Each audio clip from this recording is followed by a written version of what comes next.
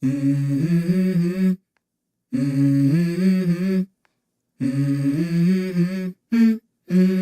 go.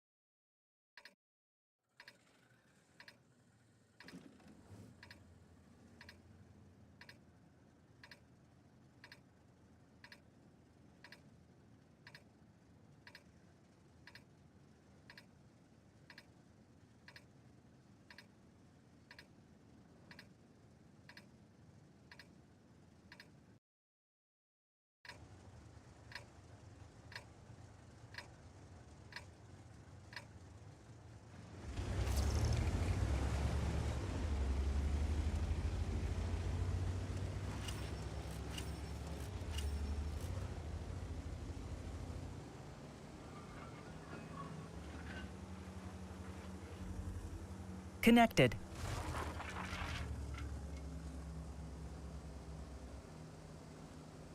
Алейкет бар салом. Чикока кайгмат состенджи. Меша, чокай.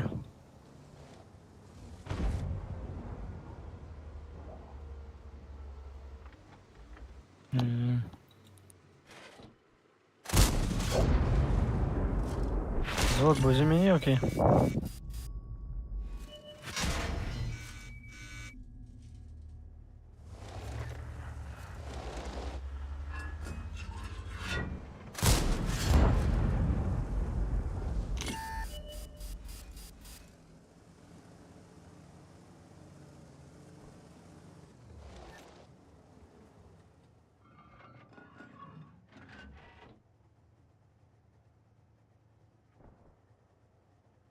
Майля.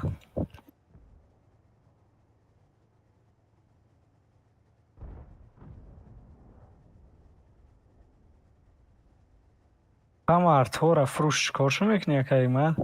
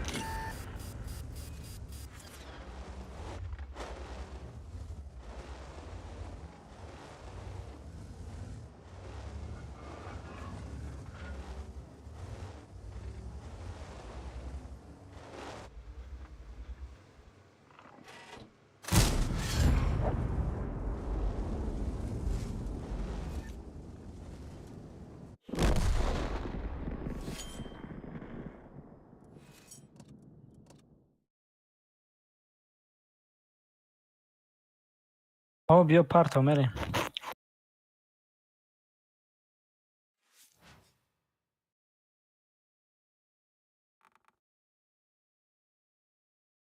Channel switched. User was moved to your channel. Buddy was moved to your channel. گفت برام بخرم یگان چی؟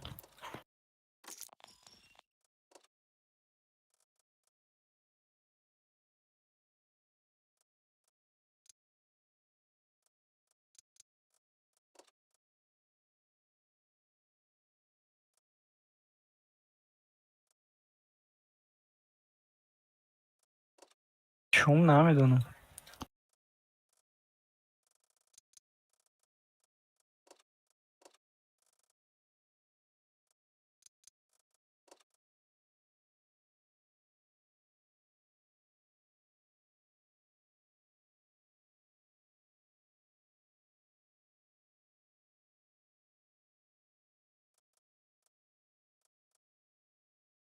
قبول کنم.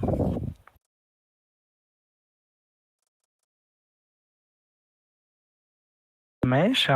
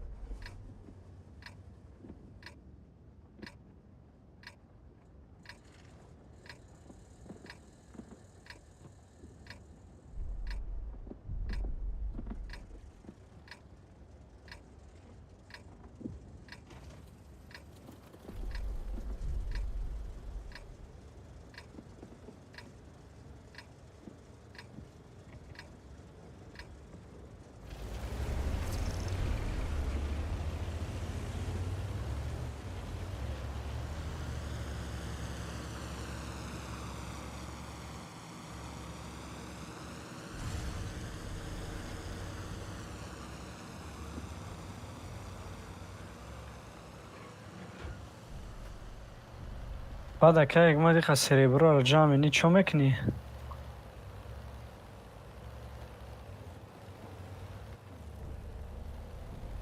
تنکه بسیار داری بعد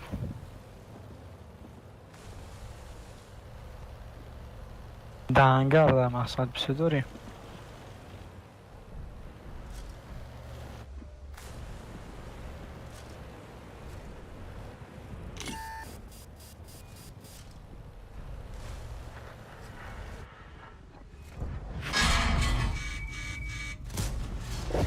مقصد به کلی چیست و تنکه بسیار هم که اگون سطح ده سطح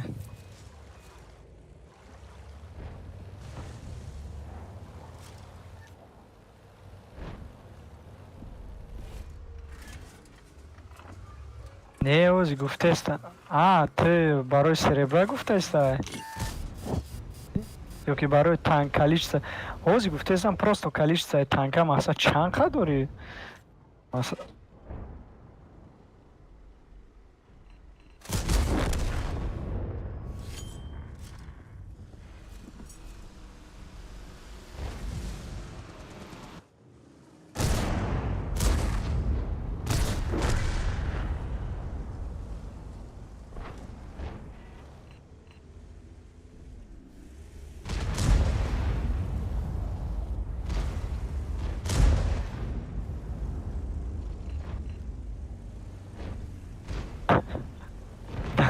دم انگر پیش ای تانک و بیرات کنم جو تانک تا نشون میده کوی دست چپ کلیچ استوار اوه خیلی دست چپ نشون میده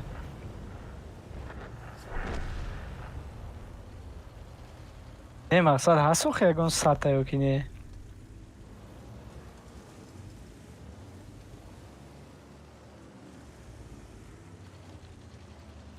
ولی اما ارتاد سطح نبوشه سوزای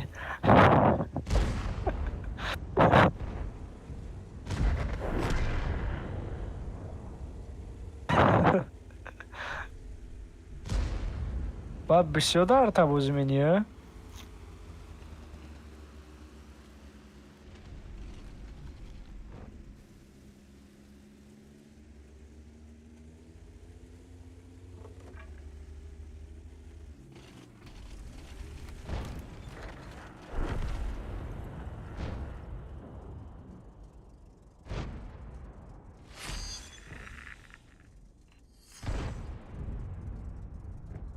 ادم فرانسوز گیره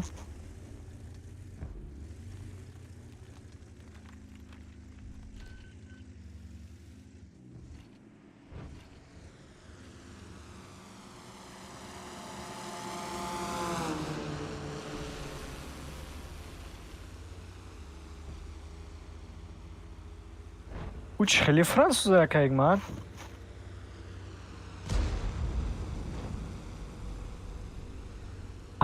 همون همون رو اونا گفته است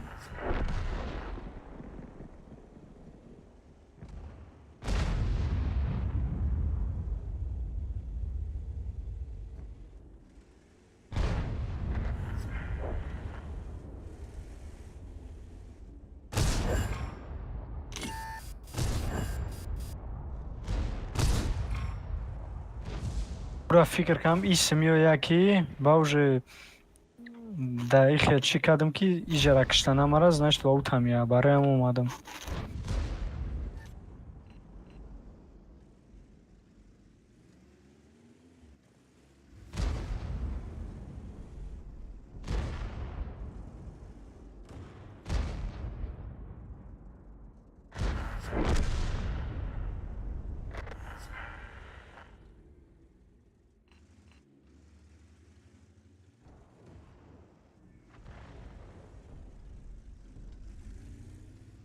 Блядь, танка медленная, бадай.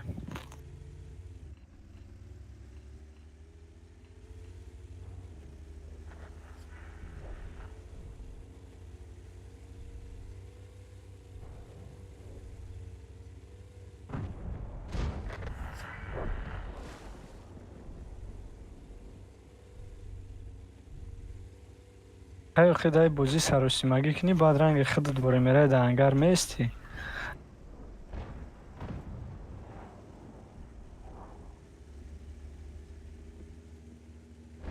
боз даи гранда ҳам боли мини консепт давозӣ мени ё хада тамом. Любой позитсияра консепт дая секунд алиш мена бахдо. Ам командат камтар амтари боли мени буфтаки ам поддержкат куна консепт яхдаш то хамай боя мена.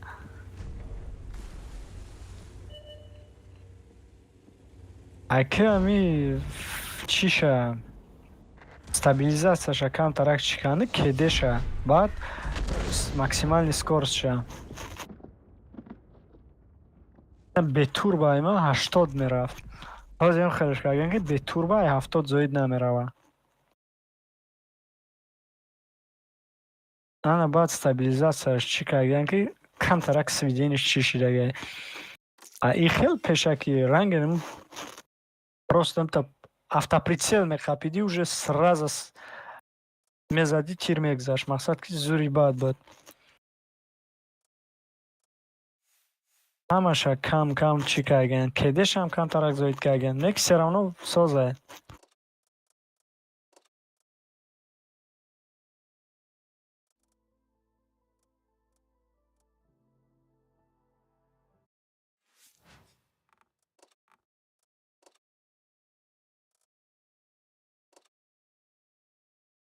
Ҷабоне хеле муфинчаакбозӣ бурмааст.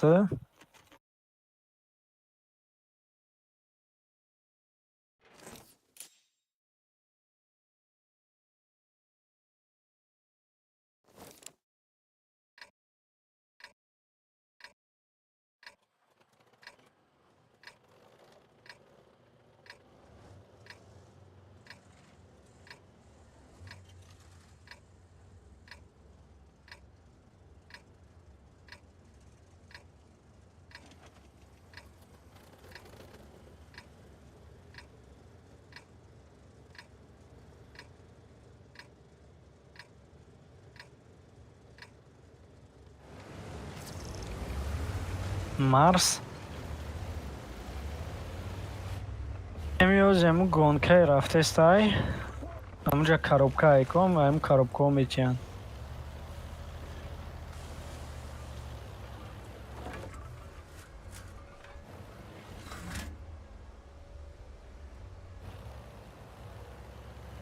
Ба осони коробкара мехарӣ? Чӣ менӣ? Повезёт, не повезёт. Баъд хеле кедеш тези бадай шумо?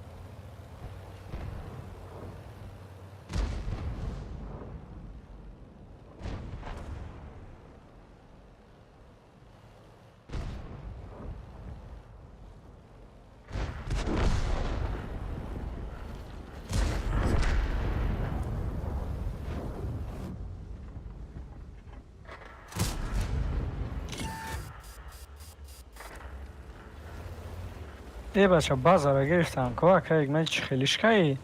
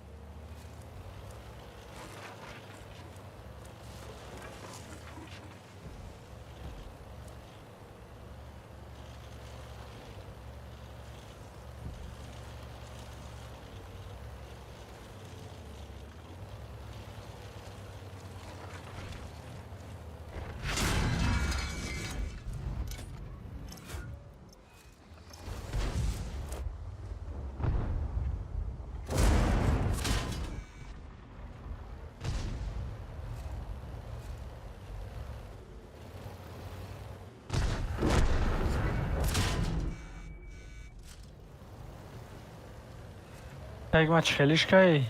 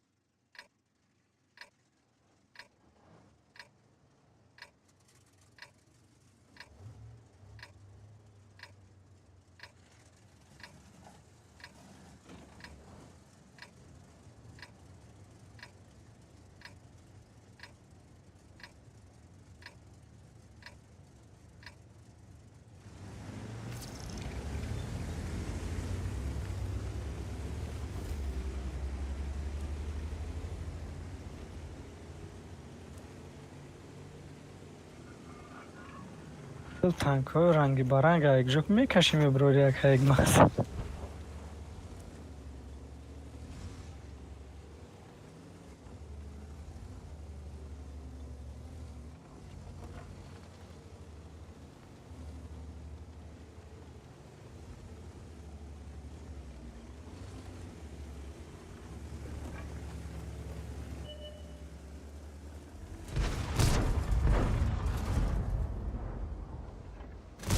Ишбо чия ТС-54?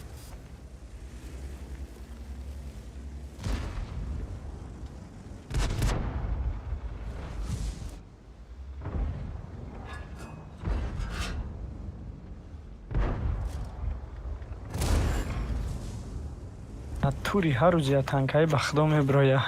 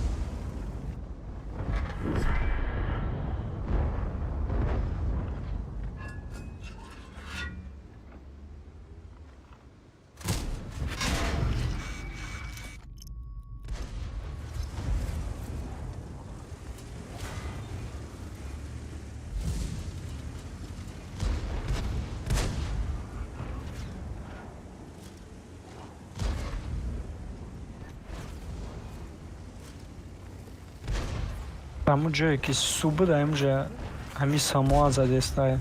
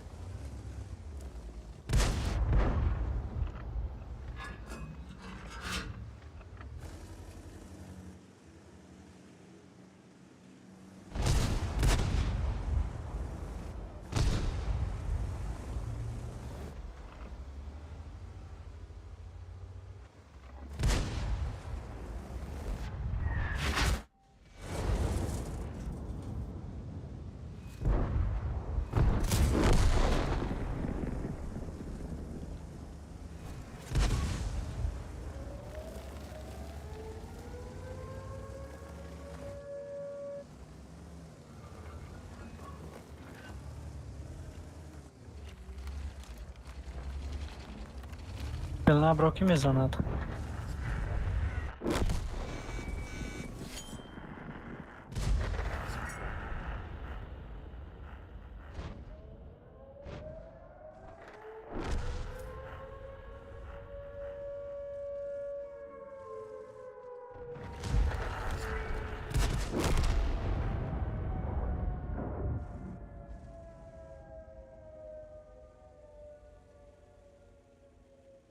اینم تست زدم ها.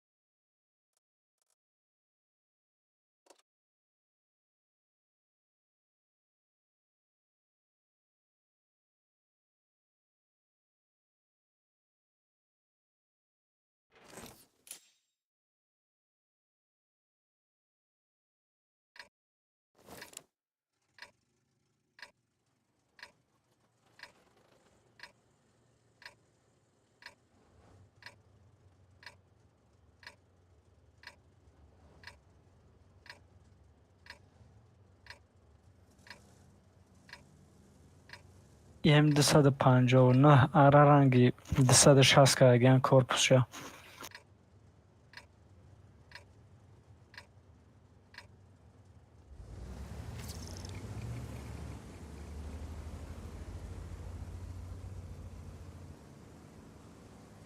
یک سویدنش رنگ ارتای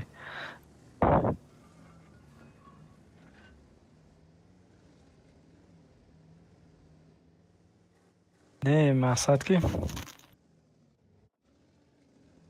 نه یا پریمیر ممکن یا 2 سال پیش باز کردم بعد همی گیکان دا ای گیکای گذاشتگی نه پیش ایت دیگه بود که اوجا گرفته بودم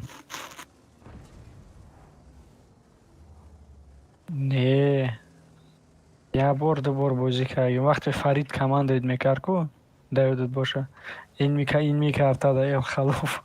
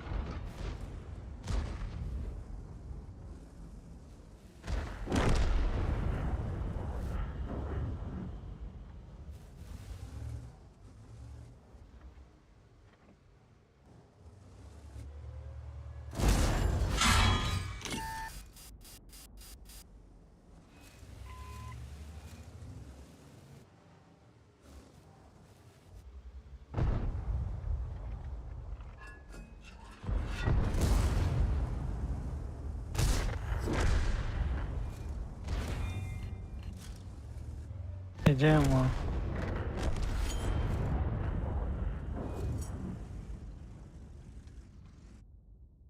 Просто дахона видим, чхел бозикан.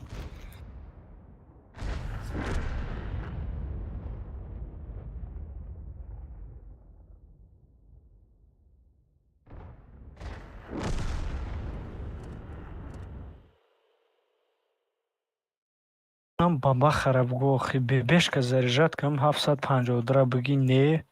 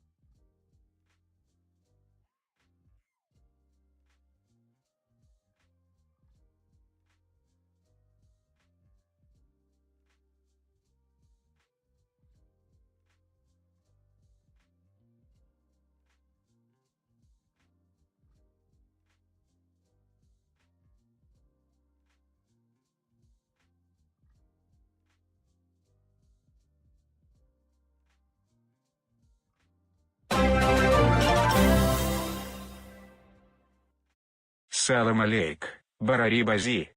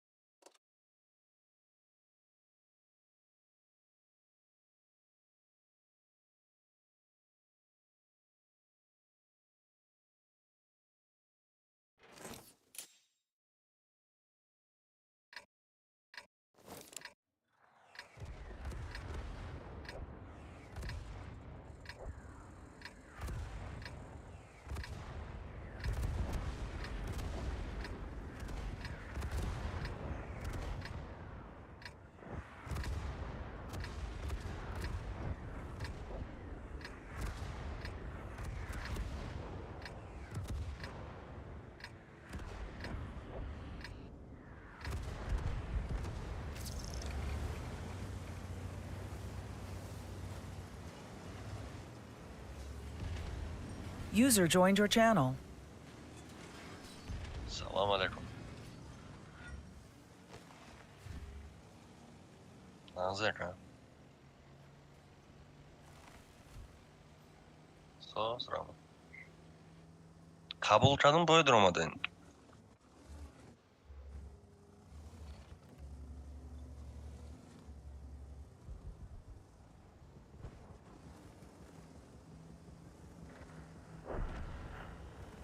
Ne что-то kabul uçadım. Ne? Part of что-то. Может.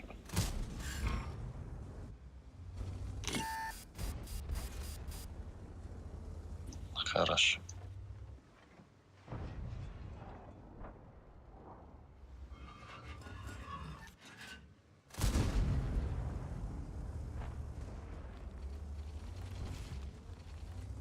Бафрум все-таки да, взводом. Наши здесь ставим бойко, да.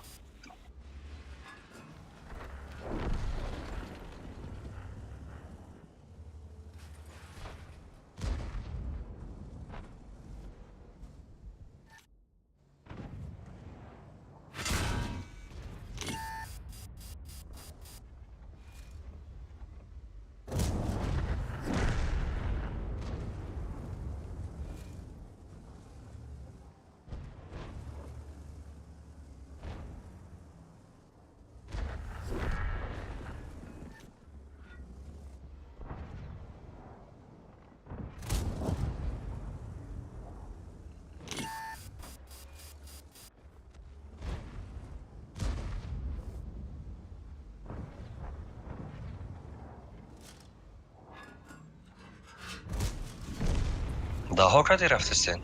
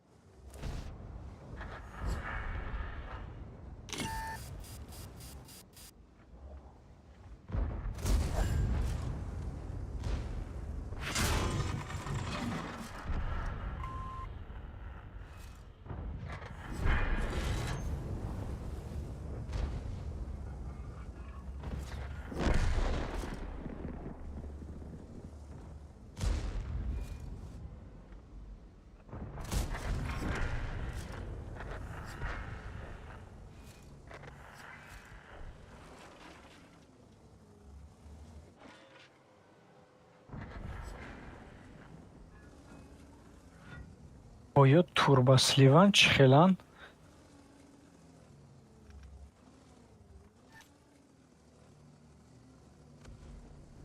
yo boymeti yo mebri.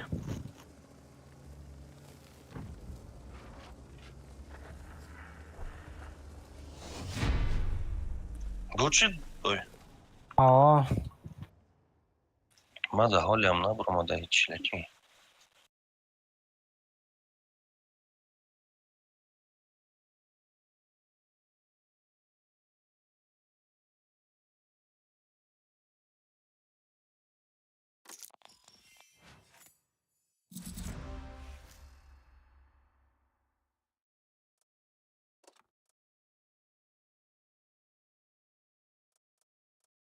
نداری پریماکان.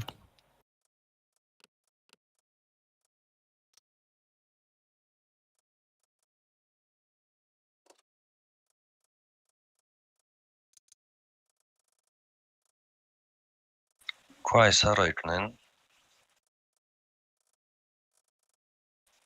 Такимش خیلی آنا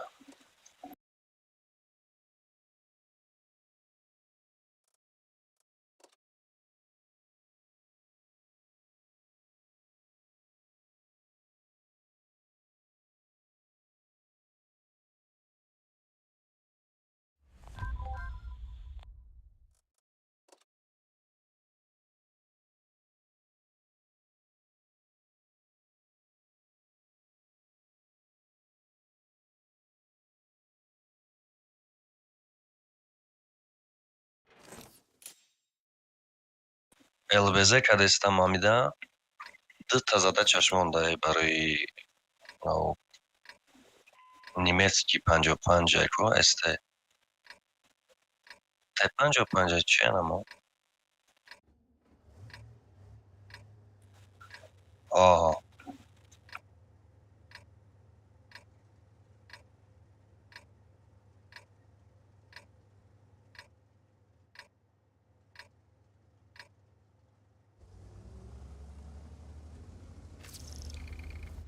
Ойл безёр давдав кни шалпар мешай.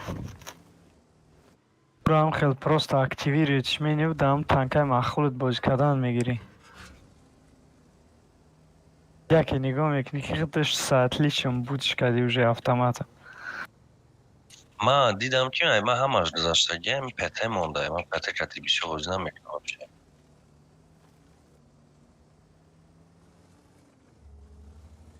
основном СТ-у ТТ кати бозӣ мекунам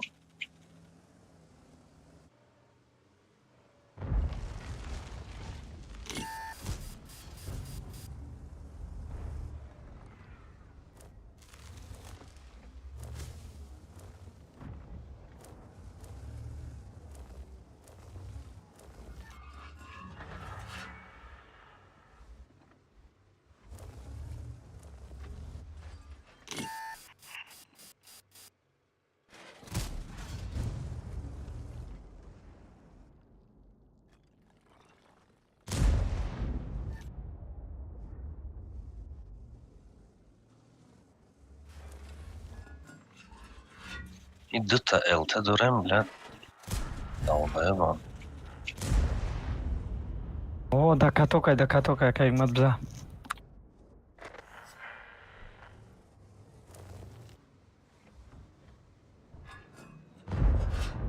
Бигир шакай гмат.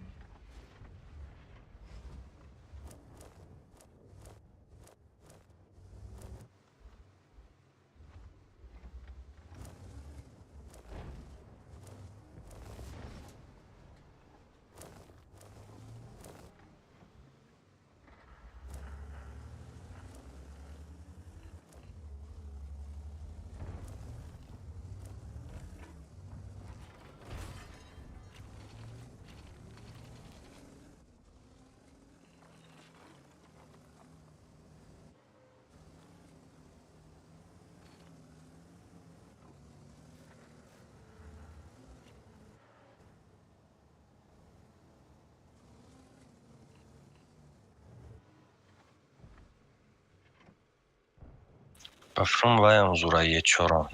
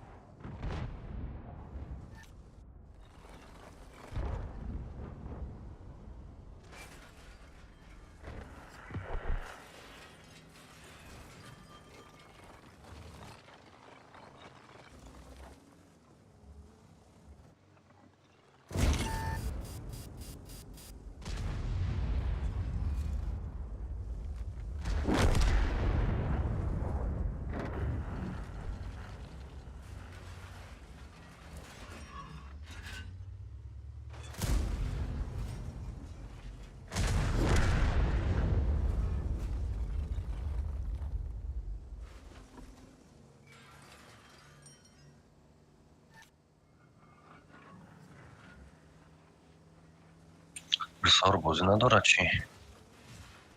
И угла чикне, он Петера светкне. А не бози дора, яка сазаде.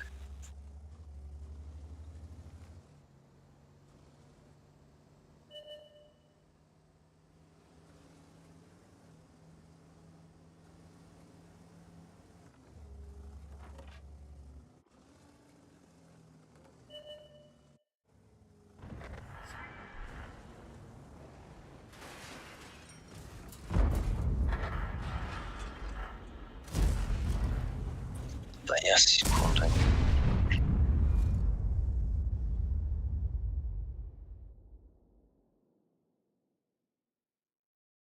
Хеле ҳами якм тираш зад ку ира орудиеро чӣ кард?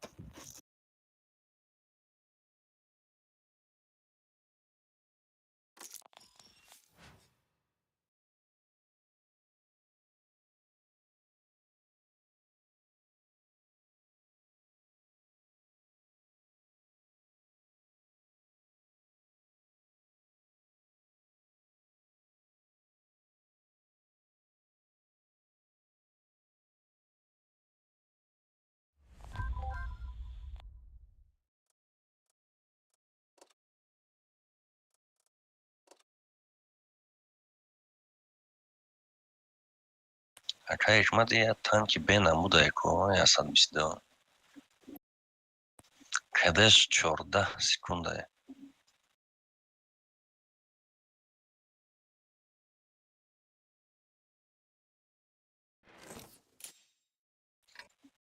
Ай дурӣ бозӣ мекунӣ да овқати? Наздики да ДПМ нест.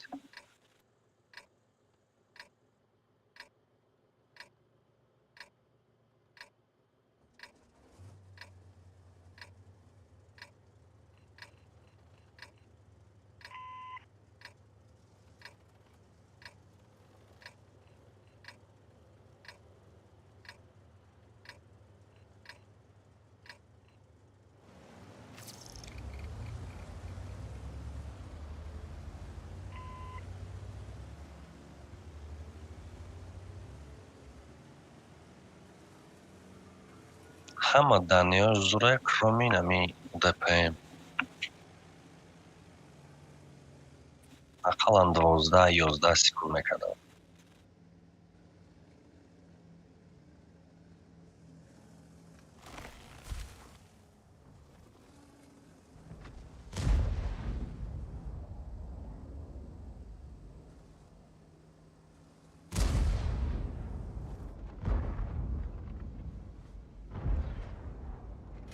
Блядь, не пробит.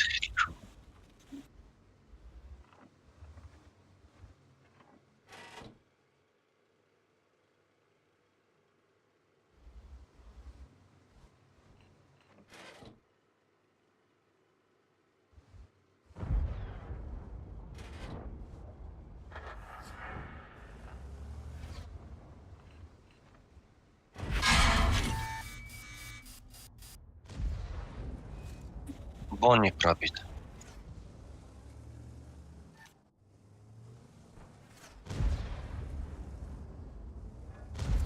И бачаи сеюм не пробит Тиргаалтид. подряд. Ай чӣ гап ай?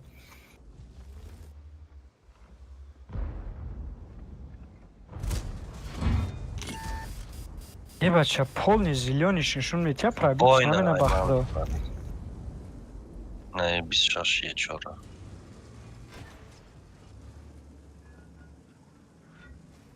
Галдаш 320 ай.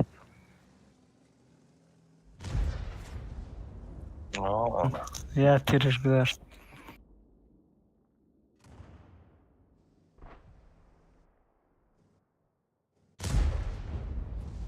хеле далечок задам.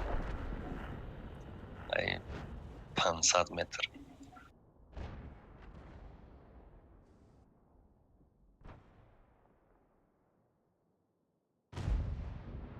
На нахер. Я дохи да катокш мемно тир мезанам.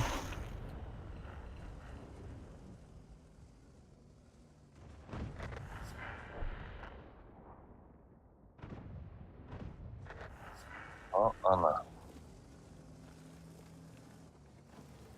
Наопред ще дестаем.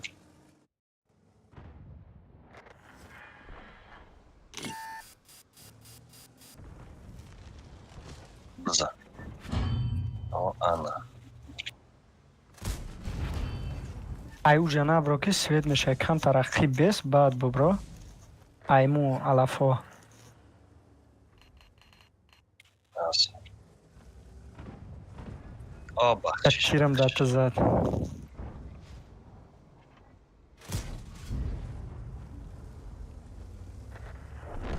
Яга. Ля расорт.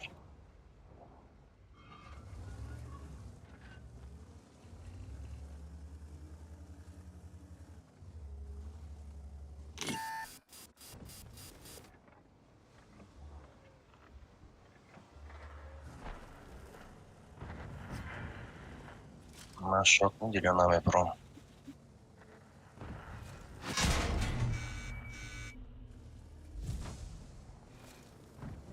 агар яти дига блайнд зада будам гузаштад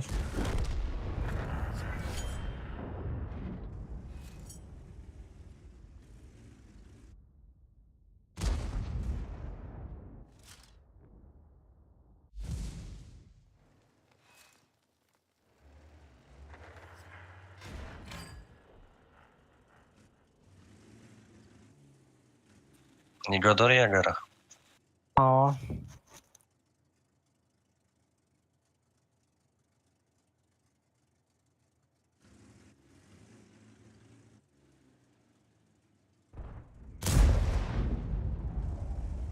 постоянный засвет дай медуна Наметова яга. бля тир нагзашт задмы пробить накам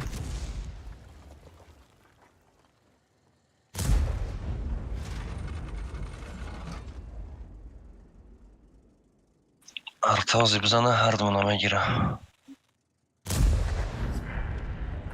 Отлично.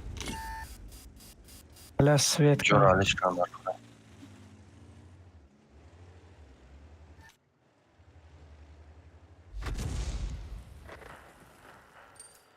Лансена е как фугас. По фикрам.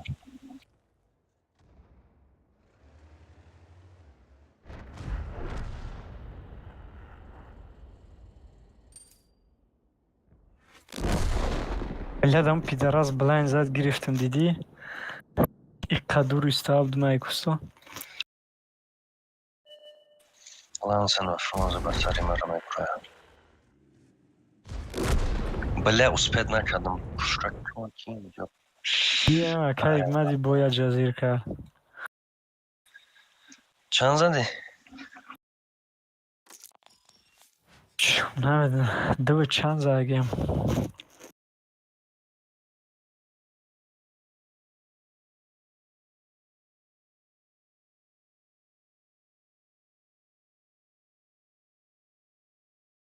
Барон ши дига бигирем бо.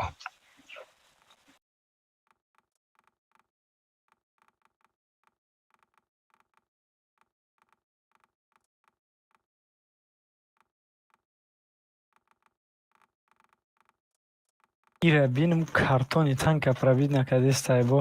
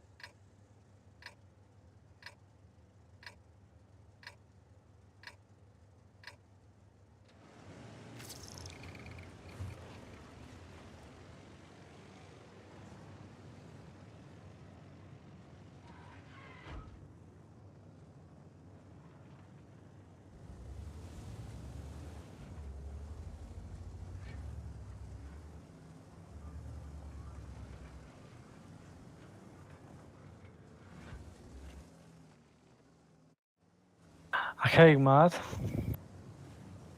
Новостёра дидӣ мегӯянд танка 11 ӯро он чӣ мекунанд. Чиш зур мешава?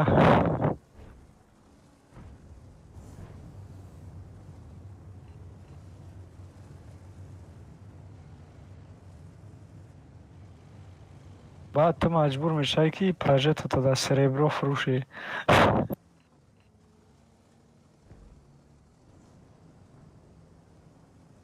хуб бо броняш хеле сахт меояд.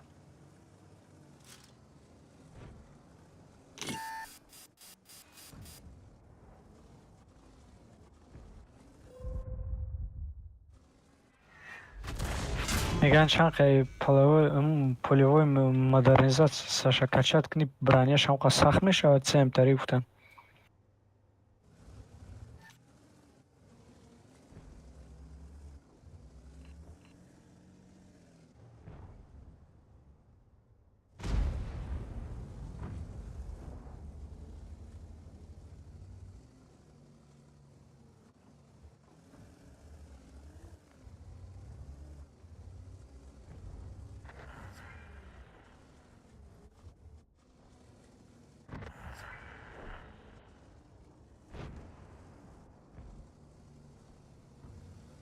чум ростига хел мелкам ҳамин блогерҳоро камтар тамошо кам.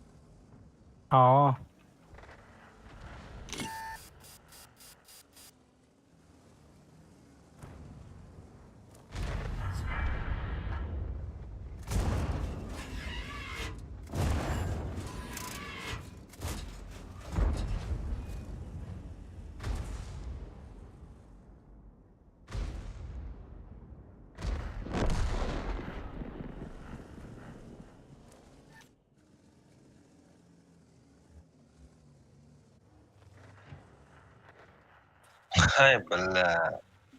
Нол. Ай, да, хокать нemiشه.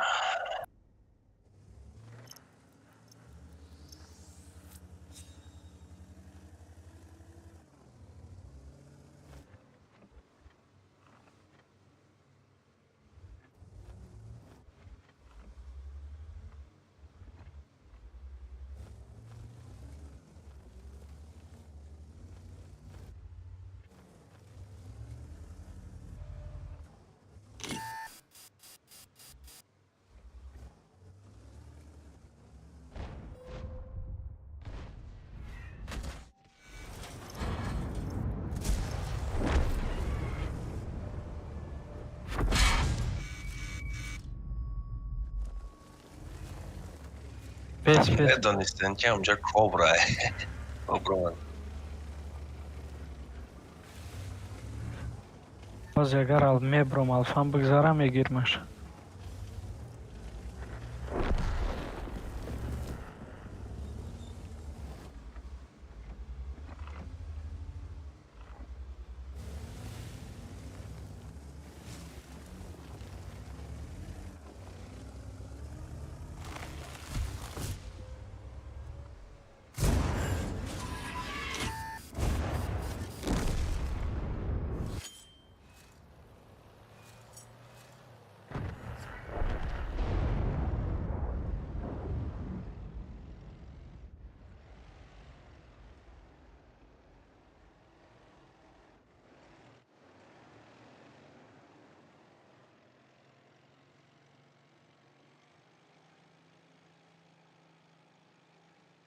Добре.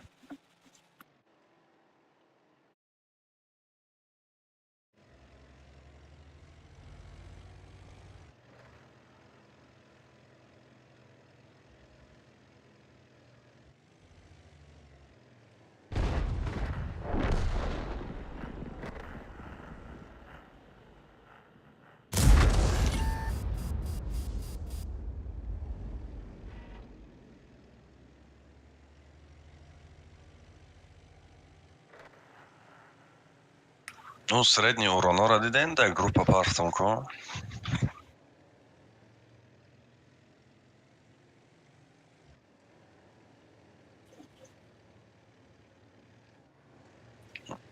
Да, бад 20 бой кадом 4 saat işte.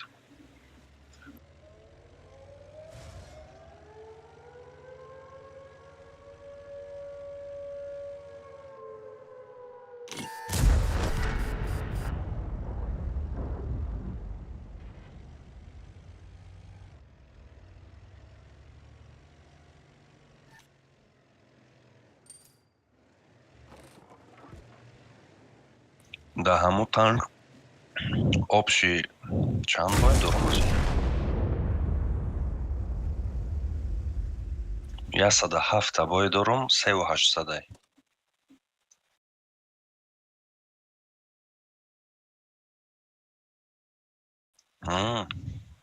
Вазик.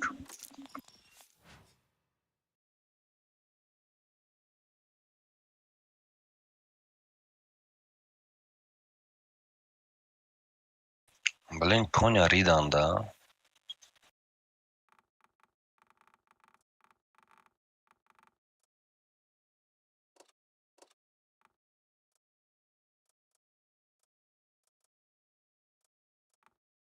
Я 127.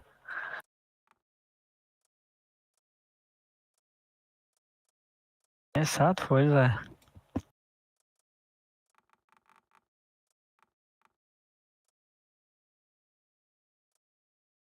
آه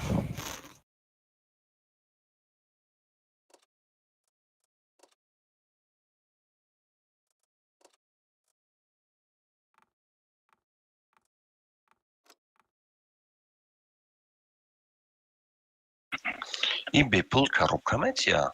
Вот что.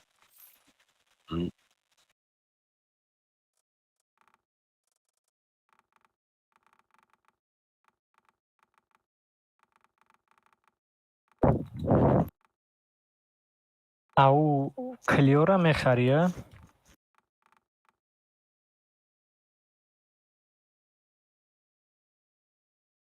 یه رفتم. بچه چوا گفته استایی که 20 коробка داری؟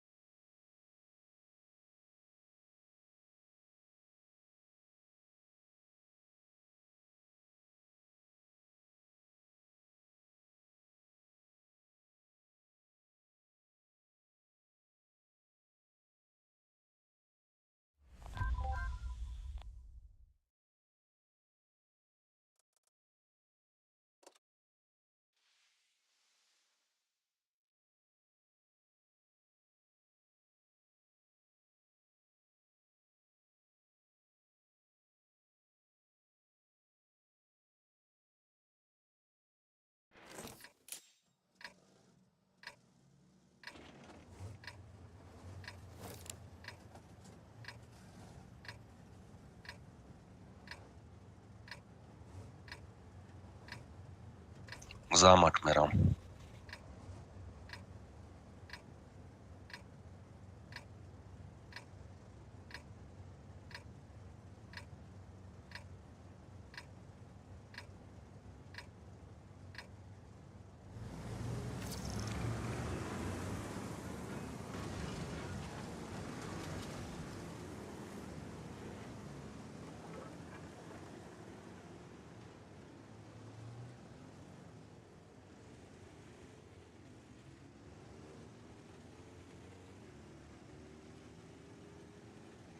Kijk maar.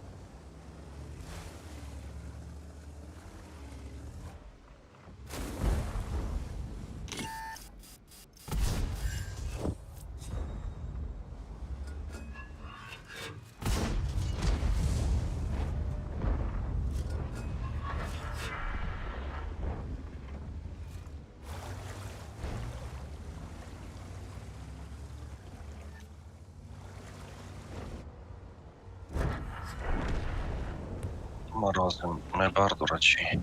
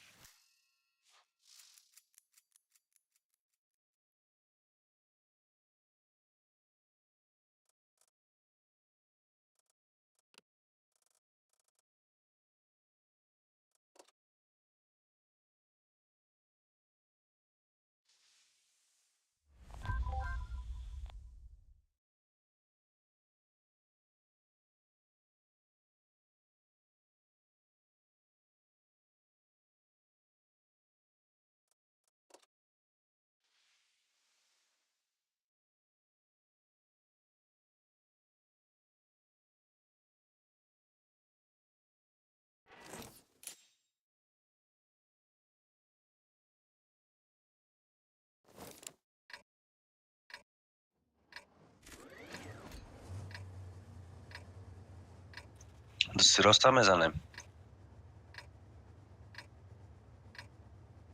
О,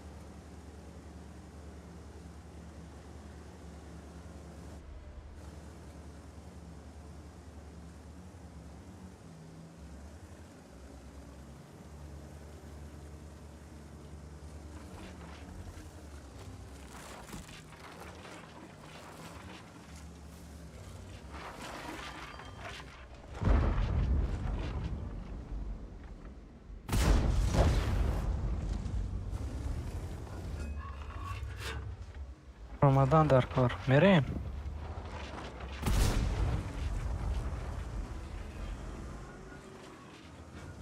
Мерем ака Игмат? Ёк. Али не. Ждать кунем он набуш. Каторкчинам домри на Чиронтера.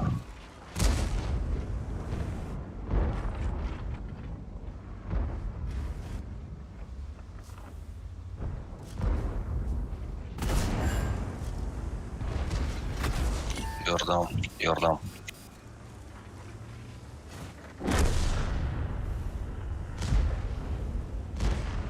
Каток, Риначеронте, Ремкашо, весть фотограф.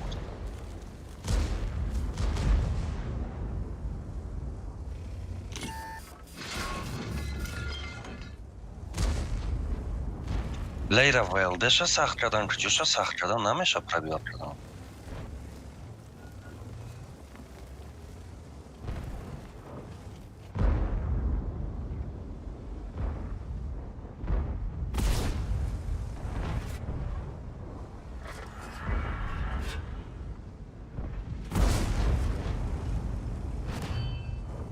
Бля, её ҳамаша мижан.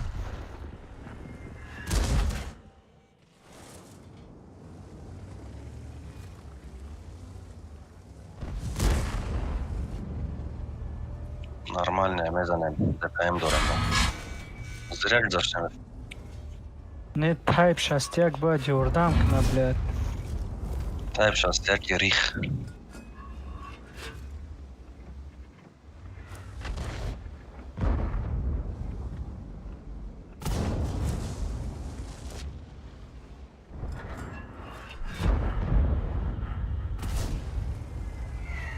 Он сейчас сразу там наркотик.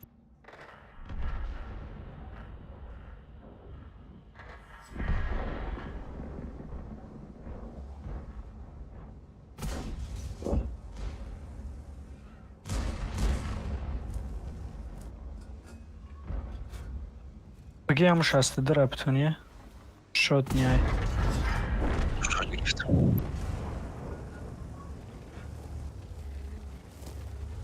Ини 113 биё чико кард. Бля, заебат, когда я часто, да.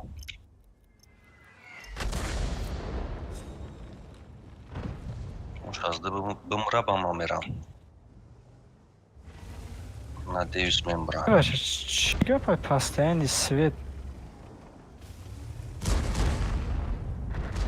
Ай, ура, назад, хипка.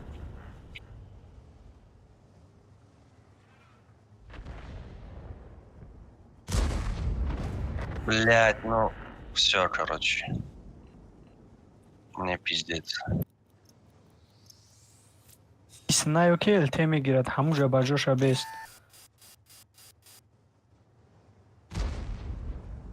Поток да, если чё.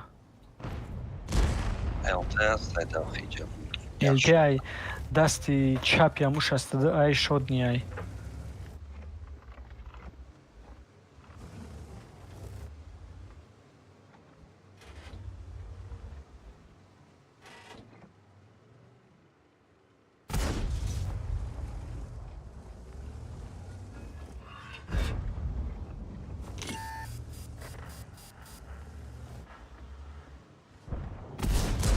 Да, я рохал кантрит, когда он даркураем та сейчас дыра.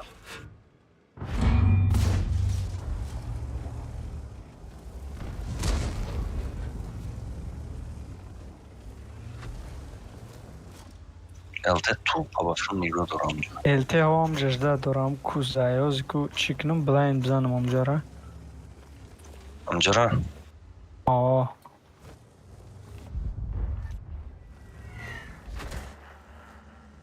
ҳамун ҷай охи, ҳамин тирнозада свет мешай. Джой ёзи 71 дама мектум, бля.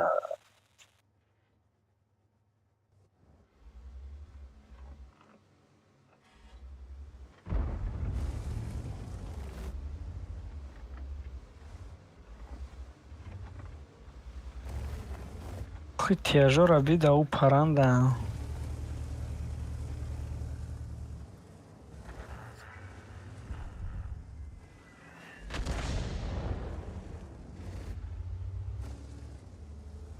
Наё, акаигмад диснеё ки мекшанад. Ой, зря. Мам грехтани будам, баъд дидам ки уҷа ҳамеша уже грехтан.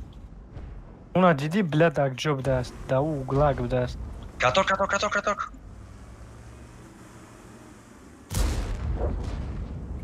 Бля, Ҳастида биромадест инҷо. ҳамурдам,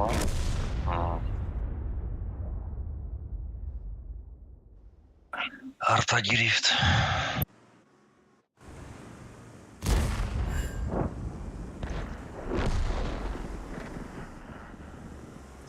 Хела зад на филм дусманам. Зан. Он заебись.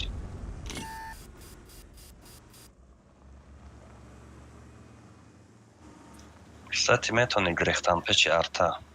Я тири дига задан дар кор. Позна намеша?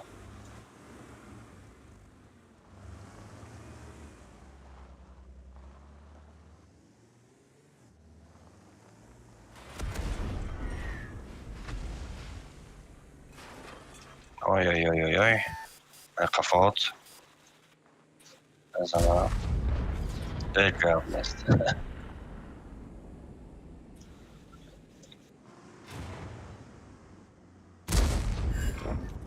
Выгрыз Бля, и парастару ман Отсвет шди уже.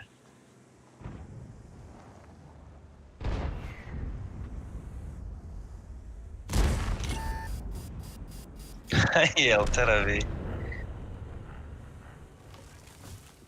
Бозира брида намиелте намебот. блядь, бо галдан намегзара.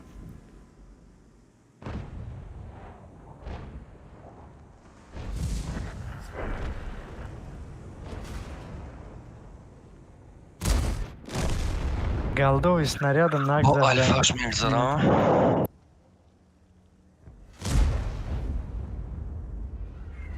О бисёри бад буданд барои чӣ кардан. Ну баъд да як бар набуданд. И хел полни картара гирифтагӣ буданд ва я ҳисоб.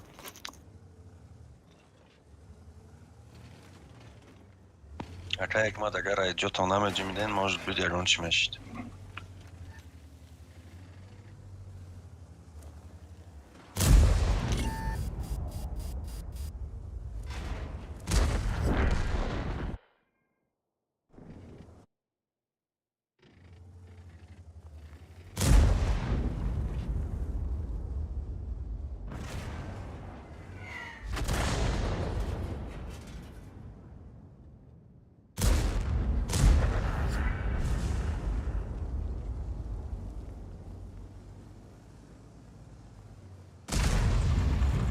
Ай раби.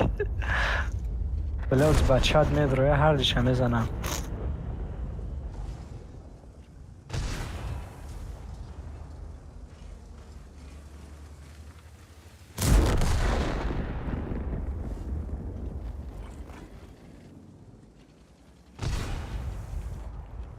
бачат барабана холӣ мена тамом.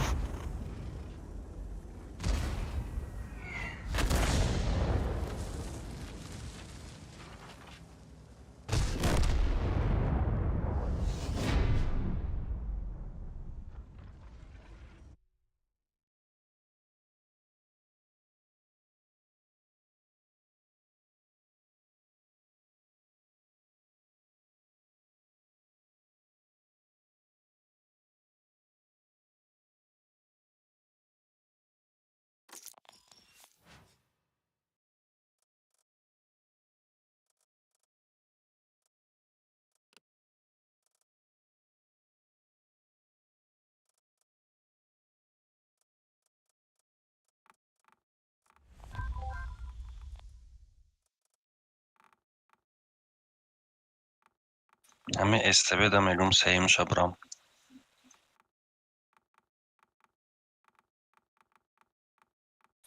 Чоро 200.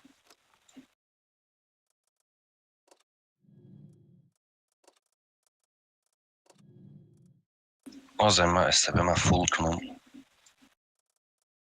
Ҳамин стебера бахто 3-4 бор рафтаги 94 60 кагим 94 инта неми капеки дигаш мондага ё арта мезад ё иш ё уш дигаам хел мондумаш.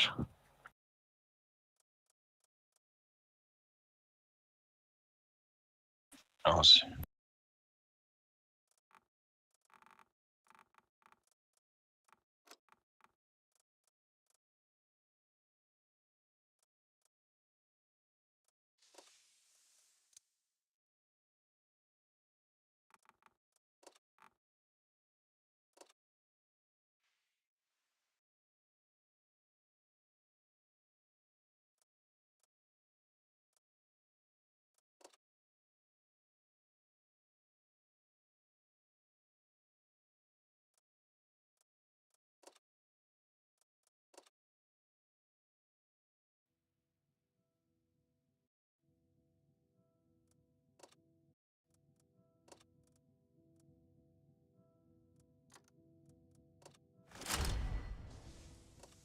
Рафтим.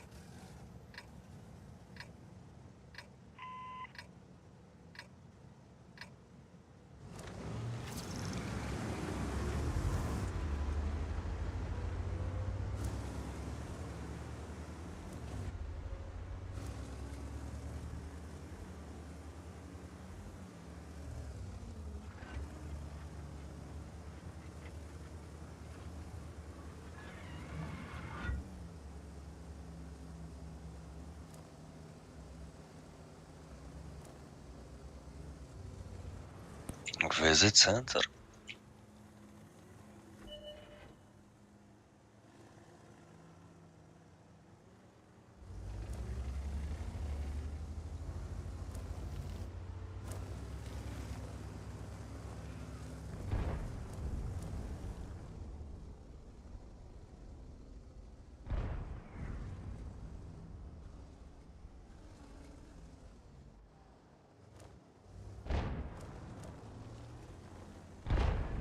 Короче, любой свет здесь там.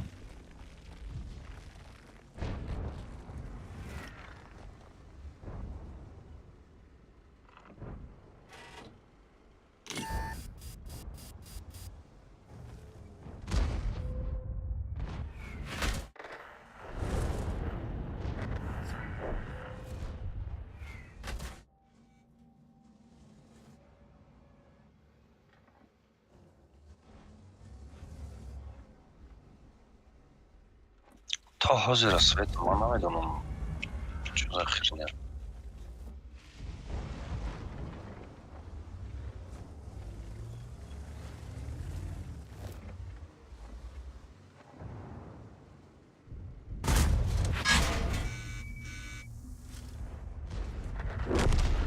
Хитка. Блядь. Пиздец, блядь. Я ЛТ ему так ему.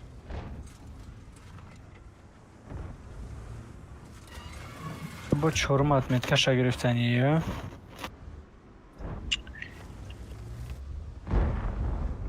برای خیلی بازی کنی سراز 5 شو میگیری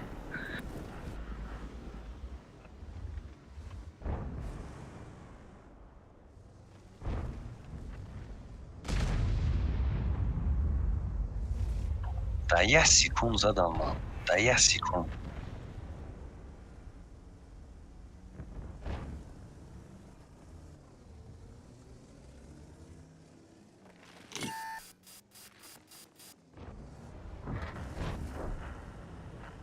Истешу 5 метка дора, так что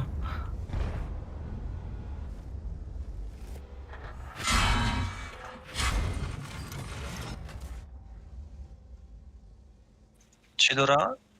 5 метка дора. چی 50 متر داره؟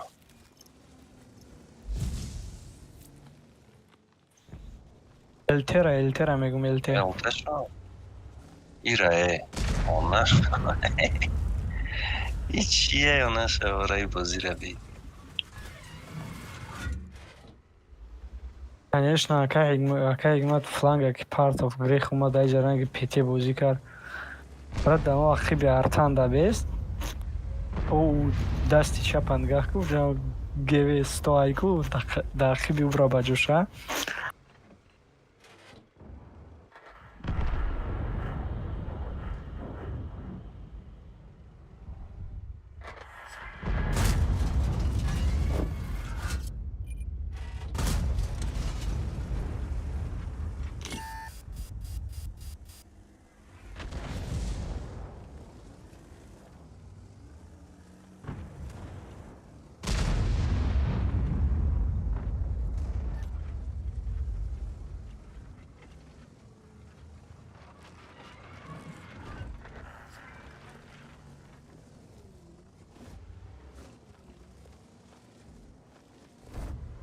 Уна санг яхи байку уже бобро.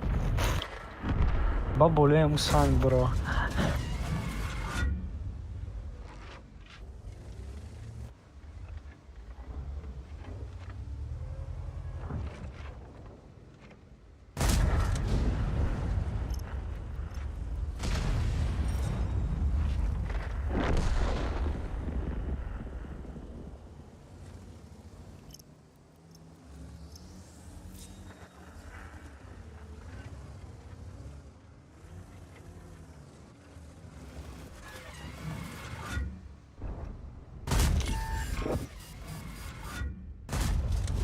No, хай бари танка пробит на меня как мар.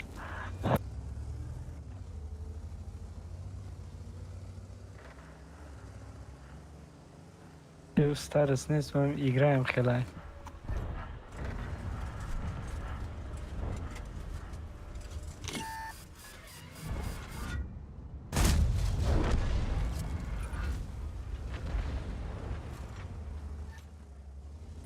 Я шоти دیگه.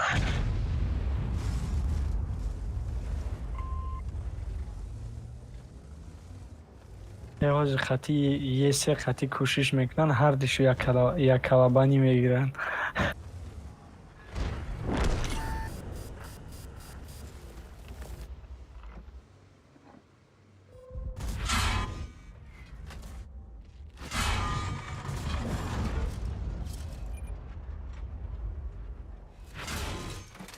Команда лучших мегаи. Если.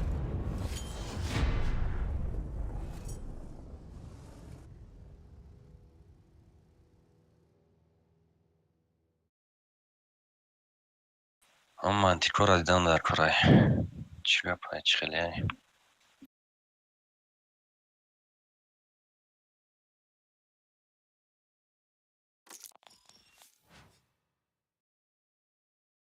هیچی نباشه بهتای 60 داره اگر 60 دوید نباشه 73%.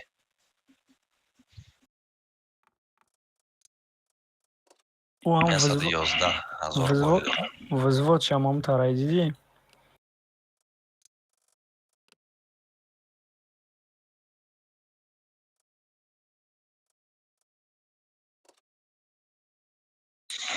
Да, что-то ее статистан.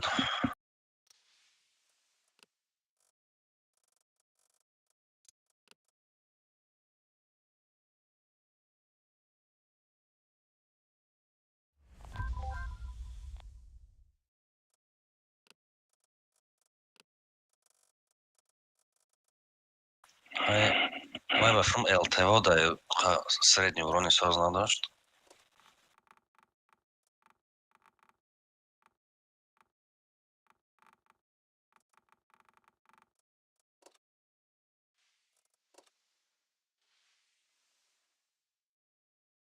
Перманент мара свет дошт.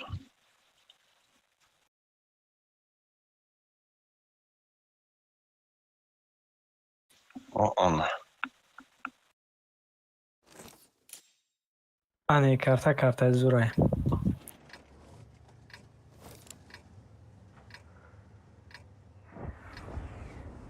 Хик видео, может, СТ бола мерем? Не, ма байн боз мекнам.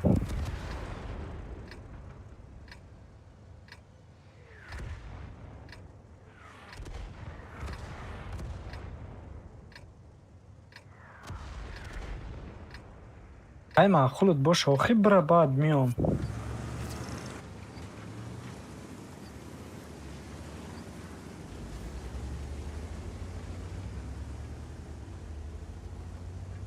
Майшмо центра да тарда светлен, май бола мезан.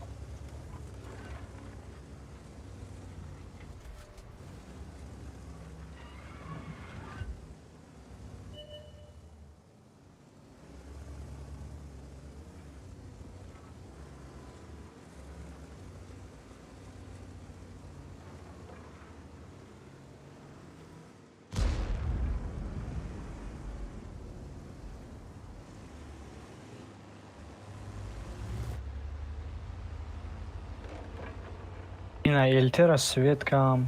Элте бояд тираш зам, элте хидмон ҷора гирифтагиай.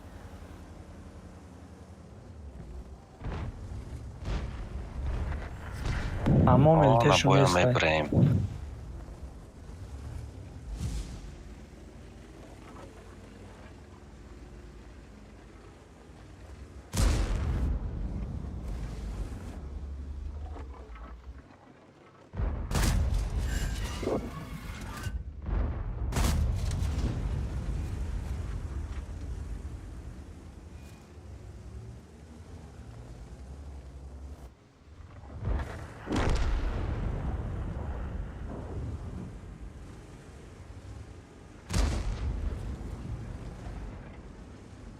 ира зеса якаек ман на хаду мебром тир мезанаш ба худо.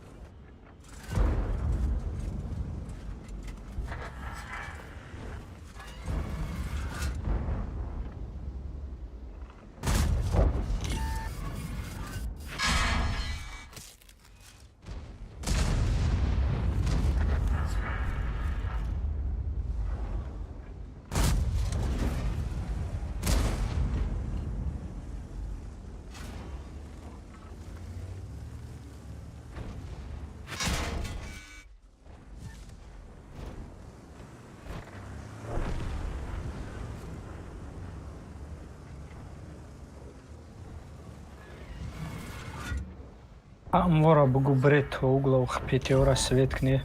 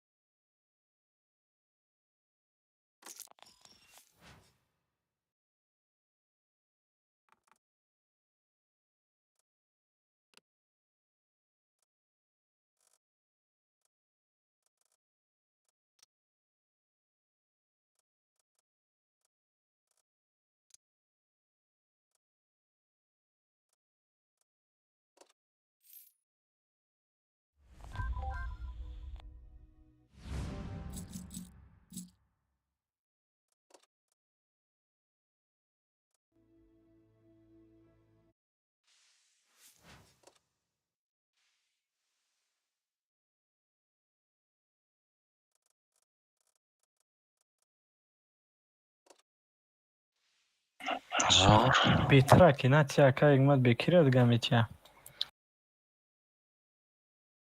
Друзара жам кага и рузметя. Ох, Вестфилд. Хори ҳақорат навистеста, ки вагирдаш то хурдан бовар меи 4 тирша пробит накас. Нарасондааст. Ҳақорат навистеста. Ай, битайр феста. Навистеста, ки везучиву ҳарчи ҳақорат кеста.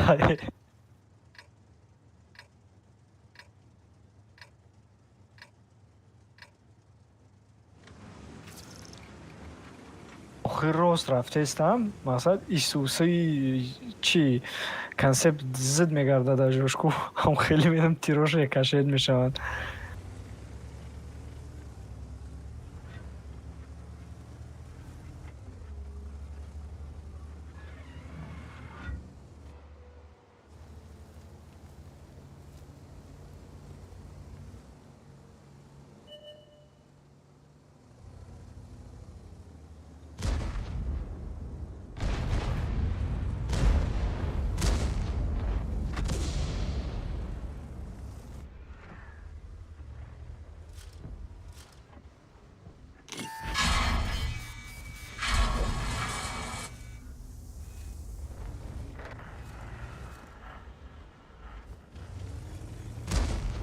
Ядохи иҷая мантикор тухаги мундаге.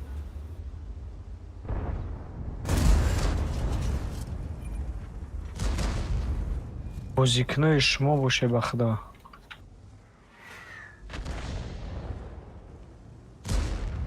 боз яҷа мегрезам.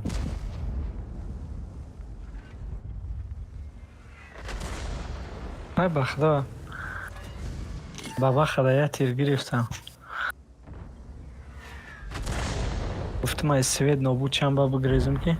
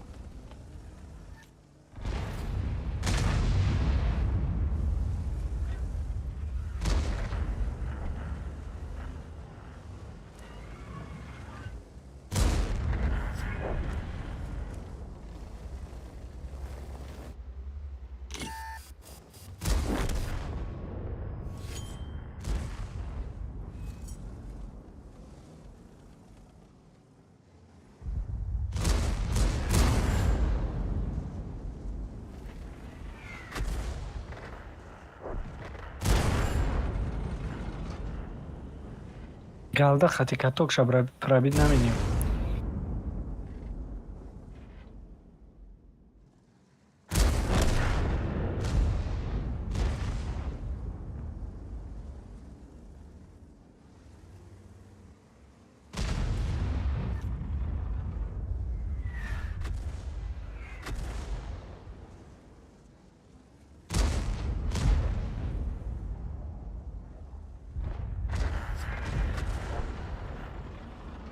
Каток шмо? О.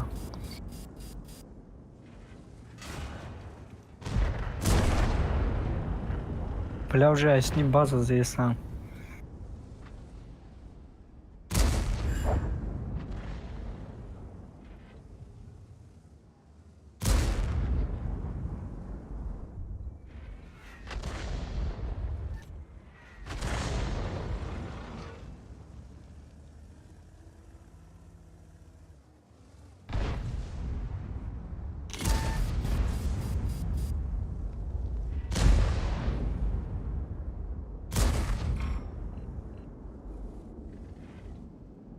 Не, я и дасти ростет не знаю.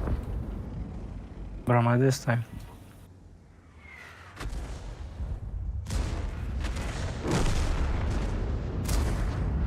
Ай, блядь.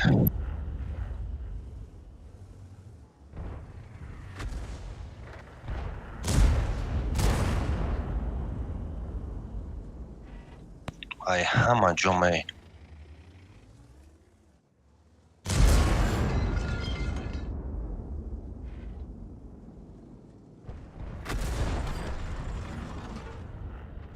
Баба харада катоб. Баба харада катоб. آخه کتار میدهیم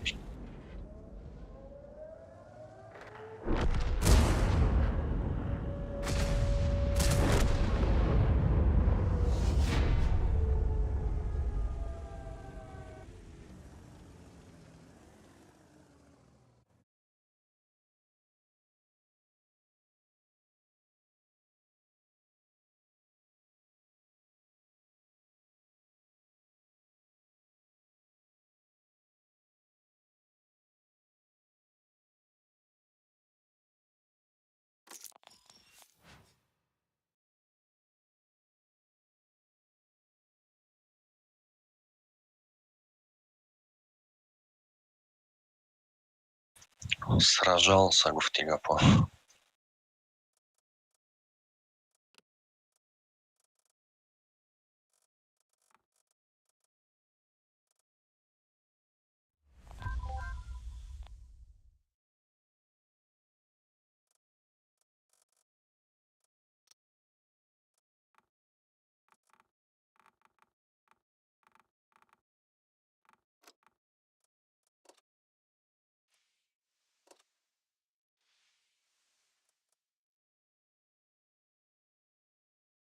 Йох, чхеште ебаный нерв.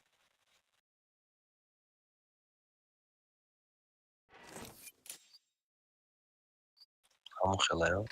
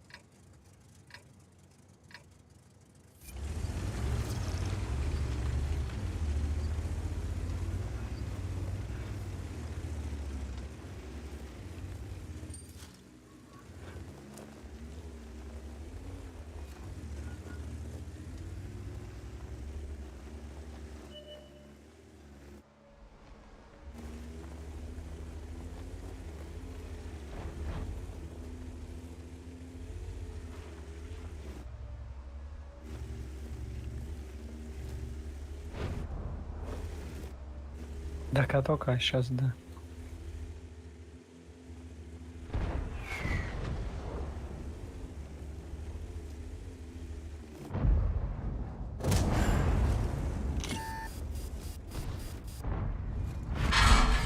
لا كايك ما جود بيزي بايكو.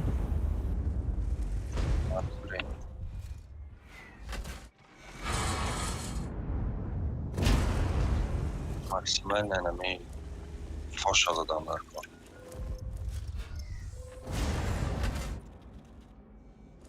Foşa mekçi gözüküyor.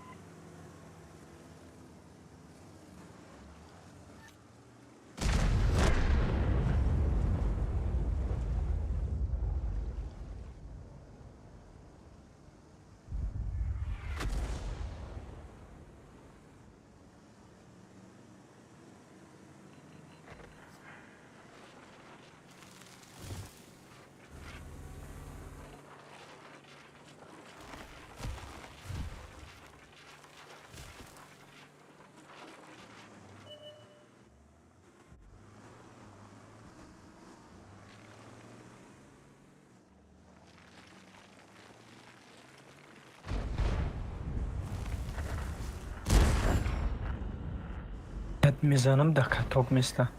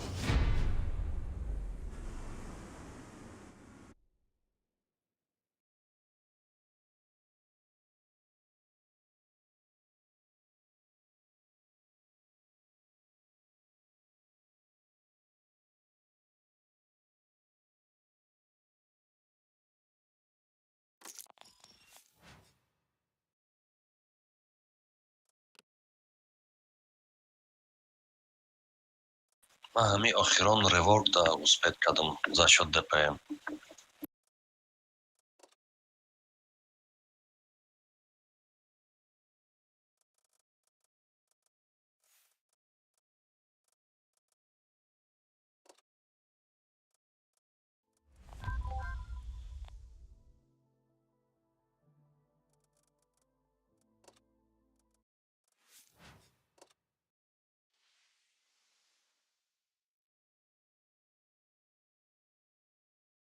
Бёха, я боид гап занем ва ман барам ховшам.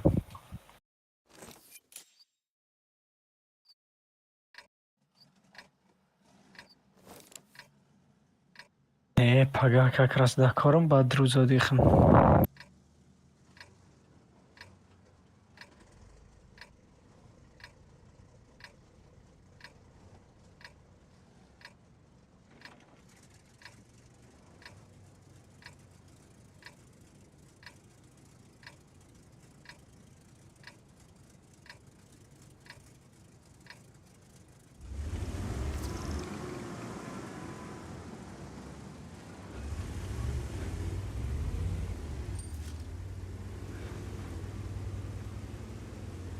Аям аввали боям 62 чира кайса пробит кам баъд 62 4-5 та пробит накам мегум чӯвай хел боша ки ба нигоҳ мекунам ки да бебешка мондагие бароям пробит намекардааст.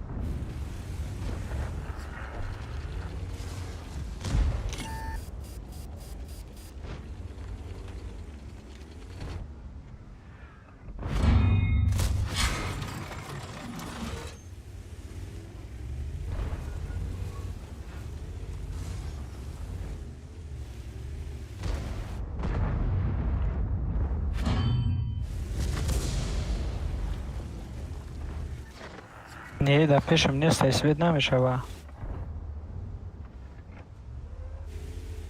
Ай свет мекнем нигока. На буша мерам.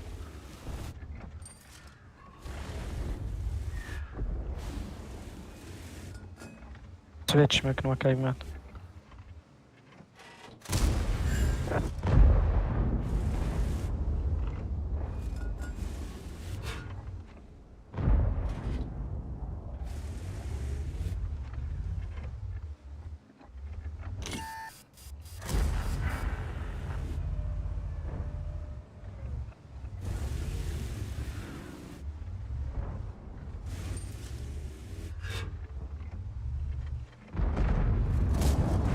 طرف مشكلة بيوم.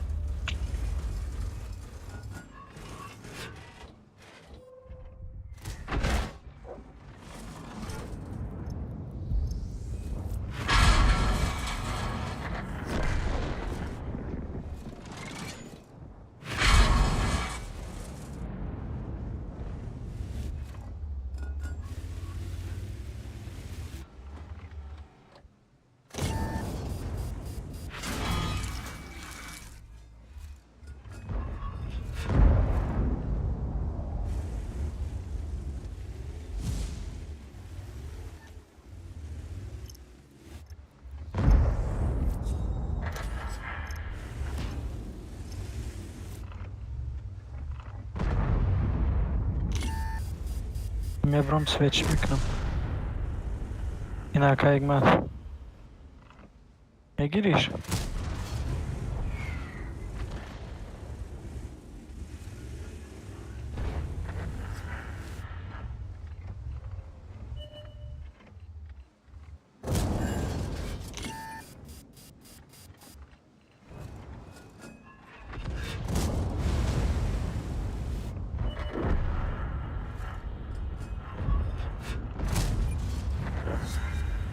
Уронанда дай концепт все свет мени.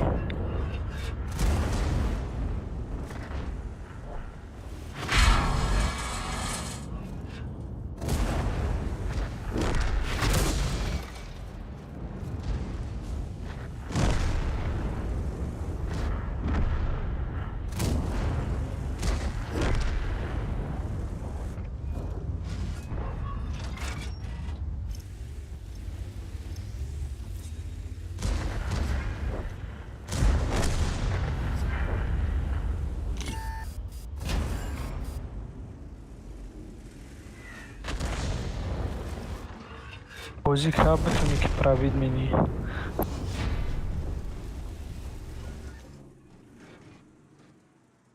Чан.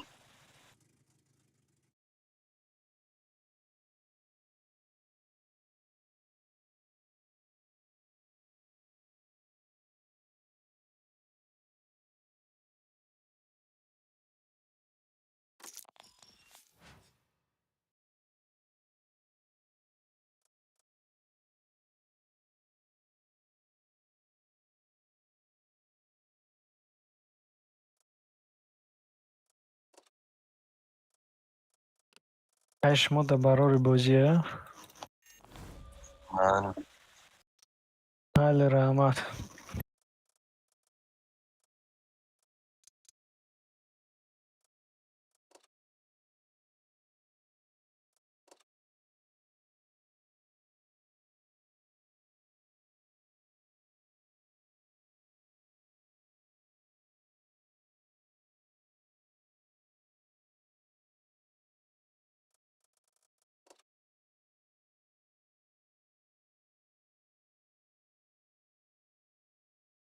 User in your channel timed out.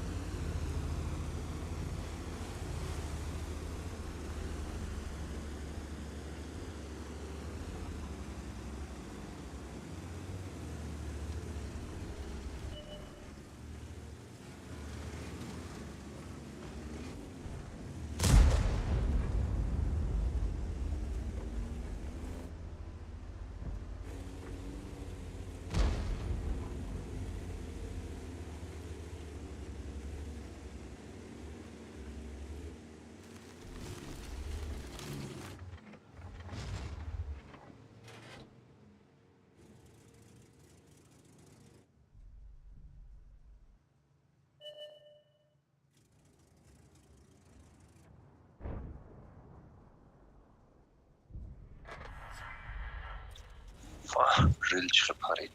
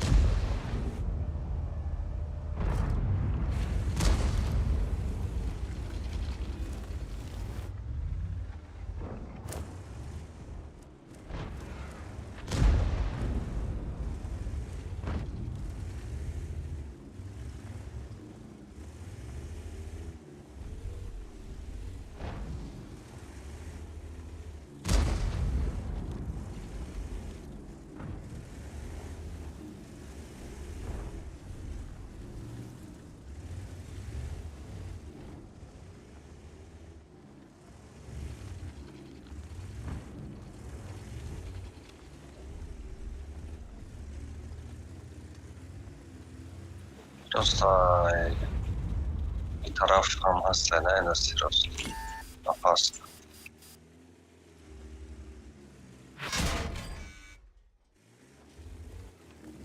Шмасачный? Зря.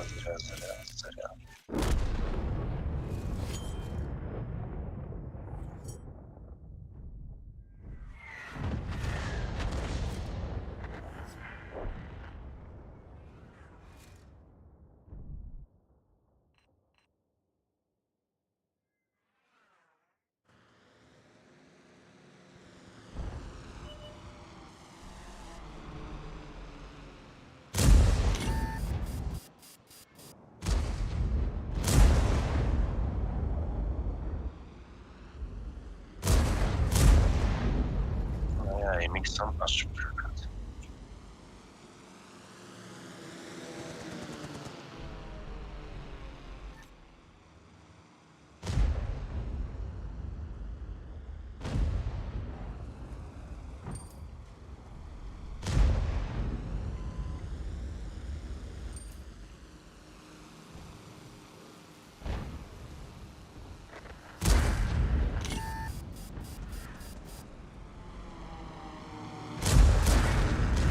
Ай, стамина задержал.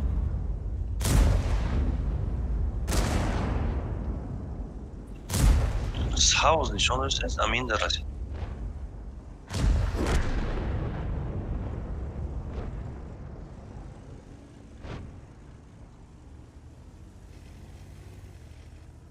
Найти уже получим.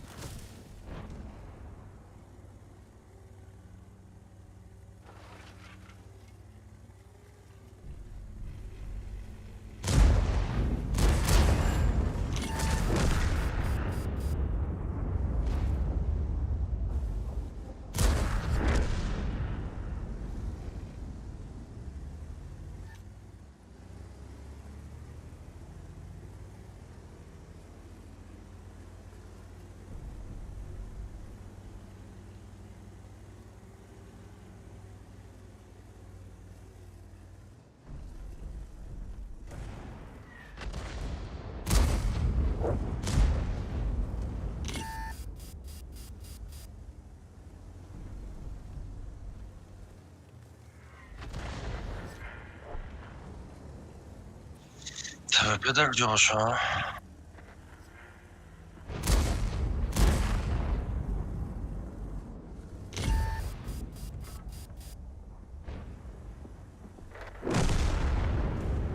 Ah tamam. Интересно. А, так, угадай.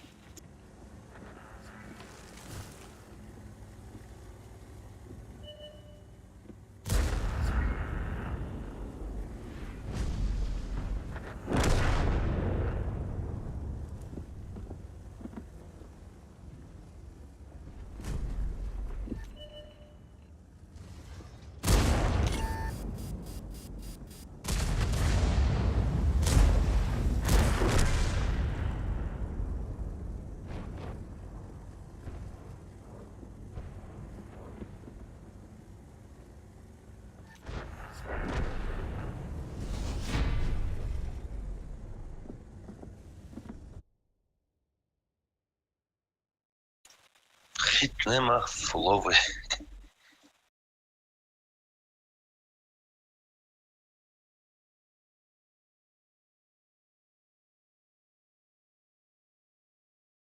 Акай Хикмат, кора чӣ хел шид? Кораи Data Science.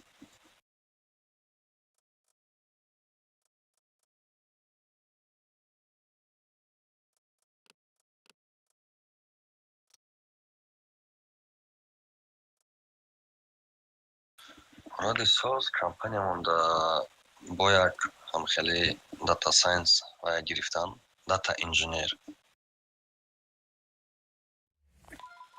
специалист гирифтан. Русаеле ки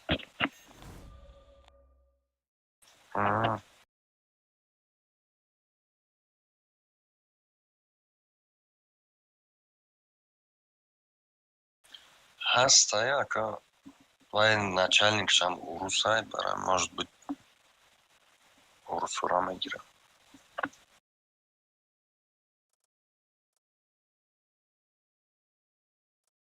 Кияи Nintendo.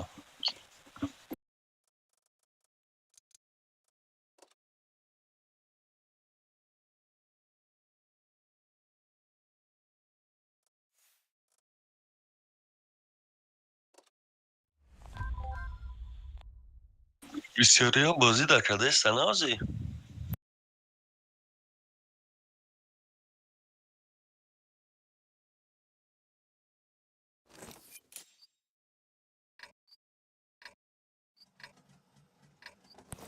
Ман кам бозӣ дорам, из-за того, что ду ҷода кор кардастам, мусбиват намекунам.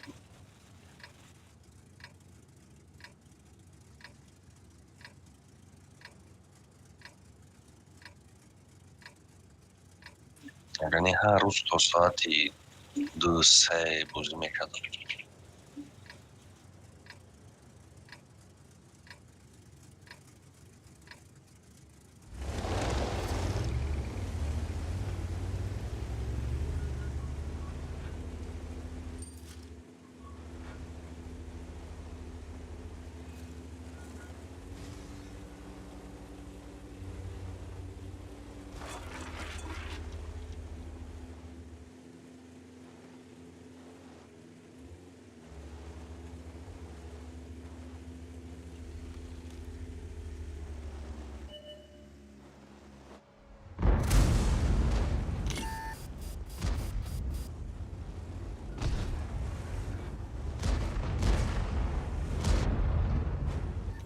Центурион поверил в себя.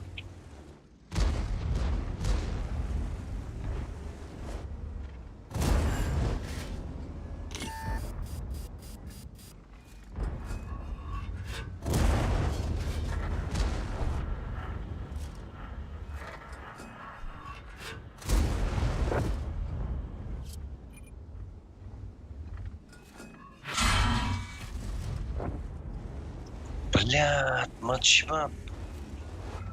Кумулька тебя задестал. Да бараш.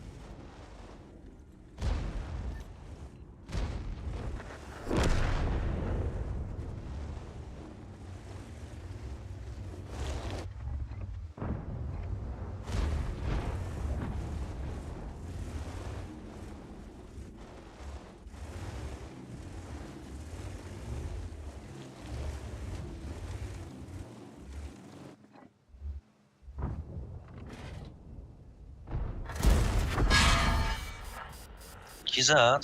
Ҳамун Тайпанч? угаснется. Тай панжаки зинда намера уджа.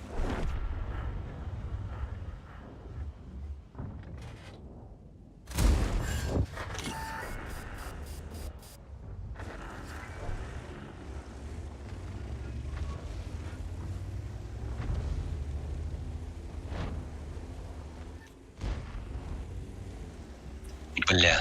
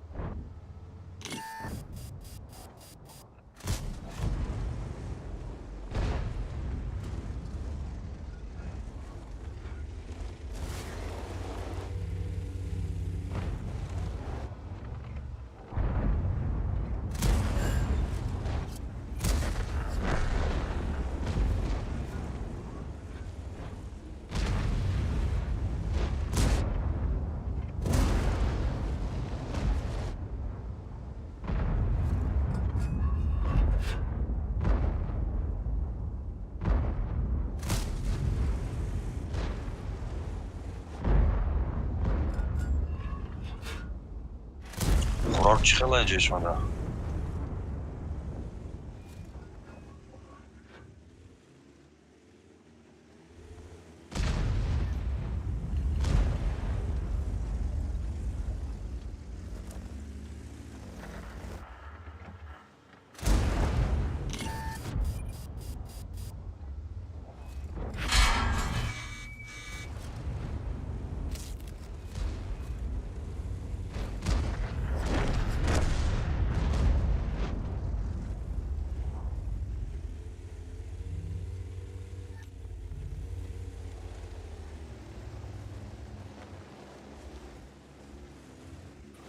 Бля, безеб шуда.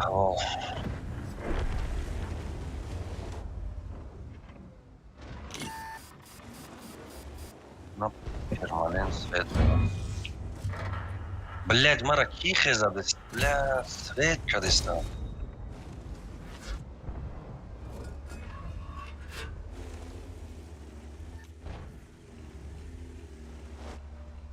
Эҳтиёт кунен ки мезана, эҳтиёт кунен уҷа пири танкай.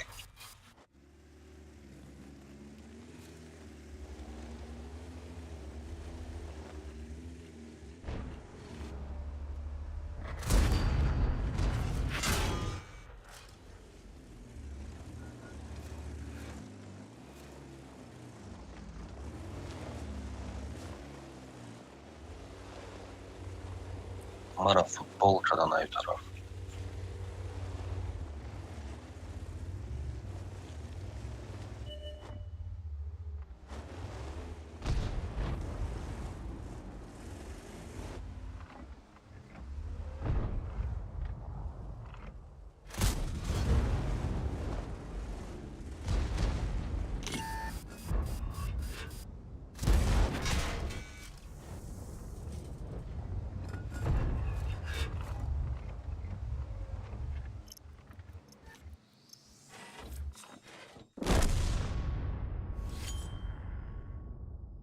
Чи? Кобра?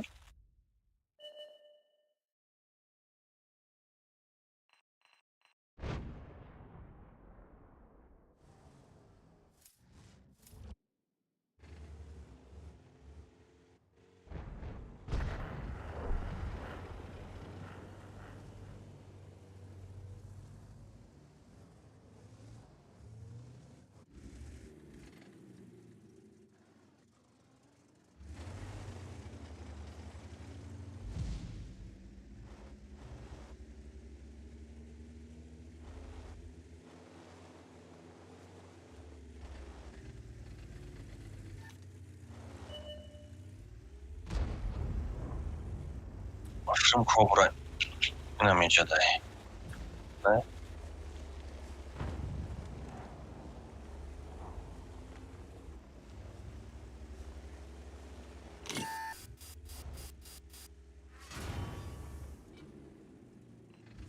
Амҷа?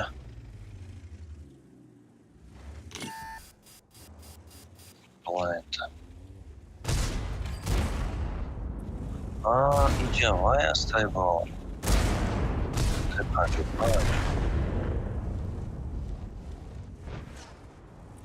یا فاک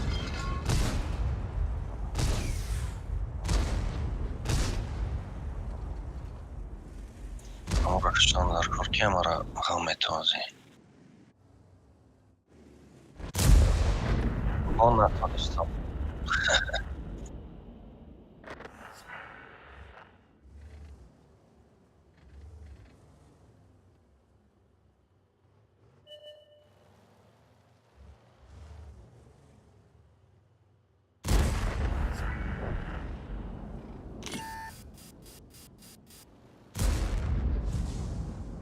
باشم با در گوسلر زدم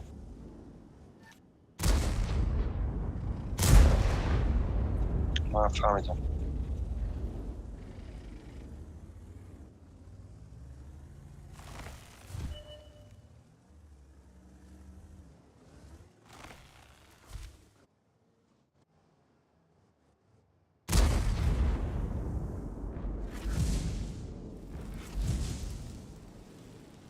بفرم کردم اینجا خوری میتونم بیادم مازیه بردی که پاپکا کن نیرم بلد نی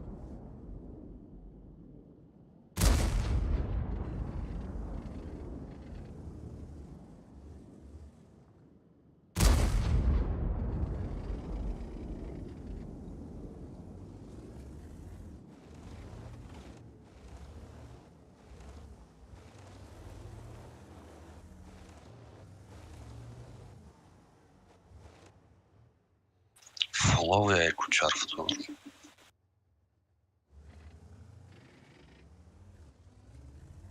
تردم بساری خوری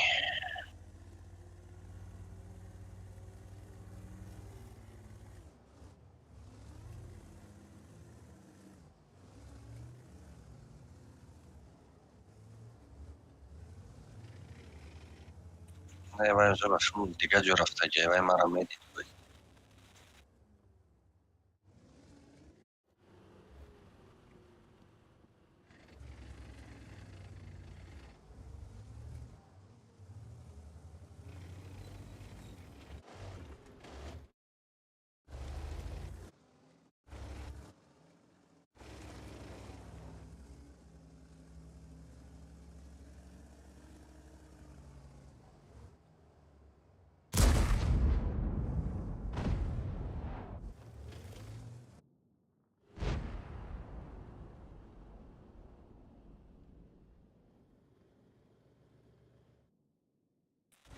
پاستا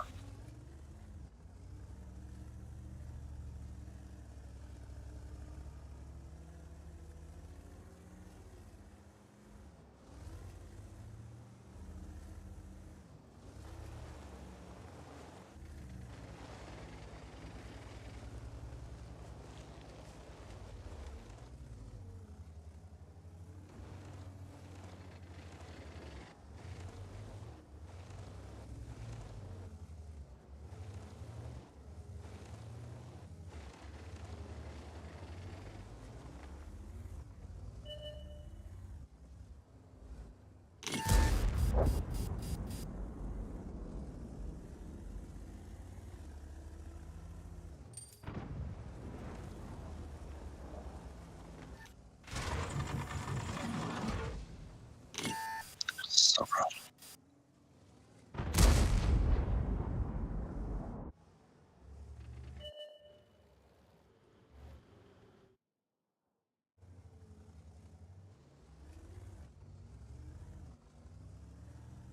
55 آنر اینجا باشم نه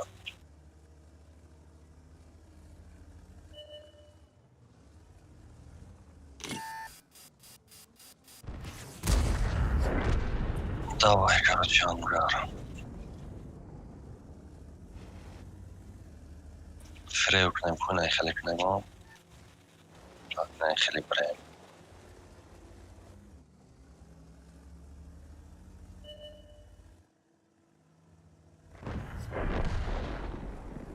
ای شاد نه بیا.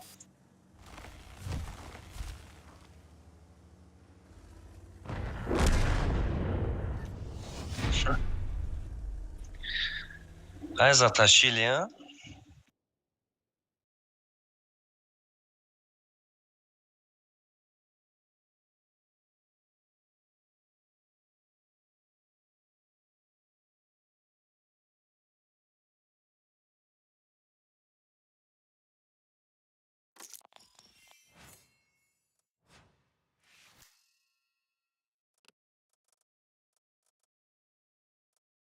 Барами به фронтшотный живот.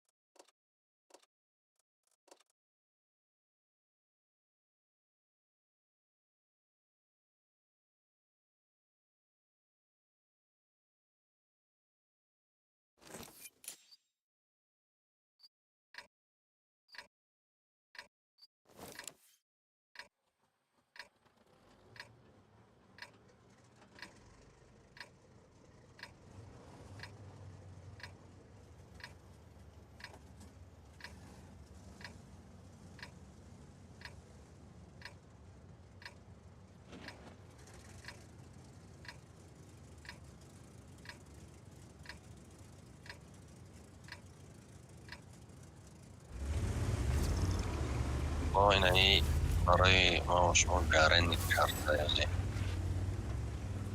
اگر بیادم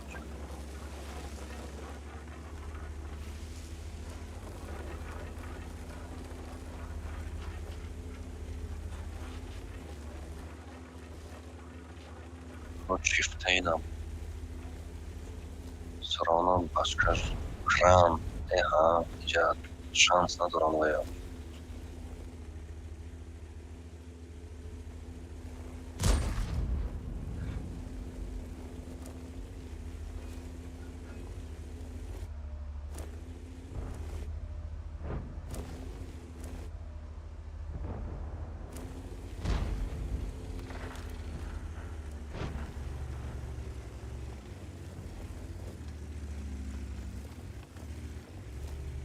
Масвеч, да.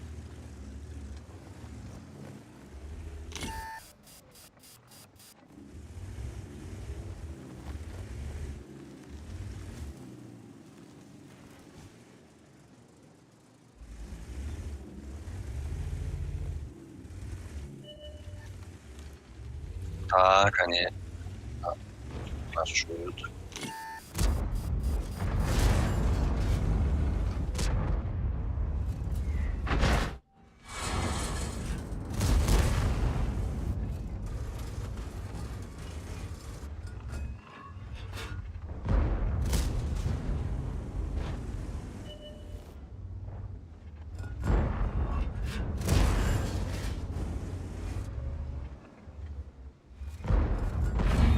Бля, пушка жда задом. Не пробиваю пока.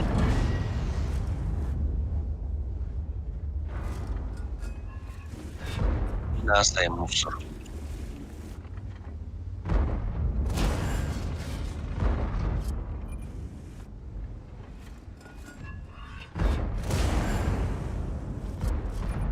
Каток обновил.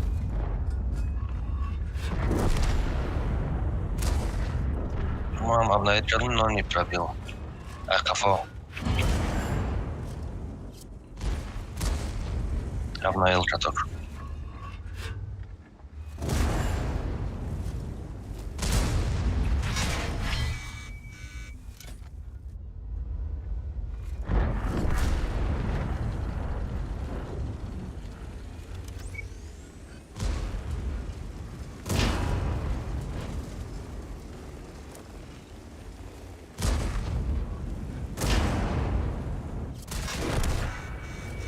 Отлично. Ячор.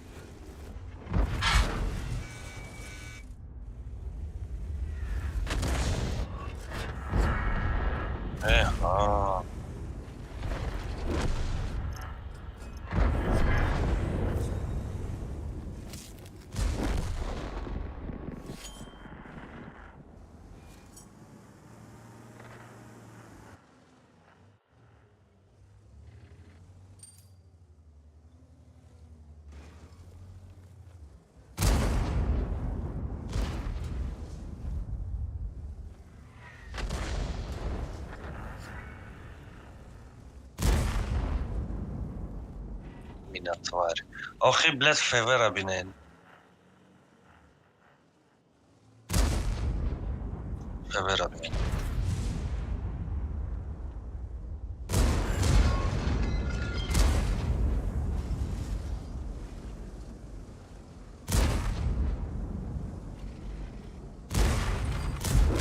Эй, сука.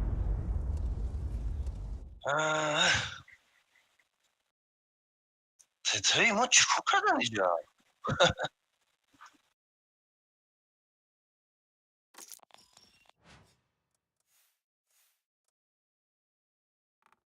Бля, иджера мочхе просрать, когда ми тетей, ма просто... Не, ма то хозира зинда мондам, иё, ма намедонам чико кардан. Кран мурд, да я секунд. Хотя кран бояд иджа нагибад мекад.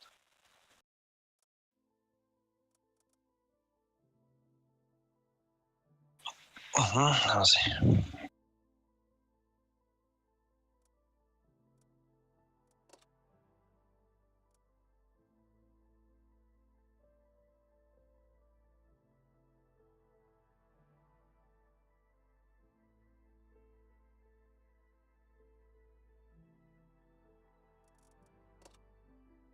Блин, отмен, ма надурм да и бай. Оборудка. Эх, хайрат.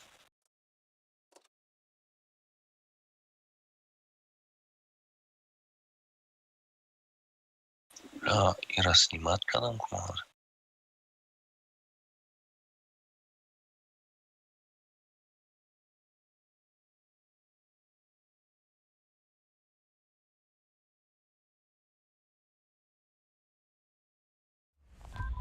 Рафти.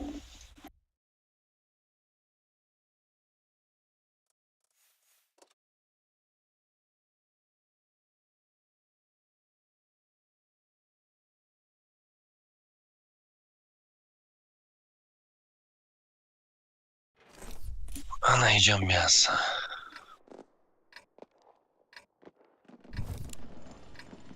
Уж дела.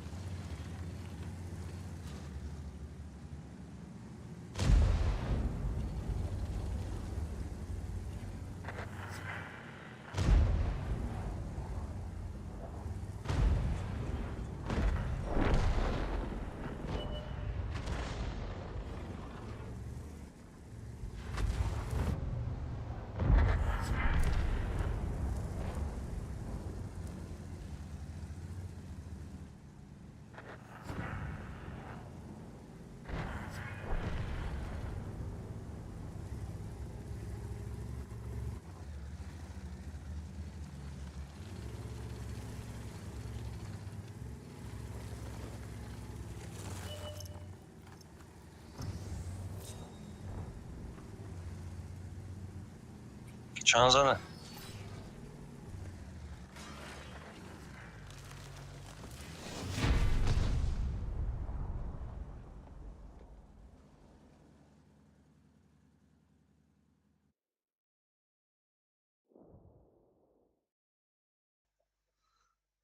Mayli, o'sha jura Shaboy Naz.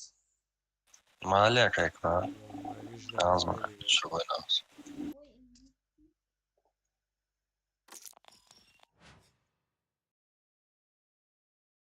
Disconnected.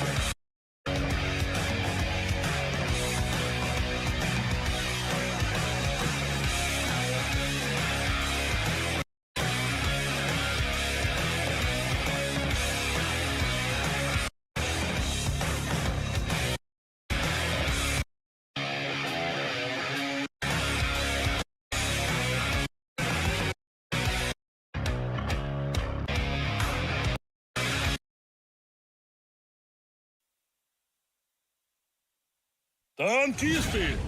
Говорит и показывает Москва. Сегодня, 10 августа 2024 года, мы приветствуем вас в Международном центре самбо и бокса в Лужниках, где проходит завершающий этап турнира «Легендарная семерка. Финальный эпизод». Сегодняшнее мероприятие организуют Лесто Игры и Федерация киберспорта Москвы при поддержке Департамента спорта города Москвы. Ведущий сегодняшнего шоу Иван Жестков. Встречайте! Привет, лужники! Давно не виделись! Это Мир танков! Легендарная семерка! Финальный эпизод! Пошумим! Добро пожаловать! Начну с самого главного. Мы для вас подготовили очень много всяких полезных и нужных ништяков для зрителей трансляции, которые присоединились к нам сегодня оффлайн и онлайн в том числе. И сейчас я об этом всем расскажу. Конечно же, к нам сюда приехали 4 лучших команды по миру танков, которые выступят здесь, на этой сцене, которые пробились через сложнейшие онлайн-отборочные. И это произойдет именно здесь в течение сегодняшнего дня. Цените этот момент, который наступает буквально в текущую секунду, потому что день пролетит очень и очень быстро. Начну с того, что в перерывах между матчами я буду вашим дедом. Ну, в смысле, Дедом Морозом. Потому что у меня в загашнике куча всяких ништяков. Это видеокарты, геймерские кресла, это пылесосы, всякие подарки и призы для тех, кто смотрит трансляцию онлайн. У нас включены дропсы. Если вы смотрите нас, конечно же, на официальных ресурсах Мира танков, где они включены. Поэтому получайте бонусы, переключайтесь прямо на официальные каналы и получайте бонусы там. А для вас онлайн, вернее, офлайн зрители, вы здесь? Для вас у меня отдельные розыгрыши. Вот, поэтому будьте готовы. В перерывах я вам все расскажу и расскажу уже буквально сразу после первого матча. Ну, важно упомянуть в том числе, что наше сегодняшнее мероприятие проходит при поддержке Департамента спорта города Москвы, Федерации киберспорта Москвы и Московского киберспорта. А турнир «Легендарная семерка» проводится совместно с Федерацией компьютерного спорта города Москвы. И Федерация проводит регулярные турниры на собственной площадке, которая называется «Московский киберспорт». И Московский киберспорт — это такой некий трамплин для начинающих талантов и тренировочная площадка для профессионалов. Участвуйте в турнирах на cybermos.ru. Давайте поблагодарим партнеров за то, что они к нам присоединились. И не менее важное упоминание, конечно, отдельная благодарность нашим партнерам. В первую очередь благодарим Т-банк, у которого есть карта Мир танков. С ней вы получаете кэшбэк в виде золота на свой аккаунт, дополнительное золото за покупки в премиум-магазине, личные резервы для ускорения значит, вашего аккаунта ежемесячно и уникальный дизайн карты. И благодарим Cyber Hero. Будь про вместе с Cyber Hero на сайте платформы, забирай подписку и, соответственно, участвуй и борись за призовой в 500 000 рублей. Аплодисменты партнерам и наша благодарность. Именно благодаря ним этот турнир проводится здесь, сегодня, на такой крутой площадке с такими крутыми зрителями. Ну-ка, поблагодарите себя за то, что вы проснулись сегодня так рано, сюда пришли. Отдельная благодарность вам. Значит, ребятушки, зал, пришло время знакомиться с нашими талантами. Я попрошу вас пошуметь за них, потому что сейчас мы узнаем, кто будет освещать наше сегодняшнее мероприятие. Ну-ка! Давайте посмотрим, кто сегодня с нами. Привет, Москва. Привет, Лужники! С вами Костя. И Карина. И мы тоже сегодня с вами здесь, на площадке в Лужниках. Мы так по вам соскучились, мы так рады наконец-то встретиться с вами воочию. Вас ждет море активностей, бонус-коды. Ждите нас на трибунах вместе с Кариной и актером. Мы придем и будем задавать вам вопросы. За самые лучшие ответы вас будут ждать бонус-коды. Бонус-кодиков у нас ограниченное количество, поэтому важно не потерять свой шанс и не стесняться отвечать на наши вопросы. Можно будет передать привет маме, папе, брату, совзводному, поболеть за любимую команду. Поэтому, парни, мы с вами не прощаемся. Будет классно, весело. Всем классного мероприятия. Ждем вас, приходите. Ну, а получается, многие у нас уже здесь. Ребята, попросим вас еще раз пошуметь. Всем здравствуйте! Ай, красота! красота какая! Всем привет, всем хорошего настроения. Вы уже успели познакомиться с Ванечкой, вы уже успели познакомиться с нашим Дедом Морозом. Ну что ж, пришла пора представиться и нам. Меня зовут Нестеренко Ангелина, мой игровой никнейм Ангелина 031, и сегодня я буду ведущей непосредственно в студии. Итак, рядышком со мной мои коллеги, и я тоже попрошу их встретить аплодисментами. Это Сергей Актер! Это я. Это я, Никита Шотник. Продолжаем парад аплодисментов. И, наконец, Артем Помидор. Здрасте, привет. Сегодня со мной рядом академики, профессионалы своего дела, которые будут, так скажем, помогать вам разобраться в мире танковых, баталий, жарких, насыщенных. Сегодня у нас 4 матча, 4 команды, но об этом попозже. Ребят, ну расскажите мне, как ваше настроение сегодня? Готовы взрывать вот этот вот танцпол, хотела сказать. Взрывать будут команды.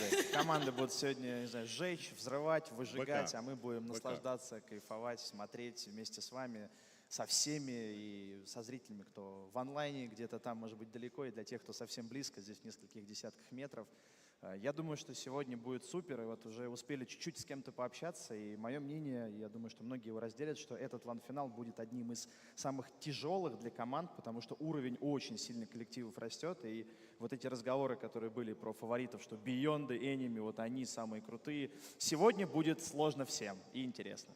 А самый тяжелый для команд, а ты не хотел упомянуть самый легкий для зрителей? Сколько их не было на турнирах зрителя живого? Давненько. Ну, давненько. 4, 5, 6? 7, 8, я правильно логику понял? Да. Ну, вообще настроение отличное, Ангелин, спасибо большое. Все очень хорошо. Первый большой, крупный лан-финал со зрителями. Наконец-таки, я думаю, многие соскучились. И мы в том числе, потому что я всех вас очень рад видеть. А кто соскучился, крикните громко-громко. Очень сильно скучали, очень. Да. Подожди, но сейчас еще утро пока, и всем надо проснуться. Всем В том числе и нам. Конечно, в том числе и нам, ребята. И мы будем вместе с вами просыпаться, будем вместе с вами двигаться дальше. Итак, а я с большим удовольствием напомню то, о чем говорил Ванечка, что сегодняшнее мероприятие организовано при поддержке Департамента спорта города Москвы, Федерации киберспорта Москвы и Московского киберспорта и приурочено к семейному фестивалю «Московский день физкультурника». Сегодня и завтра пройдет традиционно физкультурно-спортивный праздник, который широко отмечается по всей стране, ну и во многих городах нашей необъятной родины. И, конечно же, здесь, в Лужниках, для вас подготовлена специальная, классная культурно-развлекательная программа, которая включает в себя выступления известных артистов, танцевальные, спортивные мероприятия. Поэтому не забудьте их посетить, заодно проснетесь. Договорились? Ай, молодцы! Ай, хорошо! Ну и, конечно же, так вот коротенечко о, собственно, турнире. Это финальный этап ивента «Легендарная семерка». Призовой фонд составляет более 18 миллионов рублей, и важно отметить, что он до сих пор растет. И у вас есть возможность сделать свой вклад в большое дело. Все, что вам нужно, это купить специализированный набор, который включает в себя яркий, красивый камуфляж, который в вашем ангаре будет напоминать об этом светлом, классном дне. Сегодня у нас 4 матча, 4 команды, и сразу хочу отметить, что ваша задача, кто находится здесь, хлопать, поддерживать как можно сильнее. Ну, а тем, кто у нас смотрит трансляции непосредственно на разных платформах, обязательно в чате пишите, болейте. Я думаю, что ребятам будет приятно, если сохранится запись чата. Итак, сегодня будут сыграны 4 матча. В 12:00 сразятся АМГ и Enemy. Есть фанаты? Хорош, молодцы! Ну, а во втором полуфинале в 14:30 сойдутся Beyond и Jumbo Team. Есть фанаты? Кто громче? За Бьондов погромче. До конца, давай до конца. Да, за Я Бьондов. слушаю. Ну что ж, мы рекомендуем следить за развитием событий, быть рядышком с нами, взять что-нибудь вкусное и подвинуться, так сказать, поближе к экранам ваших мониторов. А те, кто находится здесь, кайфуйте, отдыхайте и расслабляйтесь. Ну что ж, Вань, твоя очередь, Дед Мороз. Жги. Необходим. Самым легендарным турнир в таком формате. И у нас есть возможность, которую у нас будет еще не приобрел специальный стиль, у вас есть возможность это еще успеть сделать и поучаствовать в моих розыгрышах, которые я буду делать для онлайн-аудитории в течение сегодняшнего игрового дня.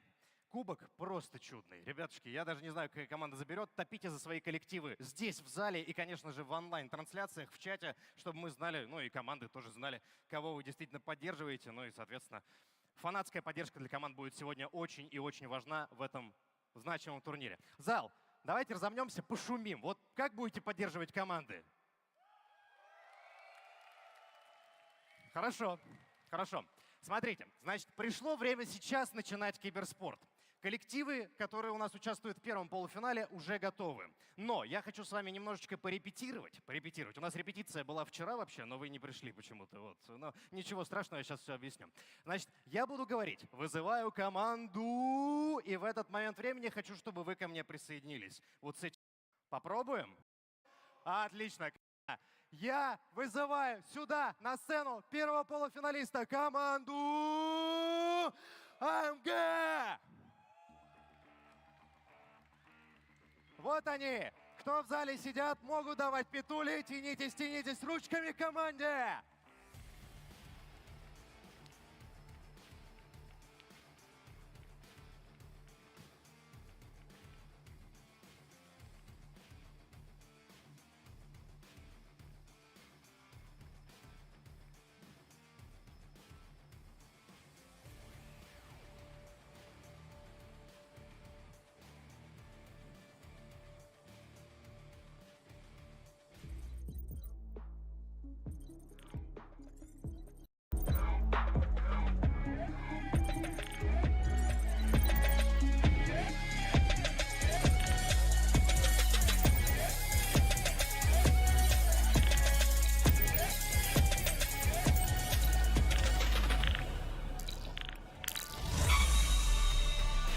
Молодой, но очень амбициозный коллектив. Команда АМГ здесь!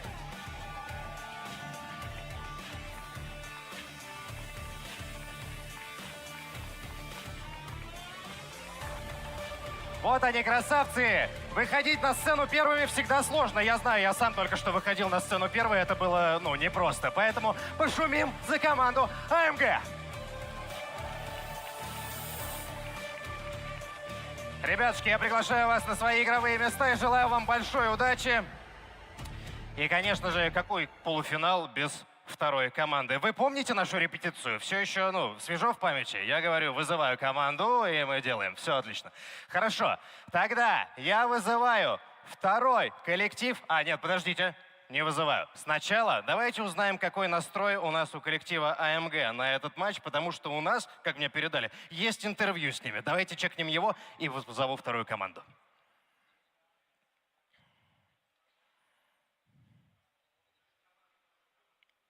Сейчас будет. Сейчас. Это...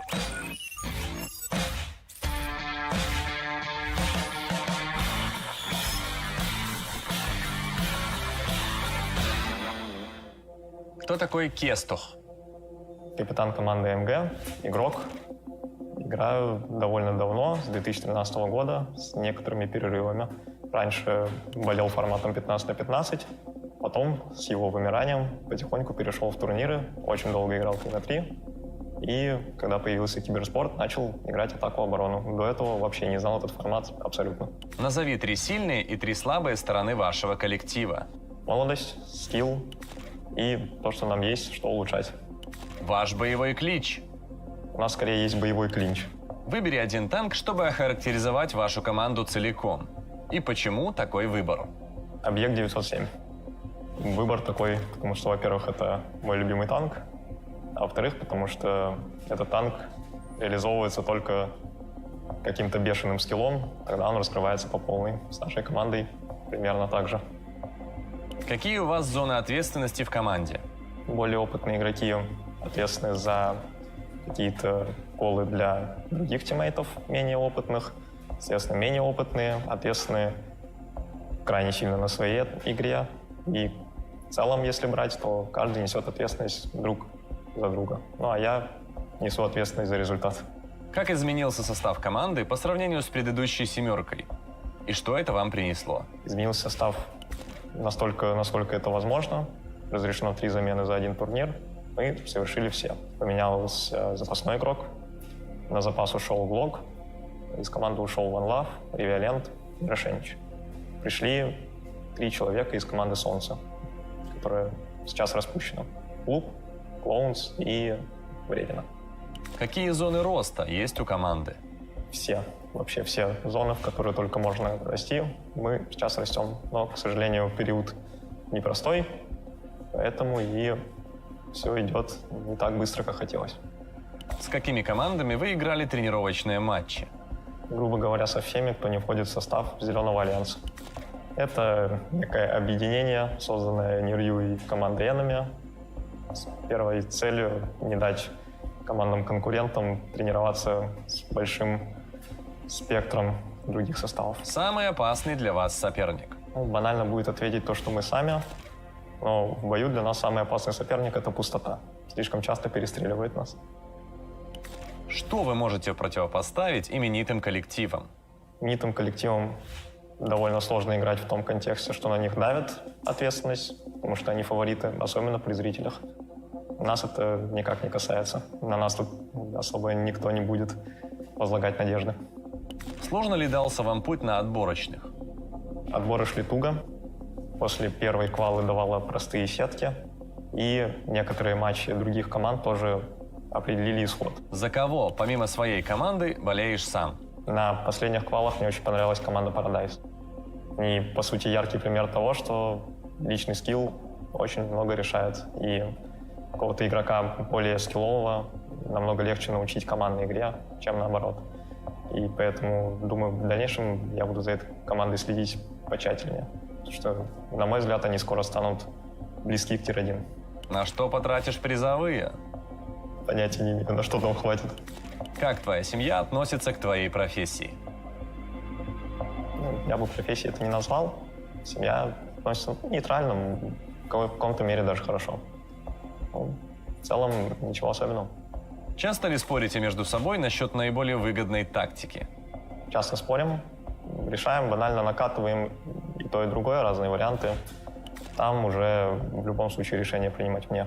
Есть ли у вас внутри команды какие-то правила игры или набор принципов? Ну, глобально нет, скорее просто какие-то правила поведения общие, как и в любом обществе абсолютно. Ну, например, не перегибать палку, не выходить с трения. Ну, главное правило, наверное, если мьютишься, тебя перекидывают в другую комнату, чтобы не подслушал. Высокий личный скилл или все же умение работать в команде? Что важнее, на твой взгляд? На примере команды Paradise как раз-таки скорее личный скилл, потому что игрока командного научить личному скиллу, каким-то его аспектам игры, конкретно этого человека, намного тяжелее, чем уже скиллового игрока научить играть в команде. Насколько сильно повлиял ребаланс танков на ваши тактики и на игру ваших оппонентов? Довольно сильно на все команды это в любом случае влияет, если ребаланс касается метовых танков. В последний раз это как раз-таки и был самый сильный танк. Я думаю, это сильно повлияло не только на нашу игру. БЗшка сильный танк. Конечно, не настолько приятный, как Йох, именно тактически. Не настолько быстро перемещается по карте, у него намного уже спектр возможностей, но, тем не менее, я думаю, это новая мета, и мы увидим большое количество этих танков скоро. Волнуетесь ли перед встречей со зрителями? Абсолютно нет. Я не думаю, что большинство зрителей пришло ради нас, поэтому на нас это вообще никак давить не должно, на меня уж точно не давит. Что скажешь вашим болельщикам? Появитесь.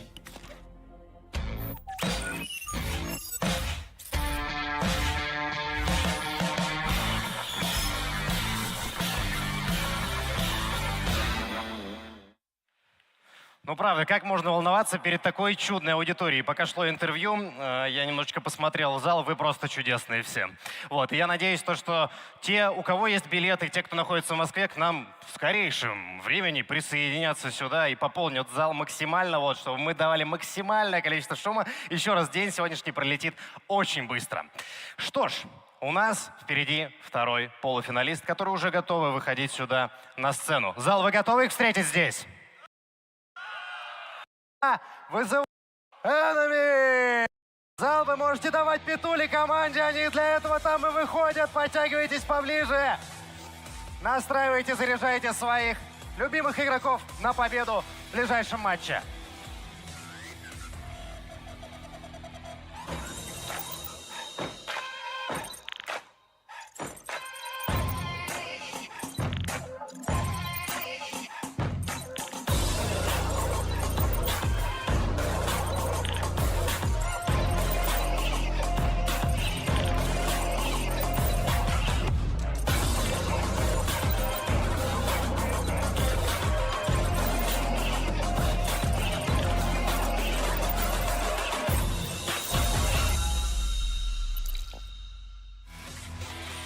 Я, честно говоря, не знаю даже, сколько места мне нужно здесь освободить для этих тяжеловесов танкового киберспорта, потому что сейчас они выйдут сюда на сцену. Команда Enemy!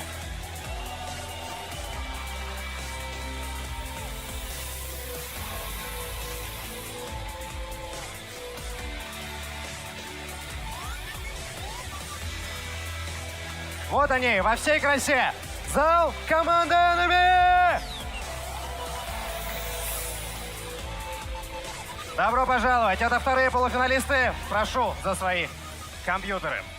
А это значит, друзья мои, что у нас все готово к матчу. Команды сейчас расположатся на своих местах. Впереди у нас аналитики, которые обсудят, что будет происходить в этом матче. И всего, получается, второй полуфинал, потом матч за третье место и уже гранд-финал. Поэтому, если вы еще не с нами, здесь настроим турнир. Штур 3. Зовут меня Миша, игрок команды Enemy. Начинал с турниров 3 на 3, 1 на 1. Сейчас играю в 7 на 7. Вроде нормально получается.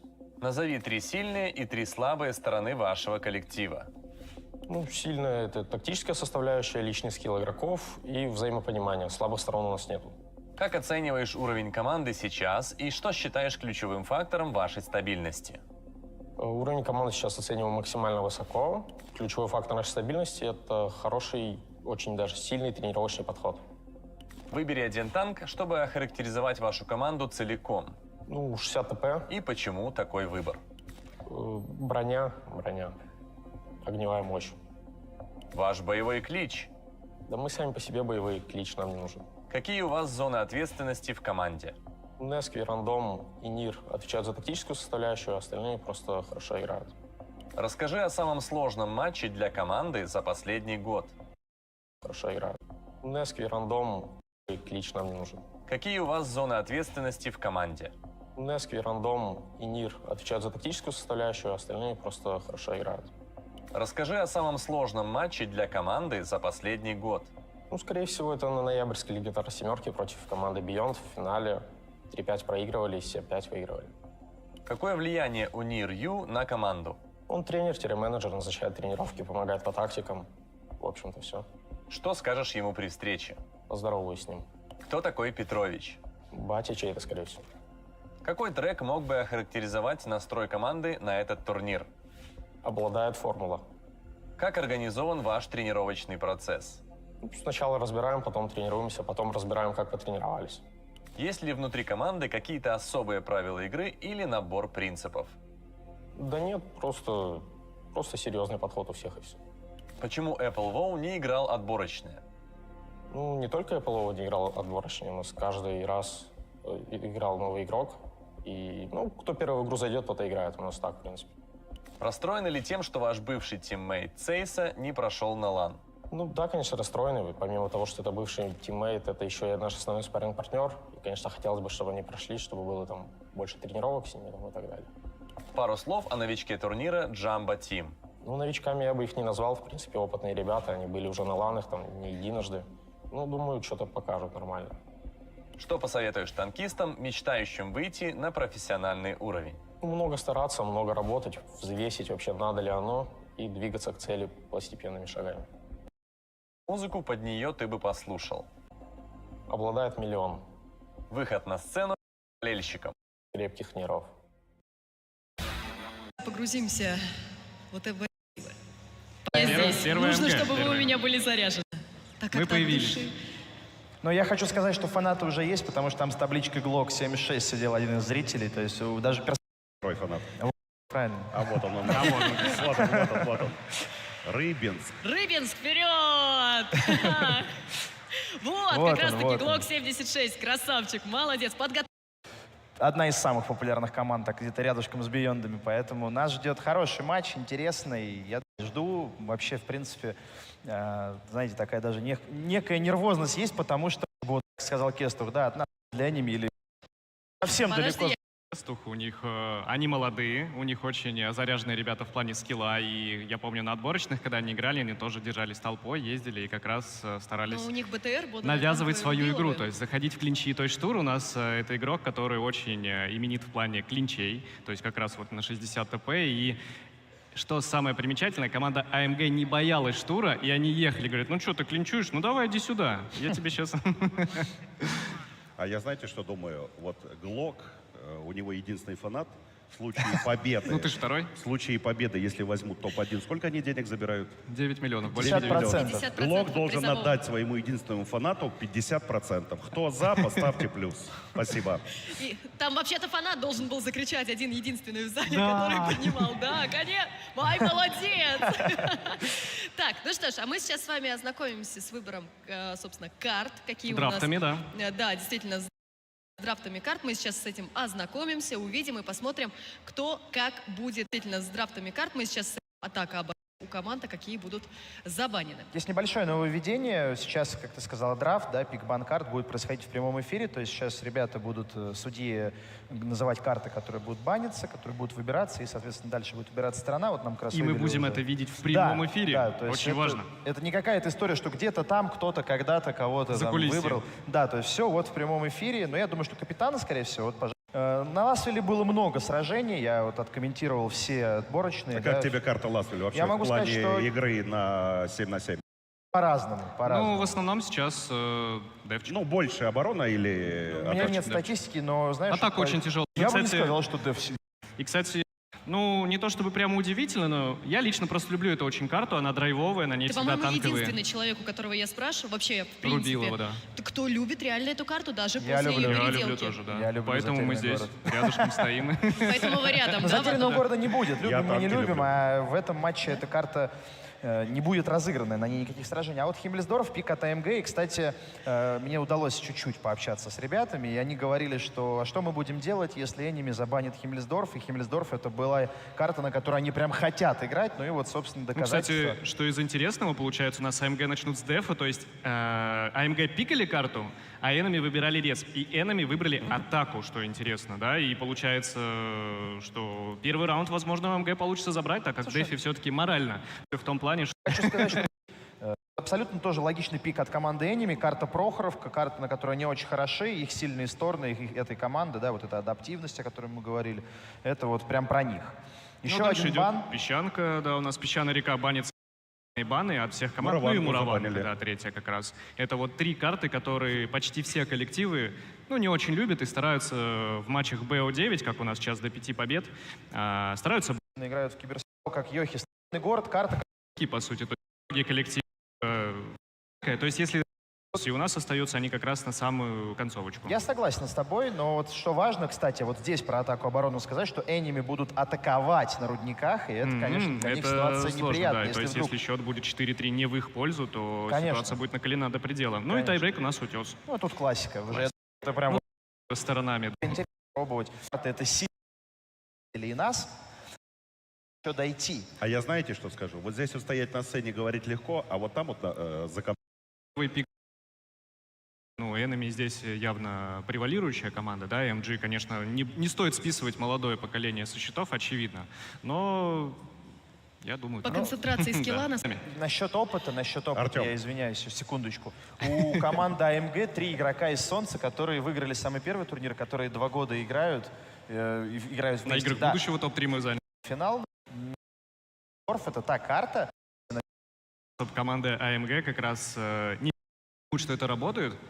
Вот. Главное, чтобы они сейчас надежно сыграли. То есть самая простая тактика — это вот залог успеха. Чтобы понятно, чтобы каждый человек из 7, да, кто участвует в команде, четко понимал свою роль, четко осознавал, что ему делать в той или иной ситуации, и сам, что самое главное, мог принимать действия. Потому что сейчас там, первые бои всегда они немножечко такие мандражные. И ты такой, а что мне делать там? Ну, лишнюю информацию будешь кидать.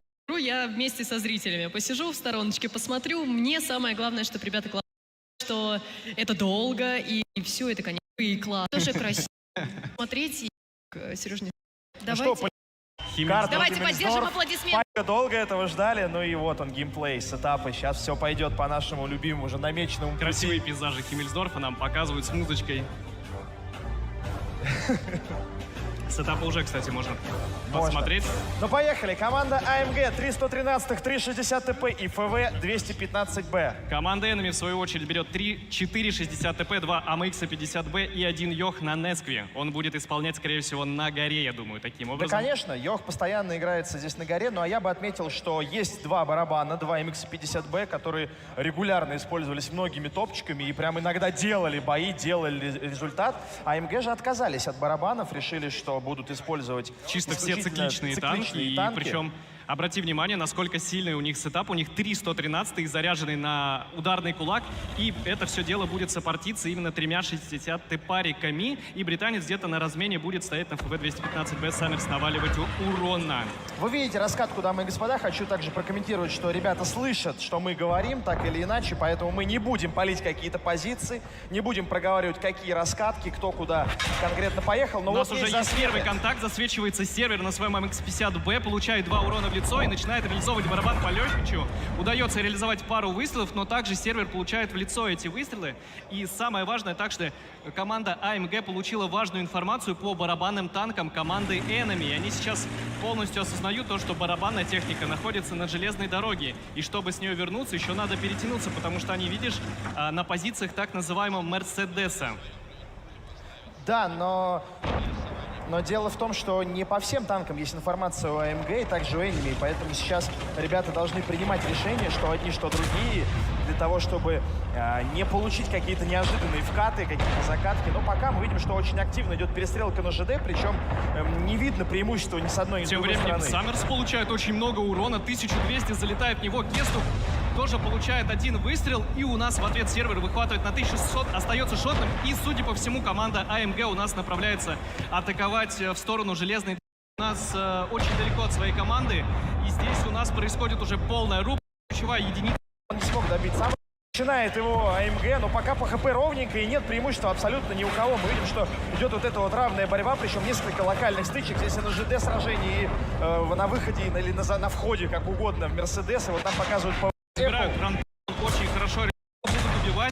И тут на железной тактике от команды AMG они просто взяли и запушили железную дорогу, не дав шанса вообще Enemy здесь пройти. Очень не хватило капитана команды Enemy в этом сражении, потому что вначале это было вот это преимущество, где 600, которые были на ДП, не мог ДПМить. Кстати, Помидор, обрати внимание, у нас интересное нововведение, нам показывают пульс. Нескви, у него 93, но он на самом деле не особо волнуется, я тебе скажу. То есть это приближенный к пульс к такому спокойному состоянию. То Да, есть не кстати, 100+. такая фишка, знаешь, Да, на которую прикольно, мы обратим внимание обязательно, когда будут какие-то стрессовые ситуации, знаешь, конец боя, матч. Тайбрейк, там, знаешь. Да, это интересно. Точилово какой-нибудь. Ну, я скажу так, что на самом деле и определенное неудобство это вызывает, потому что вот эти приборчики висят, ну, соответственно, Они на у них груди у на груди, ребят. Да, они на груди. Прикольно. Вчера ребята мерили, когда вот на репетициях все это было. Ну, знаешь, это буквально там один бой, и, скорее всего, просто привыкаешь, не обращаешь на это внимания. Как Ну, и ко может всему. быть, да, погружаешься всецело. Слушай, ну, хорошее, бодренькое начало. Я бы даже вот, не знаю, вот как охарактеризовать Не, эту слушай, победу? В молодцы. тактику или в скилл? Я думаю, тут больше... Тут и в тактику, потому что Нески на Йохе очень Выключенный долго Йох. на горе, да, был. И, очевидно, тут в скилл, то есть насколько уверенно они поехали в клинчи, насколько уверенно они поехали в драку. Очень сильно, единственное, тут вот ошибка у МГ, да, просел Саммерс на своем британце, потому что у него ключевая роль, он должен быть замыкающим звеном, то есть вся команда Урон идет набивать. вперед, да, а он сзади стоит закрывающий и принимает просто танки, пытаются убегать, и он такой, опа, здорово, Слушай, у меня ДПМ 4000. я с тобой согласен, но один важный момент. Он имеет 3000 хп, он урон свой нанес, и Сейчас он выжил. посмотрим, сейчас Он посмотрим. выжил. Ну да. Понимаешь? Запас проще. Я понял, Ну, он свою машину, и тем самым, правильно ты говоришь, позволил вот Лупу атаковать в Редине, да, с железной дороги зайти и просто взорвать Никит, башню. и обрати внимание, наши дорогие зрители, урон 50Б, там урон Один на барабан. один барабан. То есть, по сути, 4 бэшки — это машины, которые могут сделать результат, когда приехали, раздали в свете, пытаются... Да, зрители, он уходит на долгую перезарядку. Вот, я хотел подметил, у нас MVP Луп, но я не хотел... Кто болеет? Да, у Лупа много фанатов традиционно, здесь ничего секретного нет, как бы, это один из самых таких ярких игроков. Нам показывают его статистику. Не, Луп красавчик, 113-й, я с ним играл, он очень любит этот танк. Со и 113-м исполняет- или Да, с Лупом? именно 113-й китайский танк он очень любит. И что я хотел подметить, сервер очень сильно ошибся, то есть он вышел изначально первый на железную дорогу на бэшке, у него же брони мало, он дал 2 выстрела, получил 2 выстрела в размен, это хорошо. хорошо было. Но после он вышел и уже на 1600 выгреб и остался тем самым шотный. А шотный барабан, как знаешь, очень тяжело реализовать, когда у тебя такая концентрация скилла в игроках. Они просто сразу бамс. Да, ты просто банально даже не можешь нигде выйти, потому что, может, пульс мерил. Пульс мерил. Отвлекся. У себя или у себя? Да нет, бой на самом деле, знаете, такой не из серии каких-то заумных, потому что, в принципе, достаточно простая тактика и понятная, мне кажется, даже рядовому зрителю, что делала команда AMG в защите, что делала команда Enemy. И очень легко, тут не надо быть каким-то, да, там, как мы приехали, мы должен был быть готов. Он и, в принципе, начал. Вот еще должен как-то 3,60 ТП, Е100 и вредина на Йохе. А команда Enemy у нас берет 2,60 ТП, все еще продолжают брать AMX-50B, базики 74 в количестве 4 единиц. Да, и обрати внимание, AMG опять отказываются от барабанной техники, что интересно. А команда Enemy продолжает брать свои сетап-барабаны. Но сократили количество, но сократили, видишь, да, оставили до сервака на единицы. бэшке. Я думаю, что это заготовка основного в игре. Спросить как раз. Слушай, там есть... Что все киберспортсмены... Ну да, конечно. Плюс мы видим, что не важно, там люди вообще стреляют без сведения. А тем временем у нас уже успевает Штур получить 1 урон от Есотова, я так понимаю, у Клоунса. И у нас Нески занимает очень агрессивную позицию по третьей линии, тем самым отрезая горизонталь команды AMG. И у нас потихонечку 60 ТП команды Enemy пытаются пройти через так называемый банан, занять агрессивные позиции, чтобы полностью перекрыть кислород команде AMG и не позволить играть через нижнюю линию. Тут засвет на спуске с горы. Габелла и Лук получают лампочку. Также в ответ они засветили Apple. Но что, одну тычку Apple вкинул. Поэтому в целом, если так смотреть, да, по полученному урону... Ну, это урон для занятия подразумевается. позиции. То есть ты не можешь в любом случае на таком уровне занимать позиции абсолютно бесплатно. То есть какое-то количество урона тебе должны занимать. Вот. Самое главное, не просесть настолько сильно, что потом ты не мог разыгрывать. То есть 1, 2, там 3 даже выстрела, это ничего страшного. Самое главное — позиции и возможность после этого разыгрывать. И тем самым мы видим, что команда AMG у нас полностью, почти в полном составе заезжает на гору. Я так понимаю, что, судя по разъезду команды Enemy, они также все это прекрасно понимают, потому что Нески у нас светит Г-горизонталь, 60 ТП Левандовского, которые стоят на банане, светит всю остальную линию. Тем самым Enemy, не видя своего соперника, предполагают, что, скорее всего, на горе. Ну, Плюс слушай, в полу тут, была информация. То, что Никита не поджали банан, это правильно ты сказал, перекрывает кислород, не дает должного пространства команде AMG. И, в принципе, так как Enemy в защите, им ничего не нужно делать сейчас такого срочного, знаешь, там, что вот что-то горит, какие-то проблемы. Есть минимальная перестрелка Нески с врединой. Я думаю, что здесь не будут брезговать ни один, ни другой фугасиками какими-то. Помидор уже 98. Потихонечку Нески начинает переживать, потому что действительно на него напал Йох. Это у нас вредина на своем Йохе исполняет. И судя по тому, что потихонечку залетает урон в Нески, у него действительно становятся проблемы. У Базика не такая крепкая крыша, и кумулятивными снарядами в 320 пробития Йох вполне может спокойно наносить урон сюда, если будет залетать. К разговору, кстати, про уязвимые стороны, да, Базика 74-го, все-таки вот башня с этим лючком можно там найти, куда пробить. Ну, плюс высота, крышка, скорее всего, ну да, будет сверху вниз еще да, стреляет, да. Конечно. Но здесь именно все упирается в конечную точность. И также напомню, что у Йоха не так и много снарядов. То есть тут нельзя позволить, знаешь, бесконечно стоять и стрелять Нески, потому что в противном случае у вредины тогда будут промежутки, где противник сможет проехать. И ему обязательно, помимо того, что надо выбивать, стараться Нески, ему еще и подсвечивать надо. То есть там на левую сторону горы, на правую сторону горы проезжать, по вот этому парапету проезжать на 9-й линии для того, чтобы информацию по центру карты вкидывать для своей команды, чтобы она полностью понимала. Слушай, ну времени много, поэтому может себе позволить команда МГ постоять. У них есть машина противника, да, в данном случае это Нески и его базик. Они ее видят, они видят, что вредина потихонечку, знаешь, так вот... Потихонечку просаживает, и пульс поднимается. Знаешь, так вот подвытягивает, вот по чуть-чуть, по копеечке, но тем не менее. Хорошо, и можно еще себе позволить минутку-другую постоять, ничего не делая, не разжимая никакие направления, никуда там не атакуя, не выходя. Вот, поэтому пока все не так динамично, как, наверное, хотелось бы нам.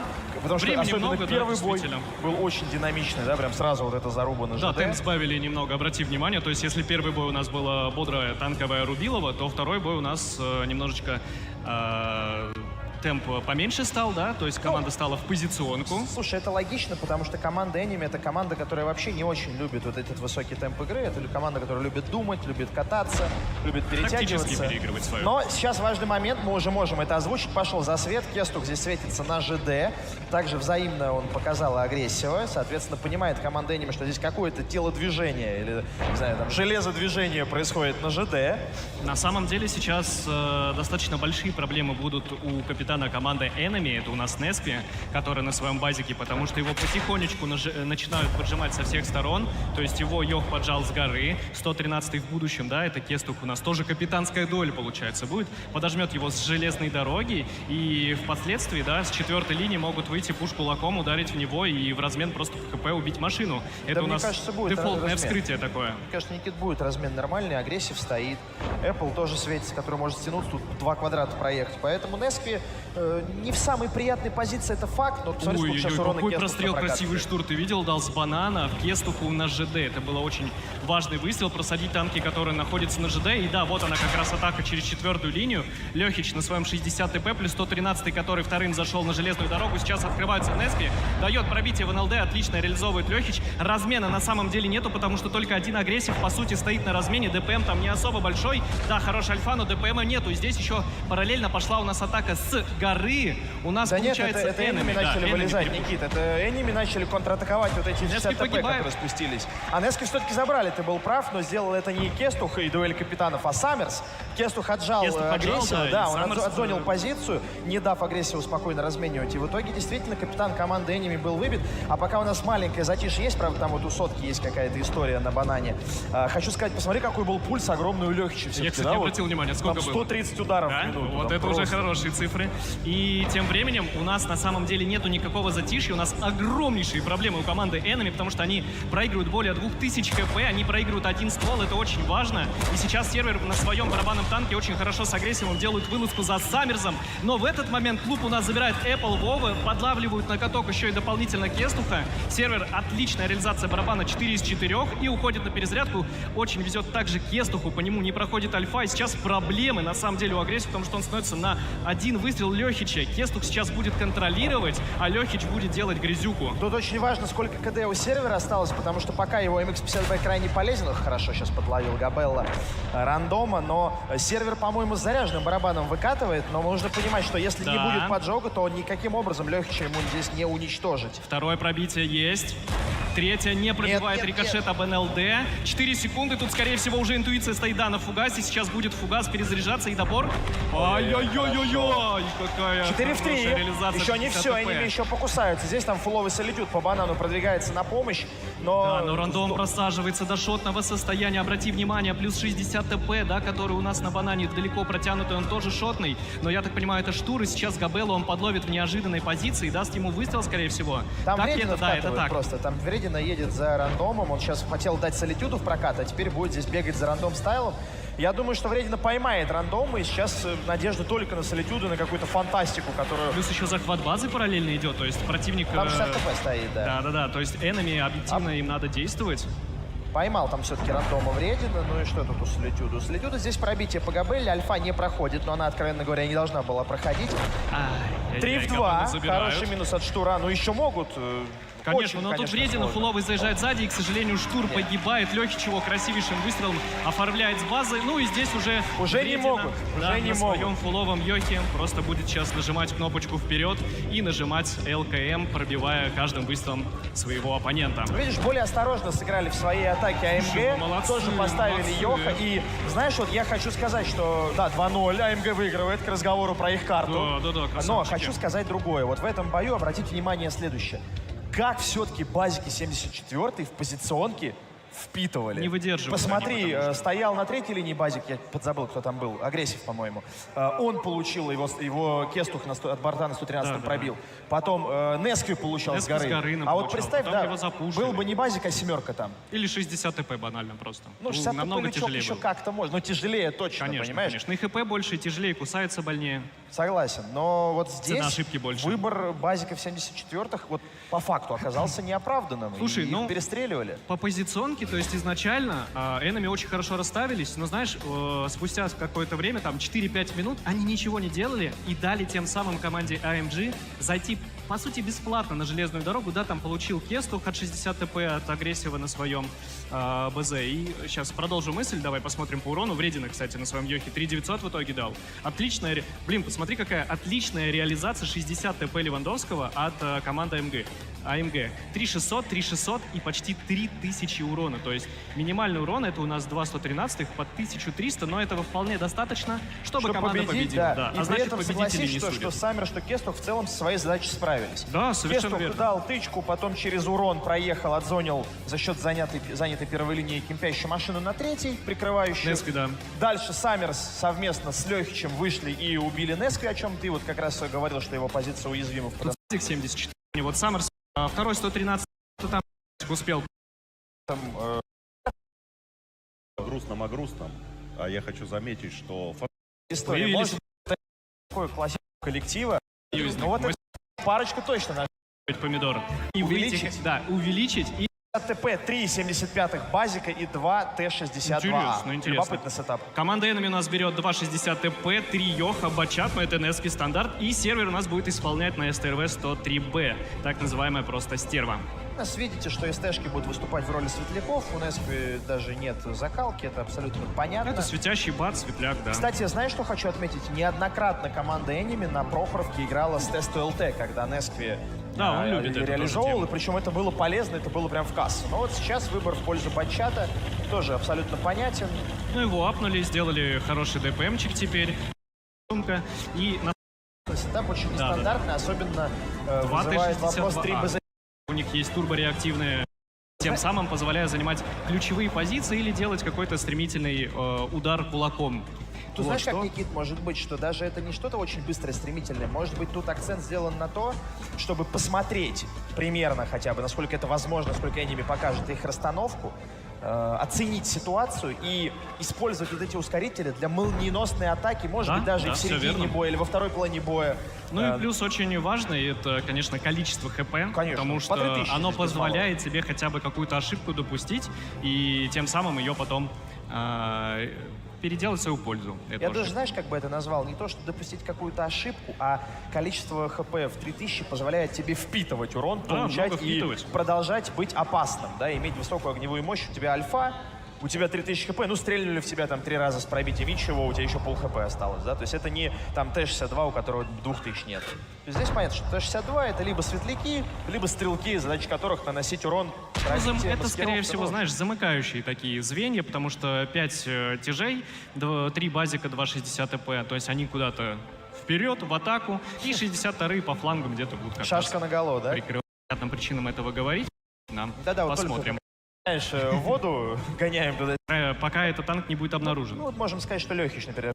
Возможно, сейчас своей команде говорит, что что-то здесь не так. Я вышел, подсветился, никого не заметил. Ребята, надо вычислять, надо смотреть. Ну, у команды AMG, у них Т-62 находится в одной интересной позиции. Он также дает информацию, много достаточно информации своей команде. И уже после этого они могут принять какое-то решение и начать действовать, потому что команда AMG у нас находится непосредственно в атаке. Ей надо что-то Мы, предпринимать. безусловно, ждем этого решения, но вот хочу сказать, да, вот сейчас пока зацепиться за пульс. Смотри, нам показывали Лехича, там 120-130 ударов, да. Но У Лехич Лупа- очень переживает. У Лупа больше Лупа сотки. спокойный. АМГ лидирует 2-0. Спокойный бой абсолютно, никакого напряжения, а переживают ребята. Молодые, из АМГ. хорошее кровообращение. Слушай, ну молодые, а что, у Эними старики? Да, ну Ну, тоже может как быть, бы ну, молодые. Нески там, может, постарше, чем Лехич, конечно, да, или там Apple. Но тот же там Штур, например, абсолютно молодой. То есть тоже вот это вот Ну, молодые. знаешь, а средняя Enemy старики собрались. медиана возраста у команды Enemy, я думаю, Ну, повыше, лет на повыше. 5-6 побольше, чем у команды AMG, да. Так, ну у нас тем временем Кестух пробует получить какую-то информацию на своем Т-62 на зеленке. Он работает выстрелами, плюс еще ходом отрабатывает, засвечивается и, скорее всего... Ой-ой-ой. Да, ой-ой-ой, тут Какой небольшое был сейчас произошло. выстрел по остаточному засвету от Солитюда?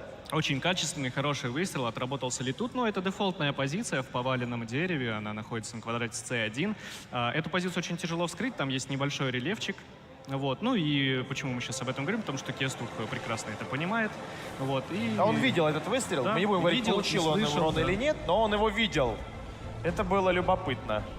Вот, это также, помимо всего, информация для команды у нас, получается, АМГ. Кестух, соответственно, тоже все прекрасно понимает. Он у нас капитан, сейчас будет руководить своими силами. Тем временем полбоя-то прошло, ну вот почти прошло, и команде АМГ рано или поздно решение это нужно будет принять. Я напомню, они в атаке. Ничья — это победа обороняющихся, в данном случае это команда Enemy, поэтому все-таки какое-то решение удара первой линии, третьей линии, несколько линий одновременно центра, может быть, классический вкат по нулевой линии с горы туда вот на воду. Что-то из этого точно будет. Слушай, даже вот у Вредина Знаешь, на самом деле, Помидор, тут самое главное угадать. Потому что на правкровке есть, по сути, два направления, в которые ты будешь атачить. И самое главное угадать там, где не будет стервы. Вот. Если ты поедешь там, где будет стерва, очень вероятно, что, скорее всего, она тебя А просто где она отстреляет. может быть? Вот, Аллея, она может быть ЖД аллея, и ЖД угол. и угол, да. То есть 3 направления, но при этом 3 позиции, но 2 направления получается. То есть ЖД и там А9, А0 это у нас деревня так называемая, да, и там А1, А3 это у нас, соответственно, Аллея, да, аллея, понятно. да. Ну, слушай, времени все меньше и меньше, 4,5, и вот как будто бы АМГ вот ну, Достаточно, надо. этого Или достаточно можно вообще для уже этот бой не играть тогда? Не-не-не, конечно, Габелла будут светится, играть. светится и штур. Здесь взаимный засвет у 60 ТП. Подъезжает аккуратненько Габелла к деревне, причем не сказать, что он куда-то торопится. Засвет поймал, пульс поднялся. Слушай, смотри, как сейчас Хорошо. штур. Тут штура на самом деле подловили очень серьезно без позиции. Он не успел подъехать к самой горе, там, где находится его сейф-точка. И Габелла начинает нас давить вперед. Рандом Стайл ошибается, он зарядил фугас. Какой-то Видимо, фугас, да, Габелла дома ломал, прилетел. забыл переключить. Но ничего, бывает. И здесь пошла стремительная атака. Вот они базики, вот они 60 ТП, 60 ТП. Они сейчас нажимают свою турбину, очень стремительно прожимают позицию. Также дают много альфы, и у нас горит Габелла. Поджигает Габеллу, Да. да, рандом стайл. Пока все неплохо для Эними, но тем не менее штур уничтожен. А Но Габелла неплохой все размен еще в любом жив. случае. Да. Тут еще и Нески напал на Нотвредину и убил его на своем бачате. Мы нам это, к сожалению, не показали, но это, видимо, было в чашке. Он упал в чашку, и Нески на своем бате просто заехал и за барабан его забрал. Или нет? Непонятно немножечко. Пока но непонятно, ладно, да. потому что мы смотрим за этим флангом, но тут важно, что атака-то продолжается. Менее 3,5 минут. Луп и Клоун залезают на остров. Здесь 2 Йоха на приеме. Ну и мы видим, что пока все неплохо. У Эними их оборона, время на них. Но сейчас здорово Клоун скидывает. Тут очень сильная позиция у Лупа, он сейчас этих йохов будет просто здесь убивать. И очень важный момент, что Габелла все-таки, да, он смог доехать, он выжил, и он сейчас будет свой ствол тоже подключать к этой драке и реализовывать свое орудие. Оно очень мощное, 750 альфы. И рандом стайл у нас потихоньку начинает разваливаться, и команда Enemy как будто у нас... я не могу сказать, что у них все плохо, но явно ситуация нехорошая. Они стягивают силы сюда, Да. приняли Эними этот бой и И укрепляют сейчас, видимо, остров. перепуш будет, такое ощущение. 3 йоха собрались в одной точке. Ну, опасно, И, опасно. возможно, Тут- в Клоуна будет выход. Но тут тут много все дело очень. под прикрытие, да, под Кестухом. Он стоит у нас на горе. То есть... Ай-яй-яй, обрати внимание, там Нески очень красивый мув сделал, он на своем бачате сыграл агрессивно, тем самым позволив своей команде отыграть центр, да, Солитут плюс Нески. Они пытаются выбить 2 танка Саммерса и 60 ТП, которые у нас находятся на центре, тем самым не позволяя помогать с 6-й линии на 9-ю. Там есть диагональный прострел очень интересный. И Саммерс бросается в погоню за бачатом, за Нески, но, скорее всего, Нески убежит, у него малошумка, он сейчас отсветится и уже сможет его, уже да, досветлять. отсветился, но Саммерс это понимает, да. Конечно, он это прекрасно понимает, но И тут получает. вопрос главный, поедет ли он дальше пытаться поймать Неску, или все-таки как-то акцент сделает на уничтожение 60 ТП в центре, который там ПВПшится. Это Солитюд, Сейчас- если я не путаю. Тем временем менее 2 минут. Тут Очень агрессив важная снизу дуэль была закатывает. от агрессива, да. Если бы Габелла сейчас его, к примеру, бы забирал, возможно, все стало резко бы хорошо. Как будто Габелла был к этому готов, но не среагировал. Или очень сильный выстрел дал агрессив. Тоже молодец, конечно. Забирают у нас еще по 2 танка каждой команды. И ситуация по ХП у нас, ну, примерно одинаковая. Небольшое есть преимущество у команды AMG. И вот сейчас Клоун, Луп собираются вместе в ударный кулак и будут как раз убивать Эпла, Рандома, но все дело под прикрытием СТРВ Да, на там сервер стоит, и он светился будет всё уже. тяжело. Очень мало времени. Вот, мне кажется, переждали немножко ребята из команды АМГ. Здорово сейчас пробивает Клоун с Отличный рандома. выстрел. по сути, для 60 ТП шотные двоеха, и надо как-то, ну, рисковать уже начинать, потому что время истечет, это поражение, ты Также понимаешь, отличный выстрел Клоун. от рандома. Клоун нажимает Хорошо, турбину, как с сейчас. Тороном заходит, отлично. Кстати, обрати внимание, отстреляли в этот момент сервер, он вынужден был упасть вниз для того, чтобы не отлететь с этой катки. И у нас остается буквально 55 секунд, но здесь, скорее всего, будет победа команды Enemy. Да погоди, не забегай, да, Нески выиграл аллею, безусловно, но... Никит, но не забегай вперед, 45 секунд, и Нески продолжается просто на атака от педальку сейчас команды. присядет и побежит далеко-далеко с этой картой в следующую Прохоровку, скорее всего. Но очень важно, что команда АМГ, она переворачивает эту драку, умудряется тем самым сохранить свои стволы. У них 60 хп, да, 29, но они живые, они могут работать, они могут стрелять. И Кестух, понимая то, что Нески будет убегать, устремляется на своем Т-62 на перерез, но проблема в том, что Нески не шотный, а Кестух И барабан шотный, у да, него и есть. вот как раз Нески его И он и минусит забирает. Кестуха, Солитюда все-таки уничтожен здесь совместными усилиями, но не хватает времени команде АМГ. У них, кстати, 3 шотных танка остаются, а Нески все. Вот теперь точно все, он Теперь нет досягаемости. точно всё. И это 5 секунд. победа команды Enemy. Полностью время боя использовала команда АМГ, потому что они в атаке были все-таки. Enemy здесь, ну, мы в защите. это Солитюд вам надо. молодец, Даже, выигрывает кстати, свой Солитюда не PvP. забрали. Да, вообще. Слушай, ну очень любопытный бой получился, но я вот настаиваю на том, что АМГ чуть-чуть перестояли. Они грамотно сыграли и индивидуально очень здорово базиками вот этот остров разыграли. Но И- с другой стороны, поедь они раньше, они бы так не подловили 60 ТП на штур, который под горой был, потому что он был в позиции еще бы дальше, и они получили огромное Согласен, количество урона. согласен. Получилось все так, как надо, просто банально немножечко не хватило времени. Из-за того, что их постоянно таймер поджимал, они тоже торопились, ошибались, получали чуть больше хп, чем могли себе позволить, и этого хп сейчас под концовку Еще как знаешь, раз и не какой момент, хватило. тут, который не попал в наше поле зрения, это уничтожение Кестуха. Вредина еще. На 62-м, помнишь, он просто умер.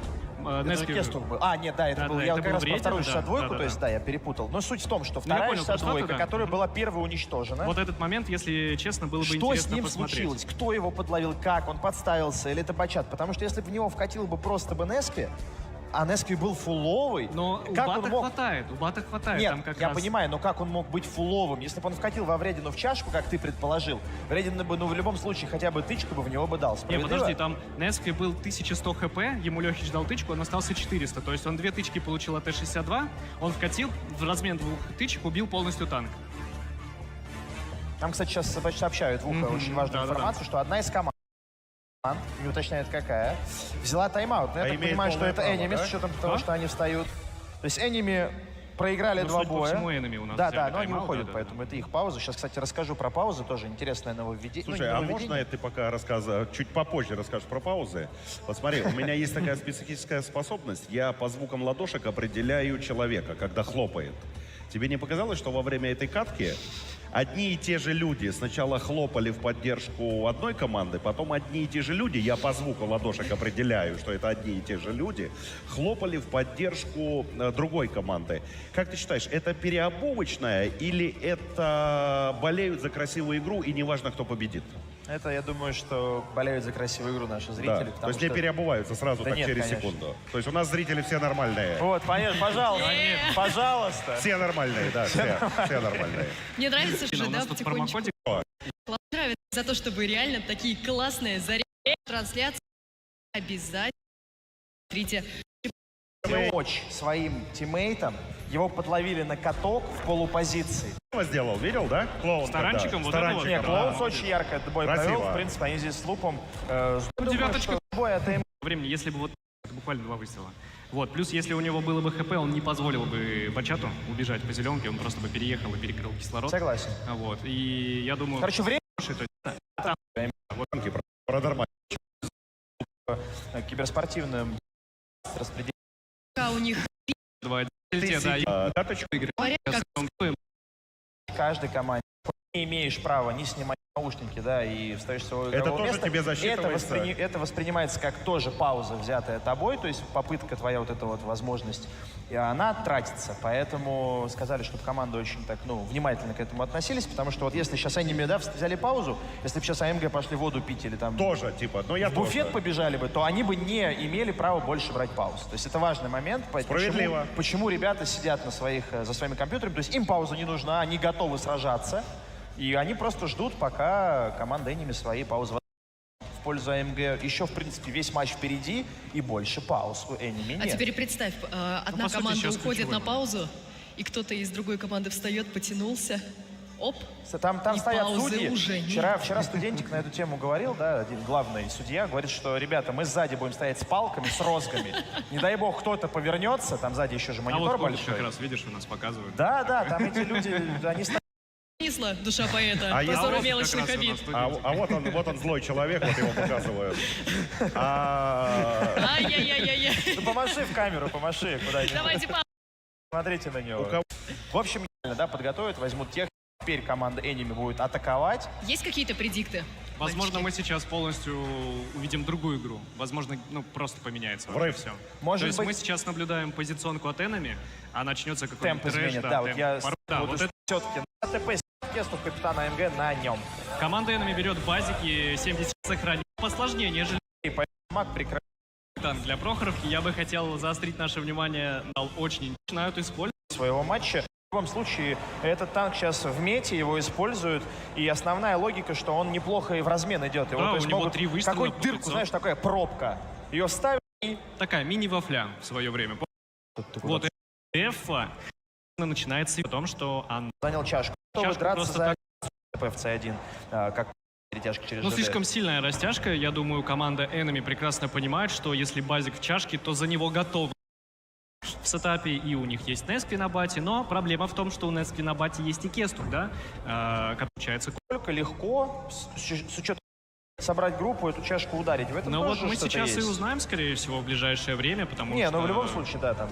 Ну, пока скоро за развязка светом боя. минимально. Светится на центре Штур и там Лехич, да, взаимно. И непонятно, куда будет идти. И будет ли вообще куда-либо идти атака от Enemy. Ну, может быть, наши зрители что-то заметили, я не знаю. Ребят, похлопайте, если что-то заметили, да.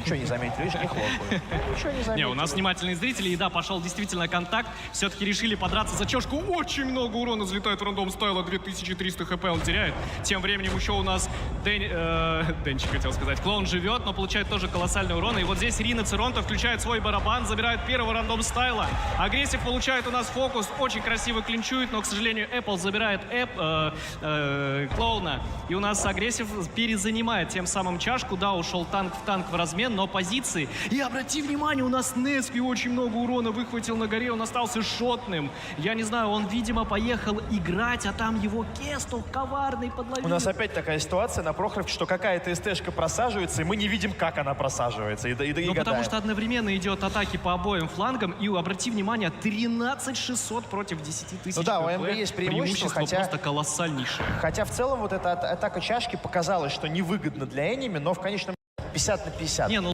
спокойно отработаем. Но Стерва, к сожалению, не смогла реализоваться. Рина Церонто, он очень быстро вышел и отдал свой барабан, получил там 1-2 выстрела и просто ушел назад. Тем самым отдав 666 клоуна. На самом деле проблема для Enemy, что Нески так много урона получил, потому что теперь он вообще не имеет права рисковать, и по сути это Ну, теперь остались без либо глаз. светляк пассивный, либо, знаешь, какой-то снайпер, но бачат и снайпер вещи не совсем совместимые, согласись. Это тебе не с леопарда стрелять или даже не с Т-62. Да, обрати внимание, сейчас Кестух очень что-то стремительно говорит своей команде. Он дает информацию о том, что у них Apple стягивается, получает плюс урон еще с центра. Ой-ой-ой, тоже ошибается, получает много урона, но, скорее всего, да, здесь в низинке он заживет. Но Apple фуловый, возможно, он будет агрессивно играть, не отпустит Кестуха. И Кестуху надо в срочном порядке брать свои все вещи и убегать с этой горы, но его не отпускают, продолжают подсвечивать. Он рискует очень сильно сейчас. Ой-ой-ой-ой-ой, как был его действительно здорово Enemy подловили, и вот просто на наших глазах растаяло это, знаешь, как масло на сковородке растаяло. Это очень сильно сейчас уравнялось.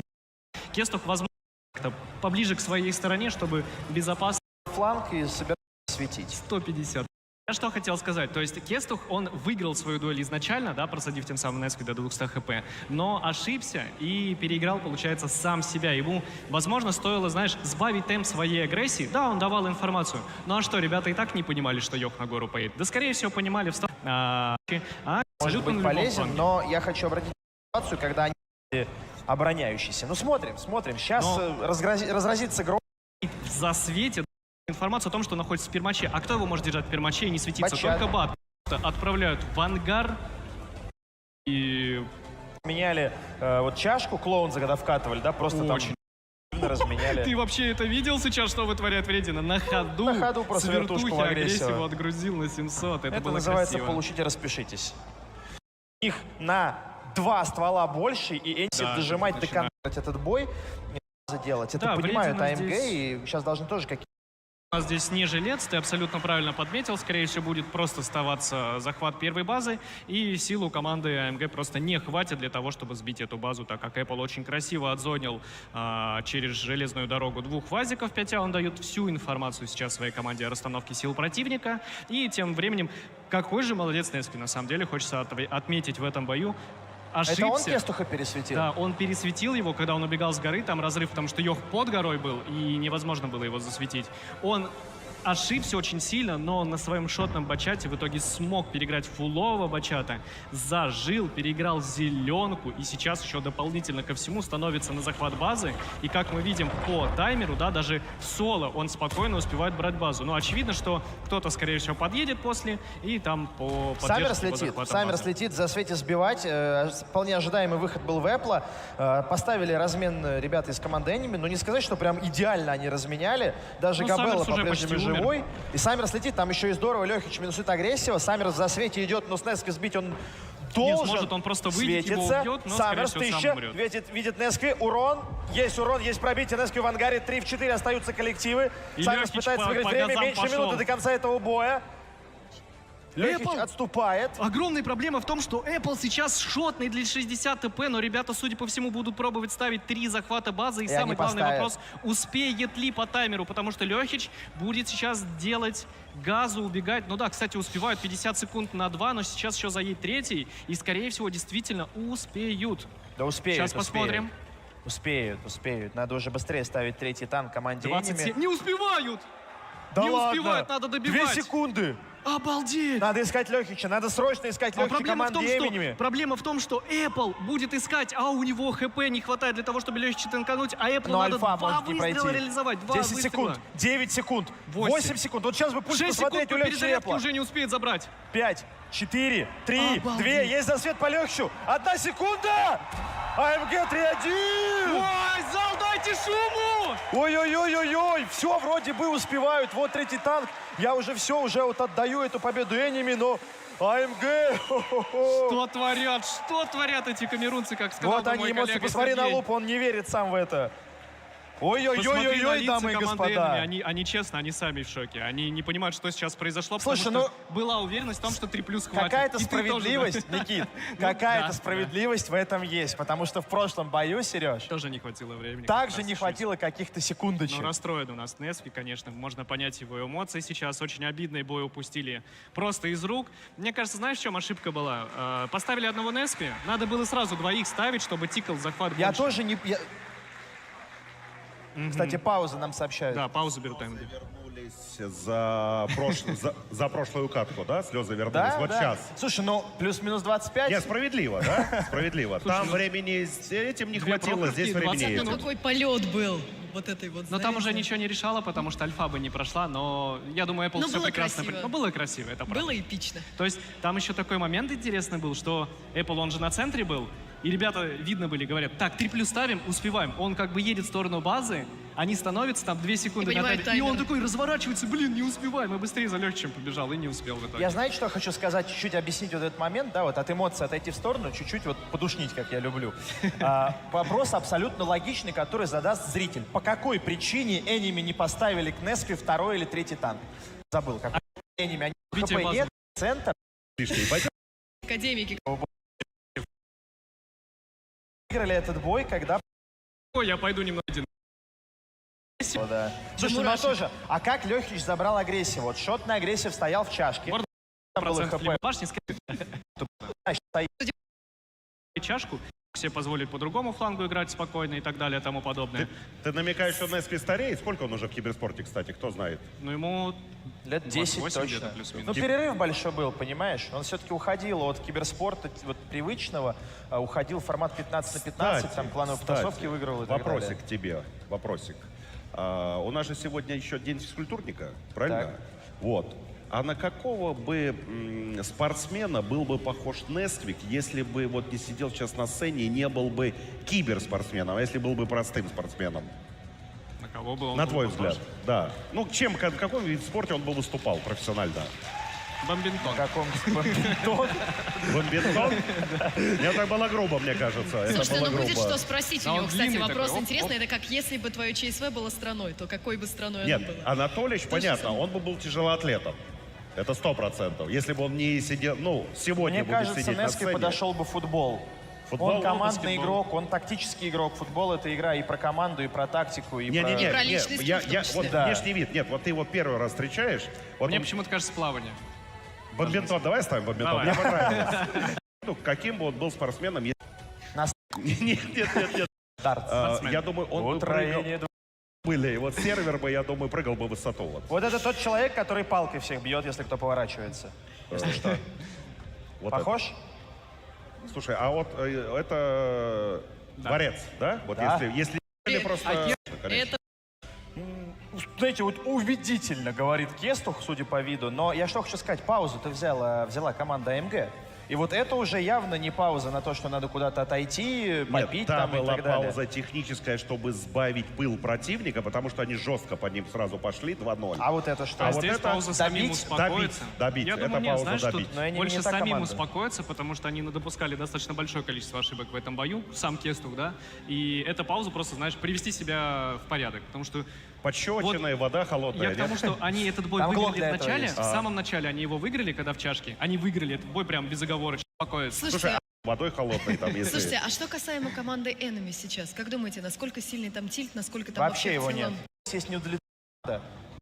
Официально право просто согласиться, показать. Поддержка на энеми. Карты Руинберг, кто в атаке, у нас 3-6 Базика, Йох, Маус и КС. у Enemy у нас. И мы сейчас на помощи стороной, и она, скорее всего, ну, в частности, да, часто забирает победы, нежели там проигрывает. Таким образом, у Enemy сейчас есть действительно хороший шанс выйти на счет 3-2. И после постараться всеми силами подравняться и сделать 3-3. Ну, давайте смотреть. Согласен с тобой, Никит, насчет того, что атака сейчас стала чаще побеждать, но при всем при этом научились обороняющиеся команды, ну, которые в обороне играют, научились различным фишкам, приемам, и, в принципе, такой, знаешь, ну, 50 на 50. Очень много зависит от выбора сетапа, от реализации. Но в целом здесь вполне такая классическая история по технике у АМГ и у Enemy. Мы можем сказать, что вот Саммерс на прокатке в такую тоже Ну, это типичную стандарт на К7 самом деле, позицию. Ну, его отстреляли, да, тычку дали, но не критично. Вредина, кстати, засветился. Вредно засветился, плюс тоже получил урон. На самом деле, я бы что хотел подметить. Мне очень нравится, какие сетапы выбирают команда АМГ на карты. То есть 3-113, 3-60 ТП, Т-62. Ты вот на него просто смотришь, и сразу все понятно, что он простой, он легкий. Тут тяжело ошибиться в плане вот исполнения. Простой, да. Да. Вот, и они отказались полностью от барабанных танков, то есть мы не наблюдаем всяких бэшек, да, мы не наблюдаем Бачатов всяких нет. да, стиров на Прохоров, то есть они прям железобетонно играют очень просто и очень понятно. И для себя, в первую очередь, очень понятно они играют, чтобы и Кестуху было легче, и чтобы все игроки понимали, что им делать, и так далее, и тому подобное. Вот, у нас еще, кстати, выхватывает урон Штур на своем 60 ТП, он чекал у нас центр, Саммерс тем временем уже достал, еще даже не началась ключ. Крючок, или, может быть, фугасами ковыряют, но 1200 на первой линии, но это агрессия. Агрессива, конечно же, сбивают, причем делает это не только Саммерс, но и Вредин там постреливает. Важный момент, что Вредин играет с малошумкой и не светится. Да, это очень интересный момент, потому что Маус просто худеет на глазах, у него уже 1500 хитпоинтов, то есть Саммерс уже почти даже выровнял ситуацию, 1200. И, если честно, я так полагаю, что агрессив сейчас будет в скором времени у нас отправлен в ангар, судя по тому, как его очень сильно пробивают. Это у нас 2 кумулятивных танка по 340 пробития, и у нас тут клоун делает вылазку на своем 113 месте с лупом. Вот, тем самым показывает, что, ребята, мы еще и в спине немножко поднадавливаем. И, возможно, это такой, знаешь, отвлекающий маневр, чтобы переключить немножко фокус команды Enemy с базы на свою спину. Типа, Да, безусловно, показать. это так. Тут, кстати, параллельно Маус у нас умер, уничтожили кстати. агрессива, Да-да-да. и наши зрители так сопроводили это аплодисментами, вот этот первый фраг в этом бою. Счет, я напомню, 3-1, так, на секундочку, АМГ лидирует, и также хочу напомнить, что до 5 побед игра идет, и больше половины уже необходимых баллов в этом матче набрали ребята из АМГ, и в этом бою пока все очень неплохо для них насчет, кстати, атакующей стороны. Но тут стоит которая подметить, выигрывает что за чаще. смерть Мауса очень сильно много потерял ХП Вредина, также на своем Т-62. Видимо, видимо, все-таки он засветился. Или блайнды. Да, или блайнды. И Саммерс у нас просел в начале, но ему больше никакого урона не дали. Но здесь вынужденно будет выход в базу. Ой-ой-ой. В спину А отлично кто это в отработает. рандомов Лёхич в кинул? спину Лёхич? вышел. Да. Отлично сбил базу, но получил в ответ тоже немалое количество хитпоинтов на 1200, но это того стоило, потому что вынуждено было, надо было сбивать базу. Но база сбита, ХП ровно, но времени еще много у Эними. Они, в принципе, могут себе пока что позволить продолжать стоять так же, как они стоят, захватывать базу за счет вот этого брустера у рандома. Насчет того, что ХП у Вредины мало, я не думаю, что оно ему как-то очень сильно пригодится, поэтому это не критичная ситуация. А вот то, что сейчас Кестуха здесь дважды просадили. Вообще, кстати, пока капитан команды АМГ, на мой взгляд, не совсем справляется с ролью именно игрока-исполнителя. Многовато брака. Он сильно нервничает, судя по пульсу, 140 пульс, да. Слушай, ну и на нем ответственность. Он лидер, Конечно. он должен, знаешь, принимать решения, определять сетап, выбранную тактику. Потому что ребята готовились усиленно, как и все. Настаивать на своем мнении, Конечно, там, продавливать. у них вариантов на каждую карту, как и у любой, еще раз говорю, команды много. Ему надо определиться с тем, что они играют против конкретного соперника в данной ситуации. Поэтому здесь давит... сетапа, да, еще Конечно, посмотреть, проанализировать, быстренько давит, понять. здесь давит еще и вот это вот командирские какие-то обязанности, поэтому... Но... Обрати внимание, Помидор, у нас продолжается захват базы, рандом все так же за трупом агрессива берет ее, и сейчас нужно будет выходить в любом случае сбивать. У нас для этого есть Лёхич, но его уже оттуда ждут, плюс есть Габелла, который может также через лоб выйти. И, судя по мини-карте, будет сейчас очень интересный мув. Видим мы его, видим. Да, таким образом, сейчас получится ли сбить базу у команды АМГ. Просаживаются уже немножечко по ХП, уже 1000 проигрывает, но важно, что по стволам все-таки преимущество за командой да АМГ. Нет, базу собьют точно, вот Габелла делает вылазку, но не больно получает ли урон. это будет? Вот вопрос цены, действительно, фугасом сбивает с рандом стайла, получает очень много урона Габелла. В этот момент Клоунс пытается прокатиться в нычку, тоже его обстреливают, но он, по-моему, получает вот эту вот самую позицию, которую хотел получить, и теперь Да, база будет сбиваться. Но сколько ХП, посмотри, уже разница Колоссальное 3000. количество ХП они отдали за эту позицию, за этот мув. Да, сбили базу, но у рандома еще 1500 хитпоинтов, и его как-то надо будет убивать. Все позиции у нас контролируются, засвечивается как раз сейчас контр-атака от Эпла и Солитуда. Они будут выходить в центральную улицу на Лёхича и Кестуха. Они, ребята, очень сильно просели, у Лёхича вообще нет никакой позиции. Там нету ни сейва, ничего. Кестух, да, в свою очередь уедет, но здесь проблема в том, что скорее всего, уже не отпустит. Садятся на хвост Кестуху, дают ему выстрел, дают второй, к сожалению, не пробитие. И Кестух у нас благополучно легко отделался да. Кестух. Но Лёхича теперь без забрали. позиции у нас клон получается.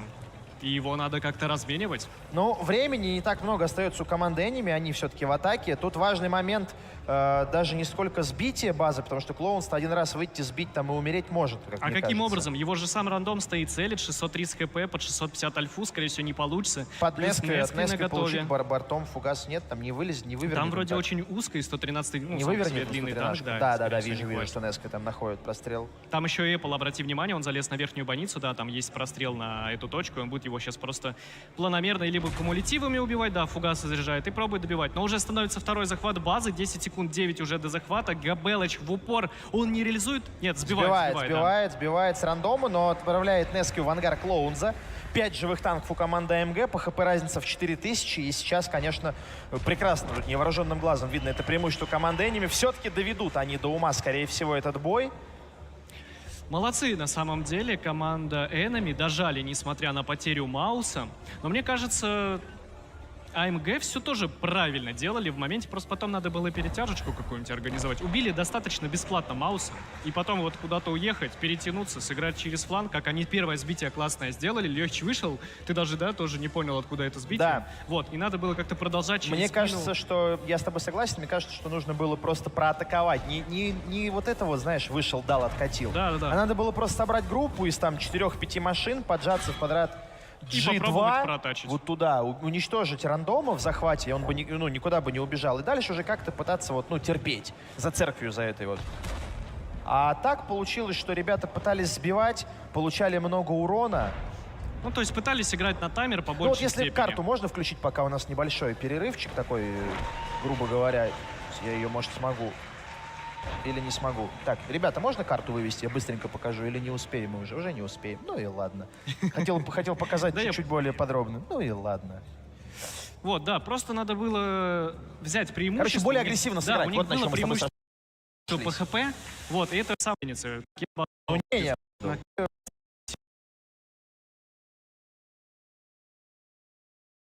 его бы- Как раз таки Счет 4-2 в их пользу. Это И матчпоинт. на Рудник поддавит вот. В этом матче. Ну и на этот самый бой, который мы так долго обсуждали, 313-х, 360 ТП КСК, это выбор АМГ. Команда Enemy берет 4 113-х, 2 Мауса и Т-62 в защите. Достаточно медлительный сетап, потому что в нем присутствует 2 Мауса, но при этом есть очень сильный кулак в виде 4 113-х, да, и 1 Т-62. Никит, я эту тактику видел от Enemy, но во всяком случае этот сетап, они Мауса гнали в центр карты тогда на квалификации в F3, в F4, он там вытанковывал. Лохейн там был, да? По-моему, Мечки? да, а 113-шки летели атаковать город. Но есть еще другие варианты использования этого сетапа, когда 2 Мауса стоят на углу в закат первой базы, выходят, вытанковывают, и 113-е влетают. То есть много вариантов. Но на самом деле, насчет того, что он медлительный, я с тобой не соглашусь. Наоборот, вот это ХП и броня Мауса, они позволят ворваться 113-м более свободно, более спокойно и разрядить это стволы если противника. противник даст, да, Маусом доехать до точки. Просто если очень быстро играть, к примеру, первую базу, то Маус банально может не успеть. Он достаточно медленный, я еще помню, играл. Вот, но давай посмотрим, что нам АМГ предоставит предлагает, команда да? Enemy. АМГ что-то очень непонятно играют, потому что они не ставят захват первой базы. Это видят и Enemy, и мы. Варианты какие? Что это какая-то засада в городе, это, ну, центра нет. Розыгрыш линия, второй да, базы. линию могли АМГ захватить своим сетапом, это и понимают Enemy, поэтому не торопится как-то туда вот ехать в направлении А-линии, там А7, А8, А9. Мне кажется, пока Enemy сами не понимают вообще в этом бою, что делает АМГ. Ну, а мы что? А мы пока... Они часто оказываются в таких ситуациях, команда Enemy, я думаю, они спокойно сейчас будут... Когда не понимают, что делает противник? Не-не-не, когда они как раз наоборот понимают, то, что сейчас Нески будет кататься, давать информацию. То есть отсутствие информации — это тоже информация, да, и сейчас по всем Согласен. фронтам эта информация как раз-таки отсутствует. То есть противника нету ни тут, ни там, ни сям. Но Вот. согласись, Никит, что даже вот поздним таймингом поставить первую базу со стороны атаки вообще никаких проблем нет. Да, да, но первая база вообще сейчас очень просто берется, ее можно Ну, в хотя бы любой поставить тайминг, ее. да, Просто любой нет тайминг. Мауса у АМГ, то есть у них нет вот этого брустера. Соответственно, если они туда загонят 60 ТП, то, ну, это просто будет какая-то перестрелка 60 ТП там с танком. Это потенциально наводит в на косе. какие-то мысли, я думаю, команды Enemy. Обратите внимание, кстати, у них и на Химмельсдорфе 313-х, 360 ТП, только там не ЦСКА была, а британец. У них очень похожая стилистика вообще в целом. У АМГ? Да, у АМГ по ходу всего матча, то есть они пытаются навязать свою драку просто и в этой драке выйти победителями, скорее Сетап всего. абсолютно метовый, абсолютно такой понятный, классический, сильный 60 ТП, которые сейчас одни из самых популярных танков в киберспорте. 113-ки тоже для вката идеальные машины, там ДПМ, скорость бронирования, то есть все есть, что нужно, поэтому... Как тебе, кстати, стили команд? Мне вот я сейчас Прикольно. смотрю, прикольно. мне прям нравится. Ну, посмотрим еще, чего там у Биондов и у Джамбо, но в АМГ они стильненько смотрятся, прикольно. Стильненько, да и у Enemy тоже синий цвет прям под их лого очень хорошо сделали. вписывается, да. Да нет, вообще модик вот это вот развивают за последний год. Я говорю, и оборудование добавили. Теперь можно посмотреть, на каких оборудках вся команда играет. Раньше приходилось там каждого кликать, там Скоро анализировать. еще полевую модернизацию будем видеть, вообще вся информация. Слушай, развиваемся. Киберспорт такими медленными шажочками, но привел нас сегодня в Лужники. Извини меня, медленно, но залезли так уже, знаешь, на небоскребчик, в принципе. Можно еще в космос улететь, но это мы очень ждем. Пристегнитесь, мы взлетаем. Да, мы очень ждем. Смотри, как Штур активно что-то комментирует, не знаю, проговаривается, может, высказывает даже какие-то претензии, хотя в бою, в принципе, вообще ничего не происходит. Я думаю, высказывает свои предположения, потому что он Или занял, предположение, да, может, какие-то достаточно поломки увидел, интересную да? позицию. Может, что-то услышал. Там вот ребята здесь там за углом или там Обрати 23-й внимание, у нас улице. да, сервер тем временем подсвечивается на своем маусе и получает урон. От 113-го, я так понимаю, да, это было от 666 Клоун на своем 113-м, В малом который городе занял сервак. Валини, да. Вот, ну потихонечку команда Enemy получает какой-то бесплатный урон. Вот, но они только лишь выравниваются по ХП. Так А что у них Солитут очень где поймал? Тоже тут же, да? Солитут, по-моему, блайнд словил, если я не Но я ошибаюсь. так понимаю, что это вредно светит их, ребята понимают, а стреляют со всех сторон. Да, я думаю, Enemy четко понимает, что светит их и непосредственно средний танк, то есть не тяжелые, да, машины, а это именно CS-63 Вредина. И, то есть, у них есть минимальное количество информации о том, что 113 тут, CS-ка тут, и, в принципе, на этом все. По всем остальным танкам информации нету. Вот, но у них есть очень важная информация от Штура. Apple еще получает. Apple еще получает? Ну, одну. Да, тычку. Ну, так, Клоун потихоньку, засветил. знаешь. Слушай, на угол забрали. Вот О, на самом деле Клоун очень неприятная позиция очень хорошая для команды позиция, Enemy. Она конечно, хорошая для конечно. МГ и неприятная для Enemy. Это Оттуда очень очень хорошая тяжело выбить позиция, танк. я тебе больше даже скажу. Она очень бесплатно занялась через один выстрел, потому что та позиция очень отзонили. рискованная. Да. За счет, и за там счет просто засвета танки взрывать отзонили можно. танки, которые могли засветить, потому что им прокинули пару тычек. И Не поэтому позволили бесплатно, отстрелять, не да, позволили ну, засветить. Сейчас атаковать в клоуна — это равносильно самоубийству, потому что нет понимания, где танк. Слушай, как потихонечку, да, ну вытягивают вот эту очки прочности. Тычка за из тычкой, Enemy. уже 4 выстрела в один разменяли, очень хорошо. Тем временем 666 клоун у нас тоже получает выстрел. Это ничего Атака. страшного. Пошла атака у нас в Штура. Очень сильно Бам. ошибается в тайминг. Сейчас будет такой Где залп, ребята, Где он? готовимся. Где он? Раз, два. Где И третий? третий, и Третий третий. здесь. 2232 урон, почти 4 двоечки, выбили джекпот. Но еще немного. И тем самым Штур у нас становится шотный для любого из тепариков. И даже 113 в принципе, может забрать выстрел, если повезет с альфой. Тем временем пошла контратака от команды Enemy по F-горизонтали. Ну, пока нет контратаки, они пока просто сблизились, здорово просадили легче, но не вкатили. Но здесь попали в ловушку агрессив Нескве. Ловушка Джокера, по-моему, сейчас сыграла. Ловушка МГ. Ловушка Лупа. Ловушка Кестуха.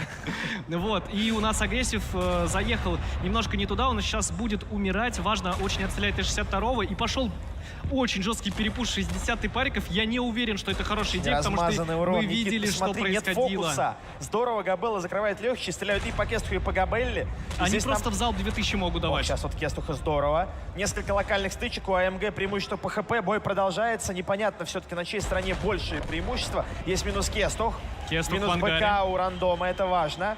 Скорее всего, желтая закалка, так что ничего прям сильно страшного, но умирает у нас рандом. Плюс агрессив на своем Маусе очень сильно пострадал, 100 хп, но его сейчас будут забирать. Да, он разменялся, но его отправляют в ангар. Я уверен, что Габелла с легким еще, скорее всего, смогут реализовать хотя бы по выстрелу. Да, они еще Вредина реализуют. минусится А, это нот Летюда. Вредина, это Вредина с Вредина центра там. приехал, помог. Какой молодец, Лехич-то все еще живет. Ничего себе. Вредина Есть делает минус второй Apple. минус. 3 в 5. Проблемки у Enemy, но по ХП еще неплохо. Тут Сервак начинает получать урон и от Лупа, и от Саммерса. Штур еще живой, хотя мы видели эту трешку. И какая коварная позиция 666 клоуна. Он все-таки приехал через свою нулевую линию, поджал верхний город. Таким образом, сейчас перекрестный огонь. Оказывается, у нас сервер, и его сверху и снизу города будут простреливать. Реализовывают Вредина свой выстрел, но я думаю, это не критично, потому что есть еще ХП на команде в целом. Но его уже не так много. 3 в 3 ситуация. 2700 на 1200. 666 клоун забирает Нескве. 2 в 3, но там сейчас Луп будет отправлен в ангар. Есть минус, бой не закончен. Сервак 1 в 2 остается. 2 минуты с небольшим. До 5 побед этот матч идет. Я напоминаю, что команда, которая проигрывает, выбывает из борьбы за чемпионство. Ой-ой-ой, друзья мои, вот сейчас какая тишина в зале, прям вообще. Но я думаю, здесь уже все понятно. Ну, и- подожди. Разменивается с Врединой сервер, он шотный. Ну, и сейчас 666 В атаке клоун команда подъедет и АМГ. спокойно А сейчас взрыв сделает. БК у Клоунза, а? Не веришь? Не верю. Не веришь? Не верю. Клоунз? Нет! 4-2 МГ! Красавчики. 4-2 МГ, ребята! Ой-ой-ой-ой-ой-ой-ой, матчпоинты пошли 2 раза. 2 раза могут сыграть на рудниках ребята из команды АМГ, но надо хотя бы раз выиграть, чтобы оказаться в финале Если хотят, то надо финального выигрывать. эпизода легендарной семерки. А вы не верили? А вопросик. А вот у команды сервера будет еще шанс побороться за За третье топ-1? место. За топ-1 нет. Только за третье. Сингл.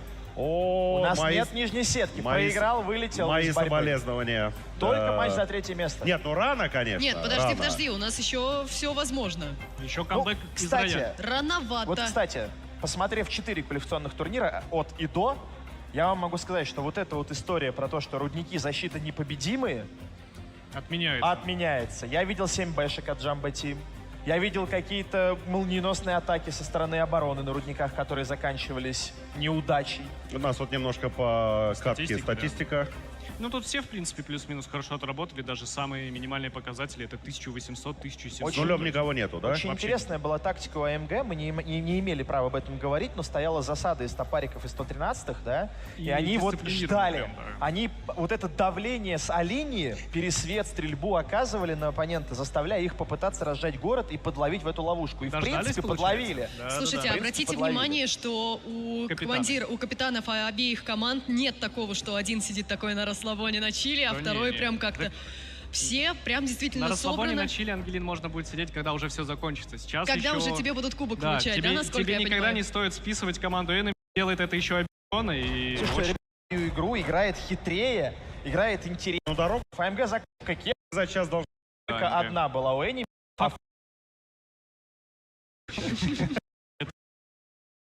Говорили, что Enemy с атаки рудники начинают. Вот что я Да. вспомнил.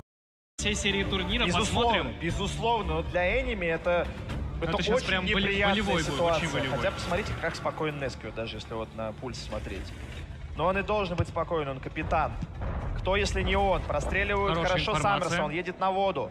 Светится и Клоунс, в него не залетает. Гора занята, конечно же, команда Энеми, светится там танки. Бесплатно, прошу заметить, гора занята. Солитут просто на халяву проехал, если можно так сказать. И хороший отстрел произвели. Никто и они не еще. планировал там отстреливать, Никит, никого. Да, не планировали, но обычно просто отстреливают, а здесь прям не планировали. При этом и гору заняли, и дали достаточное количество урона по танкам на воду, то есть просадили. Кстати, ни одного барабанного танка команда АМГ не использовала за 6 боев. Да, но вот Седьмой сейчас, бой, 2 бэшки на дефе рудников. Вот что Очень это такое? интересно, очень Дерзость, риск, что это? Или ум? Или что это? Что это такое? Я думаю, это тактика. Тактика? И они ее придерживаются в первую очередь, Безусловно. да. Но посмотрим, как AMX 50B будут реализованы. Очень интересный выбор танков на самом деле, потому что это барабаны, но при этом картонные танки. Но при этом и очень жирные. Сейчас очень много танков с большим запасом прочности на самом деле появилось. Но будем посмотреть, как говорится, что Enemy противопоставит против этого сетапа. И с учетом того, что у них на данный момент есть хорошие позиции, в принципе, могут что-то себе и позволить сделать. Будет такая, я думаю, осторожная, долгая игра, потому что Энеми прекрасно понимают, что если они проигрывают, то это провал, это сенсационный провал будет. Поэтому они будут вот максимально использовать там, информацию, время, нащупывать, пытаться просадить. Скилл тут, конечно, сумасшедший, но ситуация очень неприятная, абсолютно неприятная для команды Энеми. И для их болельщиков. в том Понятное числе. дело, что сейчас никто никуда торопиться не будет. Никто не хочет закончить этот матч быстрее. Все хотят его закончить уверенно, да, вне зависимости от счета. И как мы видим, потихонечку уже идет просадка у нас по ХП. Все еще просаживают танки, находящиеся на воде, как мы видим по графике, да, но мы не можем это... Хотя нет, почему? Мы можем это Габелла озвучить, да, там. получил. Я к тому, что у 666 клоуна отсутствует несколько модулей. Судя по тому, что у Apple, ну, это пресс-аккаунт, все перки прокачаны, там есть перка не интуиция, прошу прощения, а этот... Мастер на все руки. Не мастер Про на что все ты руки, а хочешь этот... У командира, который показывает выбитые модули. Снайпер. Снайпер, да, снайпер. Это не у командира, у наводчика даже. Или у командира. Я Командир, что-то подзабыл. по-моему. Или у наводчика. Я тоже. Ну что такое полез как снайпер? Все и так понятно. Ну ты понял, да. Да, я думаю, зрители тоже. Это уже не важно. Важно то, на самом деле, что, во-первых, 7 минут еще. Во-вторых, 1500 хп плюсом у Энеми. В-третьих, Нету информации по 50Б также у команды Enemy. по но я бэшкам думаю, инфы нет, но... приблизительно понимают, я думаю, где расположена техника команды противника. Ну, потому что карта сама по себе маленькая, она там да. 500 на 500 метров. Тут ты никуда просто танк не можешь спрятать. От лука Хорошая. прилетает Штура. Но Штур, правда, тоже отвечает любезностью своему оппоненту. Еще и с Ать. вертолет ровно, потому что по альфе они в 2 Ну, раза понятно, меньше. да. Урона нанес и получил плюс-минус одинаково. Но при этом он занял хорошую позицию и и 5-й борт по 3 калибрам пробил. С другой стороны, ему тут очень... Смотри, что сделал вот этим вот действием Штур? Он, немножечко открыл себе и своей команде возможность атаковать 7-ю линию. Вот это важно. А вот это важно. Так вот, открыл атаку, возможность атаки по 7-й линии, а Б заставляет противника, то есть команда атака, например, первый. Такое Проблема тоже. среди Ну да, вот фугаса, это пробитие было уже важно. прям Это было будет- важно. Кинуть эти там 100 урона, Да, и подвести и оставить под альфу. танкшот. Да, То есть, и очевидно, это можно очень справедливо. больно делать. Вот, ну, на захват базы и проконтролировать уже, ну, первым номером сыграть. Ну вот, у нас бой очень такой спокойный, очень размеренный. Команда Enemy, она ни в коем случае не хочет, ну, допускать какие-то в этом бою, да, на волоске. У команды... Ну, я говорю, а какой здесь нажимом камня в квадрате F4? Помню, раньше любили второй базы из среди топчиков. Рудники катывают в первую. Ай-яй, полетела в землю, но я думаю, успеет еще свой барабан от рандома и агрессива, но сейчас им придется с боем проходить дальше в Саммерса, и только после убийства Саммерса им придется убивать 666. Или это просто очень много хп. Команда Enemy где? Рисковать, закатывать в и солитют, очень важный выстрел минус. Солитют на воду, они... Много, но агрессия. Сейчас зарядится. Что-то есть. Есть снаряды. Полный барабан у Вредины, надо пробивать. Надо долго. просто реализоваться. 2 пробил. Еще одно. И нет прошла альфы. альфа. Очень важный выстрел. Вредина. Давай, давай, давай. Есть Хорошо. минус. Хорошо, Вредина. Солитют принимает первый залп на команде Enemy. Этот контрпуш срочно забирать занятой горы. Сильно страдать командой. Времени 2 минуты. ХП сейчас хороший. 666 клоун у нас на ИСе 7, но ставится захват базы. Ехал, да-да-да. Тут Лехич пытается заехать на гору. Вот сейчас бат Лехич от первого лица на пульс, на его лицо, вебочку. Нески ошибается, подставляется под 50Б, получает 2 выстрела. Сервер забирает нот Вредину. Ух, какой хороший минус. Клоун забирает у нас Нескви на Нески CS. ошибся. Солитют получает пробитие от Штур ошибся! Энеми горит. Этим Солитют еще... Энеми могут на... Пробовать играть банально уже не 50Б. Подсотная. 24, 20, 19. 12 секунд. 11, друзья мои, 10, 9. Фугасом отрабатывать не пробивает. Здорово. Не успеет Кестов зарядиться уже больше раздавать. сервер. Не успеет, к сожалению. 2, 1. АМГ в финале! АМГ в финале! Друзья мои! 5-2 счет у нас. АМГ побеждают команду Enemy с разгромным счетом. От чата, чат, боже, зал весь отсчитывал таймер, конец. 5, зал, 4. Да. Слушайте, неожиданно, да? Очень Вообще неожиданно. Вообще. Молодцы! Воу, поддержка. Вот Браво. они, фанаты появились. Вот они. Фанаты здесь, на месте. Браво, АМГ, это сенсация. Не матч на Так, самом деле. для ветеранов танкового киберспорта, они какое уже место гарантировано? Топ-2 минимум. Топ-2 минимум. Топ-2 минимум. АМГ, да? 50% призового топ-1, если мне не изменяет память, 25 топ-2. Короче, От всего 75% призового. призового. Как распределяться призовые? Все, будут? понял. То есть 50% первое место заберет, 20% Вредина, кстати, разные. Настроение. Сейчас. слушай, ну браво. А я вот не знаю, кстати, у нас не предусмотрено никакое интервью в таких ситуациях, какое-нибудь там быстрое включение у Вани, там, у Кеста. На самом деле, это было круто. Я настолько в шоке был, честно говоря. В финале! Я скажу, надо узнать эмоции команды. Какие впечатления, что чувствуешь? Как с пульсом дела? Вообще, ну, как впечатление? Эта победа была, ну, очень сенсационной. Зал. Во-первых, спасибо всем. Спасибо всем, кто пришел. Спасибо всем, кто смотрел на трансляции. Да, тяжелый бой очень был, но тяжелый матч. На самом деле с пульсом все нормально, нервов вообще никаких не было. Матч был тяжелый, все бои были тяжелые. Любая победа давалась очень тяжело. Команда хоть и проиграла 5-2, но с ними практически нереально играть стабильно на победу. Это было очень тяжело. Спасибо, что поддерживали. Это было важно. Потому что, ну, у вас вот до этого момента, я уверен, было не так много фанатов в зале. А теперь зал! Ну, ты слышишь? Ну, ты победу. Я думаю, в первую очередь подготовка, потому что мы огромные а против нас, возможно, не выкатили самые жесткие страты, может, что-то на финал готовили, но в следующий раз, я думаю, будет еще тяжелее играть против этой и следующих команд, потому что нас уже будут воспринимать всерьез. Смотри, финально. Впереди у вас или Beyond, или команда Jumbo Team. С кем хотелось бы встретиться? Да, я думаю, что все-таки Бейонды пройдут. А с кем, в принципе, вообще не важно. Это финал, тут уже Уверена? Абсолютно любая команда Уверена. будет. И давай, смотри, на финал нужна будет точно поддержка фанатов. Надо сказать им пару слов. Те, которые Абсолютно. онлайн, которые офлайн. Я хотел бы сказать вам, что поддержка действительно очень помогает. И если здесь появились какие-то новые фанаты нашей команды, то был бы очень благодарен в финале услышать вас. Спасибо всем, кто пришел, и спасибо всем, кто смотрит на трансляции. Спасибо. Удачи. Если вы готовы, да, собирайтесь. Вот, у нас впереди еще следующий матч, второй. Вот какому у нас здесь в самбо-арену в Москву. Стоит миллионы, мне кажется. Зал, пошумите! Танцевальный номер от Черлит.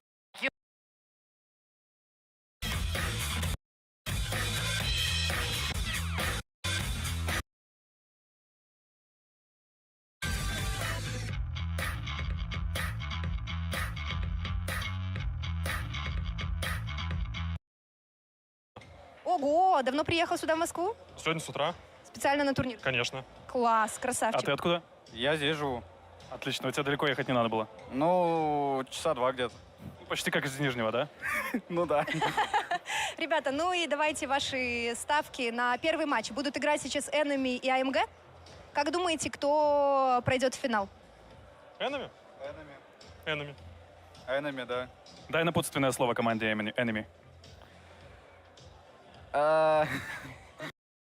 По идее, так мы и работаем. Радио для тех, кто в дороге, Мы в пути. повторы смотрим, или мы кто? Или мы виджеи? Получается, что мы виджеи. Мы виджеи.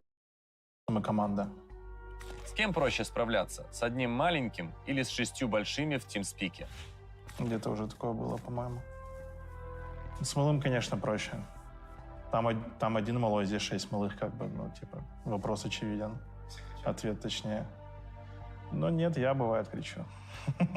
А какое слово чаще всего можно услышать в вашем тимспике? Но все равно запикаете в любом случае. Так могу, конечно, сказать, там, ну, так, 5 букв есть в слове. На третьих отборочных вы одержали победу над самыми топовыми командами в сложнейшей сетке. Вспомни, как это было. Просто пришли, играли, побеждали, вот и все. Хороший день был, просто игра складывалась, нам везло. Вот и все. Какую карту ты бы добавил и убрал из пула карт на турнире? Мне очень нравится полкарт на турнире. Это не просто тест, это уже что-то отработанное, что-то такое, то, что должно работать по факту. Да, во всяком у случае, в головах Ирины Джамбо. такой достаточно серьезный бёрст урона, на самом-то деле. Можно быстренько где-то подловить там парочку машинок, которые где-то в раше пытаются занять какие-то ключевые позиции. Там, кстати, в этот момент закатил у нас стрим, немножечко получил в прокат, 1615 очков прочности у него остается. И ребята тут стоят в перемычке такой. Правда, Джамбо играют в обороне, не знаю, может, решили тоже подзахватить базу, чтобы дополнительные свечки в обороне забрать. А пока что Бейонды планомерно так разыгрывают свою атаку. Бейонды осторожничают, не торопятся никуда. У них нет ни одного светляка, все танки тяжелые. И Бейонды здесь не могут позволить себе активным каким-то светом собирать информацию. То есть Бейонды в данном случае могут только за счет каких-то вот самостоятельных поджимов или вот активных действий Джамбо собирать информацию. Но мы видим из-за того, что все ТТ у Бейондов, у них изначально ХП больше, так еще и просадили стрима. Вот, ты сказал, что чем немножко, но по факту 1000 ХП сняли. Достаточно неплохо, у него 3 шотика там это... влетело. Сейчас смотри, с учетом того, что понерфили у нас Йоха и Концепта, большинство карт начали играть в 7 тяжей, какие бы это карты ни были, открытые, либо полуоткрытые, либо вообще закрытые. Везде ребята набирают мясные сетапы такие из 7 тяжелых танчиков и планомерно где-то стараются через тактическую составляющую отжимать карту и зажимать своих оппонентов в другой части карты. Тут уже небольшое преимущество за Бейондами. Кстати, 4000 по хелспоинтам у ребят. Там Анатолич начинает у нас поджимать под домик, получает один шот от Ринацеронта. Там же Беовульф под церковь на Маусе закатывает. А ребята из Джамбо Тим пока что втроем в 3 носорога стоят в круге своей первой базы и обороняются. Ну, вообще, вот, видя вот это преимущество по ХП и вот этот поджим Мауса, мне кажется, сейчас Ринацеронты достаточно уязвимы, и теоретически в них можно ударить Бейондом, то есть собрать какую-то группу и проатаковать. Понимает ли это Джамбо Тим? Безусловно. Я думаю, что на это и акцент. Вопрос, насколько удастся разменять или там в этом сражении выйти победителем, тут ответ очень простой. Слушай, он тут кроится очень в тест сейчас ЛТ. такую приятную позицию занимает Вильф. Извини, что я тебя, помидор, перебью. Он отжал позицию на Е1 и сейчас достаточно легко, по сути говоря, должен там давать бесплатный урон. В это время у команды Beyond основная группа подъезжает к своему капитану команды, к Анатолию. Сейчас будет закат в первую базу, тут же Spirit Fury 1500 хп, стрим 1600, и у ребят планомерно так хп кончается, Бейонды так достаточно сильно доминируют, пошел вкат также по Вильфу, а Валадик Совнер у нас тут заезжает, Толик проседает, стрим уже 700 хитпоинтов, скорее всего первый уйдет в ангар, есть первый минус у нас от Диффундера. Первый минус. Взрывается стрим. По ХП у Бейондов преимущество достаточно ощутимое. Как-то с самого начала оно было. Есть минус здесь Вильф на первой линии, но Бэшка это будет на КД. У Владика не так много очков прочности, но сейчас очень важно, что выключен из боя 60 ТП и Маус. У команды Бейонд тут еще и Интим сгорает, а им делает минус 4 живых танка у команды Джамбо. Где-то там Драготим на тесту ЛТ. Вообще пока его ЛТшка была не полезна. И он здесь подразменяет. Но посмотрите, дорогие друзья, как много ХП у Бейонда. Все танки, что живые, все имеют больше 2000 очков прочности. И, конечно, серьезные проблемы. Кстати, обратите внимание на пульс Драготима, там почти 150. Это прям... Ну, волнение, первый бой. Сейчас ребята, я так думаю, включатся немножечко волнительно перед зрителями. А так, да, я с тобой, Артем, согласен. Не понял, какое исполнение было у ТСТ ЛТ изначально, какая была задумка, тактическая составляющая. Но ребята вот из Jumbo Team достаточно бодро вкатили в первую базу, приехали Ирина Церонта, а вот... Но это ничего не дало. Овнер да. Авангар, кстати, уходит следующим. Не, это дало преимущество для команды Beyond, они там просадили... Ну вот разве что, да, это дало команде Да, Beyond да. преимущество. Потому что вроде отжали эту перемычку, эту еле горизонталь, а что толку-то? Центр контролируется Бейондами. На первой, третьей линии Дев сильный. Тут еще поджог один Бамблби играется. У Бамблби Второй уже еще поджог для 162 команды Beyond, пульс. ребяточки. Слушайте, но нервничают Джамбо, нервничают больше, чем кто-либо Бамблби вообще. пульс 160, не знаю, там надо, мне кажется, поддержать команду Джамбо. Очень сильно волнуются ребятки. их Ну, первый начало бой. пока вообще неубедительное получается. Вот этот бой. Какая-то тактика была, но, знаешь, ощущение Беззубая такое, что тактика, на перемудрили. самом деле. Что? Беззубая тактика была какая-то такая, знаешь. Ну, вот на то, что играли Бейонды, точно. Но тут, я думаю, сомнений уже нет, что это победа Бейондов. Ринацеронты себя не реализовали, открытые были, уйти не могли. Все это контролировалось Бейондами. Они без ЛТ, о чем я говорил, имели информацию. При нужде поджали Анатолича на Маусе спокойно. Потом через этого Мауса вкатили, он здорово впитал. Ну, в общем, оборона Джамбо действительно беззубая получается. Но Мне кажется, это лишь первый бой. Да, это первый бой. Возможно, они в 3 Ринацеронта ехали, то, что думали, то, что Дефундер будет поджимать перемычку, возможно, со старта. Если получилось бы убить танчик, это было вот какое-то преимущество. А так ребята просто приехали, вроде бы позиции отжали, а вот что дальше уже делать с этой позицией, ничего не смогли. Это первая победа, ребята, для команды Beyond. 1-0. 1-0. Бейонды начинают с исключительно уверенной победы. Здесь вообще никаких вариантов. Победа есть, победа в кармане, начало положено. Ну и надо как-то успокаивать нервы команде Джамбо. Мы, говорю, видим вот этот пульс. Пульсометр с самого дико начала. зашкаливает, на самом деле, у ребят. Ребята 150 начали... у Драготима, 160 у Бамблби. Да, ну, ребята под волнением это конкретно. только начало матча, счет 0-0, вообще, ну ничего еще Слушай, не на самом деле произошло. первый бой, он самый волнительный такой по себе. Потом ты уже успокаиваешься. Втягиваешься. Да, да. Во всяком случае, Согласен. у меня так, и я думаю, у команд также работает. Потому что Согласен. первые катки — это такие Вот волнительные они, истории. вот они.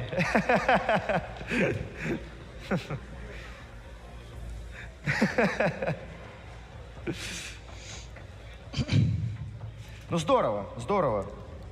И для болельщиков Бейондов, ну говорю, Джамбо действительно надо успокаиваться. Может быть, сейчас как-то болельщикам Джамбо там поднавалить немножко, поскандировать Джамбо, не знаю, потому что непонятно даже с чего. Просто аргументировать вот такое волнение первым боем, настолько имя давит, но мне кажется, что они так уже хорошо знакомы с Бейондами. Мы обсудили, и пик-бан достаточно зрелый со стороны обоих команд. Ну опять легкий танк. Опять легкий танк на мураванке, а Драготима, он себя в очередной раз не реализовывает. Непонятно, для чего он его берет до сих пор. Как будто, ну, против Beyond не работает. Возможно, против каких-то других команд это зашло бы, но когда ты играешь с настолько именитым противником и полностью знаешь его стиль, возможно, стоит лучше подстроиться. А может быть, они как раз-таки подстроились, а команда Beyond подстроилась под то, что они подстроились. То есть Контра, закон контры, Африка. контры получилось. И по итогу вышло то, что Beyond, как обычно, оказались на коне. Ну, перемудрили, Да, перемудрили. Явно С этапом перемудрили. Сами себя три переиграли, по Ринацеронта. сути. Там, кстати, стрим на Ринацеронта один шотик дал, у него там 500 урона, то есть он даже барабанчик не смог результативно раздать. Там вышли, зафокусили, все четко, все грамотно. Говорю, тут как будто и по сетапу, и по занятым позициям никого преимущества не получилось. Поэтому бой однокалиточный, но все, знаешь, пропустили его, забыли, перелистнули. Причем это сделали и Бейонды, очко забрали, какая разница, что там дальше. Ну, вернее, важно, что там дальше, а какая разница, что дальше в рамках того боя. Нам показывают сетку, кто на кого выйдет, но я думаю, что здесь все поняли. БО-9 у нас классическая, да, до 5 побед, 3 место и, ну, матч за 3 место и 2 полуфинала. В финале АМГ ждет, смотрит, не знаю, потирает ладошки или там готовится. Пока Beyond впереди, пока Beyond впереди, пока Beyond начинают хорошо, и им надо продолжать в том же темпе. Болельщики довольны, поддерживают шумный зал. Бионда все хорошо. Пока все прям вот стабильненько. Джамбо надо как-то подсобраться, взять себя в руки и уже как-то, не знаю. А у нас сейчас какая страна вообще доминирует на Мураванке после переделки баз? Это также атака с небольшим преимуществом или уже баланс? Не, но все равно атака немножко поудобнее там играться стала, все равно, как ни крути. Но думаю, все в порядке у Джамбо. Скажем так, защита точно не сильная. Вот защита точно не сильная. Насчет того, что доминирует ли атака или она сильная. Просто раньше до переделки карт у нас атака побеждала там 70+% боев, нежели чем Согласен. оборона. Ладно, давай смотреть, пока мы видим, что оборона проиграла первый бой, а теперь оборона у команды Beyond. Сетап. Jumbo Team берут 60 ТП, 50 Б, 3 базика 75-х, вновь ринцерон-то на этот раз только один, и вновь тесту ЛТ. В первом бою он был крайне не полезен, неэффективен, и, мне кажется, сыграл Драго достаточно Beyond пассивно. уже это у нас 50 Б, базики 74-1 в количестве 5 штук, и Толик на своем командном ИС-7 просто рвется в бой. Да, я напоминаю, что игроки могут слышать, что мы говорим, и плюс нет никакой задержки, поэтому мы не произносим направление квадраты, но есть засвет, Эвил на бэшке светится. Конечно же, это сделает Драго Team за счет своего легкого танка, также светится и Анатолич, и Jumbo Team понимает, что несколько танков Биондов идут в лес. А возможно и глобальную задумочку понимают ребята, они также тут собираются. Ага. Светится стрим в лесу. Светится Вильф. Ну, в общем, понимают команды, что здесь есть какие-то танки и одной, и второй команды в лесу. И, соответственно, возможно, драка за лес, возможно, просто аккуратная игра за счет ЛТ. Ну, тут должен Драго Team давать ответы своей команде, что это, слушай, где драки, где вкаты. светит весь закат команды Beyond, которые пушат по 0 любой вертикали у нас. И ребята из Jumbo должны сейчас принимать, мне кажется, ребят. В своем стиле Бионды играют, все танки их засвете, они едут атаковать, принимает этот бой Интим, начинается рубка, в этом бою ничего долгого не будет, пошла жара. Будет ли вкат до конца или все-таки встанут в позиционку в упоре? Позитив подкатывает. Пока что ребята планомерно так расколдились, немножечко стоят. Одни боятся, другие боятся. Биондам, собственно говоря, и незачем куда-то либо спешить, поскольку у них оборона, время играет на их стороне. Это Jumbo Team, надо что-то делать. Ой, хороший выстрел. Здорово. Залетает у нас тут по Беовульфу на 700 единиц прочности. Где тесту ЛТ, где Драго Team? Он должен быть полезен. Здесь идет какая-то вылазка от стрима. Он очень много лишнего урона получает, но разряжает стволы. Вкатывают в перемычку сюда, вот между двумя холмами в позитиве игроки команды Jumbo Team. Загорается позитив, он отправлен в ангар. Пошла рубка. Пошла рубка. Здесь нет какого-то четкого фокуса у игроков команды Beyond. Но и Jumbo Team после уничтожения позитива не могут здесь четко кого-то зафокусить. Хотя вот получилось. Рассыпается команда Beyond. Тут преимущество по стволам уже для Jumbo Team. Они едут дальше. Приехал Анатолич, приехал у нас Виллиш, 2 фулловых танка команды Beyond. Овнер, шотный на 50 Б раздает барабан. В это время умирает у нас Аим с Беовульфом. 505 единиц очков прочности у него. Убирают у нас Овнера. Первый, так сказать, фраг для Beyond. Умирает также у нас Интим. 5 игроков команды Jumbo живы. У Биондов осталось лишь 4 машины, но по ХП у Биондов преимущество. И здесь рулит фокус. У кого фокус Приехал лучше, наконец-то тот и Драго будет Team у нас побеждать. в драку. Но он и так накидывал там по корме. 3-3 по стволам. Бионды еще в бою. Нет какого-то преимущества, но на КД Эвил это важно. Пока его бэшка разряжена, Анатолич и Вильф продолжают сражение. Здесь есть возможность у Драго помочь. Как будто бы Spirit Fury, у которого было больше очков прочности, там в это время стояло 60. Важное пробитие от Spirit Fury. Вильф в ангаре 2. Что там у Эвила? Сейчас бы от первого лица за Эвилом посмотреть. Там полный Эвил барабан должен должен быть заряжен. Сейчас будет умирать у нас Бамблби. И по фокус попадает Эвил. Успеет ли он разрядиться что-то? Или он просто приехал разменять ХП? Это для того, чтобы только не фокусить. Нет, там есть снаряды, но в клинче очень тяжело с 60 ТП. А Бамблби вместе со Штуром столько турниров 3 на 3 отыграли. Там такой опыт этих клинчей сумасшедший просто. В ангаре Эвил. По-моему, все-таки Jumbo Team возвращаются, не успев куда-то, уйти далеко. Слушай, как будто бы атака все так же доминирует у нас на карте Мураваночка, да, там с меньшим процентом соотношением, но тем не менее остается у нас последний Толик. 800 очков у него, и тут Spirit Fury с Драго Team'ом. Хороший бой с точки зрения динамики, но я хочу сказать, что мне показалось, что Бионды сыграли этот бой не в своей стилистике, потому что они поехали уверенно, дерзко, нагло, сразу в лес. И почему-то остановились. Они оставили позитивы на острие вот между двумя холмами в так называемой перемычке. Оставили технику сзади, бэшку вообще далеко-далеко на прикрытии.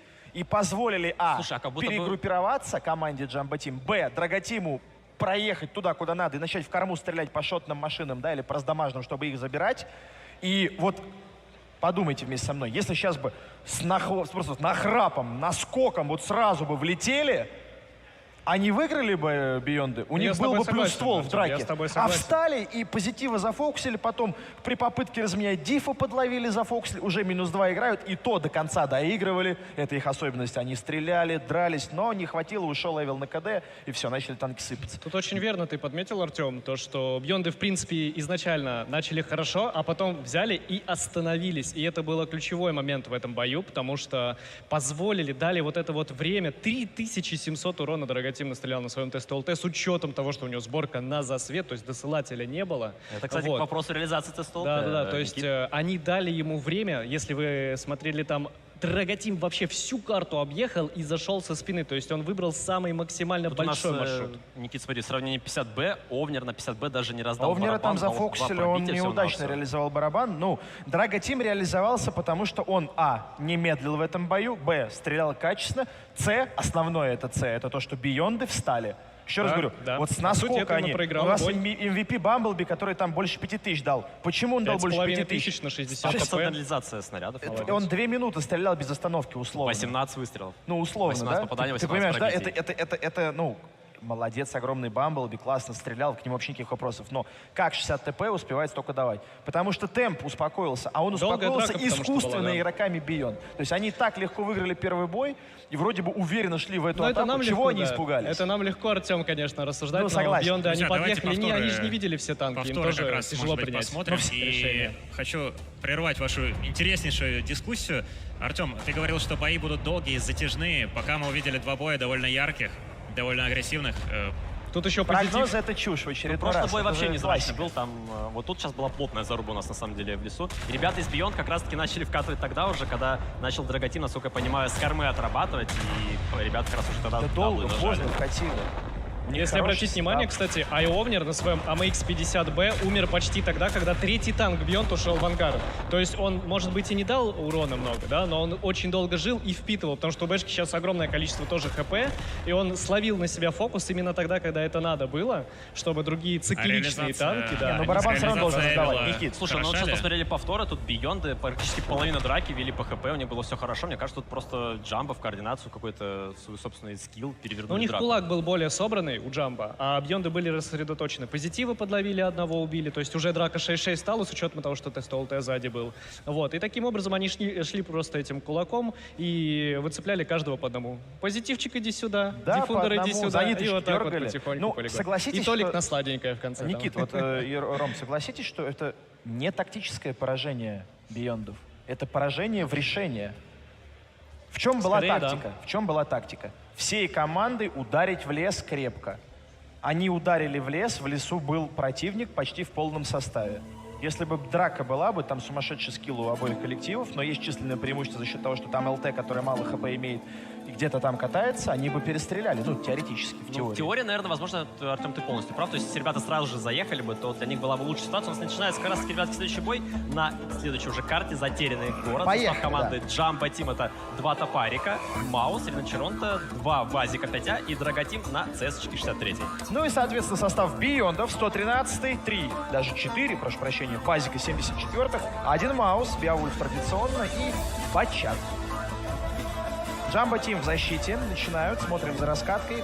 Как и всегда на подобных турнирах, мы не озвучиваем ее, но очень внимательно смотрим и размышляем, анализируем, да, куда, кто, зачем, какие сборки. Обратите внимание на Анатолича и его оборудование, это важно. К Да, между разговору прочим, про... ребятки, любимый танк у нас Артема, Помидора. Да, на нем Бачатик. десятки тысяч боев человек сыграл. И тут сейчас намечается какая-то интересная ситуация, на самом деле, у нас на карте. Часто вот так вот... Ну, какая ситуация? закрывают. Закатывает сразу же в базу под номером 2 команда Beyond. Випи получает на лицо чуть-чуть, Всё это буквально шотик тут от Бамблби. недорого заехали, но по ХП 19400 Джамбо, 16500 Beyond. То есть пока преимущество у Джамбо есть, но Бионды заехали, поставили прикрытие и вытягивают из своих позиций команду Джамбо Тим, которой обязательно надо сбивать базу. Значит, это будет Захват идет. поражение их боя, собственно говоря. Конечно, ну да, бой тогда закончится, тут вариантов нет.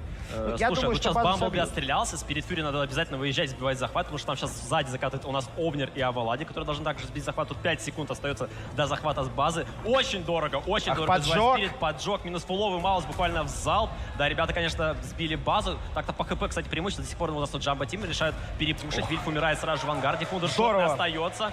Бамблби там стоит. Спирит до сих пор живой, за ним поехал Аим, не пробил его. Он еще успеет один шот дать, как минимум. Умирает у нас Диффундер. Ситуация такая хорошая для Джамбо, критическая для Бейондов. Умирает Толик, приехал также в зарубу. Тут его раздает барабан, убивает Овнера. Возможно, уедет шотный или нет? Да нет, не отпустят Толика. Сейчас должен кто-то повернуть свой ствол и бахнуть. Вот и есть этот минус от стрима. Капитан забрал капитана.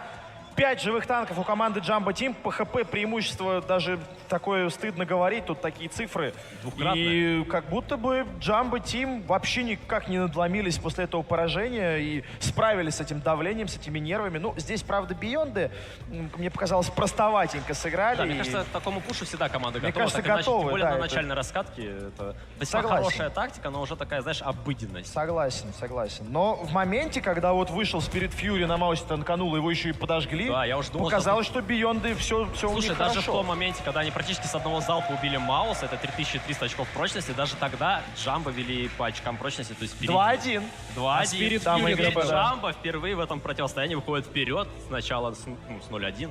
Хочется сказать, недолго музыка играла. Спирит Вот, Фьюри-то кстати, был наживкой, получается. Он танканул и в ответ Ну, такой Маус залп это и прилетел должен слабак. сделать. Это основная задача Мауса — выйти, принять Впитать урон, Да, не протанкануть, повезло, впитать. подгорел, но зато он потом очень красиво закатил, вынуждая на себя выкатывать базиков. Эти базики ошиблись. танканул. А Аима вытянул, Аим не Одного пробил, раздавили, да. там, другой не пробил. Вильфа просто-напросто поймали. Очень красивый, ну, контрпуш был, но он Вот неэффективный фанатки оказался. Бейондов. Вот они, ребяточки. Девчаточки. Девчаточки.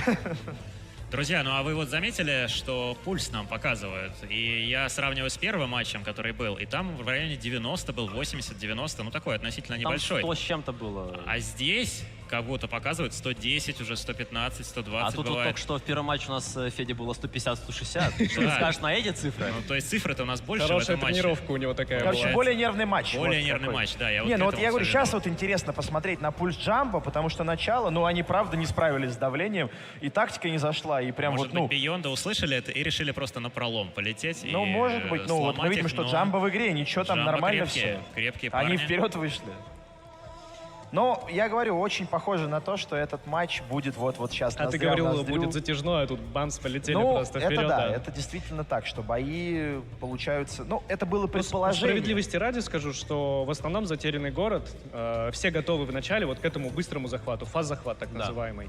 И то, что Бьонды смогли вообще проехать в эту базу, не получив такого количества урона, это было странно, да, потому что все были готовы к этому, должны были давать хороший отстрел, и я уверен, что это достаточно простая ситуация для Джамбо, потому что, ну, такое на тренировочном процессе уже миллион раз проходили. Как, что сбивать, кто выходит, кто танкует, Маус вышел, принял урон, закатился, там, тыпарики вышли в залп, базиком дали, и пошла-поехала защиту заруба. Джамбо скажу, то, что там отстрелялись в закат все те, кто должны были отстреляться. Там просто танчики были так Все разложены дали. по карте, Ну, замечательно расставлены. тогда. Потом стянулись и перепушили, и уже все стало для них хорошо. То есть, что я к тому, что таймер там 5 секунд до захвата базы, это вообще никаким образом Кстати, Спирит очень не таймингово приближало, танканул, да. на самом деле. Там сзади закатывало дуо его команды. Он как раз... Там Ринацеронт, а Валадик был и еще кто-то. Я, Да, ну, да, там повторно ребята закатывали. Там досмотрел. взрыв потенциал очень серьезный. Танканул То есть все там как раз в урона это время, за когда ребята короткий залетели. промежуток времени. Там еще в самом начале вот мы пропустили этот момент. Анатолич засветился и получил тоже где-то одно пробитие. Он на К4 балкон занимался. Да, он на балкон ехал, и как раз я вот просил обратить внимание на его оборудование. У него был стабилизатор, закалка и, по-моему, турбина. Боевой бачат. То есть это чисто боевой бачат. Это вообще не светляк. Это бат, А у который Драготима как раз приезжает... таки была оборудка на ЦСке для засвета.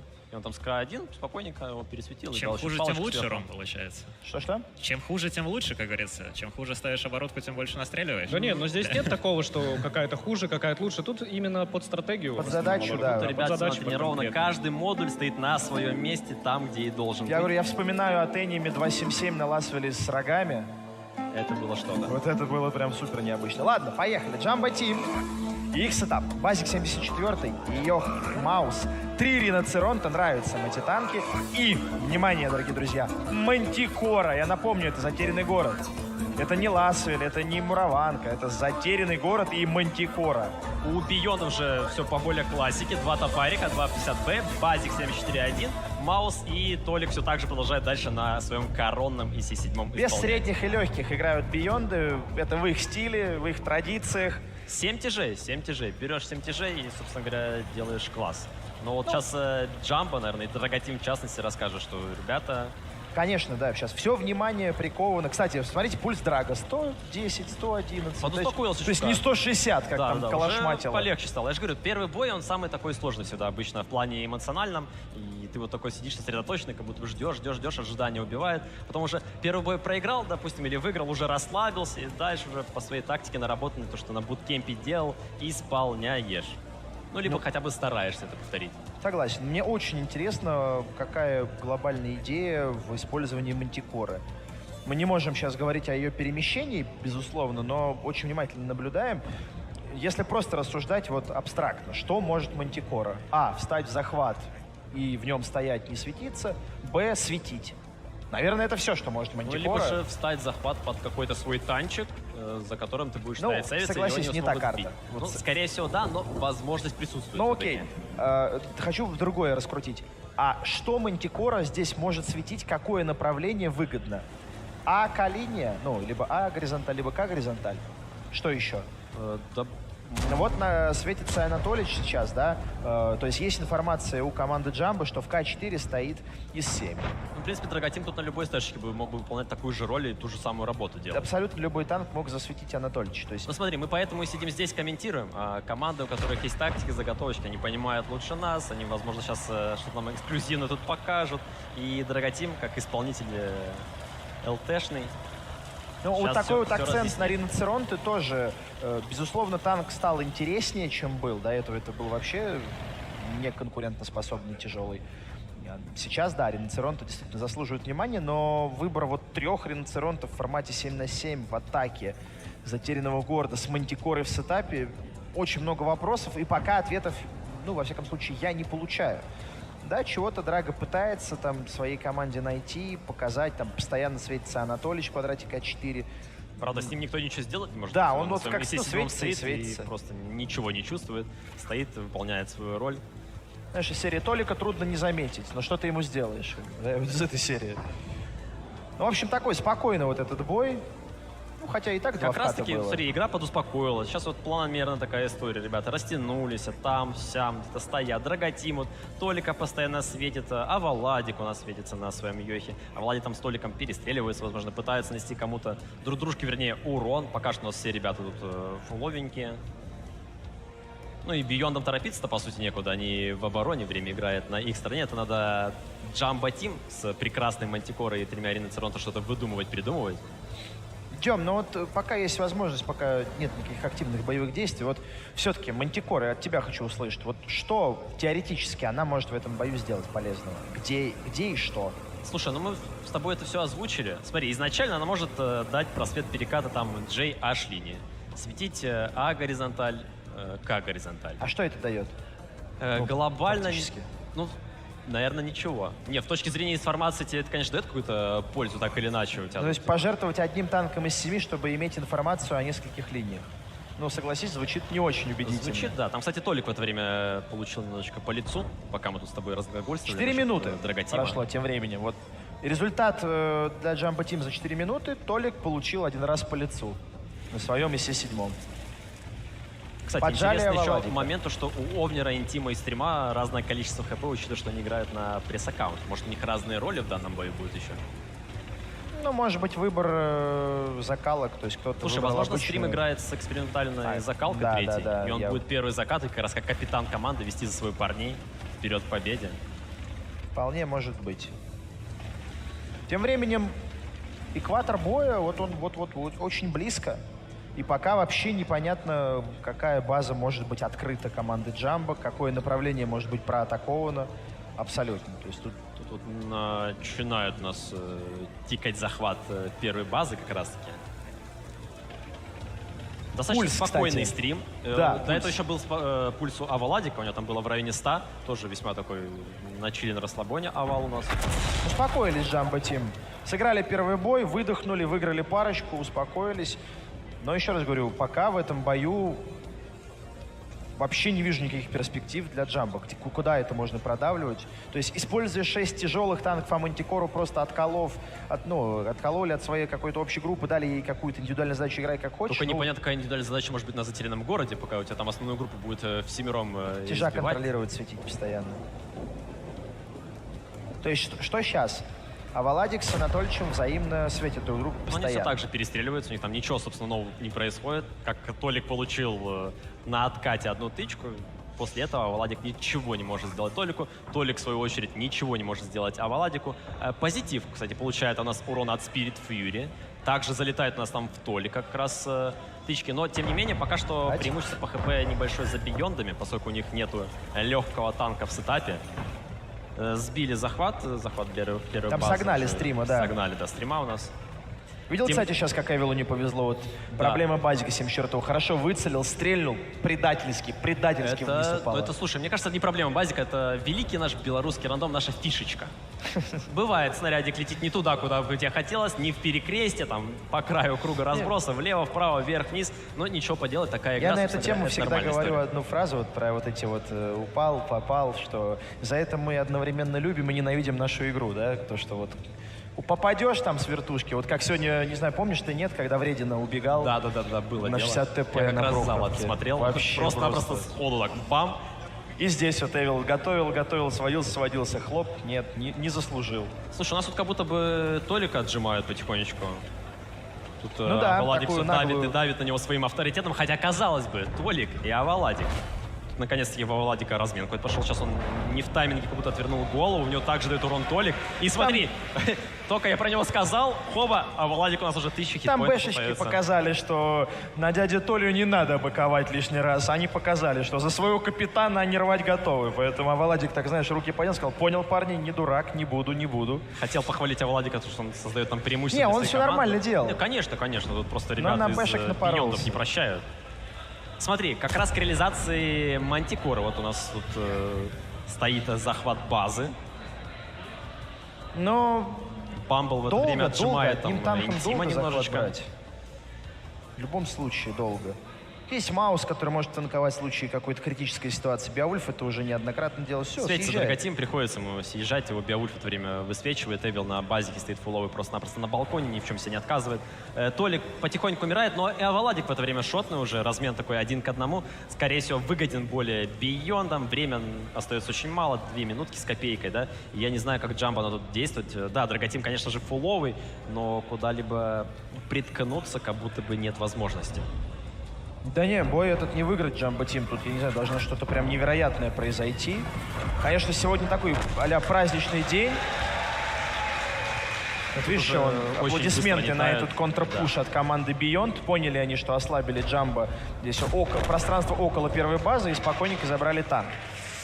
Анатолич все-таки был отправлен в ангар, но какой ценой? Аваладик шотный, интим 1900 хп. Там летит уже Эвил, летит АИМ. На подмогу своему позитиву правой руки Толика. Шотный стрим, сейчас его будут убивать. Ну и, мне кажется, очень легенькая такая Победа. оборона для биондов. Как будто бы что-то опять перемудрили ребята, как на первой мураванке. Перемудрили. Я бы не сказал бы, что это проблема в тактическую, ну, с этапом какие-то траблы, поскольку ребята из Beyond... Да не, ну тут прям тактическое. Это уже видно, что поражение. Бионды равняют счет в этом матче. Но, опять же таки, 3 Риноцеронта и вновь ЛТ. На этот раз Мантикоры вообще не оправданы. Вообще не оправдано. Согласен с тобой Причем, полностью. если Риноцеронты не показалось мне, что проблема в них, еще очередной минус Овнер в ангар отправлен, Проблема в том, то- что у тебя есть легкий танк, который Да, надо этот как-то куда-то легкий танк приткнуть и... вообще ничего, вообще. Вот, ну, какая-то ненужная инфа в скобках засветы, которые были бы получены, как мы сказали, любым другим бы там средним танком. Огневая мощь и Мантикора вообще вещи несовместимые. Ну, в общем, перемудрили в этом бою Джамбо, сами себя перехитрили, переиграли. И счет 2-2.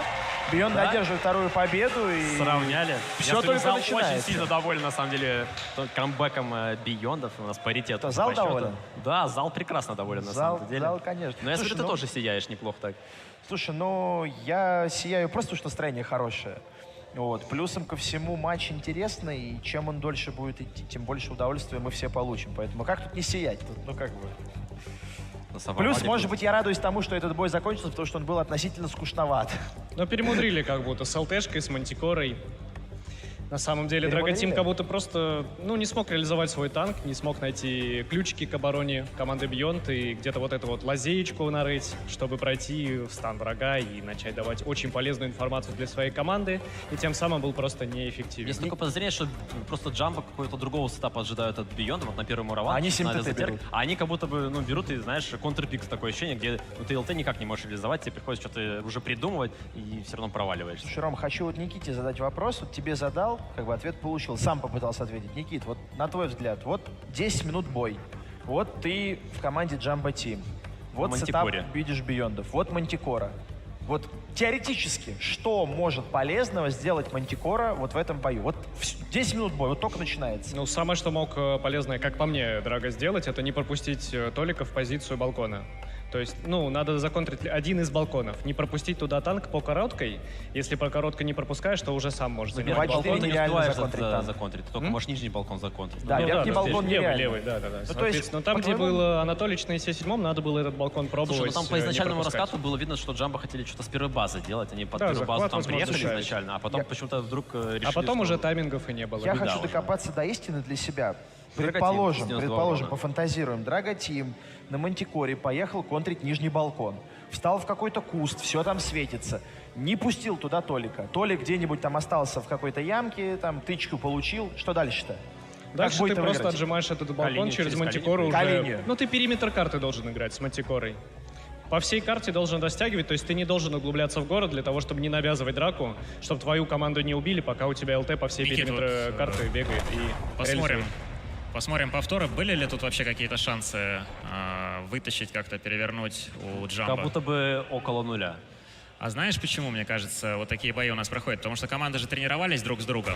Они были спарринг-партнерами, и поэтому они пытаются каждый раз удивить, они пытаются сделать что-то неожиданное. И мы увидели, что... Вот это такая история, когда два раза в достаточно тяжело на самом деле. Надо очень сильную реализацию и как-то угадать, знаешь, ста противника. А тут Бионды на шаг впереди. Два раза как раз в атаке ребята показывали, проиграли.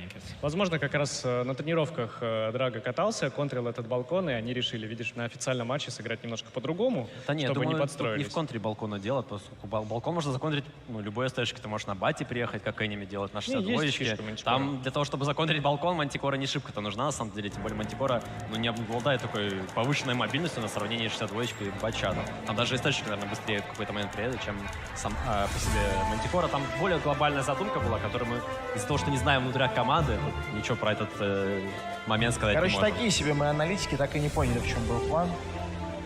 Правильно я понимаю? Примерно так, да. Jumbo Team, 2.60 ТП, вновь 3 риноцеронта, они прям, знаешь, давят этими риноцеронта на нас всеми и на противника. Стерва ЕБР, опять ЛТ, опять, они каждый бой, уже все ЛТ. Тесту ЛТ попробовали, Бионд уже 2 топарика, 2.50Б, и 7, кстати, Эвил сел на ИСа-7, да, Анатолич пересел на ЦС-очку вместе с АИМ Лулом, причем АИМ там как будто бы ХП потерял в этом моменте. Наверное, пролетел, с кем-то там дорогу не поделил. Бывает, да, кто-то кому-то не уступил. Так, все внимание к Драготиму, к его действиям. Ну и пока что, пока информация минимальная. Беовульф и Див светятся. Вот сейчас пошел засвет, видит Биондов здесь в деревне, в центре. На закате с АИМом. Здорово залетает урон в Анатолича. Драготим бежит, понимая, что угроза идет прямая его жизни в этом бою, жизни его танка. В Анатолича залетает еще. Ой, как хорошо, ой, как хорошо. 576 очков прочности остается у Анатолия. Слушай, сейчас Толика очень достаточно добротно откидали, на самом деле. Там, правда, сейчас Драготима также прилетает урон. Стрима засветили, Спирита засветили, будет их отстреливать. В это время Эвил там, слушай, какой полупозиция как будто бы стоит.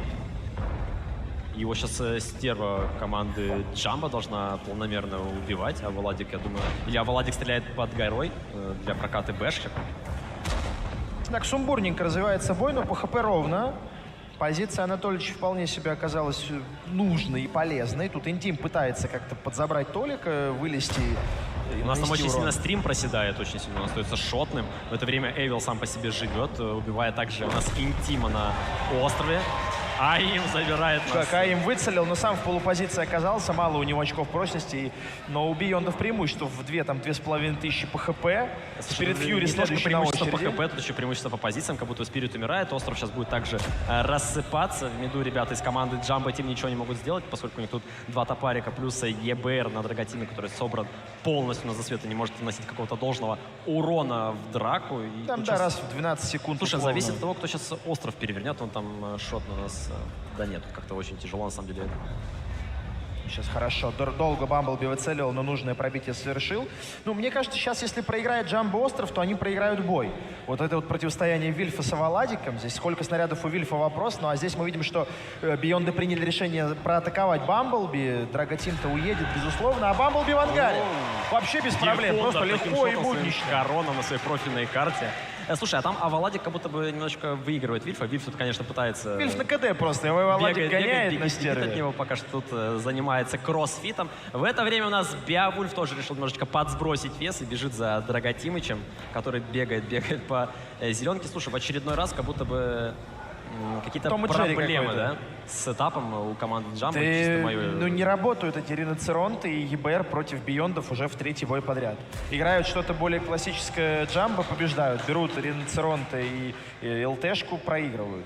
ЛТ была полезна один раз на мураванке, и то потому, что Бионды встали, они ударили.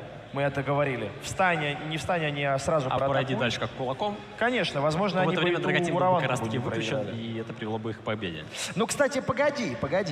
Драготим живой, а Валадик живой. У Биондов 3 танка, из которых один 50В картонный. И 2,60 ТП. И плюс они в обороне еще находятся, то есть они могут потянуть время. Джамбо в обороне, да. То есть я к тому, что, может быть, рано пока еще в этот бой заканчивать. Может быть, Драготим тут сейчас набегает на своем ЕБРе. 6,5 минут. Ну, кстати, тут Диффундер еще, знаешь, такой позиции, что его можно с разных сторон так немножечко покачать. Сейчас Драга может приехать, тут Аваладик его светит. Диф у нас стоит, понимает, что где-то в него летит снарядики. Ну, согласен, да, что Див сейчас одна из самых уязвимых машин, но все равно не все так просто. Там уже летит не на будут помощь. бездействовать и Бионды. То есть есть и Беовульф с позитивом, которые тоже будут сокращать дистанцию с оппонентом.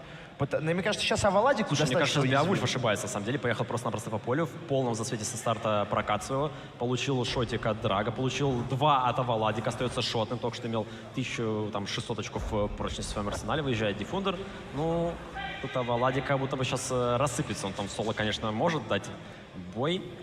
Ну, Аваладик, по идее, может добавить Диффа, да. Если пробьет, но он не пробивает. Но как будто будет сейчас еще одна попыточка. Что по КД? Нет. Без шансов. Но на тоненького. Сейчас была вероятность того, так, что... ну погоди. Драготим 957. 3 живых танка у Биондов, из которых один шотный, второй, ну, либо шотный, либо двушотный. А Бионды в атаке. Времени много, но это 3 танка. А это Драготим. Наблюдаем за пульсом Драготима. Сейчас он будет потихонечку у нас повышаться. Пока чуть-чуть выше там, стабильного, спокойного. То есть пока, в принципе, для подобной ситуации, я считаю, вполне. 100, там, 110 нормально. Это не 160, как было. Да, не 160. Это, мне кажется, это вообще запредельная цифра, на самом деле. Ну, это вот так вот долбит. Позитив у нас встает в захват. Тут Драготим одним шотиком сбивает. Ну и как будто бы Драготим не даст захватить базу Ну, свети Бионда. фугасом, сбивай раз там в минуту. Фугасов много, 7 штук хватит. Я думаю, не надо было говорить количество именно фугасов, сколько находится у Драготима, но, тем не менее, да, снарядов у него достаточно, боекомплект в полном порядке, и Драготим готов исполнить в своем ноябре, тем более у него есть богатый опыт за плечами, вытаскивание боев в ноябре. Тут позитив пытается как-то дать блайнд под Драготима. Слушай, а Драготим, мне кажется, очень, видишь, тактически все понимает. Он, видишь, тут стоит и не хочет сбивать у нас захват с позитива, который все это время в перваче банально берет базу. Драготим ждет каких-то дальнейших действий команды Beyond не от позитива. На самом деле не очень простая ситуация для Биондов. Мы вот так вот говорили, что они уничтожают и побеждают, но вот в этой доигровке полезен ЕБР, полезен Драготим, и сейчас действительно у него есть шансы, чтобы в одиночку доиграть этот бой и привести, ну, внести вот этот вклад в победу ключевой, да, и 1 очко добавить в копилочку. 3:40. 35 секунд захвата. Сбитие Уже есть. сбитие присутствует. Информация, Позитив понимает, что Драга на горе, есть у Драга позитива. находится. Минус у нас еще один фугасик получается. Позитив принимает решение съехать с захвата базы и как-то попробовать, наверное, подзажать Драготима. Но на топарике это сложно, на самом деле, сделать против Ебра, который Ну, согласен, стремительно, да. если что, уехать как в одну сторону, так и в другую. Ему никаких проблем это не составляет. Колесики очень быстрые. Но по факту здесь есть 3 точки, да, 3 переезда через ЖД. Мне кажется, сейчас Бейондом есть смысл как-то подразделиться и забрать, может быть, все перекатки через ЖД. Ну, слушай, еще раз говорю, сейчас Драготим на самом-то деле выигрывает бой потихонечку. Потихонечку, да, все дело Приближается. для Мы так своей уже команды. похоронили Ну, смотри, команду. тут может играть первым номером только позитив, поскольку у него есть очки прочности. Там, если что, Беовульф шотный, Диффундер шотный. Ребята из команды Beyond пытаются, так сказать, совладать с Драготимом. Я думаю, болельщики должны как раз-таки поддерживать Включаться, да, Beyond, вот в такой поскольку ситуации? момент такой волнительный, на самом Поднакинуть, деле. уверенности придать Надо Драготиму, поддать может шуму быть. маленько, чтобы Или ребята Бейондов поняли, погнать, что искать эту ЛТшку. зал слили, Конечно, собственно конечно, говоря. друзья Ну и мои. за Драготима тоже тут надо немножечко поддать шуму, поскольку парниша старается во все возможные свои силенки реализации Ебра. Громче, громче, ребята, слышим мы вас, но надо еще громче. 30 секунд, 2 танка в захвате. Вот, пошло. Пошла развязка. Кто в захвате, вы видите, мы тоже. 20 секунд. Напряжение. Замерли. Сердечко Зрители начинает замерли. биться сильнее. Какая же интересная будет 13. развязка у нас данного боя. Светится Драготим, светится Беовульф. Ну, И надо как сбивать, будто бы- надо сбивать обязательно. Во что бы то ни стало, а Беовульф на блок. Нельзя, нет, ну нет, Ну тут нет, ну Драготим нет, старался нет, как мог, но нет. Беовульфа, Beyond ребята, 3-2. так просто не пройти. Беовульфа так просто не пройти. Бейонды 3-2. Слушай, ну как грамотно Качели. Бейонды все сделали, да? Да, Не весьма открывали свои раздамаженные танки, подогнали фуллоу, получили информацию, заставили Ебра сбить, потому что время было, то есть они использовали время. Он сбил, они поняли, что он на горе, начали закрывать за счет фуллоу топарика, и в этот момент потихонечку 2 танчика раздамаженных в захват поставили, и все, а там уже Нет, позитив безвыходная стоял в ситуация. захвате, там приехал один топарик раздамажен, а Беовульфик на бэшечке как раз пошел зонить горочку, и ребята на топариках стояли в Да сторону. не, очень грамотно. Вот Да, сейчас на самом деле очень Бейонды, то красивый есть момент и был. Драготим играл. Драготим в конце пытался на подсадку заехать на гору через Я видел. подсадку Получилось, и он упал, скатился, да, да? и скатился. Если бы он заехал, он успел бы сбить базу и подловить бэшку без позиции. Вот тогда, конечно, интрига могла прям Но быть очень хороша. слагательное наклонение. Да. Скилла, Но вообще, получается, не хватило для очень реализации. интересный момент, знаешь, когда Драготим сбил базу, вот сколько там настакалось, 60, да, 70%, он начал убегать с горы, потому что позитив его начал зонить. А если бы Драготим, например, остался на горе и продолжал бы его держать, они бы разминулись, и как раз он бы оказался внутри вот этих 2 шотных танков, пока позитив катался бы там где-то. То есть Интересный такой, бой. знаешь, mind games такой. Интересный бой, но быстренько, внимание, и с вас, ребят, и зрителей. 3000 Ирина урона. Церонте и их урон. 3000 урона на троих. Ну, 3 Вот. Рина Церонта, 3 Рина... Ну, они даже снизу, барабан не раздали. Не, даже барабан они, барабан. может быть, и раздали, но не Ну, все хорошо, не реализовали. пробили. Ну да. На самом деле реализовали. еще тоже Аваладик, ты помнишь, в Аваладик конце не, красавчик не вообще. пробил 60 Диффундера ТП, как раз, да, он бы и он его его убивал, они остались бы 2 в 2 против шотной Согласен, бэшки. То есть но можно я было думаю, еще что к поиграть. Аваладику нет вопросов. Не, к Аваладику, само собой, нет вопросов, есть вопросы к Рину Друзья, И давайте даже- к повторам, даже не к повторам игрокам, а именно к перейдем танкам. и посмотрим как раз и обсудим, да, почему такой урон был. И вот я хочу вклиниться про Беовульфа. Беовульфа все шутят, Беовульф опять сольется. Кариночка тут у нас любит пошутить, да? А Беовульф-то у нас делает топ-1 сейчас по урону и в конце контрит Драга и вытягивает бой. И как раз вытягивает тот бой, который, вот, про который, Ну, в которого я моменте мне ждал. казалось, что Беовульф там подошибся, когда по полю так поехал. Слушай, Хотя, ну возможно, так и- не надо Ваню мучить. Давай скажем о хорошем, наконец-то. Но Ванька у нас прекрасный мужчина. Поддержим Беовульфа, и зал пусть поддержит Бейондов и Беовульфа за этот бой. Вот они, пошла жара. Ну и, конечно, Джамбо тоже нужна ваша поддержка, господа, потому что Джамбо проигрывает, сейчас находится в сложной ситуации. Такие эмоции у Драга, когда он разбился, видели? Да, Взялся расстроился. руками за Ну, лицо. кстати, и- мне пульс не поднялся даже. Я думал, Ну, там немножко мое четкое поднапряжаться. убеждение, что Джамбо Тим проигрывает вот, Сами вот эти себе. бои в сетап. Нет, сами себе проигрывают, Сами перемудрили, себе да, проигрывают, конечно. да, Рина они Церон, сами ТЛТшки. себя, ну, переигрывают. Они сами... Возьми просто хорошие танки, да поедь, подерись, я уверен, шансов и то больше, Слушай, чем вот это вот. такую же расстановку, все, вот даже с ЛТшкой с этой, вот даже сейчас Прохоровку. Только вместо Рина нормальный какой-нибудь танк, да. там Фазики, Йох там, тот же. Йохи, да. Фазика 111. Мне кажется, намного было бы Базиков эффективнее. 74 ходили. Вариантов Ну, масса даже, сейчас, даже огромное тот же количество ИС-7 классных возьми, танков. танк победы, и все, и нормально. Никита, вот что удивительно, до сих пор в этом матче ни одной, по-моему, паузы у нас команда не взяли. Что это, не хотят сбивать ритм, кажется, они всё еще боятся? впереди просто. Ну, понятно, что всё Возможно, впереди, но тем просто не менее. Джамбо такие, ну, Все Просто устраивает чуть-чуть всех не сейчас. пошло, сейчас мы возьмемся, сделаем еще. Там проиграют еще. и Сейчас мы выиграют, увидим. и камбэк Прохоровка. надо. Да, сейчас Меняемся будет как раз сторонами. Ну что, основополагающий бой. поехали, ребята, дальше. Прохоровка. Прохоровка под номером 2. 3-2. Бионды впереди. И что по сетапам? От Джамбо вновь ЛТ, вновь ЕБР. От Драга также Стерва. Вазики 4 штуки и 1.60 ТП. Услышали нас? Или сами решили? В то же время у Биондов Рина Чаронта один появился, на нем будет исполнять Вильф, 11-13, 2 топарика, Девива, АМХ 50Б и Толик будет на батчате боевом со стабилизатором, знаешь, закалочкой, турбиной.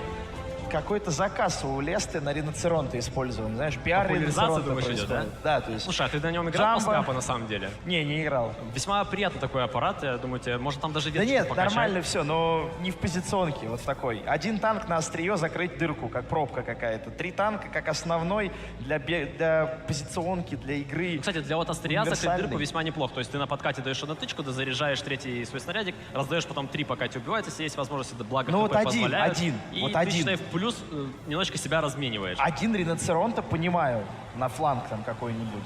Так, ладно, смотрим раскатку. Она тоже любопытная. Здесь Драга пытается собрать информацию. Информацию в итоге собирает Интим, который в засвете и светит 2 башки, которые атакуют аллею. Пошла вода горячая здесь. Ну, и Бионды- хорошая позиция с приемочкой стоит. Есть информация, что тут стоит стерва, дает урон. АИМ у нас под фокусом, проседает достаточно сильно. Есть вероятность того, что он вообще не раздаст свой барабан. Сейчас уедет в ангар. В это время походит Драк у нас на миду. В Бамблби закатывают тут ребята из Биондов. Диффундер залетает, позитив залетает, 2 топарика. Умирает у нас все-таки АИМ, забирает его Аваладик на стервы. Немножечко пуша зеленки у Биондов подзахлебнулся. Немножечко... Ну как, Аваладика Слушай, тоже забрали, Аваладик смотри. разбили, на самом деле, в это время там... Там Анатолич в Толик упор на бачаде приехал и раздал все 5. Но Интимы там все равно догрызут. Это будет еще один минус. Минус под номером 3 у Джамбо Тим. И Бионда мы видим, что по ХП лидируют. Потому что пока они уничтожали центр и аллею, у Джамбо Тим фланг другой был достаточно насыщен. И машины, которые были на правом по миникарте фланге, они были выключены из боя. ЖДшечка, да? Ну и слушай, тут, судя по ХП, 4-6. уже хорошая ситуация для Биондов. Опять же, не стали они как-то планомерно разыгрывать бой. Просто со Огнен старта какой. приняли решение, вкатили. Но бой еще не закончен. Сейчас очень интересный был минус Анатолича от Овнера. Через всю карту фактически стрельнул. Здесь Див выходит в размен. И нет, никакого размена, только получает Див правый борт. Зато от собрал пробития. информацию, на самом-то деле. Увидел Спирита, увидел стрима. Дал какой-то спейс для своей команды. Там в это время, кстати, Вильф тоже светится. Но здесь зажали на правом фланге игроки команды Beyond Jumbo, и из-за этого у Драга вообще нет пространства для маневра, и сейчас надо ему будет искать какие-то лазейки. Он вообще сейчас в засвете едет. Ну а куда? Вот видишь, одно ЖД закрыто, второе ЖД закрыто. Джамбо опять патовая ситуация на самом-то деле. У них осталось 3 боевые машины и один Ебер, который отзонен буквально отовсюду. И ребят находятся в атаке на Прохоровке, где им надо что-то разыгрывать. Да. В это время что? У нас тут Вильф на Риноцеронта. Я думаю, самое время сейчас напомнить, что этот матч идет до 5 побед. Бионды в целом недалеки от 4-й. Еще Очень этот близки. бой, но они близки, да, то есть еще надо ее заработать. Но пока Дев, преимущество по позициям, преимущество по стволам, преимущество по ХП. И осталось дело за малым, довести до победы. Да, нам сейчас тут показывали Вильфа, очень спокоен, он 80 у него пульс, и там на Риноцеронта, кстати, сборочка без стабилизатора, с вентилятором играет, закалкой и турбиной. Стоят ребята из Бионда. Там вообще... стабу улучшили. Да, Марина. там очень хорошо. Там на самом сделали деле, там стабу, там максимально приятная причка. Ты, кстати, покатай.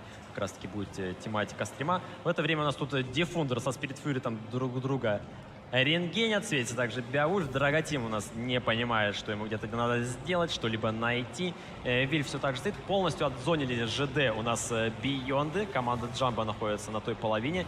Поставить захват второй базы они никак не могут. Время идет. Пока что еще 6 минут присутствует у нас на таймере, да. Но какого-либо развития Ром, боя я для Джамбо вообще не вижу. Смотри, захват второй базы они могут поставить, только будет ЕБР всегда светиться, его уже дважды. Ой, у нас Драготим тут сейчас очень сильно просел. Просадили, там, я так спич понимаю, был. Эвил накидывает. Или кто там выставился? Эвил, скорее всего, барабан. Ну, может, возможно, вдвоем выставились 2 барабана. Поставить-то базу он может, но он светится, и в любой момент могут вкатить Бионд, у них преимущество по количеству стволов. То есть, если мы Ебра не берем за полноценный ствол, то 3 вазика у Джамбо и 5 машин, которые готовы проатаковать у Биондов. То есть, они просто сгруппируются. Тем более, и... Spirit Fury далеко, на самом деле, от находится, если тут будет вкат. Так вот в стриме вообще, да? Вот. Стрим там вообще, он такой в мертвой позиции, как будто бы. Тут Эвил бландит, Драготима пытается найти. Знают ребята, что Драготим остался шотный. Но один Я вот думаю, снарядик вряд ли остался. такие блайнды Не могут- увенчалась успехом авантюра. Да. Но почему бы и нет? Время присутствует, Да, можно себе конечно, позволить. конечно. Тем более, еще раз, у Бейондов защита — это важный аспект. Но этот бой очень тяжелый для Джамбо. Тут прям на грани фантастики, мне кажется, его выиграть. Должна быть какая-то очень серьезная ошибка у Бейондов или какое-то, знаешь, безмерное просто везение от Джамбо. Знаешь, там вышли, быка взорвали, вышли еще одно. да, Пару так. подпалов дали бы. Ну, что-то такое. Слушай, а Beyond вот как раз-таки не хотят давать вот эту возможность для джампа. Они просто расставились, и ребята стоят, ждут. Благо тайминги играют на их стороне, им не надо ничего выдумывать, никуда спешить. Это уже джамба тут немножечко в патовой ситуации, где надо куда-то спешить уже, пробовать себя реализовывать, но ребята не могут себе этого позволить. 4,5 ни КП, ни минуты. стволов, ни позиций, ничего нет у ребят совершенно. Получает Овнер, он в засвете. Альфа не проходит у позитива. Пытается Spirit Fury выдать урон, но не получается. А тут светится Драготим. Пытался он разжать карту, но у Дифа свое мнение на этот счет. Он отправляет легкий танк команды Jumbo Team в ангар. 4500 хп остается у Jumbo Team. И, по-моему, Бейонды просто сейчас будут добивать своих оппонентов. 5-3. Выходит Диф, раскрывает свою машину, получает несколько пробитий или попаданий. Здесь одно было. Это уже не столь важно, потому что сам Диф стреляет убедительно и результативно. Еще и вытанковывает в этом клинче. Spirit Fury здесь неудачно стреляет, но это всегда не так просто. Мы это Слушай, прекрасно ребята из знаем. Бейонда, как бы, знаете, ждали, пока Драготим там ошибется, Кать, убьют, и уже пошли просто так закрыли. это Там единственная вышел машина, Эвил, забил стрима в этой низиночке, вышел тут... Тем более, Рома, они Диффундер. научены были прошлым боем, когда этот Драготим, у них кровушки-то попил, когда начал бегать по карте. В моменте нервозно было у Бейондов, согласись, несмотря на то, что 3 в 1 они остались. А он бегает. Он бегает, его не поймать, все Последний достаточно Овнер уже неоднозначно. убрал руки от клавиатуры, стоит как постамент на 4-2. перекате. И слушай, у нас уже, походу, намечается матчпоинт для команды Да? Beyond. Их будет даже целых... Сколько будет? 2? Это уже 3 к ряду. 3. Бейонд забрали 3 подряд, получается. Не, ну еще тайбрейк. Не, я имею в виду со счета 2-1, они Beyond сейчас 3 подряд камбэк взяли. в 4-2. А, вы в количество побед подряд Да, имеете в виду? То есть там Ну что тут Beyond сказать? начали вести, потом Перемудрили, Jumbo как будто опять камбэкнули. сами себя. Давайте Ну, посмотрим на игроков, друзья, вот по физиогномике, так сказать, кто разбирается сейчас, что мы видим. Ну, Бейонды очевидно, Бейонды в порядке, На они спокойно довольны. начали на Они, да, расслабоне. полностью. А вот показывали нам Джамбо, ребята немножечко, даже не немножечко, боюсь, расстроены. Им нужна поддержка сейчас. Если есть фанаты Джамбо, друзья, Первый раз пожалуйста, помогло, да? После первого пошумите, боя? да, конечно, Они им после это этого нужно. двушечку Им сразу это закрыли. нужно сейчас. А то мы сидим как в театре. Пора включаться. Все-таки у нас тут прекрасные бои, киберспорт. Лан-финал, Лан-финал, пока, Луганский, да, да. пока, честно говоря, не очень нравится решение Джамбо по вот этим вот ринцеронты и постоянно ЛТ. Вопрос, ЛТ кто, это, кто их принимает, Артем? ЛТ это фишка, Командная, которая думаю. может Командное, работать. да, скорее всего, решение. Мне, возможно, вот этот бой мог сложиться хорошо для команды Jumbo Team, если бы ЕБР изначально поехал в зелень. Тогда бы он заранее подсветил пушку лак в виде 50Б, стерва успела бы реализоваться. Тут на самом деле, вот почему проиграли сейчас Jumbo Team. У них стерва не успела вообще реализоваться. Если вы обратили Там Толик внимание... залетел. Да, Мы как раз момент пропустили. В момент, когда пушила зеленка, это был у нас АИМ на 50Б, да, и Беовульф на 113 плюс Эвил. АИМа расстреляли в ноль, как бы, да, хорошо для Джамбо. Но в этот момент Толик прокрался и ворвался в упор в стерву, засветил ее и убил. И вот это стало, по сути, ключевым моментом в этом бою. Потому что без стервы это не выигралось никак. Зеленка не принималась, танки на зеленке рассыпались, и все пошло в трактор. Согласен. Но здесь два момента. Первое, либо не ожидали игроки команды Jumbo Team, что это будет такая дерзкая и наглая, собственно говоря, аллея. Либо слишком много танков отправили на правый фланг. Мы сейчас можем сказать, что была машина на горе, двое было там справа, и пол команды, по сути, не Еще были... как будто бы, знаешь, размен был центрального топарика весьма слаб. Того вообще не было, его вообще не было. Там Артем, давай вкатили как в раз 3 повторы, машины, повторы порвали. посмотрим Стерва не могла и разменивать по обсудим этот причине момент. того, Мы что понимаем, зелень то, что там стреляла. два вазика должны Вот нам были показывают. стрелять, но тут Как раз вот не момент, доехал АИМ. АИМ не Он вообще не доехал, дал никакого и в урона этот момент, бою, видишь, приехал сразу Толик вырывается, и все. И стерва с центра просто, ну, ее смыло с этого боя сразу автоматически. После этого падает Бамблби, и после этого падает вот ВЗ Вот Петя, посмотри, находящийся закатили в и Бамблби, Дим он дал Матвеев. одно пробитие в позитива, и все, больше никакого урона в мид, собственно говоря, и не залетело. Ну, а так, смотри, там выходит 2,60 ТП, это 1500 урона. И выходит Рина Церонта, это еще 1500 урона, плюс там таран. Все, а танка не успевает второго залпа дать. Рина сколько там? За 8 секунд разряжает барабан, а 60 ТП 15 секунд перезаряжается. Вот тебе и тайминги. Возможно, просто Джамбо ожидали увидеть атаку с горы. Да, сетап у команды Beyond располагал и под гору, то есть там и было и бат, и бэшки. Видимо, встречали такое уже на тренировках, возможно. Вот. Но в этот раз оказалась более простая тактика. Запушили через зеленку, и благополучно все И получилось. что интересно, ребят, опять же, у нас нет паузы, да, то есть при счете 2-4 сейчас Вот, все возможно, висит. сейчас как раз-таки она и будет. А возможно и нет. Не, меня Но- больше удивляет то, что Beyond и в виде сетапа с ебром у команды Джамбо просто-напросто со старта едут. Они все делают правильно. пауза, Они не как ядро. будто бы, знаешь, читают и сетапами банально угадывают. Либо же это подготовочка, понимаешь? Ребята более такие подготовленные вышли на текущий Да, без матч. паузы они Команда готовы врываться. Джамбо. в Да, у нас следующий матч. начинается, ребятки, следующий бой. Это уже матч-поинт для команды Beyond. Берут они 4 113, 1 60 ТП и 2 MX 50B. Ну и у Jumbo Team 413-х также 2,60 ТП и 1 концепт. Ну вот хоть тут на Руенберге без легкого танка. Концептика, смотри, первый раз, по-моему, взяли в этой встрече у нас. Да, Не был использован до этого. Ну, посмотрим. Я думаю, что концепт это, скорее всего, А-линия. Такое мы тоже уже видели раньше в квалификационных турнирах и так далее. Но отсутствие Мауса говорит о чем? О том, что не захочет команда Jumbo Team ставить захват первой базы.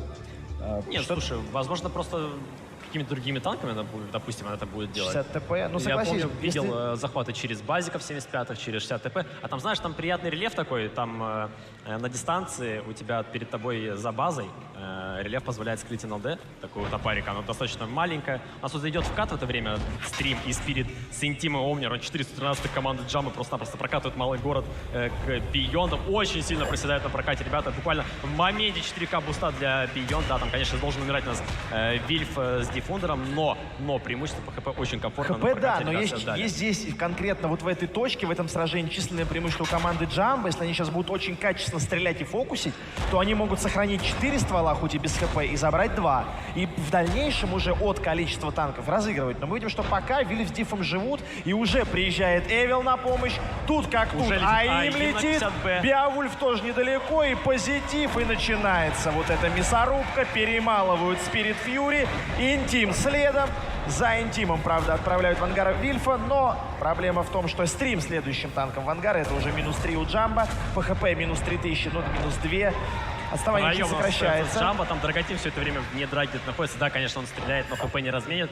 Бамблби сейчас будет следующим, кто будет отправляться в ангар у команды Джамбо.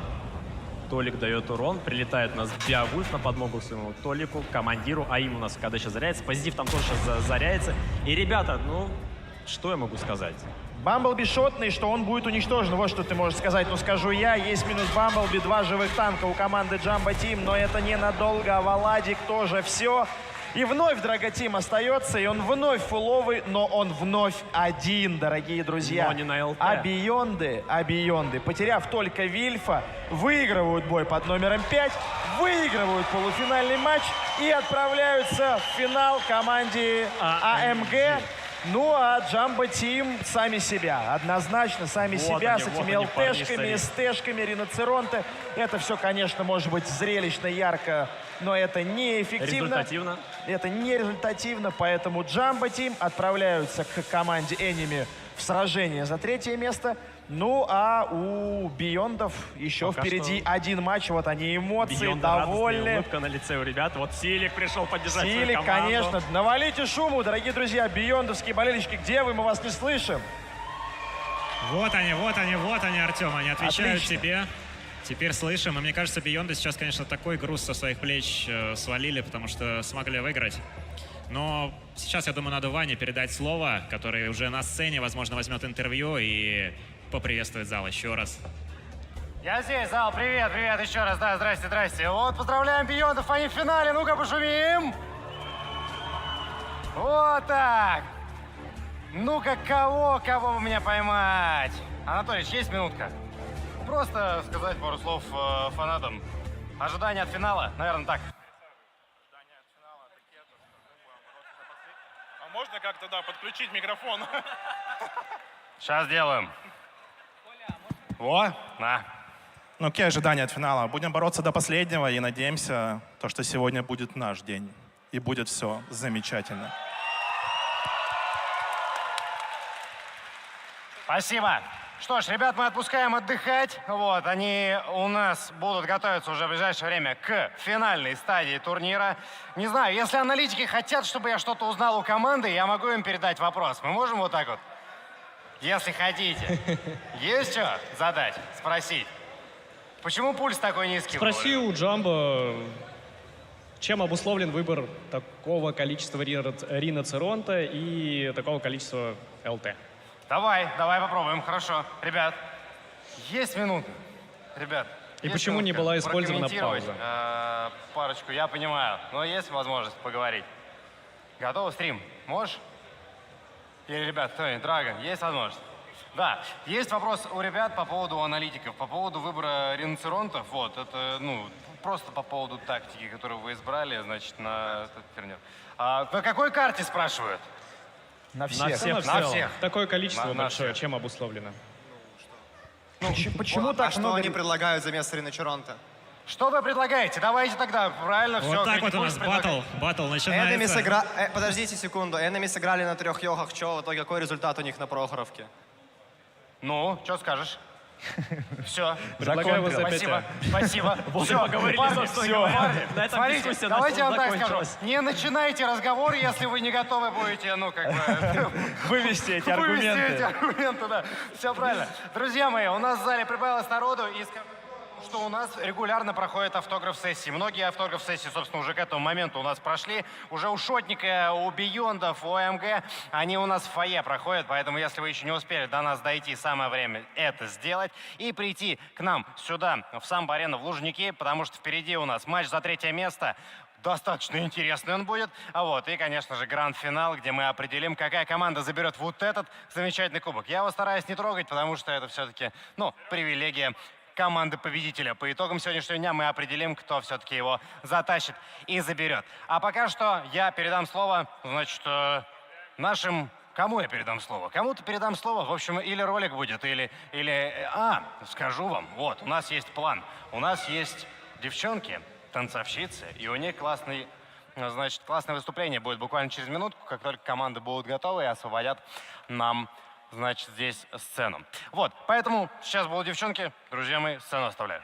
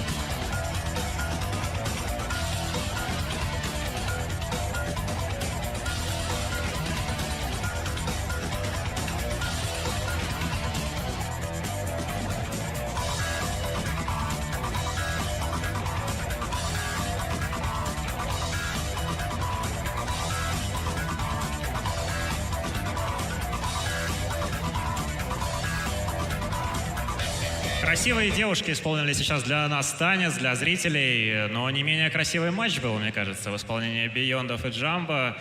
До тайбрейка, конечно, не дошли. Прогнозы, к сожалению, для вас ваши Слушай, не ну это сбылись. выигрышная ситуация получается у нас. Я, получается, да. Я все-таки поверил в Beyond, и Beyond смогли. Beyond, как я уже начал говорить, скинули груз со своих плеч. После прошлого провального турнира они приехали сюда, и по лицу Анатолича, я думаю, все видели, что он был готов. И он до сих пор готов, и он сделает это все вопреки, не знаю, любым трудностям. Вместе с командой парни готовы на все. Да, действительно, хороший получился матч, но как будто вот, не знаю, как вам, но мне немножко не хватило. Как будто Согласен, вот да, Джамбо он- могли лучше, вот это чувствовалось, что они, в принципе, и в перестрелках не уступали, но очень странный выбор техники на бои, конечно, привел к не самому хорошему результату, возможно, который ребят тоже не ожидали. Вот. То есть они, знаешь, поверили, Никит, такое как раз про ощущение. повторы давай, Да, по я результатам, на фоне. ага. То есть поверили, возможно, на слишком сильно в ЛТшку, когда на Мураванке она зашла, да, Драга там 3700 накидал, и все, начали ее пикать во все катки, хотя надо было вовремя остановиться, сказать: парни, давайте воспользуемся нашим перерывом, сделаем там 2 минутки брейк, Кстати, странно, что обсудим. ребята паузу Да. не взяли. То есть просто даже если, ну, не идет игра, ну, сделайте вы паузу, да, просто пообсуждайте, подумайте, а стоит ли нам продолжать именно в том темпе то, что мы зарабатывали, вот, и это играть. Короче, то, Вот, что тем играли более, с Джамбо- учетом, да, тем более с учетом того, как Бьонды достаточно прямолинейные почти все бои играли, то есть они берут сильный сетап и просто стараются где-то ударить. Вот, можно было перестроиться, как по мне. Как говорится, зачем изобретать велосипед, если он уже есть? Берешь сильные танчики и... Да. То есть исполняешь. банально просто усилиться, укрепиться, и, возможно, игра бы пошла совершенно по другому сценарию. Мы вот смотрим повторы сейчас, я к вам как к экспертам обращусь. А где вот этот надлом произошел? В каком бою? На какой карте? Когда вот уже поплыли, наверное, да, Джамбо, когда стало понятно, что Бейонда не отпустят? Бьонда не отпустит. Прохоровка, наверное, все-таки, да? скорее Вот тот всего, бой, да, когда Прохоровка Драга не стала. дотянул. Да там даже не в драгах. Ну, не в драгах, просто У него, он- конечно, была возможность Нет такая претензий выиграть к себе нему, бой, нет да, но там претензий. было очень тяжело, на самом деле. Но если бы он вытянул, он был бы, конечно, звездой, так сказать, этого Ну, матча. там было объективно все равно очень сложно выиграть данный бой, потому что даже если вдруг он каким-то образом там подловил бы Но мы кого-то, еще поговорим, да, всё про равно него, тяжело. потому что тут показывает нам повтор Пока у затерянного. нас затерянный город, здесь Джамбо смотрелись достаточно уверенно, кроме того боя, где они пикнули. То есть смотри, вот сетап без Мантикоры, да, сразу всех победили. Только ЛТ в сетапе появилась. К сожалению, игра просто не клеится, либо слишком... Ну, на самом деле, тут еще честно сказать, Бьонды слишком сильно хорошо были готовы к использованию легкого танка. Если посмотреть на то, что делает Бьонд в момент, когда у противника появляется в сетапе Драга на ЛТ, они сразу всем кулаком начинают ударять по 2-3 направлениям одновременно, чтобы заблокировать возможность легкому танку отыгрывать по всей карте. То есть они его Называется душат возможность своего сетапа, максимально. 7 танков наносит урон, а там выпадает Да, то есть одна они ЛТшка. разменивают одну машину на позицию, тем самым, да, а потом эту позицию, которую они занимают, реализуют. То есть они там вот на Прохоровке Как с АИМа Нижняком. отдали. Да, с Нижняком. Они отдали АИМа, но они поменяли позицию, там Бат ворвался сразу с первого добрал, и таким образом они переворачивают отсутствие одного стреляющего танка, и в конце уже этого преимущества хватает, чтобы доигрывать бои. Вот как раз Вот, тот кстати, самый бой, про который мы говорили. Да, вот если бы Аваладик момент пробил, Драга, но была тут бы вероятность больше нам, победить. да, Бой только в была, конце кстати, показали. Да, была очень бы большой вероятность шанс. его выиграть, потому что А Драга... так тяжело, конечно. Вот тут красивый момент, как Толик сейчас залетит под Аваладика. Здесь очень сильно, да, видишь, как- Томнера тут крутой был выстрел. Очень в сильно не счетного хватило вот в Толика. этом моменте как раз машины на второй, третьей линии, чтобы Бат не смог так без освета настолько близко подъехать. Ебра не хватило на Да, зеленке. Ебра в зеленке, вот если бы он был в зелени, то подсветил заранее он весь этот пуш-раш, стерва начала бы раньше стрелять, начали бы раньше сыпаться бэшки. То есть это все, возможно, привело бы к тому, что Джамбо забрали этот раунд. А там, глядишь, и все в целом могло бы повернуться вообще наоборот. Но в целом, я вам так скажу, мне вот не хватило в этом матче Джамбо Тим, но все равно я скажу так, что заготовки у них были неплохие, даже вот это вот на Руинберге выглядело неплохо, возможно, где-то там были помарки. Но выглядело так, что Джамбо могли навязать свою игру, не используя, допустим, они сетап с ЛТшкой. Смотри, у нас получается два матча, которые выиграли Джамбо. Это матч без, вернее, с ЛТ, но без Риночеронта.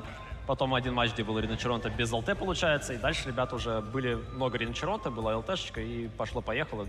Бьонды просто-напросто не отпустили. Задавили массой 7 тяжелых танков. Ну, кстати, оба матча закончились со счетом 5-2 у нас, получается. Как вы считаете, ребята, это все-таки больше Джамбо проиграли сейчас или Бейонды выиграли? Бейонды Это смогли совокупность, навязать? мне кажется. Я считаю, больше Джамбо. Бейонды хорошо играли. Нельзя отрицать тот факт, что Бейонды очень сильны и максимально сейчас в прекрасной Мне кажется, форме. они больше сильны даже вот эмоционально были. Мне в кажется, этом они матче. сами себя в первую очередь проиграли, Они потому что в целом зарядили все хорошо было.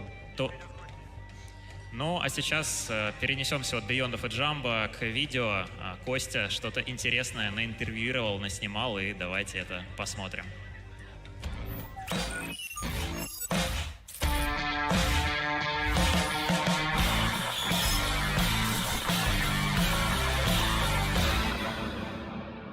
Здравствуйте, уважаемые зрители и те, кто находится сейчас здесь, в Лужниках. С вами Петя Клапан, и сейчас мы узнаем, как наши киберспортсмены нагибают, подгибают и разгибают. Здравствуйте, Роман, как вас зовут? Здравствуйте, Константин Демокрит. Роман Юрьевич, к вам, да? Да, конечно, именно так. А меня не Константин вообще-то. А как? Петр? Петр, первый? Клапан. Ну, у меня-то отклоняется, видишь? Ты молодец, ты опытный. Не зря Клапан. Сейчас тут можно найти не тот клапан, и оно поднимется или опустится. О, ты нашел тот самый клапан. Но подушка бомба. Ее еще под поясницу можно? Да ее куда только... Может, как маску для сна использовать? Можно вообще с кайфом нацепить. Нормально? Вообще замечательно. Слушай, ты как Робокоп какой-то. Это потрясающий. Кто из ребят тебя больше импонирует? Как говорит моя маменька, которая тоже смотрит стримы и очень любит моих коллег, она считает, что Сергей Сергеевич актер самый красивый мужчина среди всего танкового комьюнити. Пожалуй, я к ней присоединюсь в этом. Оцени себя как актера от 1 до 10. А можно именем? Ну, попробуй. Джонни Депп. Что можно делать 16 часов в день? Играть в танки. Все? Да. Тебе удалось выкроить некоторое время для того, чтобы поучаствовать в лане?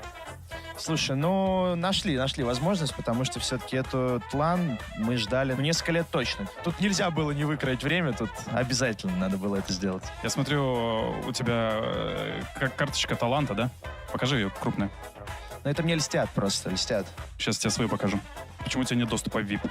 Ну, потому что, говорю, льстят. Серьезным дядям не пускают таких дурачков, как я. А где этот VIP находится? Говорят, что в самом верху где-то вот там. Ну, вот там. Просто я там еще не был. Сейчас будешь показывать нам экскурсию, проводить, так сказать, по 3-му этажу. Единственное, что я знаю, надо ехать на лифте. Сергей Сергеевич, лифтом пользоваться нельзя. Мы киберспортсмены, нам все можно? Не, наверное, не так. Дуракам закон не писан? Не, тоже не так. Давай просто с тобой развернем и все. Да. Как будто мы не заметили, все. На желтое только не нажимай. А что это? Колокольчик. Я думал, пиццу принесут. Хочешь пиццы? Да. Открываем. Пойдем. Актер Сергеевич, как вам вид отсюда на сцену, на игроков и вообще на все, что происходит там внизу? Шикарный вид, да, очень шикарный. Под нами студия аналитики, кстати, находится, знаете это? К сожалению, я не голубь. Ты же в студии аналитики будешь? Да, да. И с кем тебе вот оптимальнее всего работать в студии аналитики? Ну, у нас получается 4. Шотник, Демокрит, Помидор и я. Мы уже на опыте. Я уверен, что это будет вообще пушечное. Можно говорить пушечное? Очень хорошее, классное сочетание. А как ты думаешь, Помидора можно будет переговорить? Помидора? Нет. А зачем? Надо дать ему свободу. Пускай разговаривает. Пока можно. Я думаю, он устал сейчас. Идет ГК, ивент, поэтому он будет меньше говорить, чем обычно. Я смотрю на загруженность Артема, он участвует на ГК, но тем не менее он произносит больше слов в минуту, чем говорю я. Слушай, давай я у тебя спрошу, только давай я буду держать микрофон. Это будет мой микрофон. Да, обменялись. Слушай, вот скажи, вот ты берешь у меня интервью, но не подготовился к этому интервью. Каково это? Это... Не трогай микрофон. Это очень странно и страшно. Обычная, знаешь, импровизация. Ну давай тогда я у тебя спрошу. Ты знаешь, какие команды завтра будут играть? Это команды AMG, Enemy, Beyond. И последняя? Джамбо. Я не слышу. Тим! Как? Тим! Джамбо? Тим! Ладно. Болельщики Бейондов не рады будут выкрику твоему. Ты не беспристрастен или подкупен? Я абсолютно беспристрастен. Это тебе нужно быть Я без пип-пип. Беспристрастным и бесподкупным. Я без пип-пип. Ну, по тебе заметно. Я здесь нахожусь уже часов 5, и они меня держат в заложниках и не отпускают играть ивент. Ребята, помогите!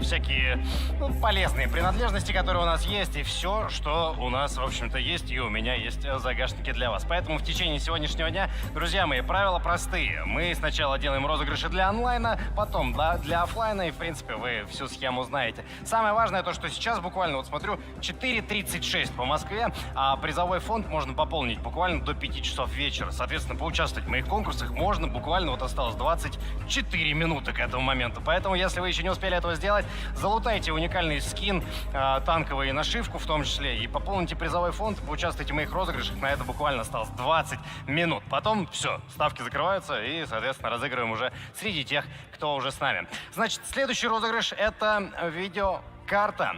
Значит, мне подсказали, что до ночи еще можно пополнить. Так что у вас есть шансы еще успеть. Хотя это было бы неплохо, если бы я их ограничил по времени. Ну да ладно, тогда можно пополнять призовой фонд в течение сегодняшнего дня и продолжать это делать. Значит, аналитики плохо проанализировали, значит, когда можно закрывать или открывать призовой фонд. Мне очень нравится здесь находиться, потому что я могу укорительно посмотреть как в студию аналитики, так и к другим ребятам, которые говорят мне что-то в уши. Значит, ребятушки, начнем мы с розыгрыша видеокарты. Кому видеокарту? Есть такие старые компики, вижу. Значит, ребятушки, если вы настроены играть так же жестко, как участники турнира Мира танков, скачайте мобильное приложение OneShot и получите свои игровые часы в сети киберхаусов OneShot в подарок.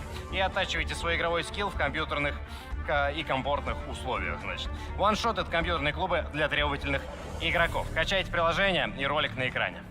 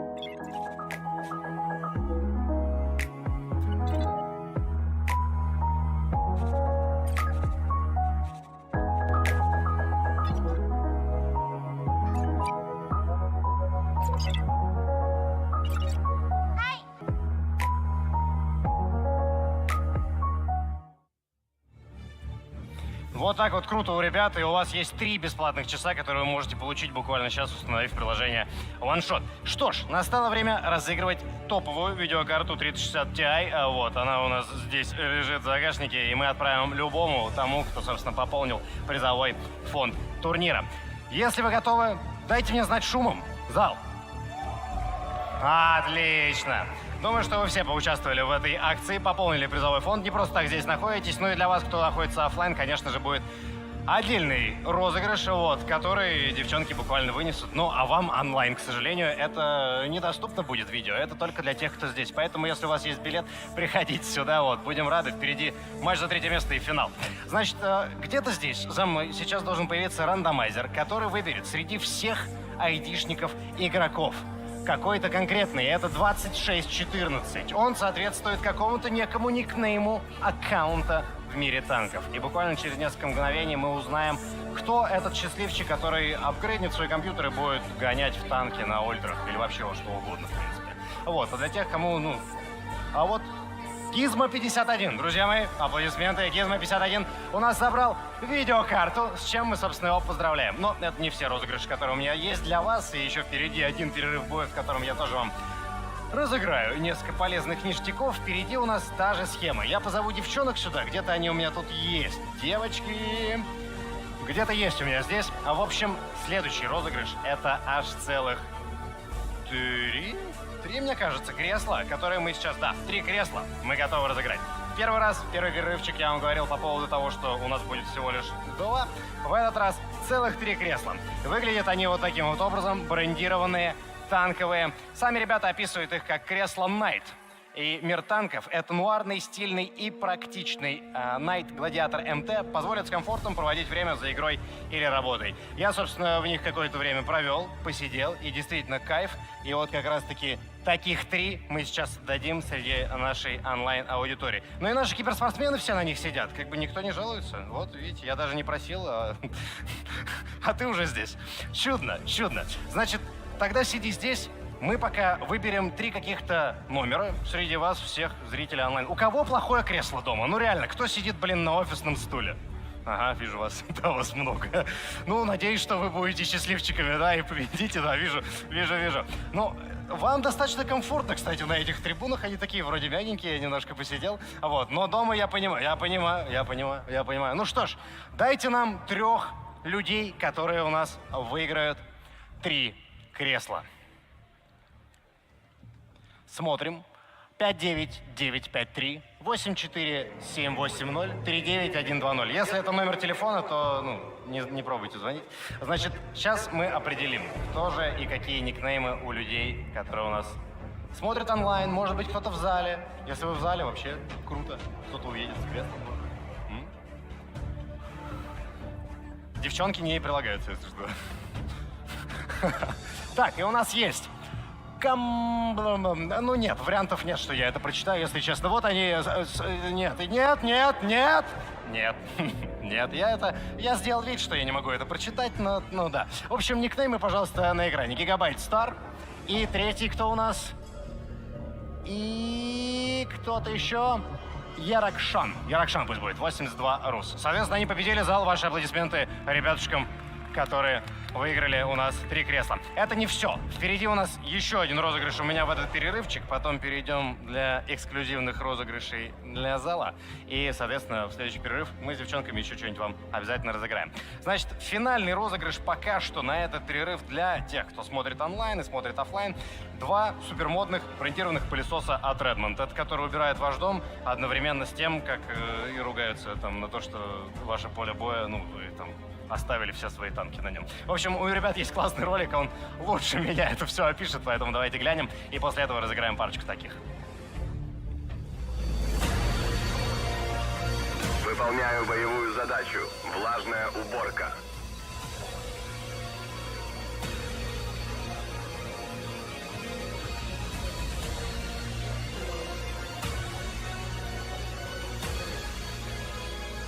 Боевая задача выполнена.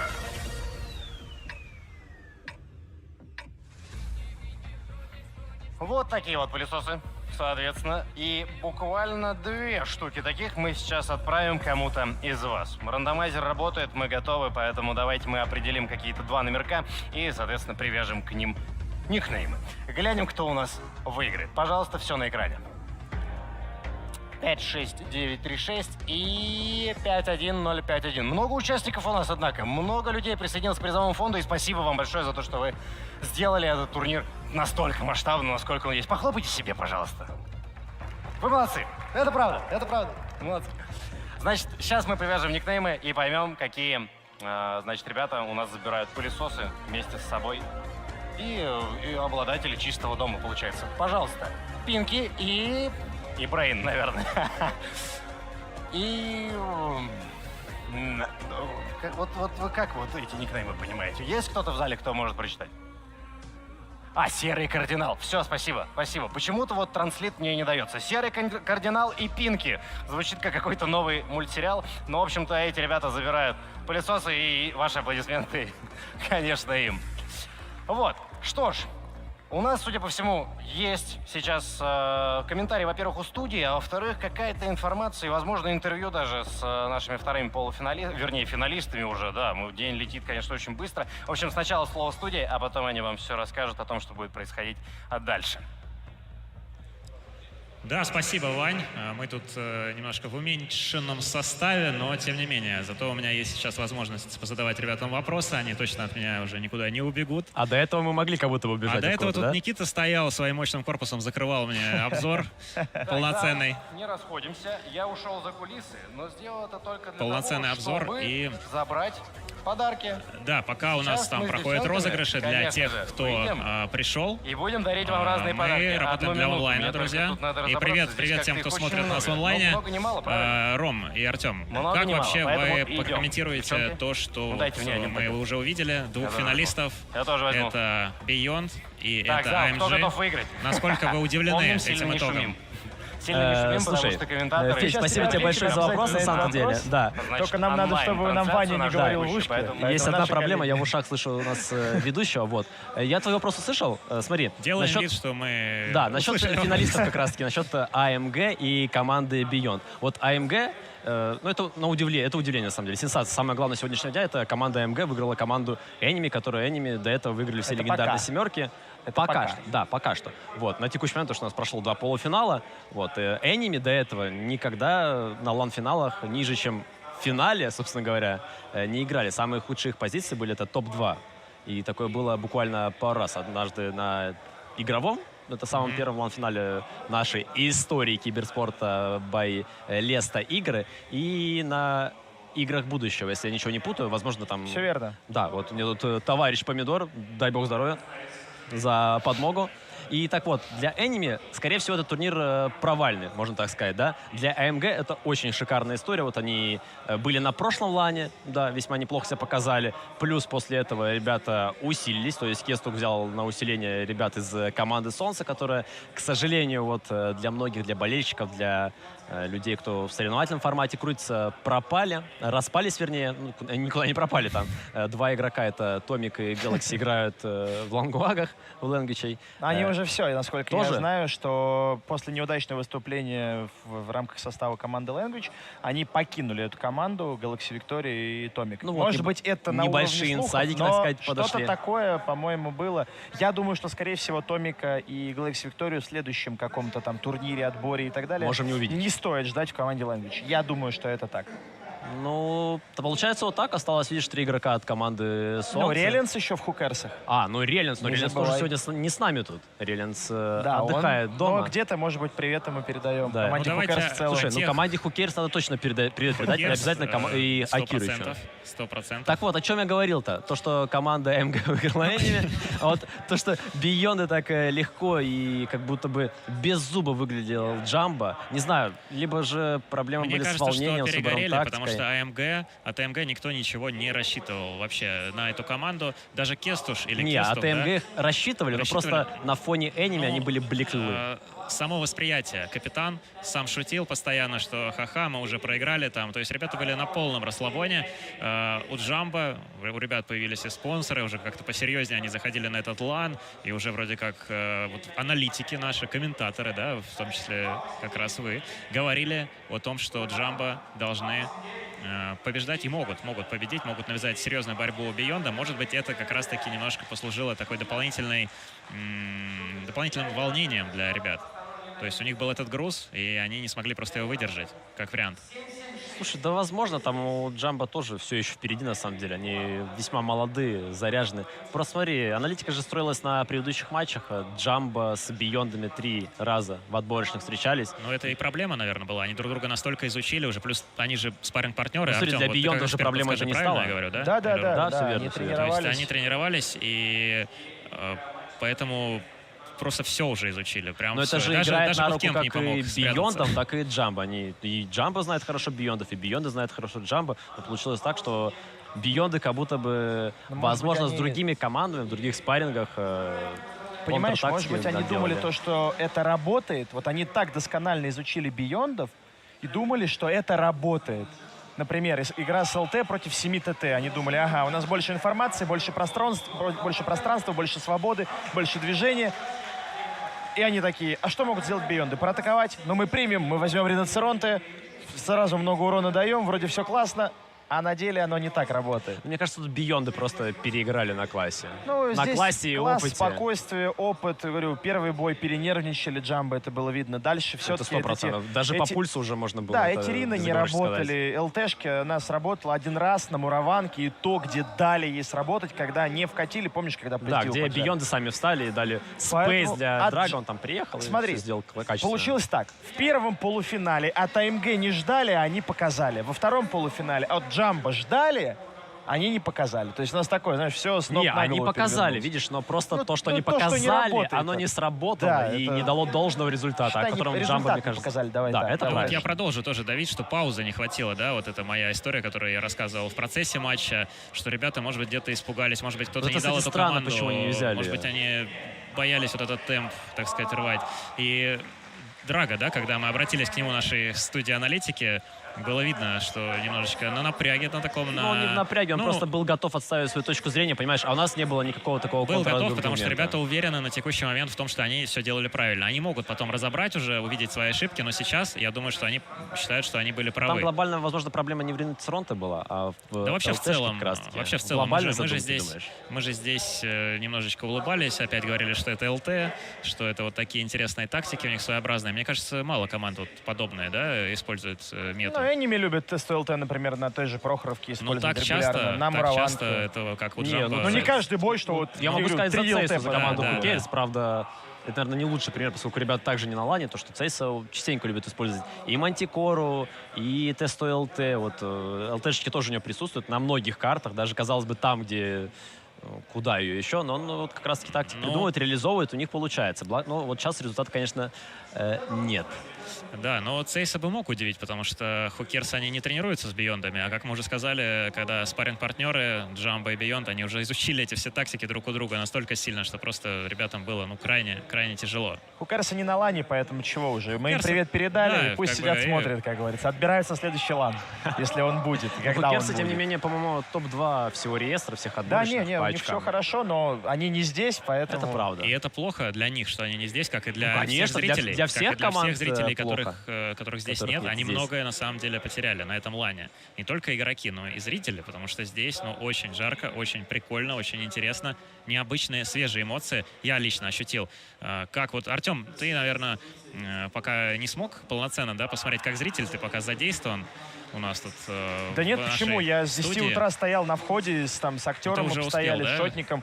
Мы пофоткаться успели, постоять так вот сейчас вот пока не успеваем отойти там передохнуть, например, в какой-то перерыв. Но ребят подходят, вот мы же здесь прям на сцене, грубо говоря.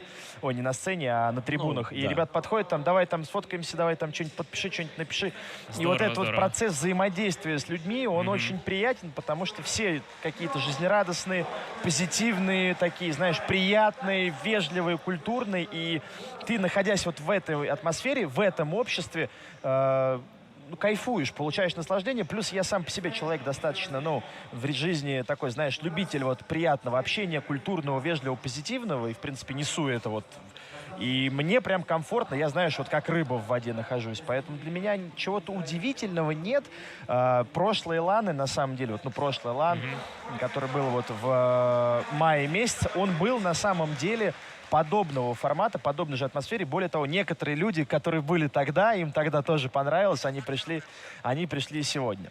Вот. Нам предлагают залупендить, прям по-другому не сказать, видео с Интересное Сережей слово ты актером. подобрал. Да. Поэтому давайте его посмотрим, дорогие друзья. Продолжается лан-финал легендарной семерки, последний эпизод. Предлагаю пойти пообщаться с трибунами. Карина, позвольте, мне нужно все-таки, вот я видел ваше интервью, там Джо вы передавали привет. Передавали. Я считаю, что это было все постанова, это все было разыграно. Я хочу без постанов уточнить у зрителей все-таки, какое отношение у них к данному персонажу. Ну, Сергей Сергеевич, как я вам могу Да, отказать? Конечно. я не могу по-другому. Давай. Так, мы сейчас все узнаем. Здравствуйте. Как вам все нравится? Конечно, нравится. Слушайте, самый главный вопрос. Джо, вы смотрите? Жова нет, что? А вы смотрите? Так, ну подождите, вы все вместе, я понял. Так, я вас запомнил двоих. Здравствуйте. А скажите, пожалуйста, а какой ваш любимый стример? Ладно, буду проще. Джо, вы смотрите? А вы? А вы?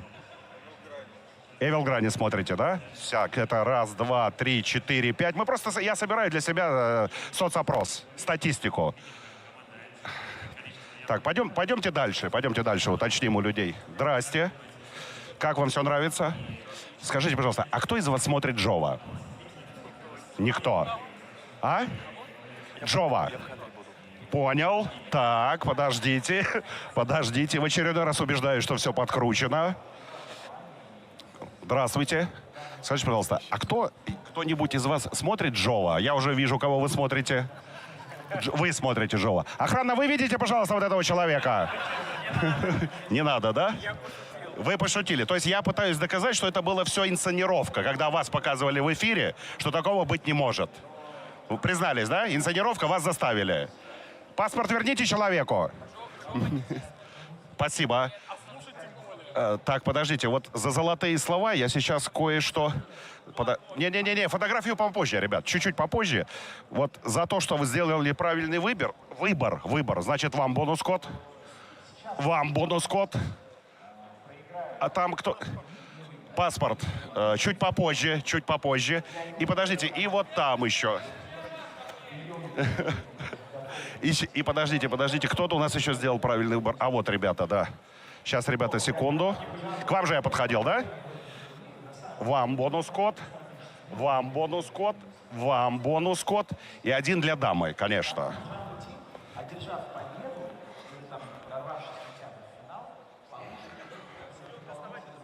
Что? В эфир не пропустят, я думаю, да.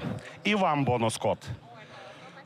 Карина, ну мы в итоге выяснили, что вы сделали постановочное видео. Я провел соцопрос. Из 100 человек, ладно, не 100%, опрошенных 100% не смотрят Джова. Ну, что делать? Бывает. Костя, я тебя смотрю, не переживай. Костя, я с тобой. И я с тобой. И, естественно, мы все шутим. Естественно. Увидимся. Ребятушки, у нас впереди матч за 3-е место. Если вы готовы, дайте шуму, лужники! Отлично. Ну, как вы знаете, киберспорт запускаю здесь я, поэтому, сейчас мы скоро будем уже начинать. Это я точно знаю. Мне только что все подсказали там за ширмой, и это 100% информация. Впереди матч за 3-е место и достаточно значимый. Вот, посмотрим, как команды справятся с давлением, которое есть у них. Все-таки призовой фонд большой, и разделение там такое достаточно. Занять 4-е место, менее приятно, очевидно, чем 3-е. Поэтому глянем, а потом у нас финал. Но прежде чем мы ко всему этому перейдем, напомню, что мероприятие проходит при поддержке Департамента спорта города Москвы, Федерации киберспорта Москвы и Московского киберспорта. А турнир «Легендарная семерка» проводится совместно с Федерацией компьютерного спорта города Москвы, и Федерация регулярно проводит турниры по самым разным дисциплинам на собственной площадке «Московский киберспорт». Московский киберспорт — это трамплин для начинающих талантов и тренировочная площадка для профессионалов. Участвуйте в турнирах на площадке cybermos.ru. Ребятушки, аплодисменты, потому что это очень круто, это поддержка со стороны государства для такого турнира, для танков. Ребята, киберспорт двигается вообще. Шу!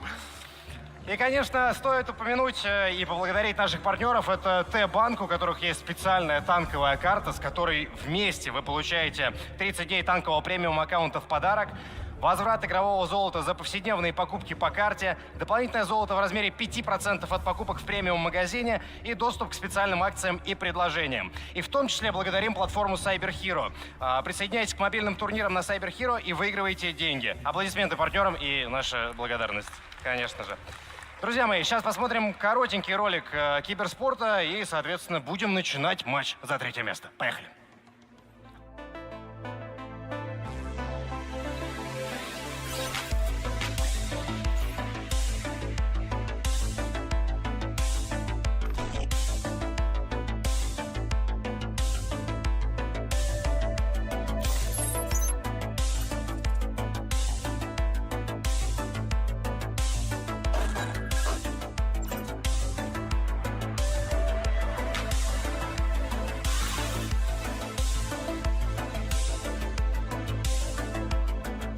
Так, ребят, мы продолжаем соцопрос. Специальный корреспондент, актер на месте. Здрасте. Здрасте. Скажите, пожалуйста, вопрос такой. Скучали ли по вот этим мероприятиям, где именно можно вживую прийти посмотреть танковый киберспорт? Да, скучал. А все ли нравится, все, что-то не нравится, что-то, может быть, дополнили, что-то, может быть, добавили? Только подождите, прежде чем отвечать, напомню. Разработчики Лесты, они знают каждого человека, здесь танковый игровой никнейм.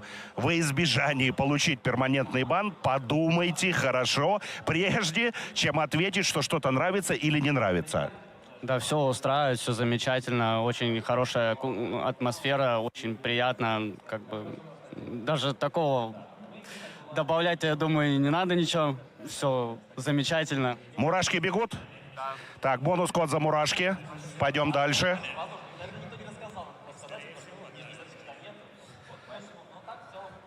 Здрасте.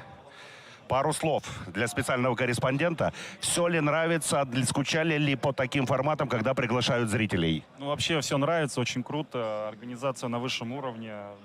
Народу, конечно, уйма. Я надеюсь получить море эмоций еще от предстоящего матча. Болею за Beyond. Посмотрим. Мурашки идут от мероприятия? Да. Это за мурашки бонус-код. Здрасте. Так, вопрос. Все ли нравится, скучали ли по таким мероприятиям, куда можно приходить вживую и смотреть танковый киберспорт? Мне все очень нравится. Эмоции переполняют. Болеем за любимые команды. Это очень здорово. Какая любимая команда? Вообще Enemy. Вот. Но и Beyond тоже. Все супер классно. Enemy, по-моему, вылетели. Но мужики не плачут. Да, все здорово. А если они вылетели, за кого теперь будете болеть? За Beyond. За Beyond'ов. Вот за Beyond'ов бонус-кодик. Спасибо большое. Ребятушки, специальная информация от Ивана Жесткова. Значит, для тех, кто сейчас смотрит трансляцию онлайн, и вы тоже можете, в принципе, ее включить прямо сейчас, кто находится в зале, сейчас покажут промокодики специально для вас, которые можно залутать, быстренько добавить в свой аккаунт и получить бонусы в честь того, что вы просто здесь. Спасибо. Вот. А где-то здесь, или на трансляции, в общем, вы его увидите. Поэтому заходите на трансляцию, там есть бонус-код. Где-то они появляются, мне говорят, что они есть. Но я их не вижу. Они точно на трансляции есть, поэтому смотрите, здесь у меня вот тут прям где-то нет. Значит, смотрите промокодики, лутайте их на свой аккаунт, забирайте, вот, и приходите обязательно на арену, на гранд-финал, вот. Подтягивайте своих друзей, которые застряли в фойе, потому что у нас сейчас, я понимаю, что там интересно, я понимаю, что там много движа, я понимаю, что там можно на плойке поиграть, но здесь сейчас будет команда Enemy и команда Jumbo. И это будет хорошо. Это определит, какая команда какие медали заберет. Это уже важно и значимо, потому что на этом их выступление на сегодняшнем турнире заканчивается. Надеюсь, что вы готовы, и мы измерим обязательно вашу готовность, как только команды выйдут. Ну-ка, давайте сейчас, секундочку. Кто болеет за команду Enemy в предстоящем матче? Измерили. Кто болеет за команду Jumbo в предстоящем матче? Измерили. Хорошо, хорошо. Тогда, друзья мои, если вы готовы, я рад на сцене матча за 3-е место приветствовать команду Enemy! Ребята спускаются через зал, поэтому если вы сидите рядом с ними, имеет смысл к ним поближе подобраться, дать пятюню, замотивировать их на победу в матче за 3-е место.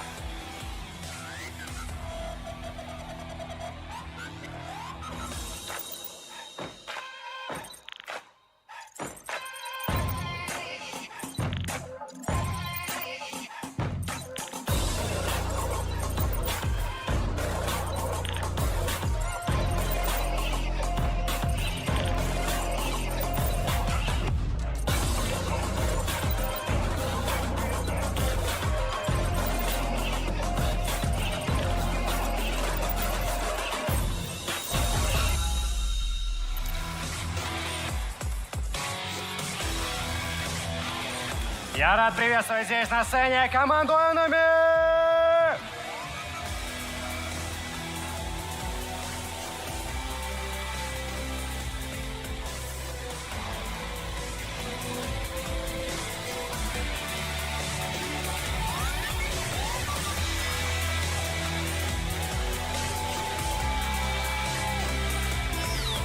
Фанаты команды Enemy, пошумите за свою команду! Вот так. Ребят, я желаю вам большой удачи. Пожалуйста, садитесь в свои компы. А с командой Enemy в матче за 3-е место, конечно же, встретится кто? Правильно, вот так. Запускайте такие кричалки в течение матча. Я рад приветствовать здесь на сцене команду Jumbo Team! Давайте сюда. Петюня, Петюня! Вот так, поддержите, ребят! Им это нужно сейчас, им это нужно. Дайте Петюни!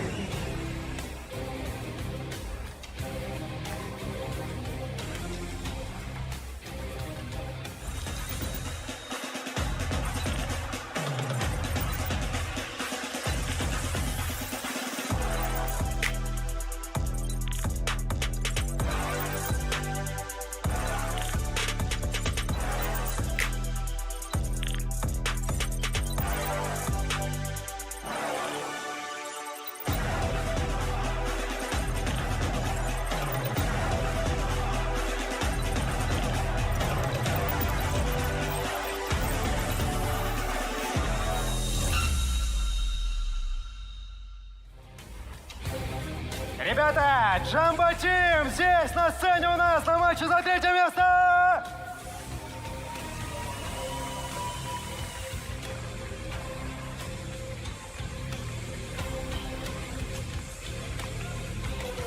Фанаты команды Jumbo, вы знаете, что делать.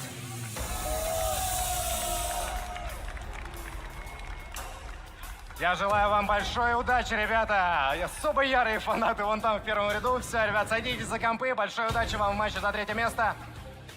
Фу, вот они садятся. Фу, у нас за компы.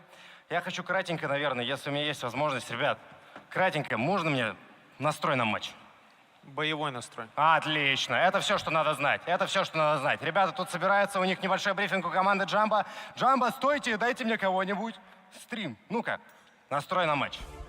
Я знаю, не, стрима я поймал, он просто передал слово. Не занять 4-е место. Правильно, не занять 4-е место. Вот такой настрой, ребята. Зал, поддержите команды. Впереди у нас матч за 3-е место, который многое значит для коллективов, которые сейчас вышли у нас на сцену и будут сейчас выступать, поэтому очень важно, чтобы их поддерживали в течение матча, даже если вы смотрите трансляцию онлайн. Я сейчас передам слово аналитикам, посмотрим коротенький ролик, и, соответственно, после этого у нас начнется тот самый матч, а потом финал дня. Поэтому, если вы не успели сюда еще добраться, самое время это сделать. Давайте, погнали! Ребята, мы сейчас прямо в гуще событий на игровой зоне. Какой план на сегодняшний день? Болеть за Бьонов и то, что они выиграют. В конечном итоге заберут главный приз. Какой твой любимый игрок из команды Beyond? Беовульф. Беовульф, почему? Ну, это первый бой, который я начал смотреть. Ну, вообще у них все хорошие бойры. Ну, наверное, из фаворитов у них Беовульф, Анатольевич их командир и Вильф. Есть какая-то кричалка, которую будешь кричать с трибун за любимую команду? Бьонт мы всех порвем. Класс. Какой твой никнейм в танках? Егор Космонавт. Давно играешь? До самого открытия. Сколько у тебя боев? Вспомнишь? 50к. А какой любимый танк? Базик, хотя. Отлично. Ну, у меня, так сказать, для разогреву небольшого, как думаешь, что есть в женской сумочке? Есть бонус-код. Держи. Удачи себе на игровом зачете и... Можно будет сфоткаться? Конечно, можно. Сейчас закончим интервью, сфоткаемся. Вот у Константина тоже есть пару вопросов. Скажи, пожалуйста, это твой друг? Нет. Вы не знакомы? Нет. А за какую команду ты болеешь? За Enemy. Так, здесь два противника схлестнулись. Да. Как думаешь, кто на первом месте будет? Enemy. А он считает, что Beyond, наверное, да? Ну все, может быть. Главное, красивая игра. Где ты такую футболку взял? Я играл на соревнованиях от вуза на МСКЛ. Вот, там за топ-2 давали вот такие вещи. Там был худак, футболки, пауэрбанки и так далее. Очень крутые вещи от Леста. А сколько у тебя процент побед? 63 на твинке. На твинке? Конечно. А на... 58 на основе.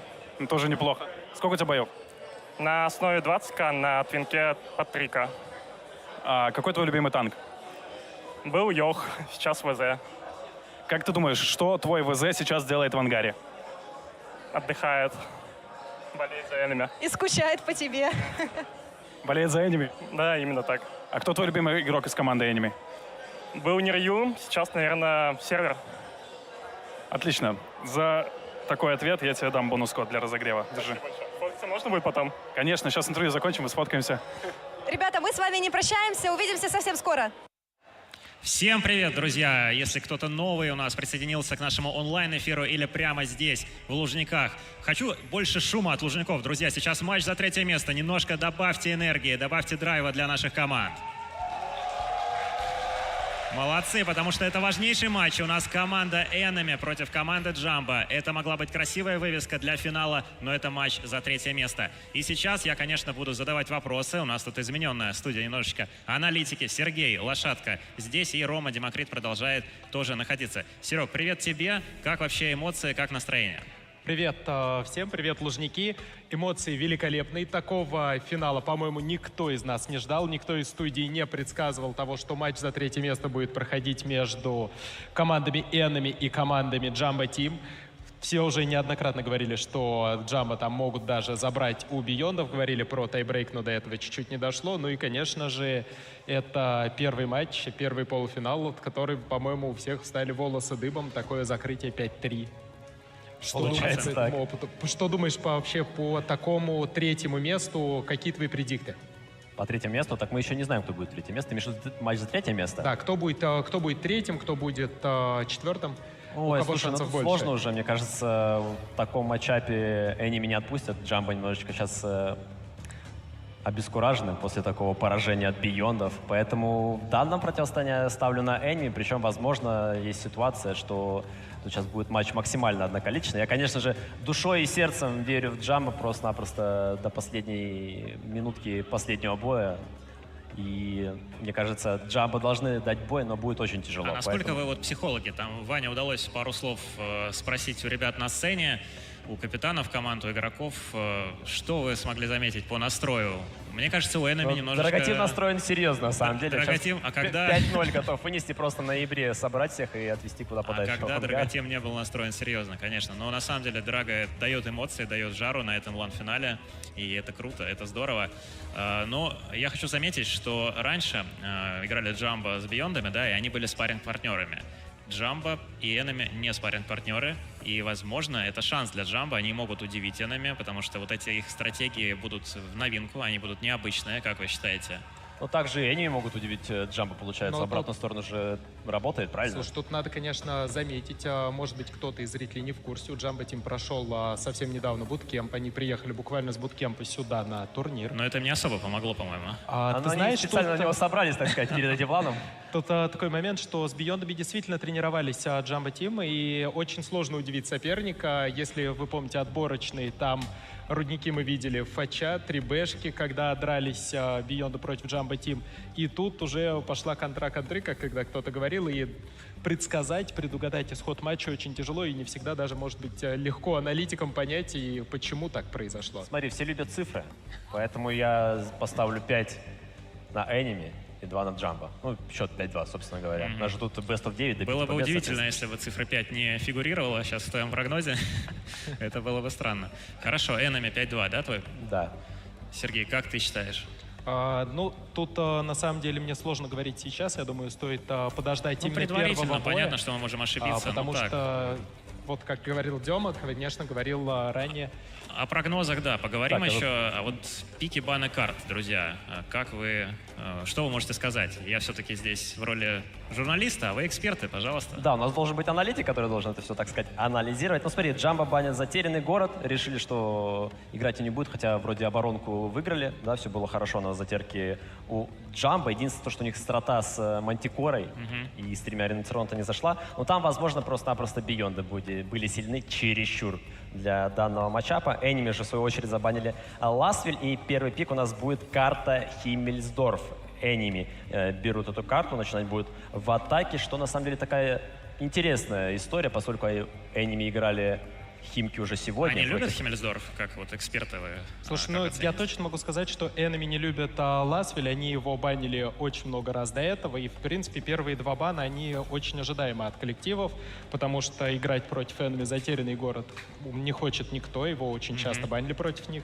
И в то же время Enemy, в принципе, не хотят играть Ласвелли. И в какой-то момент Нерью, по-моему, на Синергии рассказывал, что, в принципе, они не очень его тренировали. Поэтому ожидаемо Химмельсдорф интересный пик, Jumbo Team будет тяжело. Ну и после него, да, переходим на рудники. Что думаете по поводу рудников? У кого здесь будет преимущество? Слушай, а вот рудники очень интересный матч, очень бой должен быть интересный. И один, и второй. Видимо, что Jumbo Team будут начинать в атаке, Enemy выбрали обороняться в первом бою на рудниках. И тут, конечно, матч, который стоит посмотреть. Мураванка, бан от Enemy. Вот этого я немножко не ожидал. Ну, мне кажется, ребята решили те карты, которые играли, еще поиграть, собственно говоря. Новые тактики, которые заготовочки остались на финал. Решили сейчас вот использовать тут. Коли в финале мы не прошли, то сейчас поюзаем, собственно говоря. Джамбо же банят Руинберг. Блин, прекрасная карта на самом деле, но с доминирующей атакой.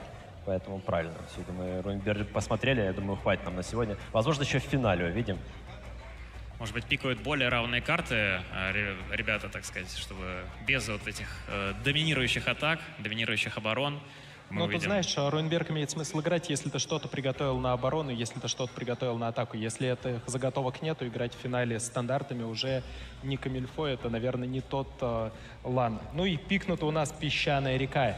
Не было, по-моему, сегодня еще песчанки у нас, Песчанку мы еще не видели ни в одном из матчей, причем пикает Нескви песчанку. У нас и будут играть они в атаке первый бой. Слушай, очень интересный пик. Вот лично мне прям интересно песчанку рудники было бы видеть. И последний пик Прохоровка. Прохоровка, мне кажется, супер, потому что сегодня она нам подарила столько драйва, столько эмоций и вообще бои, которые заканчиваются на последних секундах, и вот эти вот моменты классные. Я надеюсь, что и тут она не подведет, и тайбрейк, утес. Классика, на самом деле, тайбрейка, утес, всегда карта. Apple Wall, утес, Enemy. Ты решил прямо оттуда зайти? Так, Я решил, издалека? да, я недавно с ним общался как раз. Ну, записывая интервью, да? Да, записывая интервью, Apple сказал, что никакой потери мотивации нет, ребята заряжены на первое место, но, может быть, я смутил своими вопросами, не знаю. Тут ну, вот... бывает, не всегда же занимать первые места, не всегда конечно. выигрывать, собственно говоря. Иногда надо и проигрывать, потому что кто не падает, тут не поднимается, правильно? Все верно. Но в любом случае, это новый матч, это матч за третье место. Парни уже в любом случае подготовились, Enemy было время сделать работу над ошибками, было время подготовиться, посмотреть, как второй матч сыграли их оппоненты текущие. 3 риноцеронта мы видели в конце третьего отборочного, и вот они опять появились. Да, у нас как раз-таки вот сейчас тут сеточка показывается. У нас прошло уже 2 полуфинала. Первый полуфинал это были AMG против Enemy, где со счетом 5-2 AMG прошли финал. Второй же полуфинал посмотрели как раз-таки недавно. Бейонды без каких-либо проблем закрыли Jumbo Team также со счетом 5-2. И получается у нас в финале встретится команда AMG с командой Beyond. Ну а мы с вами сейчас посмотрим команду Enemy против команды Jumbo Team в рамках борьбы за топ-3. И как раз-таки за третье место ребята у нас получают 2 миллиона 800 тысяч рублей практически. А может за быть и больше, место... а может быть и больше, Ром, потому что можно пополнять. По-моему, уже время сбора закончилось, поскольку у нас уже 6-й час. Говорили, Ваня со сцены говорил, что можно до ночи пополнять, поэтому до ночи прям. А мы поэтому можно долго пользоваться. собираемся сидеть, да? Мы собираемся сидеть долго, конечно. Тогда, да, тайбрейков. ну, примерно такие цифры пока что мы имеем. Возможно, ну, и они еще... Цифры достойные, да, они могут быть еще больше. Борьба будет серьезная. Ну, команды вот уже сидят, уже готовы, уже настраиваются. Последние пики-баны прошли. Сейчас приготовление, да. Вот исходя из этих карт, которые были выбраны, Помидор в прошлый раз, да, исходя из карт, сказал, что бои будут затяжные, немножко не угадал. Сейчас, как вы считаете, бои будут быстрые или нет? Или мы будем видеть 15-минутки? Ну, тут очень многое зависит, конечно, от Enemy. Они иногда любят постоять, они могут удивлять и быстрыми взрывными врывами. И после этого охладить бой, встать, занять выгодные для себя позиции, и после этого уже растягивать. Поэтому, конечно, Прохоровка может опять закончиться на последнем таймере. Но мы видели, как Jumbo удивляли уже Enemy на Прохоровках в отборочных. И там мы говорим про оборону Jumbo. И там может закончиться атака Enemy. Неизвестно, как развернется. С другой стороны, Jumbo в своей атаке, скорее всего, поедут на тайминге не позже 5 минут. Потому что им крайне невыгодно сейчас затягивать бой в позиционке. Enemy показывают себя сильнее пока что. То есть Enemy постараются навязать свою игру оппонентам. Сейчас Enemy нам показывают их веб-камеры. Они такие довольные. Они, несколько по-моему, еще веселятся просто вообще, на полном ребята. настрое. Нески вам на чили, на расслабоне что-то рассказывает, парень. Да чего вы А Грейси там напрягаетесь? смеется, смотри, все у них хорошо. Максим такой сидит довольный полностью. анекдотики думает, залетают. Отлетели AMG, сейчас в матче за 3 место развалим. Собственно говоря, смотри, сконцентрирован. Вот у нас состав, ребята, слева направо. Вот они, да. Ну, показать бы нам Джамбо, интересно, что у них там, какие... Ну, ребята так немножечко, знаешь, в тильте сидят, немножечко расстроены. Да, может быть, им не хватает поддержки, если Джамбо Тим, фанаты здесь, в зале. Может быть, надо подбодрить пацанов, чтобы они показали красивую игру. Конечно, у Enemy больше фанатов, но в первом матче AMG это не помешало, поэтому все возможно. С вашей поддержкой все возможно, поэтому включайтесь, будьте активными, и я думаю, мы увидим классные матчи. Это как Кестах в интервью говорил. У него спросили, что ты хочешь передать своим фанатам, он хотел, чтобы они появились. Ну, Да, как это раз вообще, и эта фраза мечты просто, сбываются. это золотая цитата этого турнира, и они реально появились. Ну и он же показал пример, как надо сделать, чтобы они появились. Надо Конечно. просто взять и победить в следующем же матче. Надо побеждать. Ну, кстати, проигрывая достойно, тоже у тебя фанаты появляются. Не знаю, правда, появились у Джамбо Тим сейчас фанаты или нет, но мы как раз сейчас в ходе поддержки данного матча это узнаем. Я буду, да, поддерживать Джамбо, наверное, в этом противостоянии, потому что я люблю сказки, люблю истории какие-то про андердогов. Сейчас я чувствую, что у Джамбо такая тяжелая ситуация, ребята расстроены, но ребята, тем не менее, у них есть свой стержень, они показывают игру с интересными тактиками, с ЛТшками. И, конечно, Драго, да, вот это вот у него внешняя, может быть, злость, но хочется внутри парня поддержать, как и всю команду, чтобы у них все получилось, чтобы мы сейчас увидели равную борьбу, интересные матчи и какие-то, может быть, сюрпризы. Ну, я вот до этого дал продикт на то, что победит Enemy, но вот реально очень рад буду ошибиться, если Джамбо в данном противостоянии выиграет. Это будет очень прекрасно, на самом деле, как и для зрителей в зале, появятся новые фанаты Джамбо, так и для Джамбо. Да, будет печально для Enemy, но мне кажется, глобально для них что третья, что четвертая позиция, если убрать денежный эквивалент, то сути не меняет. Хотя у них не было бронзы еще, кстати, никогда. Для Джамбо, мне кажется, важнее, потому что команда молодая, она обрастает спонсорами, она обрастает поддержкой, и заявить сейчас о себе, все-таки записать свой блокнотик, свои вот эти достижения, повесить, да, на стенку, что мы 3-е место в Лужниках. Это уровень вполне себе солидный, поэтому они будут стараться. С другой стороны, Enemy проигрывать тоже вообще не хочется, потому что, как минимум, они уже не в финале. Матч за 3-е место, это матч не за 1-е. И остаться в хвосте финалистов, остаться на 4-м месте они никак не могут позволить себе, потому что, ну, фанаты им этого не позволят так сделать. Там поддержка точно будет из зала, и парни будут бороться до последнего. Ну, все равно можно сказать, что мы все легендарные семерки выиграли, немножечко подустали. И Но здесь... это финально, это самое главное. Ты знаешь, как к рейд-боссу пришел ты такой, но уже топ-1 не будет. И в следующей жизни вернулся, да, уже на сейвис вернулся. Ну да, у нас, правда, такой ситуации нет. У нас нет возможности там на сегодняшний день перезагрузиться на 10 утра и снова отыграть свой матч против АМГ. Да, и, кстати, я вот вспомнил, показывали сетку, когда, может быть, чуть позже нам ее еще раз покажут. Я хотел бы обратить внимание на счета. Сегодня 2 матча завершились со счетом 5-2. И к чему я это вспомнил? Потому что в прошлый раз, на прошлом турнире, на прошлой легендарной семерке, если я не ошибаюсь, Рома, мы, по-моему, были с тобой там, по-моему, тоже 5-2 постоянно все заканчивалось. И 5-2, 5-2, 5-2. И очень популярный счет был, ну, слушай, если я не путаю. Я уже прям так точно досконально не вспомню, но да, было пару матчей 5-2 точно. Ну, вот. счет Там у нас и матчей было так претендует больше. стать самым популярным таким в игре, в нашем киберспорте за последние ланы. Может быть, и сейчас мы увидим 5-2 в чью-то пользу. Ты, кстати, по-моему, прогноз дал на 5-2, да? Я давал прогноз, да, на 5-2, я основываюсь на этой статистике. Но хотелось бы, знаешь, тайбрейк посмотреть хотя бы один. Хочется. Может быть, он будет в финале, а может быть, он будет и сейчас. Ну, хочется и сейчас, собственно говоря, тайбрейк посмотреть, и потом в финале еще. Всего сразу, да, Да, чтобы побольше. максимально собрать компоновку боев, которая у нас возможна сегодняшним днем. Но в любом случае 5-2 мы хотя бы в одном из этих 2 матчей не увидим. Потому что, ну, как минимум, финал закончится совершенно в моменте, в финале 5-2 счет может быть. Не хотелось бы, да, потому что с 5-2 камбэкать, ну, такое себе будет в финале. Ну, а в финале еще поговорят ребята, я уверен.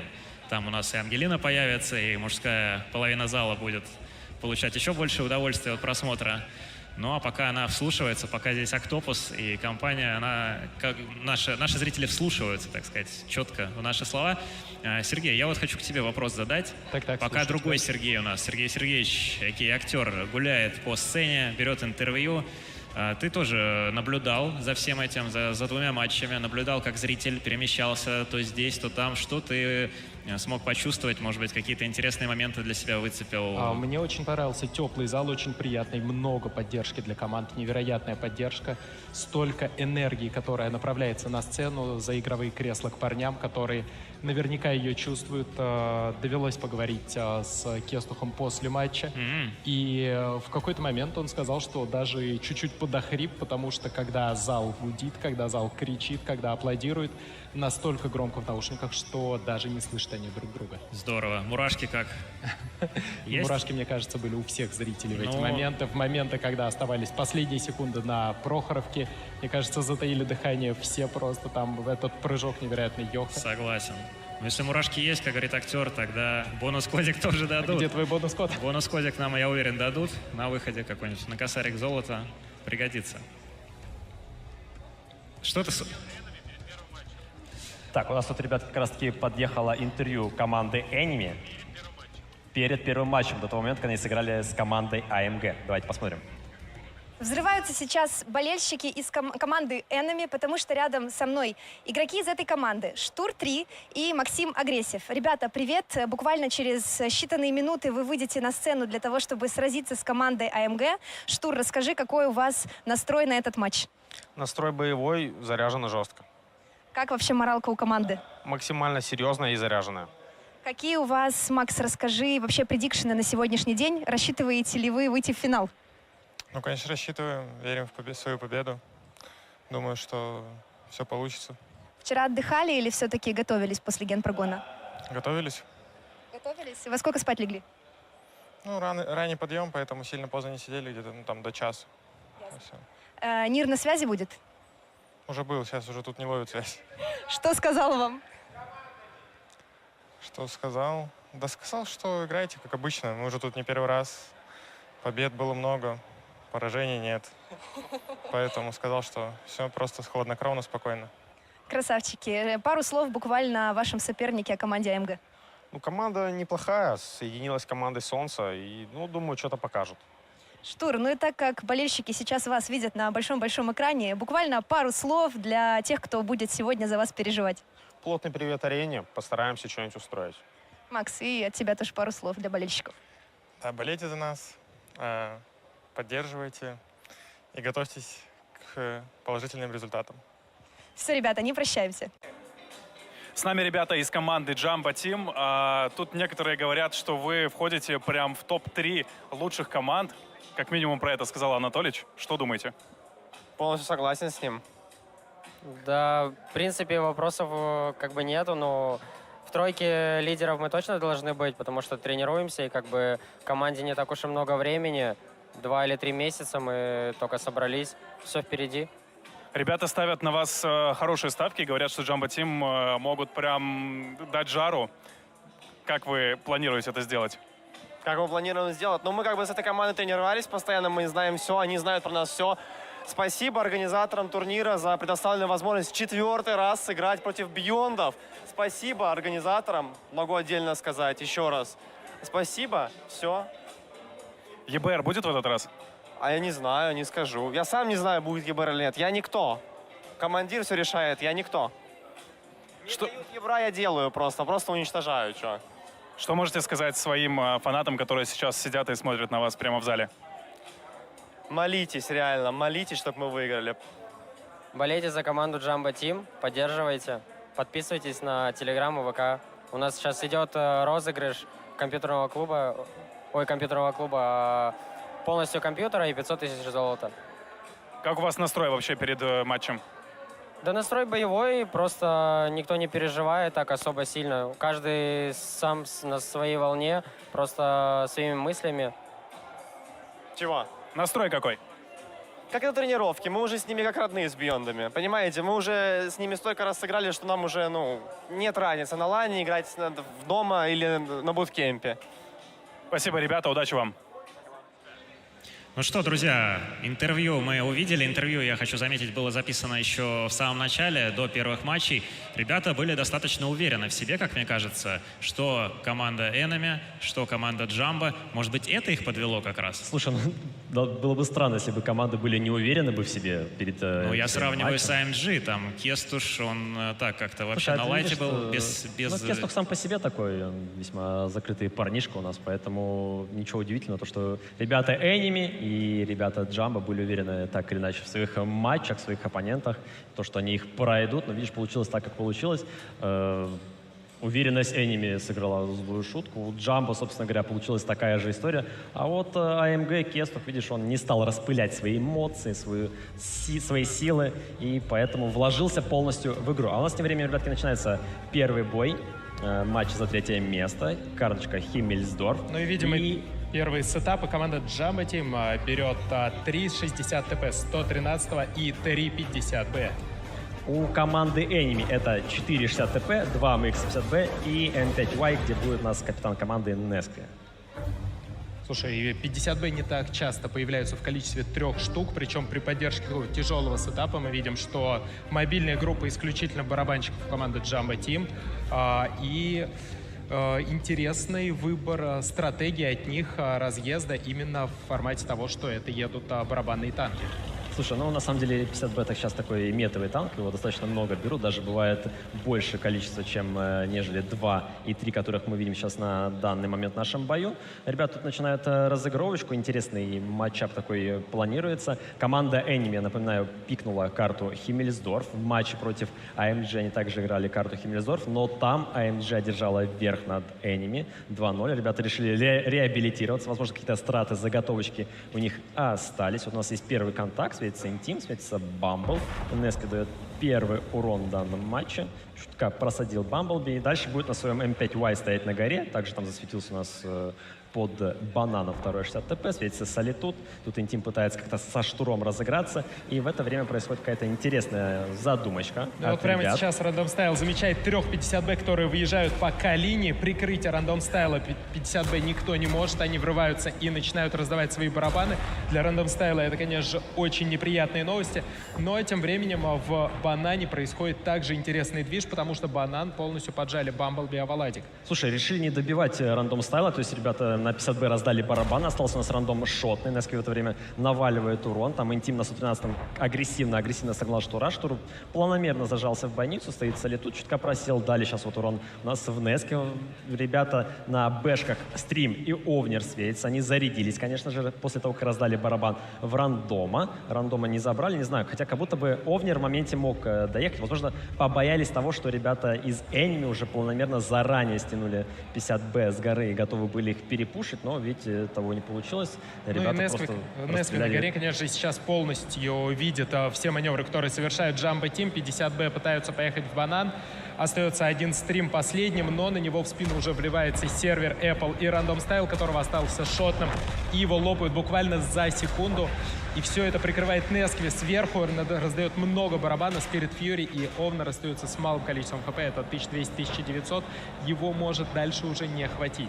Тут, смотрю, болельщики Enemy буквально довольны данным мувом, поддерживают свою команду, там у нас агрессия весьма чересчур сильно просела, 40 хп у него остается, его Овнер как будто бы забрал тараном, но ситуация пока что паритет на самом деле на карте происходит, тут сейчас ребята вчетвером буквально команды Jumbo Team пытаются забрать Штура, который тут один против всех буквально сражается, Лев Львиный. Apple в это время на 50Б пытается приехать ему помочь. Штур, возможно, еще успеет дать один выстрел с уроном перед смертью. Начинает раздавать там 50Б команда Enemy. Танкует Штур Аваладика. Не проходит Альфа-страйк. Живет на Штур, поглядите. 3000 урона тут наносит, дает пробой. Возможно, еще как-то затанкует, но нет, Штур, конечно, нет, гений, но не забирают настолько. Штура, остается всего лишь 3 танка, причем ХП находятся все в Нескве у команды Enemy. Нескви на горе разменять их не может, и уже буквально там крохи ХП 2000 против 4, и при этом мы видим, что насколько ровно поделили ХП команда Jumbo Team из оставшихся танков. Да, Jumbo прекрасно сыграли тут кооперацию. В моменте мне казалось, что у них было неверное решение, но, видишь, ребята колят между собой, в команде коммуникация проходит, которую мы, к сожалению, не слышим. Хотя TeamSpeak было послушать, мне кажется, прекрасные истории для лан-финала, но там, мне кажется... У нас сразу пометка будет на стриме не 12+, там сразу появится Да, цифра там сразу... 18, потому что бои жаркие, я уверен, там колы даются максимально коротко, максимально быстро, а мы знаем, как это происходит на самом деле. На самом деле забавно, что у актера на стриме плашка стоит 12+. Пока не знаю, где он там ходит, но в данный момент на студии его нету. Видимо, понизили, так сказать, Уволен. возрастной ценз. Уволен, я считаю, на самом деле. Вдвоем остается у нас Enemy. Как будто бы для Джамба победа вот-вот уже на ладони. Надо буквально доиграть данный бой. 300 хп у нас у рандома. Нески что-то пытается с горы разыграть, что-то где-то начекать. Весь бой он штрафовал своих оппонентов за любые проезды. Но, как видим, этого было недостаточно. И обе базы находятся под контролем команды Jumbo Team. ХП очень много, и слабого места как будто бы и не предвидится. Потому что в любую сторону скатываться опасно. Везде прикрывают танки, у которых достаточно очков прочности, чтобы подоспели союзники. Там вот Интим с рандомом между собой играют PvP 1 на 1. Возможно, есть сейчас шанс в клинчах поиграть, как говорится, потренировать лишним явно не будет это дело. И ну, надо что-то тут Джамбо, как говорится, предпринимать. Хотя, казалось бы, они же в обороне находятся, правильно? Им можно даже вообще ничего не предпринимать. Что-то интересное. Вот это противостояние. Оба противника шотные друг другу находятся. 60 ТП против 113-го. Крутятся они вот тут в районе зигзага, пытаются один другого переиграть. Тем временем Нескви все еще находится на горе, деться ему оттуда особо некуда. И вот прямо сейчас врываются на него 60 ТП, Бамблби, Овнер и начинают кошмарить. Нет, деться-то ему можно куда, только есть ли смысл в данном откате. О, появились фанаты команды Jumbo Team сюда. Первый бой они забирают свою копилочку, начинают со счета 1-0, и это неплохой задел на будущее, но один бой, к сожалению, как говорится, сильно погоды не делает, поэтому надо дальше продолжать в таком же темпе, в таком же ритме. Может, один бой не делает погоды с точки зрения счета, но с точки зрения моральки у Jumbo Team должно сейчас было вернуться чувство уверенности в своих силах, если оно пропало в первом полуфинале. И сейчас мы видели великолепный бой, где просто невероятное количество решений от бэшек, когда не добивают, казалось бы, халявный танк, не зажимаются бэшки от Джамбо и продолжают уже атаку в сторону банана, что принесло в итоге победу. Ну, Джамбо, насколько я понимаю, не было информации по 250Б, поэтому, возможно, там стояла засада, либо прикрытие какое-то, где ты мог больше потерять, нежели чем ты дал. Ты забрал рандома, считать, да, там очень много халявного урона дал, тебе в размен на вкате 50Б отстреляли, но в целом как будто бы ситуация плюсовая для вас, поэтому дальше форсировать смысла какого-то нету. Вот как раз таки у нас тут статистика данного боя. Стрим. Капитан команды принял на грудь весь удар команды Enemy во вкате, но как будто бы капитан может себе это позволить. Слушай, первый барабан раздал, уже достаточно, а дальше проще колить. В принципе, максимально задачу Бэшки реализовал, кто-то из них должен был отправиться в ангар. И получилось так, что это стал капитан. Сравнение у нас тут сервера со Spirit Fury, где статистика явно не в пользу сервера. Кстати, вы видели, сколько было пульса у сервера? Там 120 плюс минимум зашкаливал. Думаешь, волнуются? Я, подозреваю, потому что в первом матче Enemy такого пульса, по-моему, у них не было. У них все было под контролем. Я сейчас не обратил внимания, но я вот уже смотрел, такой повышенный. Да, повышенный пульс 100%. Не знаю, что там было у Джамбо, но я знаю точно, вот у нас показывает MVP, Овнер. Это Овнер на 50% реализации дал. Да, хотел как раз это заметить. Красавец. 18 из 18 реализовал все, что стрелял. Великолепная отыгровка Бэшки. Ну, сейчас вот повторы как раз-таки боя покажут. Слушай, ну и увидим как раз еще раз вот эти вот прекрасные моменты, когда, по сути, с одной стороны врываются бэшки Enemy, а бэшки Jumbo Team буквально за 2 тычки проезжают в зигзаг, и там уже сейвятся. Я вот думал, нам покажут момент, когда вката на рандома было. Я хотел посмотреть, сколько там ребята из 50Б раздали суммарно пулек, и сколько у них осталось, была бы возможность там пройти забрать. Но этот момент нам категорически не нужен, поэтому нам уже показали со вката на стрима, где его убили, и тут вот как раз таки забирает капитана команду уже Enemy, и ПВП вот этот интимы и рандома. Слушай, ну Интим тут еще умудрился и перестрелять 1 в 1. А тут как будто бы это уже ничего не решало, даже если бы рандом бы выиграл бы Интима, успел бы быстрее стрелять этот результативный выстрел, то там еще у Джамбо, благо, у Интима остались парни за спиной, которые могли дотащить бой. И... Ну, мы смотрели, да, ребят, мы смотрели интервью от команд перед этим боем, и ребята из Джамбо сказали, что делать зрителям? Молитесь за нас, поддерживайте. Видимо, пальчики, так сказать, скрестили те, кто должен был. Ребята в зале Свечку поддерживают. поставили. Да, но поддерживают ли Джамбо, ребята? Кто за Джамбо? Притопите, притопите, потому что, да, нужны эмоции обязательно, чтобы разжечь. Все впереди еще в этом матче. У нас игра до 5 побед. Извини, что перебью. Такое подозрение, что с предыдущего матча болельщики Beyond, которые болели за Beyond, в этом матче болеют за А Джамбо. у нас открытая переобувочная здесь на арене, да, поэтому, исходя из результатов первых матчей, болельщики, так сказать, одни и те же люди могут меняться. Ну, ничего страшного в этом нет. Как говорится, Джамбо и АМГ со временем прибавят, я уверен, прибавят в количестве фанатов. Ну, и они уже есть в любом случае. Но я сказал про Джамбо, а кто за Enemy, друзья? Надо Enemy тоже поддержать обязательно. Вот они здесь, отлично. Отлично.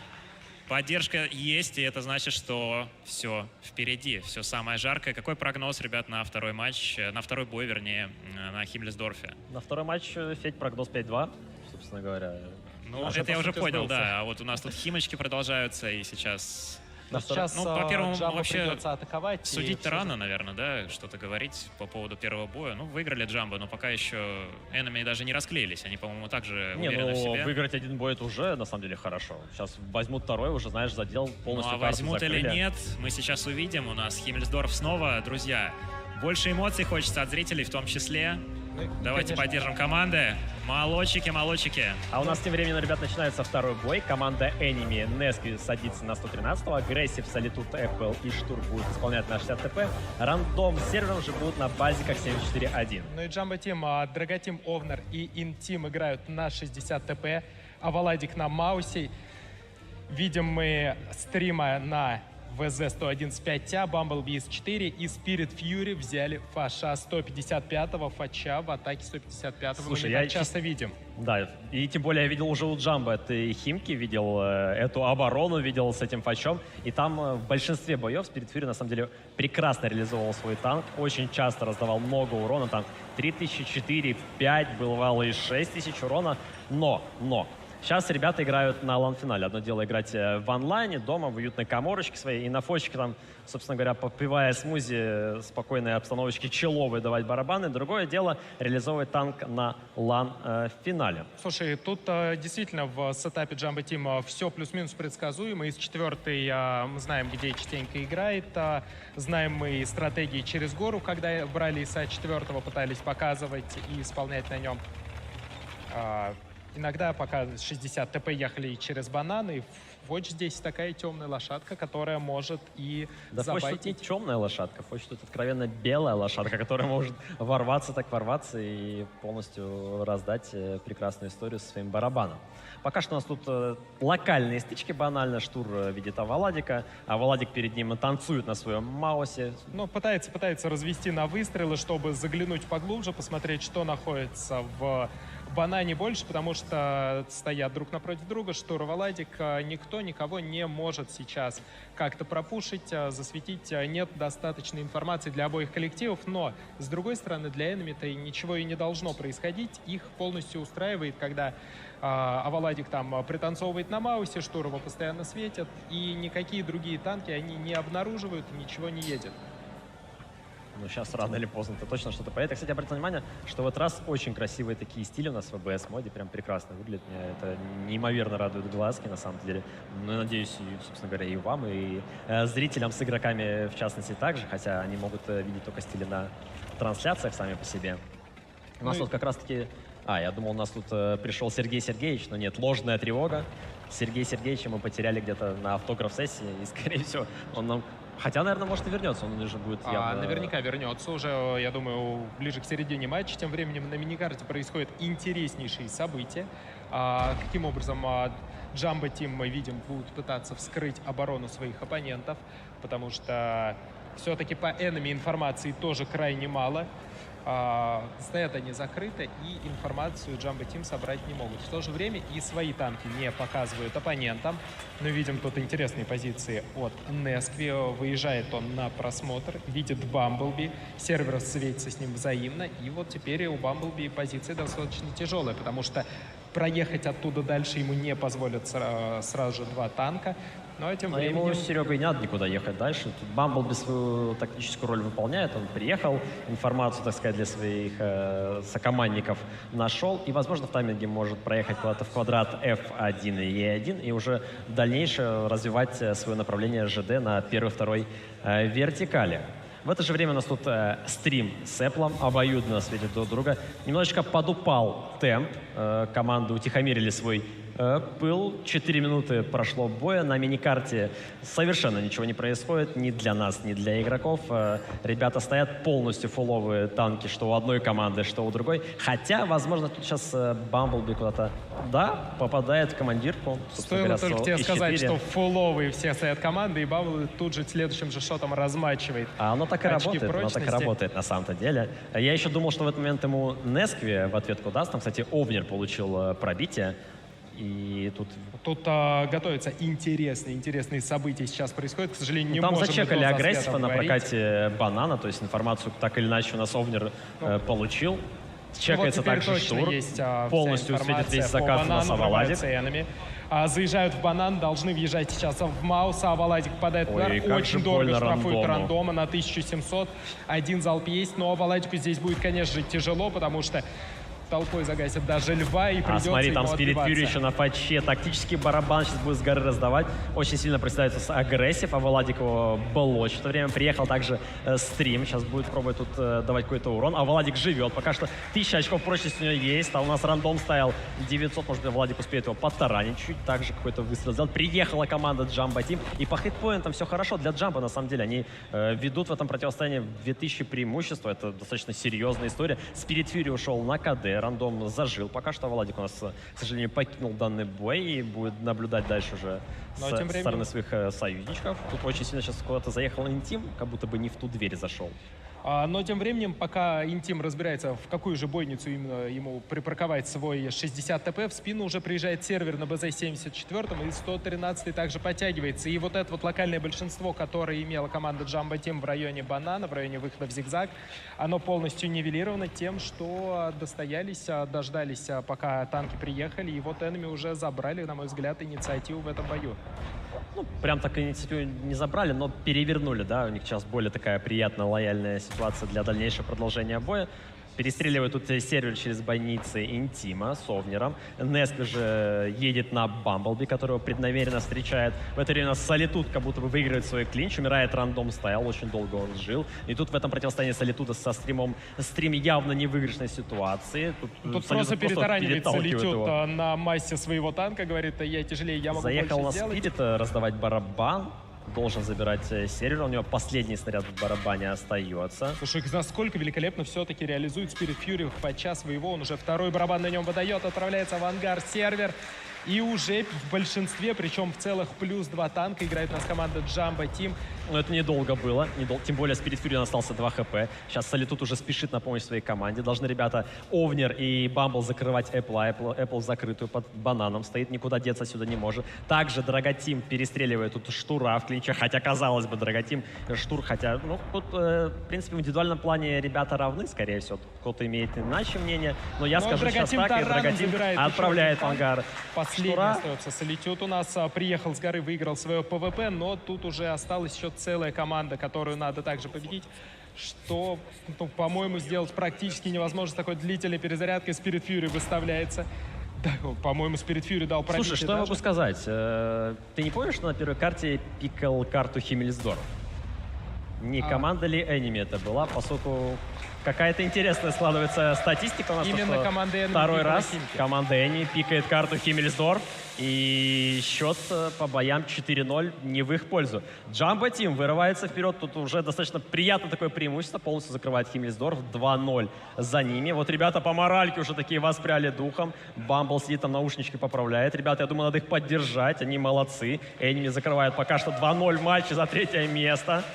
Слушай, а давай послушаем, кого у нас вот сейчас на момент счета 2-0 больше в зале. Болельщиков Enemy или болельщиков Jumbo Думаешь, Team? переметнулось еще больше народу? Я вот чувствую, там переобувочная работает безостановочно, поэтому болельщики Jumbo Team, пошумите. Так, ну давай теперь, ребята, те, кто поддерживает Энеми.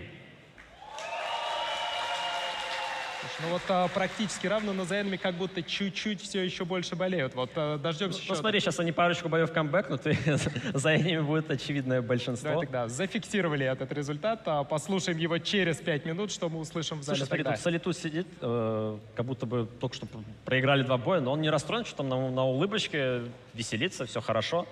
Статистика у нас боя. Спирит опять топ-1 по урону. Кстати, достаточно часто, когда вот они Джамбо берут фача, то Спирит топ-1 очень шикарно в нем отыгрывает. Да, тут у нас Интим немножечко на топарике опростоволосился. Но... Интим, Ром, заехал не в ту бойницу, да, но 2-0, поэтому черную водолазку ему одевать сегодня не придется. Слушайте, ну а Драготим тем временем... Я дико извиняюсь, я только подошел. А что происходит? 2-0, Эмини опять проигрывает. Сергей Сергеевич, ты пропустил маковку небольшую у нас тут нашего тортика. Популярность автограф-сессия затянула. Не отпускали болельщики, да?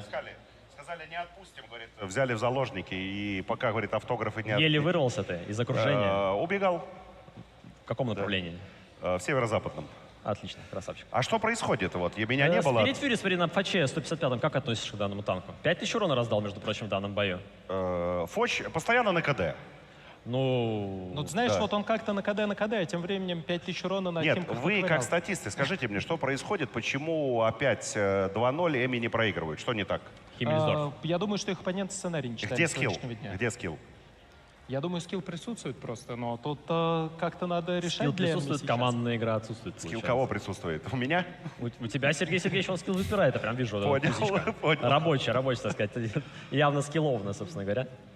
Да, у нас Сергей Сергеевич снова в эфире. Друзья, я думаю, мы пошумели для Enemy, пошумели для Джамбо. Вот давайте пошумим для актера, который дошел до нас, дал автографы. Не всем. верю, не верю. Погромче. Не верю. Ну-ка. Вот. Хорошо. Каково вообще чувствовать такую поддержку от аудитории? Приятно, да. Хочется еще приехать, наверное, и надо будет тебя еще ждать. Тут без цветов не отпустят. Да. А вон, актерище, вот, пожалуйста, обратите внимание. Это не актер, а актерище. Это получается с еще большим уважением, Конечно. с пиететом. Конечно. Так, мы актера поприветствовали, зал поддержку ему оказал. Серега, у нас тут 2 команды играют, Enemy и Джамбо. Я вообще видел. за кого? Я понимаю, да. С глазками у тебя проблем нет. Я за Анатолича. Ты за Анатолича. Анатолич уже в финале. Победил. В гранд-финале причем. Ну все, пока. Дальше Нет, автографы. так тебя мы просто не отпустим, тут тоже придется. Так, у нас Смотри, начинаются что ребятские рудники. Серега, ты давай тут, hold on, никуда не уходи больше. Тебя фанаты, если что, сами найдут. И продолжается матч, что 2-0, Джамбо ведут. Я не знаю, надо включаться Enemy, как-то пробовать остановить данную машину, которую только что переехали Бейонды.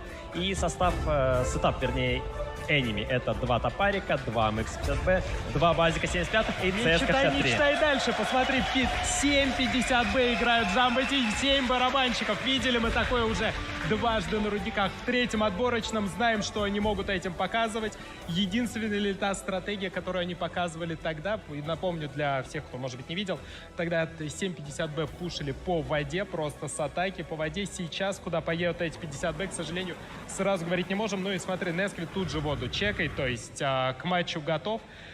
Посмотрел предыдущие бои своих Подготовочка оппонентов. присутствует явно, да, у Нески? Но тем временем 50Б это максимально фишечная страта. Ни в коем случае нельзя говорить, где находятся танки, которые не осветились.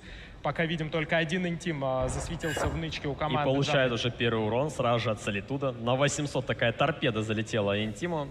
Взглянул Неплохо сюда, оторвал. оштрафован. Одним глазком буквально заглянул, знаешь, и тот, Это вот это, знаешь, когда ты... Я только спросить, и тебя сразу за руки, за ноги оттаскивают от двери, говорят, там всем только спросить. Ну и тут, конечно, интересные действия в исполнении Овнера, Стрима и Драготима. Тут видели мы, что он исполняет и на ЛТшках, я говорю про Драготима, и исполняет и на тяжелых танках на 60 ТП. И на средних танках. Вообще универсальный боец самый, да? Универсальный боец Драготим у нас присутствует в бою. Тем временем у команды Enemy все тоже не так однозначно. Посмотри, пожалуйста, на миникарту, а именно посмотри на К-линию. Прекрасно тут провел по монитору, выявил настроечки, нормально, все хорошо. Ну что я могу сказать, тут Аваладик в чеке, также был в чеке Бамбл на острове у нас, закатывают тут в интим, отстрел Солитут, рандом залетел, Солитут останется у нас под камушком. Слушай, достаточно халявно, на самом деле, отдали гору команда Джамба, то есть без каких-либо проблем ребята из Enemy вдвоем в дуэте заехали, залетел рандом на турбинах, забрал без каких-либо проблем и пошел в пуш. Тут Штур это что чекает, едет стрим, едет Драготим на 2 бэшечках. Очень сильно проседают ребята из Джамба. Пока что урон в Enemy особо не залетает. Но Jamba Team заняли очень важную позицию. И обрати внимание, только Нескви один на дефе респа своей команды находится. Да, 2 шотные бэшки, которые доехали с невероятным просто штрафом по урону. Но все еще есть шансы, потому что у Драготима фуловая бэшка. Отправился стрим в ангар. Нескви не прощает. Но тем временем перепуш одновременно горы идет от Jamba Team. Везде они давят, везде своими бэшками пошли врываться. И вот тут надо, наверное, музыку из деревни врываться-то не дураков. пошли, Серега, но вот как-то это не приносит свои плоды. Там очень сильно просили, тут очень сильно просили. И могу сказать однозначно, что команда Enemy была более чем готова к данному сетапу. У Jamba сейчас в данном бою перспектив каких-либо на победу нет. Не знаю, стоило ли такой сетап этого боя. Возможно, в теории где-то на неожиданности можно было сыграть. Но мне кажется, не в данный момент именно. Ну, в данный момент законтрил Нескви буквально одним маневром, проехав очень агрессивно КС-кой по воде. Так что сделать здесь было что-то очень тяжело для Jamba Team. Их стратегию буквально сразу же... Ну, слушай, если зашло, было бы прекрасно. Я так понимаю, сейчас у нас команда Jamba Team уходит на перерыв. И команда Enemy наконец-таки размочила счет в данном противостоянии. У нас тут сейчас стала немножечко приятная ситуация для них. 2-1. Ребята пойдут из Jamba отдохнут. Хотя оказалось у них тут 2-0. После Химизов как будто бы все хорошо. Я не знаю, может быть, надо как-то обдумать свои действия. Вот та самая пауза. Стратегии присутствуют. Та самая пауза, которой да? не было, да, у нас. Вот она случилась. Та самая тактическая. Тактическая. И вот у нас зал тут. Зал в овациях. Топят игроков команды Jamba. Это здорово. И вообще, мне понравился вот этот сетап. Да, они проиграли, но 7 бэшек, и я не знаю, было это слышно в трансляции, но у нас здесь было очень много аплодисментов, зал просто взорвался, когда увидел этот сетап, и это круто, это те моменты, за которые мы можем любить киберспорт в том числе. Вот, Серег, как ты считаешь? Мне кажется, круто, когда какой-то необычный сетап, какой-то челлендж, как будто со стрима. Так, сразу. давайте с вами договоримся, товарищ ведущий, что все вопросы по скиллу, по тактикам... это не по скиллу, вот сюда. это как раз по сетапу. Ко мне, по еде, если что-то покушать там... Пиццу можно заказать. По машинам. Оформить. Там это, карбюратор разобрать, собрать с завязанными глазами. Это все ко мне. Понял. По скиллу в танках это все сюда. Сетап, Петь, на самом деле прекрасен реально. Для зала пушка-бомба. Один нюанс только. Ну, нерезультативный получился бой для Jamba. Не знаю, ну либо зашло, либо нет, да, нет. Получилось, что нет. Ребята, видишь, на тактическую паузу ушли. Вот у нас статистика по бою. Стрим 400 урона, Овнер 800. Но мы видим, что вынуждены... Короче говоря, по нарастающей. Сперва один снаряд раздал, тут второй. Кто дольше жил, тот больше всего и настрелял, как полагается. У Enemy все закономерно. Ребята каждый отыграли свою позицию, свою слушай, роль. Тим выделился почти 1200 нататкованного урона. Прекрасная ситуация. На бэшке, жаль только это... Жаль, это не зарешало для него и его команды. Ну и такой сетап, не знаю. Слушай, такой сетап надо предупреждать заранее. Будет что-то необычное, сходите за попкорном. Кого предупреждать-то? Зрителя. Просто, Зрители, конечно, зрители всегда готовы. Они и так с попкорном сидят там с напитками. Не, заранее не надо предупреждать. Не надо, а вот конечно. куда что лучше смотреть, вот такие танчики? Вот что лучше взять с собой, там вот поставить с одной, с другой стороны, и вот. Какая лучше... из еды, что лучше взять, вот поставить перед собой, вот сюда в зал, с чем будет удобнее наблюдать за таким развитием событий? Что? Серег, говори как есть что-то. Ну что, кубок со сцены. Подойти, забрать, поставить перед собой. А там емкость какая-то есть, куда можно что-то налить? Скрытая. Скрытая? Да. А кубок тяжелый. А знаешь, для чего емкость? Для нашей игры гранат малина. Согласен с тобой. Скрытая емкость кубки. Давайте обратим внимание на призовой фонд. Он у нас пополняется. В прошлый раз было 300 тысяч небольшим, сейчас уже 18 миллионов 400. И он растет и растет. Благодаря вам все еще вы можете его пополнять. Ну а теперь наши комментаторы, эксперты, я думаю, сейчас разберут нам повторы, пока мы с Серегой закажем спасибо пиццу. всем тем, кто пополняет фонд. А я хочу сказать спасибо всем тем, кто пришел сегодня сюда, и всем тем, кто смотрит. Это тоже немаловажная часть. На самом деле, даже скорее... Ну нет, тоже немаловажная часть. Не сказал, ну да, вот так вот пускай Все будет. красавцы. Ну а вот повторы, пожалуйста. Хорошо сказал. А что тут повторе смотреть? У нас ну был... что пошло не так? Можно ли было выиграть этим сетапом вообще в целом? Может быть, надо было через воду ехать? Слушай, можно было выиграть этим сетапом. Любым сетапом можно выиграть. Вопрос только, каков шанс выиграть данным сетапом. А может быть, каков скилл? Нет, скилл-то тут присутствует, так или иначе, Серега, что у одной, что у другой команды. Тут уже вопрос реально не в скилле, а в чем? В сетапе реализации, задумки, Так, ну идеи. если ты говоришь вопрос не в скилле, почему тогда я не сижу рядом с Анатоличем? Серег, потому что у тебя скилла как раз-таки и нету. Ну, так значит, дело в скилле? Да, но среди тех команд, которые на сцене, скилл у них сопоставимый. Одинаковый у всех? Ну, плюс-минус где-то в одном роде, да. Скажем так, Или нет? тир-1 уровень скилла. То есть парни достойны быть в финале, А, значит, то есть уже если лучше. взять планки, то есть, допустим, тир-1 уровень скилла, который на сцене, а потом идем мы. Ну, не, Не-не-не, так уж давай сразу. так, Там вот тир-1 больше уровень градация. на сцене, потом Ага. вот идут ребята, которые вот практически прошли в финал, которые сражались в отборочных много-много-много. И вот знаешь, вот где-то вот так идет, и вот где-то там Нет, уже Серег, мы- смотри, вот есть реестр команд, топ-4 команды, которые отобрались, они тут на лане. Потом идет еще 20 С одинаковым скиллом. Потом есть еще команд 150, которые не попали в реестр. потом я. вот потом мы уже. А потом я. Вот Всё, где-то понял, там мы там понял, с хорошо. тобой вместе в виплеях катаемся на Т1, там, на Энский бал заберем за 50-100. Это просто важно, мне нужно было уточнить. Конечно, я тебя понимаю прекрасно, Серега, в этом плане, поэтому я тебе все полностью конспектика разложил и для тебя, и для зрителей, как полагается. И для а Сашки насчет еще. боя, ну там 50 ну не зашли банально сетапчики, я не знаю. Ребята как будто бы паузу заранее проставили, сейчас решили как-то моральку свою поднять. У нас тут, ребята, промокоды на экране. Вот они, ребята возвращаются, а у нас тут бонус-кодики, да? Да, у нас Интересные тут для бонус-кодики, зрителей. как раз и там джамбы ребята на фоне орут, как полагается, команду Вот поддерживают. тут внизу. А, уже все. Ну, кто не успел, тот не успел. Так Но- сейчас еще Внимание, один, Серега, опа. показывай. Куда-то... Раз, два, жух, пожалуйста. Прямо под тобой. Хорошо. Идеально. Волшебник, идеальное исполнение, идеальная позиция, не добавить, не убавить. Возвращаются у нас команды на сцену.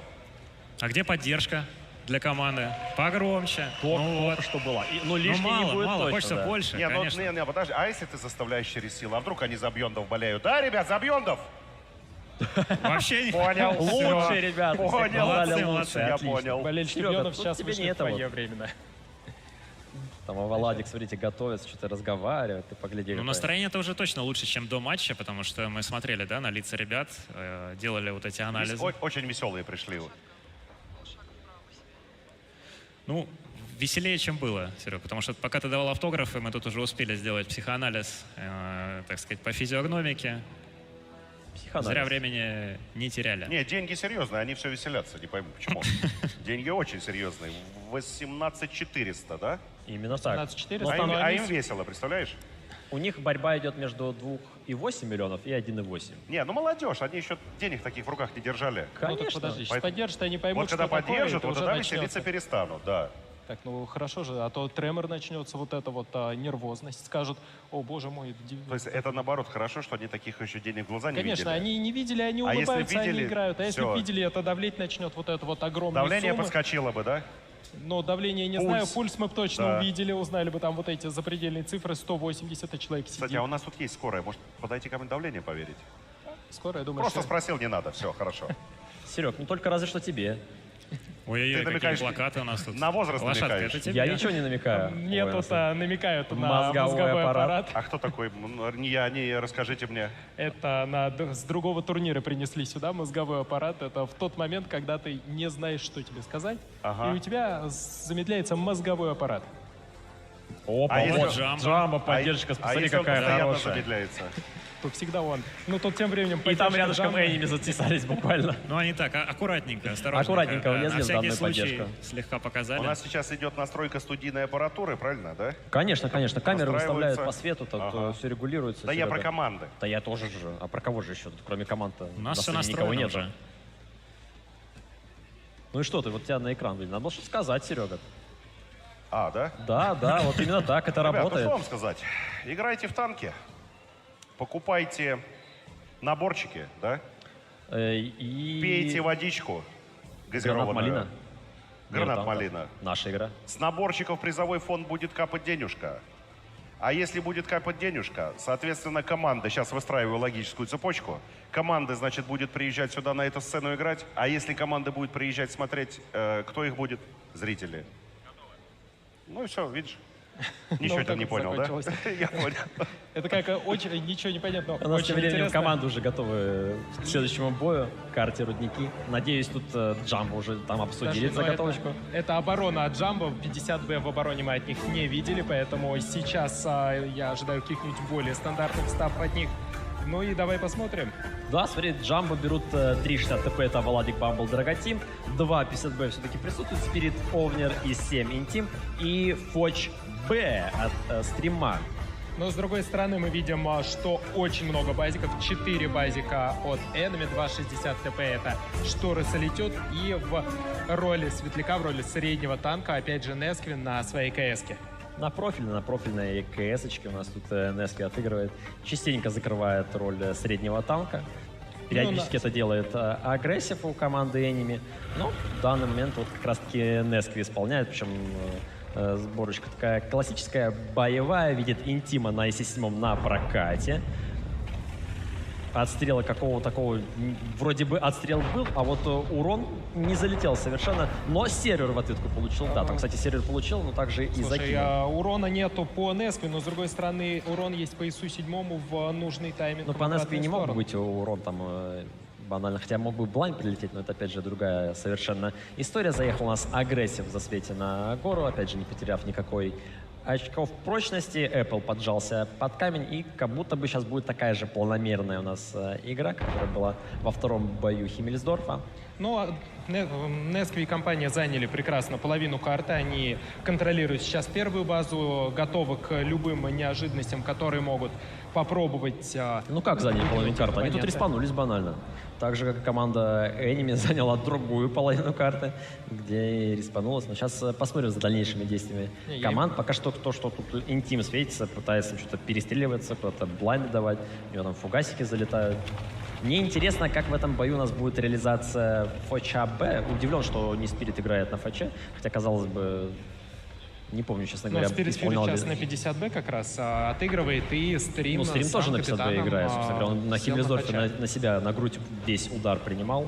Пока что весь движ происходит только вокруг Интима на IC-7, который там лбом своим танкует фугасики команды оппонентов, рандомно с ним перестреливается. Ну, тут Enemy потихоньку собирают информацию, раскидывают блайнды, светится Интим, пытаются понять остальные позиции танков, накидывают по одним кустам, по другим. Штур, опять же, в центре стоит.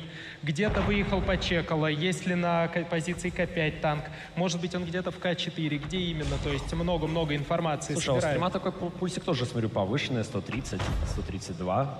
Волнуется у нас Ну, тут понятное дело, команды Джамбо. когда капитан садится на какую-то нестандартную технику, это может говорить о том, что это заготовка, которую много не тренировали коллективы. Это может быть заготовка, которая была придумана где-то в перерыве, может быть, перед финалом самим. И именно поэтому капитан исполняет на ФЧБ. И очень ожидаемо увидеть повышенный пульс именно по той причине, что кроме того, что он должен еще и отыгрывать на нестандартной технике, нестандартной позиции. Просто Слушай, бомба. мне пушка, на самом деле. ракурс нравится, так солнышко еще по стволу пробежало. Очень сочно выглядело, на самом деле, полностью с тобой согласен. Ну, тут реально вот стреляются буквально с Интимом. Там Нески, кстати, получил у нас выстрел. Слушай, ну интересная ситуация, потому что на карте вроде бы ничего не происходит, а Enemy, видимо, уже что и Нескви чуть-чуть получила, и сервер. С другой стороны, только Интиму-то и накидали по чуть-чуть. Ситуация действительно очень душетрепающая пока что. Веселая танковая рубила происходит у нас на карте. Но, тем не менее, хочу напомнить, что команда Джамбо находится в обороне, команда же Enemy в атаке. Первый свой бой команда Джамбо сыграла в 750Б. И там потерпела сокрушительное поражение. Ой, смотри, какой наш штурм. Просто царь зверей настоящий. Слушай, ну да. вот про камуфляжи много уже говорили сейчас, но насколько же они великолепны, насколько сочный камуфляж у Enemy, вот этот вот синий с белым, насколько он контрастный, великолепный. Но и в бою, обрати внимание, вот нас наконец-то можно говорить про Аваладика, что стоит в поджиме 60 ТП. Его, в принципе, там и ожидаемо видеть всегда, когда смотрим на карту Рудники. Смотрит он на захват первой базы при отданной горе. Все-таки все еще очень интересна позиция Бэшек и позиция Фача, которые играют и контролируют определенную часть карты. И, по сути, своих оппонентов они заманивают именно туда и играть, при этом показывая абсолютные дефолты для других танков. Но они пока что никого никуда не заманивают. Они просто, возможно, ждут где-то в каком-то направлении enemy больше, чем в другом. И, возможно, это сыграет свою роль, так сказать, ловушка джамба сработает у нас, а, возможно, она и не сработает. Тут, понимаешь, зависит от действий команды enemy, как они распорядятся своими танками, какую стратегию сейчас выберут по итогу. Будут атаковать либо первую базу, либо вторую. По интиму все до сих пор там фугасами прилетает. Мне кажется, интим там бедолага стоит, терпит. Ну, что поделать. Слушай, ну роль такая у него в бою, стоять на ИС-7, принимать снаряды, принимать фугасы. Каждый из коллективов возит с собой энное количество для того, чтобы как раз такие танки расколупывать и получать дешевое преимущество над оппонентом. Ну и позиция Jumbo Team мне невероятно нравится, позиционка их танков, именно расстановка их барабанщиков. Еще раз обращаю внимание, сейчас вот именно все от этих трех машин и будет зависеть в следующие несколько секунд. Вот как раз кинулся из-за света, рандом с Apple и сервером светится. Получает какой-либо урон в прокат. Очень сильно тут проседает серию. Также по Apple достаточно больно достается. Неплохой барабан раздает Спирит. Не успел сдать последний выстрел. И сейчас тут будут мучить у нас Интима, который до этого бедолага тут фугасами принимал. Слушай, именно хорошо приняли, мне кажется, замучить Jumbo. Интима сейчас, выйти на него аккуратно. Но тем временем на Сразу центр же контрольный готовится... контрпуш пошел на центре. У нас тут Драга с Аваладиком поджимает. Овнер прокатчика получил. Слушай, Рандом вот тут самое важное, вот она засада, засада от стрима, который начинает раздавать по базикам свой барабан и уже переключается на следующего. Рандом 1600, сервер 600, Apple Wall 600. По сути, двушотные все танки находятся на воде.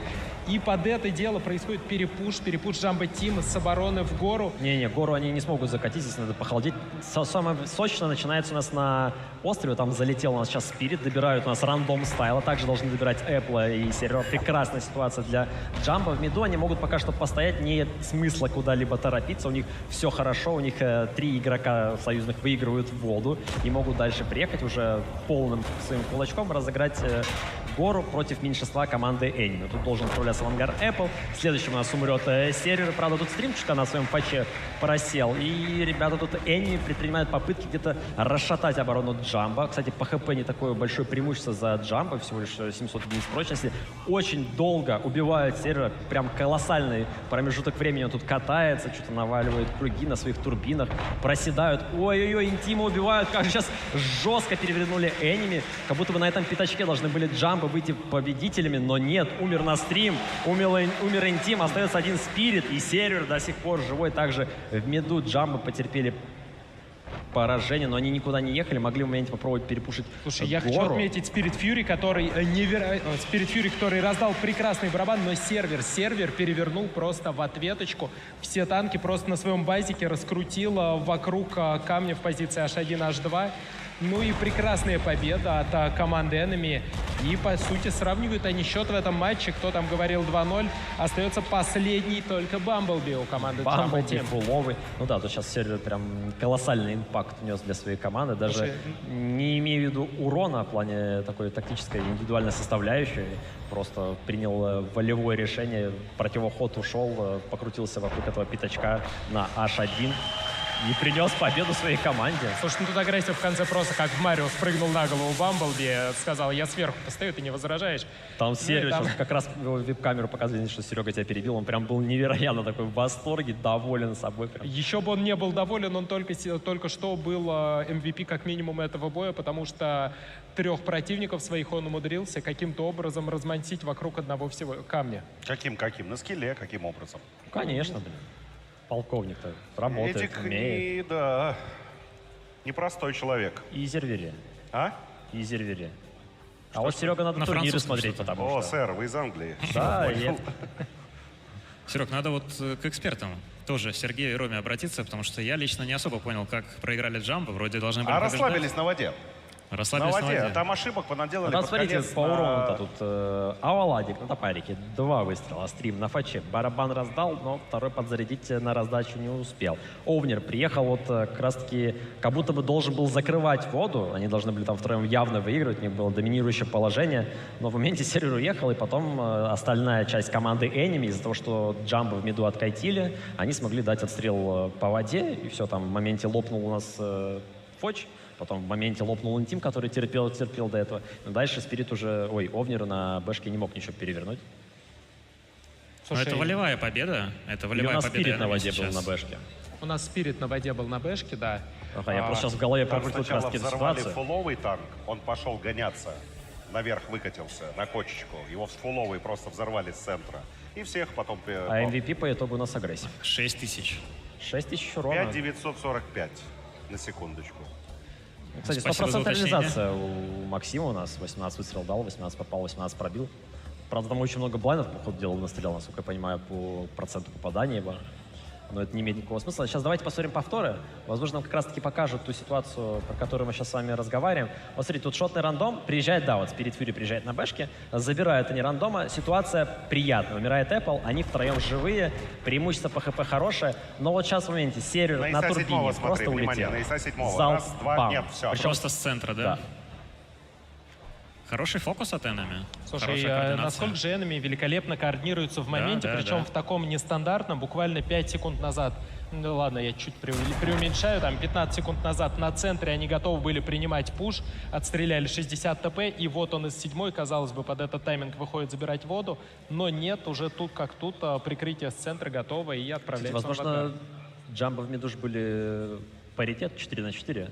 Если бы как раз-таки даже если там в этом замесе проигрывали бы, но закатили бы, не давая тем самым возможности оставшейся команде Enemy в миду давать отстрел по воде, воду бы явно ребята из Джамбо выиграли бы, и там бы Спирит, Стрим бы на бэшке своем фачом в мид бы уже приехали бы, и за это время не успел бы мид у Джамбо рассыпаться, потому что это была победная. Так получается, что ребята из Джамбо поджались под камень, что-то испугались, решили откатить обратно под гору, и по итогу у них остров не выиграл, а это была ключевая история. Ребята из Enemy за счет того, что Джамбо откатили в миду, просто дали залп по воде, там серию зажил, и все, это уже не камбэчилось обратно. Мы говорили, что счет 5-2 у нас самый популярный на прошлом лане, на этом. И вот опять 2-2, и очень велик шанс, что это Ну, снова кстати, мне кажется, повторится. вот тут как раз-таки 5-2 не будет. Если Не такое будет? подозрение. Да, вот наитие присутствует, знаешь, от сердечка идет. А давай посмотрим пикабаны еще раз карт, было бы посмотрим, здорово увидим, обсудить. что нас ждет. Ну, Пики обсудим бана мы было потом. прекрасно посмотреть, но мы Да, как раз-таки потому уже что на следующую карту летим. Самая жара сейчас. А следующая карта у нас песчаная река. песчаная река.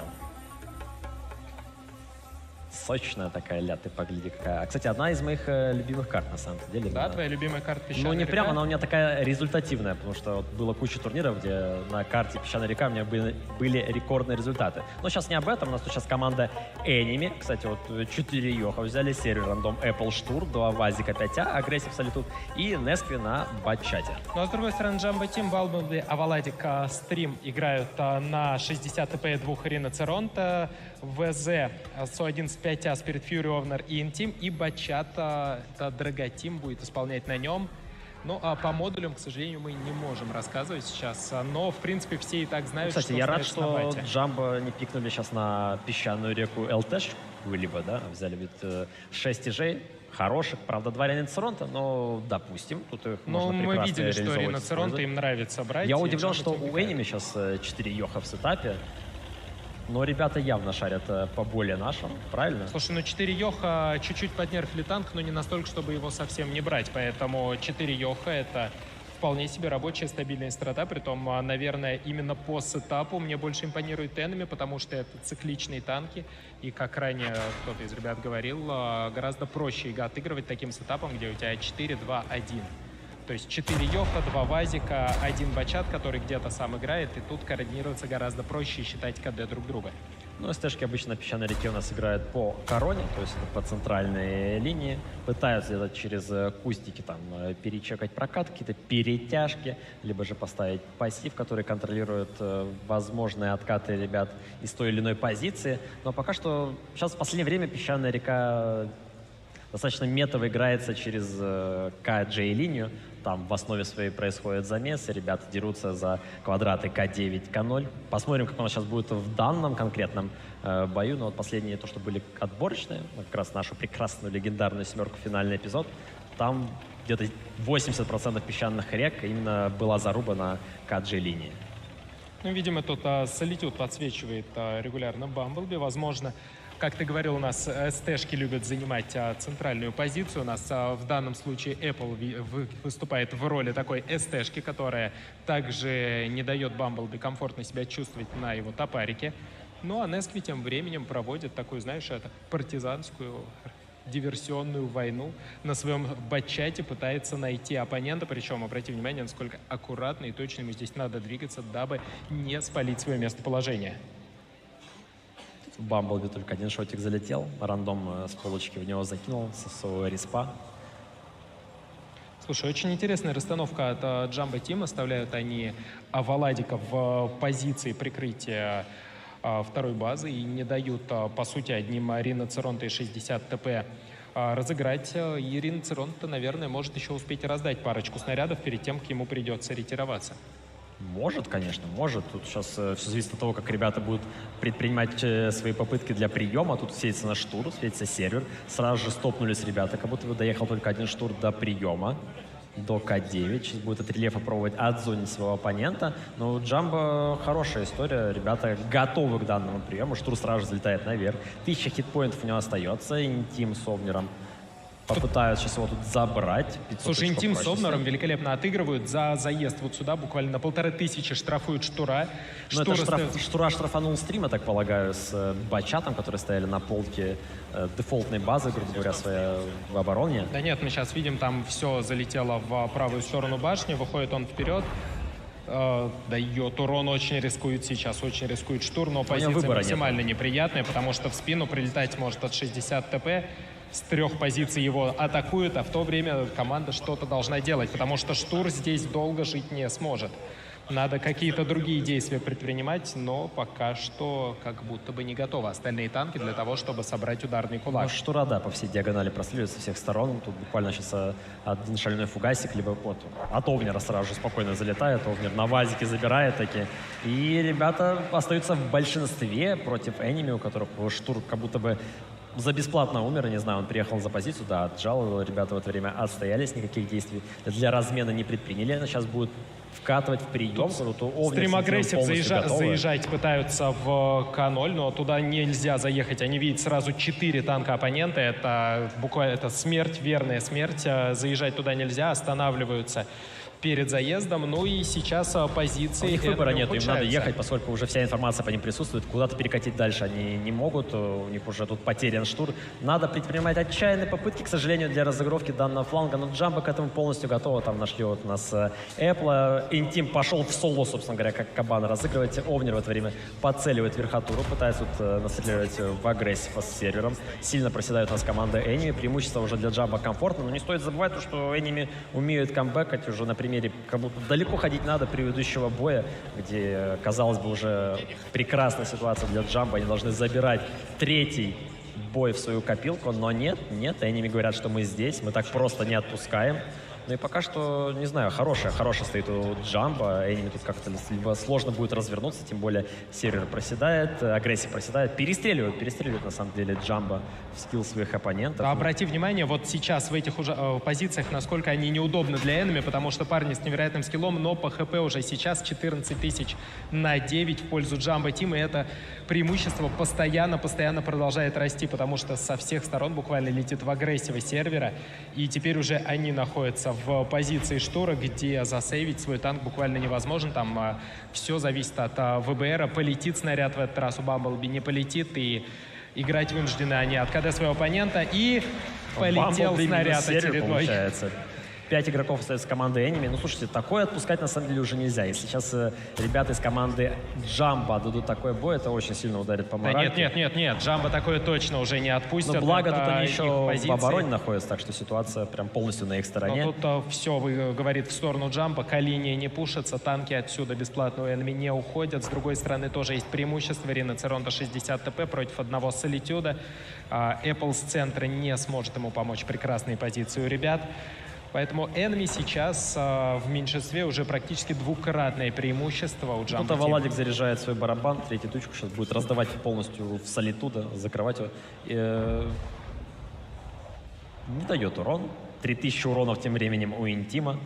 Ну и, короче говоря, подводя наш пуш, у команды Enemy захлебнулся. Но поскольку они отдали штура, уже дальше перекатывать не было какой-либо возможности. Поскольку Йоха понерфили максималку на 10%, то есть на 5 КМЧ, куда-то либо перетянуться, тем более уже отдали преимущество по ХП, какую-то инициативу, то пришлось разыгрывать Калинию, что явно не увенчалось успехом.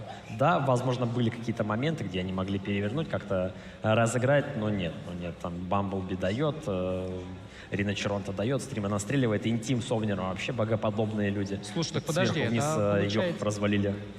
Получается, Риноцеронты впервые зашли за финал у нас сейчас. Для Джамбо Тим они впервые реализовались настолько хорошо, что да нет, уже Джамбо Тим же в середине прошлом матче тоже выиграли бой с Риночеронта. Да, но здесь не было такого разгромного преимущества по очкам прочности. Тут, скорее всего, больше заслуга Enemy в этом, нежели чем Джамбо Тим. Джамбо буквально классическую расставили оборону. Там ПВП у Солитуда против Владика. Давайте как раз-таки за этим делом посмотрим. Было прекрасно, наверное, от первого лица Владика посмотреть, как он распоряжается КД своим барабаном. Смотреть очень страшно, потому что тут ПВП, но летит. не один играет на Солитюд, летит к нему капитан команды Нески. И возможно, у Владика два выстрела барабан. есть, он сможет там добрать Нески. Ребята сразу же из Джамбо принимают решение тут забрать ближайшие танки команды Enemy. Это агрессив и рандом, они благополучно с этим справляются, без каких-либо проблем улетают, кстати. А Владик, либо же ему Бамбл помог забрать Нески, что-то я не обратил на это внимание, немножко скипнул момент. Тут 500 хп, но тут ребята 3-2 безоговорочно для Джамбо. Но обрати внимание, остается только 3 танка, но до последнего всегда парни играют. Вот что мне всегда нравилось в отыгровке Enemy, парни не опускают руки, даже если ситуация кажется безвыходной. Остается уже стримшотный, да, давайте чуть пофантазируем, там двушотный Интим. Да тут, Серега, фантазировать уже некуда. Ну, конечно, у нас великий белорусский рандом в данной игре присутствует, но не настолько. Слушай, ну я даже не успел этого сделать. Джамбо Тим закрыли там тем более танка. Драготим фуловый, который может в одного тут 5 командой перевернуть. Тут всего лишь навсего один Солитут остался. Для него вообще просто десертик, собственно говоря. Он, правда, далеко, он находится, но я думаю, нет, он даже встал, понял. Ну, команде оставил урон, чтобы ребята тут Бамблби развлекся. И 3-2, ребятки, я думаю, Джамбо надо поддержать. Ребята снова выходят вперед в данном противостоянии. Смотри, на полной концентрации сидят ребята. Тут Enemy немножечко поплыли, да? Ну, бой такой был, я не знаю, сейчас оборона все равно так или иначе доминирует на песчаной реке. У нас на песчаной реке кто пикнул песчаную реку, не помнишь ли ты? Песчаную реку, по-моему, Джамбо пикнули, если я не ошибаюсь. Джамбо пикнули песчаную реку. А возможности напомнить нет? Возможности напомнить, может быть, и есть, но если есть, она появится на нашем экранчике, да. Но пока что вспоминаем в чертогах разума, кто куда, зачем и почему. Ну, мы-то явно видели, ты-то пик не видел, поэтому ты не тебе видел. и в чертогах разума не поковыряться. Популярность. Популярность, да. Штука такая. Вот и сейчас, если Джамбо выиграет Enemy, у них тоже начнет популярность быть. А вот подскажите, опять же, экспертное мнение. вот, пожалуйста. Да, отлично. Подожди, обрати внимание, это второй пик Enemy, который они проигрывают. Химки пикнули Enemy, и пришел Серега и увидел счет 2-0. Да. Песчаная река-то ладно еще там. Вот пик Enemy, правильно? Да, пик Enemy, и второй раз они проигрывают на своем пике. Да нет, сейчас они проиграли в атаке, это ладная история. Не выспались, вот что происходит, твое мнение?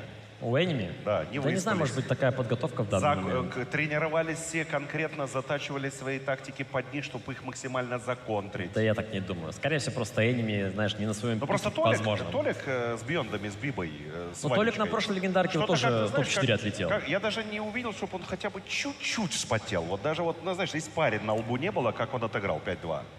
А что-то такое ощущение, как будто против Enemy все готовились и все их контрят. А может быть, Серег, то, что ты говорил, они насытились, ты говорил про деньги, не Они щупали. не хотят больше денег? Ну, они, наверное, уже все купили, что хотели. То есть я ты думаю, имеешь в виду, жадность порождает бедность? Да, можно и так сказать. Все понял. Вот повторы, ребят. У нас на повторе вот этот вот момент, мне кажется, что вот сейчас уже было ощущение того, что не отпустят Jumbo Team, потому что в позициях таких, откуда уже не уехать. Было того, что Jumbo Team не отпустят, когда штурм поджался и, собственно говоря, грубо говоря, в ноль там уехал. Уже с этого момента, когда ты понимаешь, что ребята за ними перетягиваться куда-то долго не могут, то есть Jumbo контролирует полностью ситуацию, информация по карте присутствует, тут банально осталось доиграть и очень сильно не напортачить, то есть не отдать победу, как было в предыдущем бою. По факту сейчас счет должен был быть 4-1. И это был бы следующий бой уже матчпоинт для команды Jumbo. Но благодаря тому, что Enemy это Enemy, то у нас сейчас 3-2, и еще все впереди, тут Enemy могут спокойно А вот на песчанке у кого преимущество? У обороны, да? Или как? Там где-то 65/35 примерно, наверное. Откуда такие цифры, профессор? Есть прекрасный сайтик, где все отображается по статистике, но мы к этому вернемся с тобой попозже. Понял, Сергей Гепров. Сергеевич. Сейчас у нас вторая карта, хотел сказать. Второй бой на карте «Песчаная река». В обороне теперь у нас будет команда Enemy. И для своей обороны они берут штур, это 60 ТП, рандом Солитуд 2 базика 741, сервер Нески 2 Йоха и 2 Паттона, где будут исполнять агрессив и Apple. Команда Jumbo Team 250Б, 3 Вазика 111.5А и 7 на модуле мы не можем говорить. И Бачат. Слушай, 2 Паттона я видел только на карте Ласвель. В исполнении Enemy я вижу вообще в принципе впервые 2 Паттона, особенно на карте Песчаная река. Ну, бывает, его использовали, когда его там только недавно апнули, не помню, каком патче, там 1.26 или 1.25, возможно, может быть, еще раньше. Паттона использовали, но почему-то от него быстро отказались. На самом деле, приятная такая интересная машинка. Зависит, опять же, от ситуации, от тактики применения данного аппарата. А аппарат явно неплох. Я думаю, сейчас Enemy нас могут удивить более чем. Солитуд на стандартной позиции на данном пригорке с рандомным стайлом под второй базой. Видя также Интима, который стремглав сюда примчался под свой барханчик. Буквально не чекают друг друга, а обоюдно. Ну и дальше тут в развитии какого-либо не планируется. И 7 будет также стоять на макушку свою и пытаться найти информацию. Ребята на базика 74 будут заниматься аналогичным действием. Ну, тут, конечно, разыгрывают потихоньку Jumbo Team, разыгрывают, так скажем, плюс-минус стандарт, который уже много раз видели. Для них Drago Team собирает информацию по карте, понимает, где находятся перетяжечки. Для него самые важные перетяжечки — это вот на нулевой линии, которую ему бы хотелось видеть. Нескви пытался эту же информацию собирать в прошлом бою из нестандартной позиции, и мы видели, чем это закончилось. Здесь Drago Team аккуратно для своей команды собирает информацию. Есть засвета 3 вазиков, которые заезжают в квадрат К0. Видим там, что не встречая никакого сопротивления, они занимают позиции под первой базой. И вот теперь под это же маневр, обратите внимание на миникарту, из 7 тут же уходит. Уходит он с В4. Но он начал уходить еще раньше, чем ребята засветились на вазик, поскольку получил информацию перед собой, что какой-то танчик кейт, так сказать, да, и пора бы уже делать ноги, дабы не опростовалось. Встречают нас Аваладика со Спиритом, получают они по одному пробитию пока что, видят своих оппонентов, видят рандома с Солитудом. Неспроста Enemy оставляют, так сказать, позиции, которые могли забрать Jumbo Team. Паттоны работают, Apple работает в паре с агрессивом. Спирит поехал, как бы сейчас ему не поплохело резко в моменте, кстати, отстрела как будто нет, там фокус внимания на Drago Team, все, я понял. Слушай, ну тут Apple — это просто затаившийся тигр. Затаившийся тигр, Spirit Fury стопудово не понимает вообще, откуда Я происходит. думаю, не стоило этого озвучивать сейчас как раз-таки в моменте, но допустим. А сейчас это уже не имеет значения, потому что приехали танки поддержки, и прямо сейчас... Ой, ты видел, какой он быстро? Он был полностью сведен на нем, у него снаряд пролетел аккуратно под донышком, банально, и не нанеся урона. Но Спирит заехал в ловушку капитально. Теперь это ловушка не Jumbo, а ловушка Enemy. Также делают преимущество для себя комфортно в один танк. Зал сразу же поддерживает команду Enemy. И как будто бы, слушай, еще идет к тому, что сейчас будет счет у нас 3-3, поскольку Аваладика также безнаказанно как будто должны будут забрать. Там, к сожалению, Drago Team мог бы выйти под барабан, хотя этим он и занимается, насколько я вижу. Также рядом с ним Вазик там исполняет, но Аваладик, да. 7-5 остаются ребята из Enemy. По ХП комфортное преимущество, но Jumbo, конечно, могут отыграть, но тяжело. Тяжело колоссально. Тяжело отыграть, остаются танки в центре у команды Jumbo Team. Есть Бачат, который может раздать барабаны, есть 2 бэшки, но не осталось танков, которые могут урон впитывать, пока барабанщики раздают. Сейчас для команды Enemy невероятно комфортная игра. 2 Паттона с великолепным обзором, которые еще при этом имеют прекрасное, удобное орудие. Зажатые по позициям Jumbo Team. И надо каким-то образом еще какую-то базу отжимать, но ресурсов для этого у них нету. Ресурсов нету, одни барабанщики. Да и возможности, честно говоря, тоже. Тут смотри, сейчас как прекрасно все просто-напросто напихали, а. Выставил на свою башенку, думал, сейчас я тай потанкую, а там Овнер у нас. А это ему месть прилетела, это карма ему за рудники ты погляди, просто исполняет. А думаешь, за тот бой на рудниках? Вы абсолютно точно, это там, всегда работает карма. Там не ВБР был, там было индивидуальное исполнение, поскольку сервер сам принял А ты решение. думаешь, что индивидуальное исполнение в карме не участвует, да? Вот так. Слушай, а я не знаю вообще, что там в карме участвует. У меня, честно говоря, формулы нет какой-либо кармы, поэтому... У тебя есть богатый опыт игры в танках, и ты прекрасно понимаешь, что за тремя. Опыт как раз-таки богатый. Чего есть, того не отнять. Бамблби остается у нас ваншотный, 95 хп, раздает штура. Слушай, и не залетает. Вот это, но это магия шотного танка сейчас работает на Бамблби. Я Два думаю, снаряда пролетело мимо. Его все равно сюда не отпустят. Да, видишь, тут рандом приехал, сразу же подзакрыл. Всемиром до сих пор у нас команда Enemy. Ну что, я могу сказать, тут 3-3, и мы идем к следующей карте. Но получается, что ставочка на 5-2 уже не заехала, уже сразу мимо. Да, ставочка 5-2 на самом деле не заехала уже, когда счет 2-2 был, судя по стилистике данного матча, это было сразу ясно то, что ребята, тут будет ровная борьба, 3-3. О, кстати, тайбрейков не было пока еще, в полуфиналах мы их не наблюдали. Пора на самом деле. Пора тайбрейки. Тем более тут тайбрейк утес, это вообще пушка-бомба будет на самом деле, месиво лютое. Слушай, ну Утес — это великолепная карта. Единственное, ты никогда не успеваешь на нем что-либо рассказать, потому что все происходит буквально за секунду. Вот там не надо ничего рассказывать, там надо смотреть и наблюдать. Ой, тут Драготим, смотри, глядя, решил немножечко подкамбэчить, раздает свой барабан. Правда, Овнер какой-то плоховатой позиции. Со всех сторон противники, можно в любую сторону разжиматься, ну, и не ошибешься явно. Закрывает интима, не остается шансов у последнего. И седьмой, конечно, хороший танк, но никогда ты остаешься в меньшинстве. Что, собственно, требовалось доказать, оборона на карте Песчаная река, пушка-бомбой до сих пор является доминирующей стороной. Счет 3-3. Весь матч у нас идет по паритету, так достаточно ровненько. В начале был хороший задел у Джамба, когда они просто-напросто в соляну закрыли карту Химмельсдорф, между прочим, пик команды Enemy. Но сейчас игра чутка подуспокоилась, да, более такие размеренные бои, без жестких таких пушей-вкатов прям со старта. Хотя вот 7 бэшечек на руде тоже были достойные истории. Достойные, может быть, не последняя. Но что-то пошло не Надеюсь, для Джамба, если не хотят победить, то последняя. Но мы хотим эмоции получить. Подожди.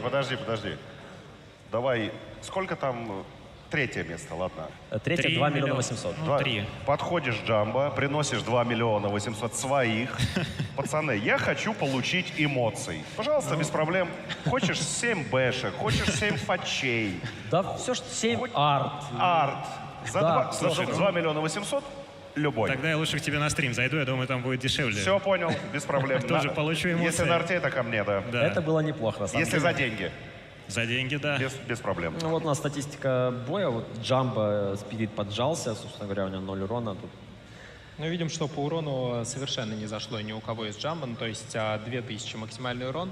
Ну, тут, конечно же, это засада Эпла. В принципе, аналогичная ситуация произошла, на самом деле, в рамках вот этого карты Песчаная река. То есть в прошлом бою Штура, грубо говоря, бесплатно отдали на контакте. Да, он приехал, какую-то информацию разведал, в позиции жить не мог. Также сейчас случилось, что и Spirit Fury подловили. Была в прошлом бою ловушка Джамбо, тут произошла ловушка Enemy. Ну и ребята вот планомерно забрали один танк на халяву без какого-либо размера. И дальше уже как комом наращивали свое преимущество и привели бой к победе. Ловушка для Джамбо — это какое-то кино. Про танки. Кстати, можно объяснять. Да? Да, ребят, главной роли возьмем. За 2 миллиона 800? Ну, я думаю, мы подешевле договоримся. Там ребята сговорчивые, молодые все. Мы тем более на коннекте в одном клане. Сделаем. Думаю, нам и скидочку персональную оформят. Да. Но тебе, Серега, по полной стоимости. С тобой все понятно, конечно же. Ты про мое лицо или что? Нет, твое лицо прекрасно. Понял. Как сказала Спасибо. Ангелина, самый красивый мужчина, не побоюсь этого слова, в данном апартаменте Лужники. Я думал, в мире. Ну ладно. Ну, ты уж давай прям так не зарекайся. Джонни Деппа все-таки тебе не переплюнуть? Или кого там говорил? Джонни Депп. Джонни Депп. Ну, все, он номер один, ты за ним там мягенько. Знаешь, помнишь, когда история про команды реестры была? Вот тут такая же примерно. Там где-то на вершине Джонни и вот там вот дальше, да. Хорошо, я не разговариваю с тобой 1 минуту. Кибербуллинг какой-то пошел. Наказывают, просто в угол поставлят сразу же за такое принижение актера. Но у нас легенда разговорного жанра присутствует здесь. А ты, кстати, за кого сейчас болеешь-то из данных команд? А кто играет? Скорее всего, за сервера. За сервера? Да, за Enemy. За Эдика. Ну, я говорю, мне денег должен. Ты, то есть так, ну, с практической точки зрения Ты вот так подходишь, за да, к этому игроков моменту? болеешь. Кто больше должен, тот и MVP должен быть. Так, у нас пошла Прохоровка, ребятка. Возможно, последняя карта этого матча за 3-е место. Но хотелось бы, Рано чтобы... загадывать, рано загадывать. Конечно, раз Прохоровку загадывать рано, но... рано. Что? Мы как раз здесь для этого, чтобы загадать, понимаешь? Поэтому сетап команды Enemy на нашу карту. Это 2 топарика, 3 Йоха, Бачат и сервер на стерве. Джамбо Тим, Драготим на его любимом ЕБРе, а Владик на СТРВ 103Б, 4 базика, Spirit Fury, Овнер, Стрим и Интим, и Бамблби будет играть на 60 ТП. Мы уже видели сегодня Прохоровку от команды Джамбо. Очень такая насыщенная, накалистая была Прохоровка. Там Драготим на Ибре исполнял только в путь. Мог один бой с Аваладиком расточить, но, к сожалению, не сложилось для них. Посмотрим, как сейчас ребята отыграют. Вот Драготим дает информацию, засветил агрессива. Взаимный засвет получает урон, это он очень слушает дорого. аналитику, он поехал на аллею. Правда, урон получил, но ничего, над этим моментом тоже поработаем с Драготимом. Так, подожди. У нас важный момент. Сейчас не видно, не можем пока его озвучить. Он, в принципе, предсказуемый. Стрим заехал в блюдце на своем базике. Теперь он будет подсвечивать центр. Вот эти прекрасные 60 ТП не смогут играть высоко больше на этой позиции. Позицию стрима приятная, но тем временем и позиция СТРВ наконец-то известна у команды Там Бамбл Enemy. получил Да. первый выстрел от него. Бамблби получил урон, и теперь... Слушай, ЕБР... вот сейчас смотри, ничего не произошло пока что. За счет того, что у команд Джамбо ЕБР, Так. за счет того, что тут халявные выстрелы залетают, то у Enemy уже преимущество в 2000 суммарного, так сказать. Ну, это просто еще ЕБР себя не раскрыл, так сказать. Он ЕБР просто себя не раскрыл, да? Первый засвет только дал еще. Сейчас Хорошо. куда-нибудь ворвется Драготим, там Давай засвет, будем посмотреть. уроны, поджоги. Все это Тут в любом стрим случае только что будет. выкатил, попробовал дать выстрел, но получилось так, что он только получил, и как будто бы преимущество в моменте только растет. Не будем, конечно же, нагнетать сейчас. Скажем так, ребята отдали свои хитпоинты для занятия ключевых точек на карте, для дальнейшей отыгровки своей прекрасной тактики и реализации стратегии победы. Слушай, я думаю, что можем сказать, ты обратил ты внимание на прекраснейшую отыгровку СТРВ.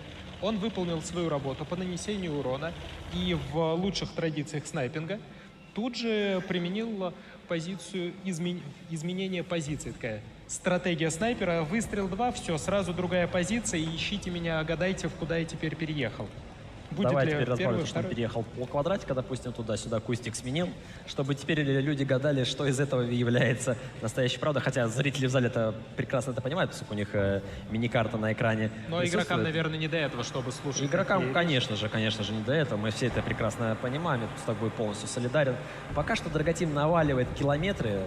Было бы прекрасно, если бы за пройденный километраж в бою давали бы победу в рамках боя, но, к сожалению, либо же, к счастью, у нас не так. Пока что локальные стычки где-то происходят. Там Бамблби стреляется с Солитудом, Стрим там что-то перестреливается в моменте. Слушай, я так чуть тогда отвлекусь. Есть у нас режим сейчас, называется гонки. Там как раз за пройденный километраж, кто быстрее прошел, тот и победил. А я, к сожалению, вот пока что не успел поиграть данный насущный режим, поскольку 8 августа уже уехал. И вот когда вернусь... Ой, у нас тут сейчас Драготим. Слушай, Драготим Ой-ой-ой, засветит, как же шоты плохо, остается. Драготим 142 хп. Успеет уехать Успевает или нет? сервер зарядиться. Один выстрел Apple мимо видим. промазал. Apple промазал. Все Как будто еще бы без светится, урона все только что еще сейчас светится в Драготим. Драготима залетел, ему сломали Даже колесико, еще судя один по раз звуку. танканул, пытается отсветиться, крутится вокруг кустов, а лампа не пропадает. Так, попытка номер 2, подъезжает Драготим. Все, шотный Драготим выжил. Можно считать, что пока Драготим сохранил свою машину и может дальше подсвечивать танки оппонента. Да, слушай, но он шотный, понимаешь, тут в моменте наката можно просто по Давай щелчку так, шотный мгновения. ЕБР лучше, чем ЕБР в ангаре. Это разумеется, конечно же, да. Так или иначе, если ты живой даже с одним хитпоинтом, это прекраснее, чем ты мертвый. Но как будто бы тяжело дальше разыгрывать, когда ты шотный ЕБР, ты уже не можешь вообще никак собирать активную информацию, тем более, когда у оппонентов есть СТшка, есть стерва, которая также обладает прекрасной маскировкой, там, обзором, тем более, если это усиливается все актуальными сборочками под данный сетап. Ну, Ебер, что поделать на карте Профхарка, пытается Слушай, ЕБР сервер в засвете, сервер на СТРВ в засвете. Сейчас понимает он, что где-то здесь находится. Стрелять некому, банально. ЕБР пытается стрим пострелять, получает за это сейчас урон. получится так, что сервер-то в засвете, также в засвете Нески у нас. И летит Неска, летящей походкой просто-напросто отправляет Драготима в ангар. Получает очень подожди, много урона разменяли тут Драготима, не так все плохо на самом деле для Джамба. Теперь Нески находится в позиции Драготима, когда шотный бачат лучше, чем его отсутствие. Нет, смотри, Неска сейчас находится в хорошей позиции, поскольку тут у ребят из Джамба осталось куча тяжей. Есть, допустим, понятие, находится стерва, и можно как-то попробовать что-то разыграть за счет того, что Ебор уже мертв, и пересвечивать как будто бы Несколько больше и неким. Наверное, знаешь как, здесь гораздо важнее то, что сервер стоит на СТРВ, и вот теперь сервера высвечивать больше точно неким. Да. Сервер может стоять теперь за любым из кустов, Кстати, который Нески уехал 40 хитпоинтов по итогу, ему кто-то еще додал. Подожди, Интим здесь на другом фланге выигрывается нулевая линия, Интим шотный. Так, все, Интим все выигрывает свое противостояние, хорошо. Сравняли, но есть одна проблема. И стрим 176 хп, Интим 177 хп. Так, подожди, проблема хп, да, есть, блюдца вынуждены были отдать, но СТРВ есть также Аваладик и у Джамбо Тим, который пока что не имел возможности себя реализовать. Конечно, это все реализовать. прекрасно. Но есть одна такая проблема, то что Джамбо надо атаковать, поскольку они находятся в атаке. Это как бы это Так, это, подожди, план так далеко не заходил. Для начала надо было сравняться по ХП и по стволам. По стволам сравнялись, по ХП пока что план был таков, но давай так, 6 тысяч на 9 тысяч, просто переверни и будет 9. Ну, там Интим красавчик, на самом деле, отжимают очень прекрасную часть карты. Тут светится Спирит у нас, светится Солитут. Пока что ситуация критическая, на самом деле, для Джамба. Но ребята из Эними находятся в обороне. Тут, как и на предыдущей карте, оборона тоже доминирующая сторона. Поэтому выиграть с сильного респа — это нормально, терпимая история. Тем более, когда в следующем бою Джамба могут тоже оборону свою забрать. Правда, для начала надо Эними выиграть данный бой. Что-то интересные события наблюдаем мы в район воды.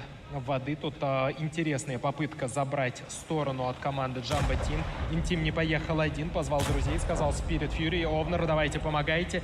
И попытка выпушить Apple Vow, но обрати внимание на того самого Джамбо снайпера. немножко подразвалиться. Там, сейчас сервер может немножечко также попробовать подразвалить, потому что сервера некому отстреливать, то есть сервер в приятной позиции, как будто бы Овнер со Спиритом закатывает Вепла. Очень сильно проседает Овнер, выставляет Овнер проседает в ангар, отправляется Spirit Fury, просто заезжает в воду поглубже, так сказать. Spirit Fury еще получил подпал в корму тактически.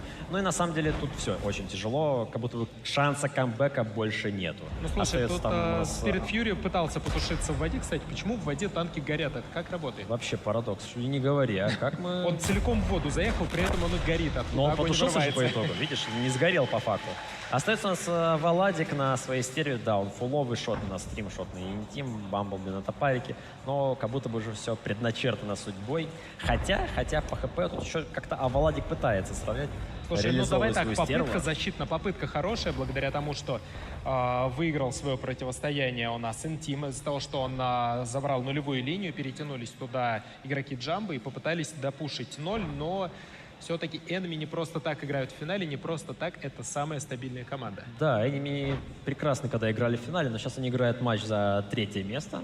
В финале они уже сегодня у нас не поиграют, у нас в финале ждут другие команды. А вот 3-е место у команды Джамбо могут они, конечно, урвать, оторвать.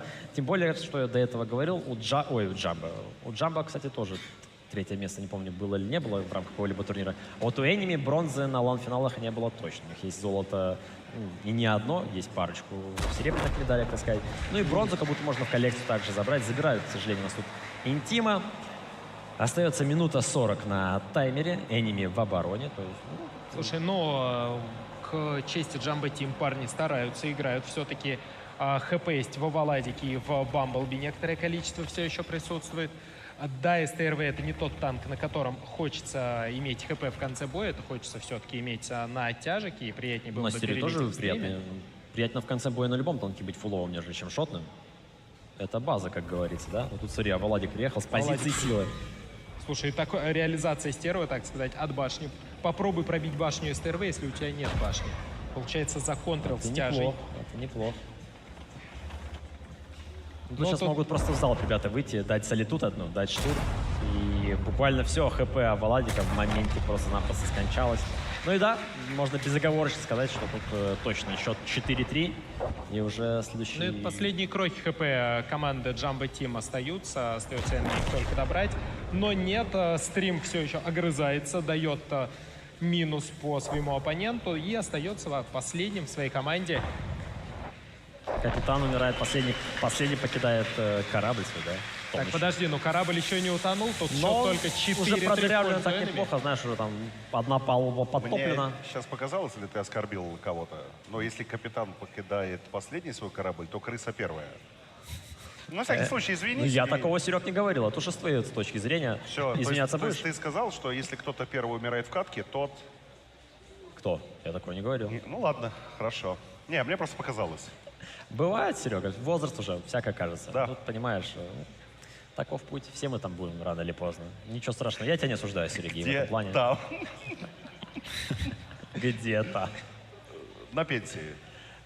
Сейчас главная загадка, возьмет ли атаку Эними на 4-4. 4-4? Вот только Я что, тоже так думаю, только на что самом деле. энергия с космоса пришла, 4-4. Так, Драготим, ЕБР, 404 урона. Ошибка вылетела, понимаю. Кстати, у Нески на бачате он 142 дал, он добрал Драготима, так полагаю. Да, Ну, он кстати, очень ворвался хорошо Драготима, стреляли, на да, самом деле. Прям, я думал, сейчас будет очень хорошая история с разменом. Ну, вернее, как с разменом, просто они на халяву Драготима заберут, а размена так как бы и не будет. Но Нескве там в секунде просто прилетело за да, он еще Драготима, уехал, тут же 40 там хп, все то есть пацаны я даже не вписались. заметил, где он умер, честно говоря. Он быстро, знаешь, был яркая вспышка, хоп, потух, но дело свое сделал. Слушай, ну главное, Драготима забрал, то есть это как это?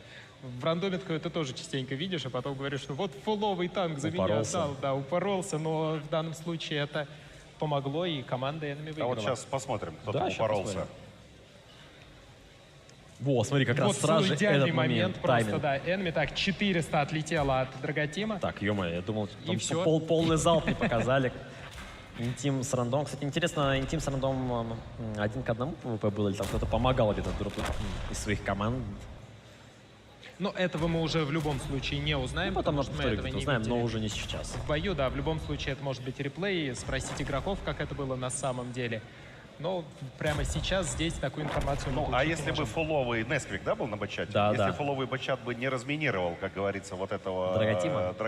ЕБРа, он бы много мог гадостей наделать? А он уже делал гадости, Слушай, сервер на СТРВ играть не мог. Позиции Ну вот СТРВ поэтому, вот в значит, игра кустах. стоила свеч. Игра, конечно, стоила свеч. Потому что Это Нески выполнил свое 200%. предназначение, понимаешь? Он, Значит, не упоролся, А а сделал разминировал. тактически грамотный маневр.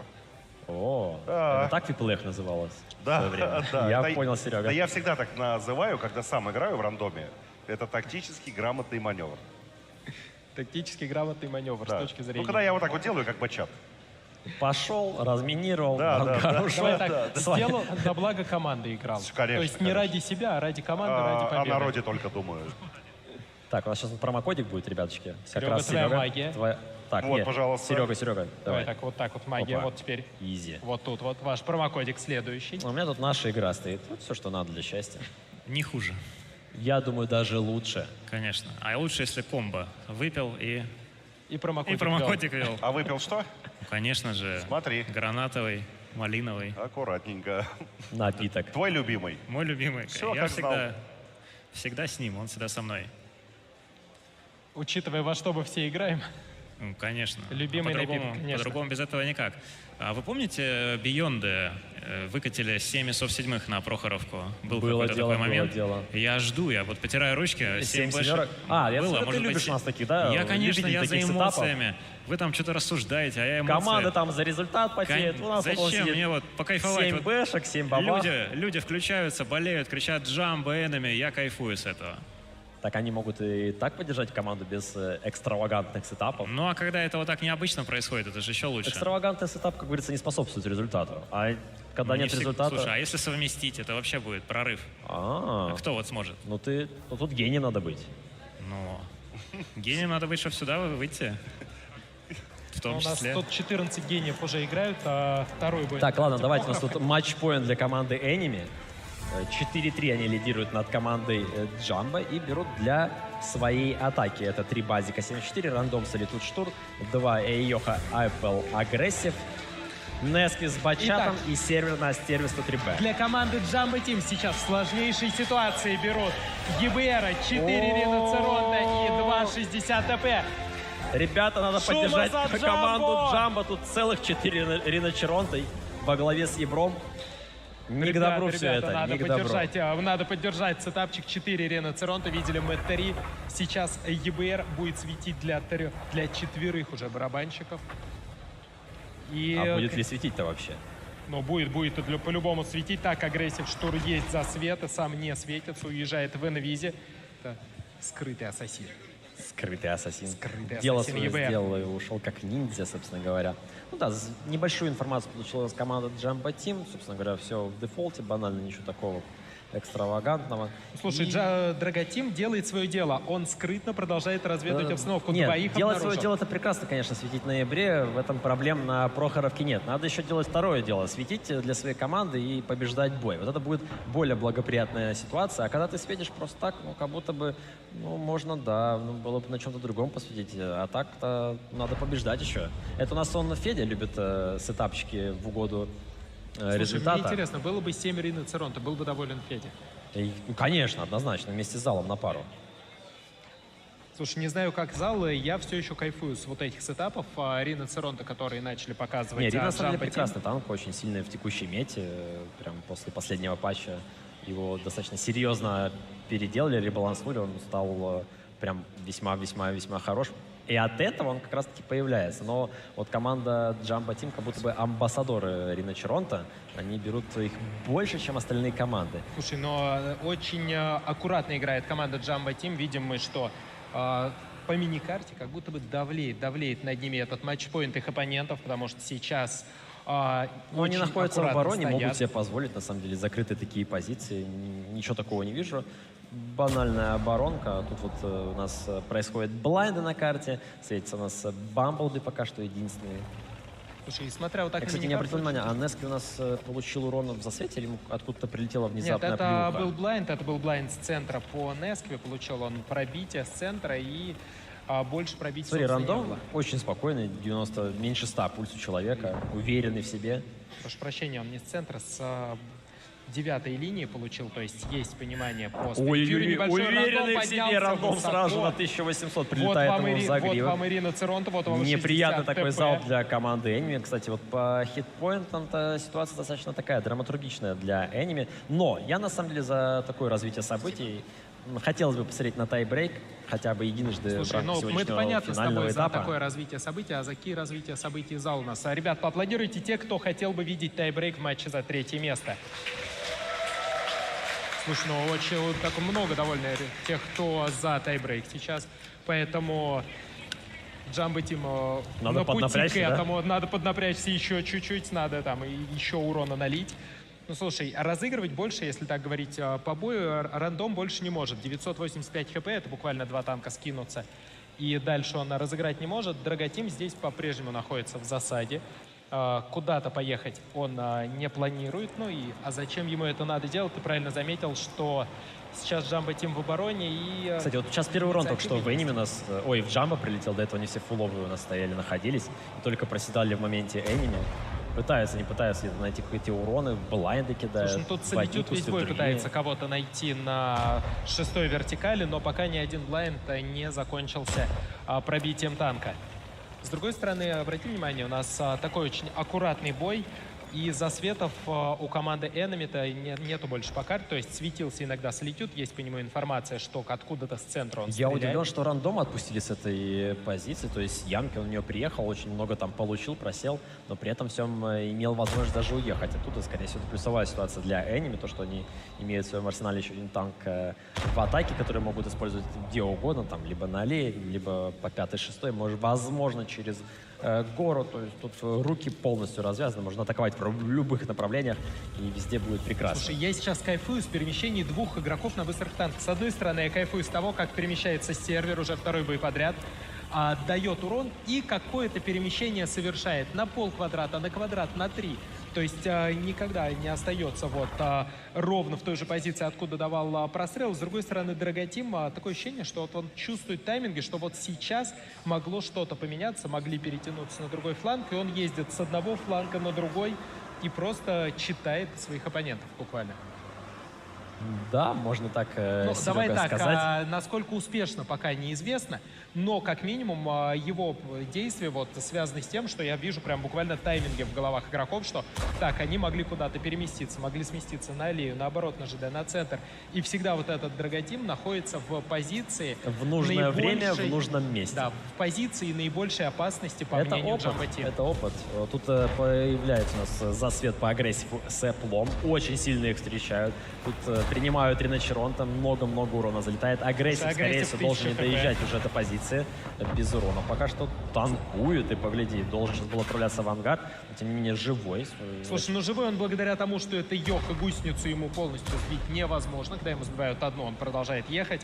Именно благодаря этому, мне кажется, агрессив сейчас все еще в строю, все еще вместе с Эпплом. Слушай, тут на самом деле Эними, даже учитывая, что они вкатывали, настреляли больше, чем команда Jumbo по вкату Эними. Как бы так парадоксально это не звучало. Вот нам стрим вообще практически в ангар уже ехал. Слушай, ну тут наливает и наливает в накидал. него. Нескви остался на горе, накидал очень много урона от него и от сервера. Прилетело, ты абсолютно прав. Попытка перепуша обратного Риноцеронта, Эппла и агрессива. Зажимает их с двух сторон. Не совершить, так сказать, ошибку для Jumbo, поскольку по ХП уже они сравнялись, на самом деле. Заезжают, забирают агрессив. Первый фраг для Spirit Fury присутствует. Хорошо, преимущество по стволам есть. Там в это время Бамблби там в миду страдает. Так, Apple пытается выехать, отправляется в ангар. Все, атака на этот момент захлебнулась. Сейчас нельзя давать Jumbo Team с Enemy разжаться из этой позиции. Есть информация по 4 Риноцеронты. Нельзя их отсюда отпускать, тем более есть также бесплатно. информация, что Стерва стоит на горе и пытается давать урон. Кстати, я не заметил, это у нас сервер Слушай, сервер не засветился. Нет, он после засветил как раз таки. Это было бы удивительно, если бы столько урона прилетает. Слушай, ну, видимо, Интим засветил, получилось да, скорее очень всего, много. в моменте после выстрела сервер зачекался, получилось так. А если бы ее сейчас не засветили, он бы просто на халяву там всех расстреливал, что, собственно говоря, и происходило. Очень хороший сейчас мув был от Enemy, они достаточно сильно по ХП камбэкнули, правда, в этот же момент Штур у нас остается шотным на центральном этом камушке. На по центре шестой карты, на пятой, шестой да. вертикали. И по ХП, обрати внимание, преимущество опять за Jumbo. Преимущество не критичное. Разыграть все это еще можно. Но мы видели, что, опять же, Драготим смещается в очередную позицию, где пытается светить предполагаемое место атаки. И дважды он уже угадал, куда ехали Enemy за один бой. Я же говорю, опыт. Гений, собственно говоря, воплоти. Вот он сидит на своем прекрасном профильном танке. Слушай, и уже рандом в засвете на А3. Там и Солитуд также в засвете, то есть полностью информация присутствует у команды Jumbo Team о перемещении команды Enemy. Контролируют они карту, никаких проблем у них нету. По ХП хорошая ситуация. То есть ребята из Enemy в атаке на таймере 2 минуты времени. Все хорошо. Даже несмотря на то, что это тайбрейк, господи, тайбрейк сейчас, возможно, в будущем будет. То, что это матчпоинт для команды Enemy, ребята из Jumbo спокойны. Так, подожди, Нескви доезжает до захвата, сбивать пока что некому. Есть прикрытие, 3 базика есть на прикрытии. Из захвата выезжает, чуть-чуть просвечивает перед собой, понимает, где Кимпак, такие танки находятся, в каких конкретно позициях. Хаваладик перевалился в А6. И все, теперь спокойно Бачата ставит на захват, просто поджимают его под холм, сбивать пока что некому. Обрати внимание, что позиции... Ну, Нескви соло-базу не успевает брать, даже если он будет сейчас стоять, а приехать к нему, как будто может Солитуд, да, у него есть очки прочности. Но тут и подъехать бы Нескви сейчас светится, Валадик перевалился, стоит перемычки А6, ну и ситуация Слушай, прям давай уже так сразу. патовая. Нескви сейчас получил урон просто ради того, чтобы Солитюд перевалился к нему без пробития. Он разрядил танки собой. И теперь уже может играть рядом с тяжем, который здесь будет гораздо более полезен, и его ХП гораздо более ценные. Нескви, скорее всего, просто понимает, что где-то ЕБР стоит, он пытался его каким-то образом найти, видишь, это все не увенчалось успехом, но тем не менее, стрим очень сильно просел, то есть 2 шотных танка команды команды Jumbo. Тем не менее, 50 секунд Нашли Драготима, опа, убили Драготима, ребята.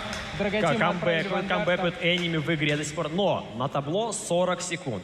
Успеют ли Enemy со своими 1700 очка прочностями добить команду Джамбо? Тут вообще большой вопрос. Поскольку Так, тут, подожди, Интима уже добить они точно не могут. Успели, может быть, заметить на миникарте. В какую позицию Интим переехал для того, чтобы его точно не нашли? Да он там вроде весь бой играл, по сути говоря. Ну, на той половине карты. Но в любом случае 18 секунд недостаточно для того, чтобы до него не только, чтобы забрать 1000 его хп, но и для того, чтобы... Ну что, получается у нас первый тайбрейк? Ну вот он тайбрейк, дорогие друзья. 4-4 счет буквально через несколько секунд. Слушай, а по хп смотри уже... 5, 4, 3, 2, 1. И, ребята, давайте за Джамбо!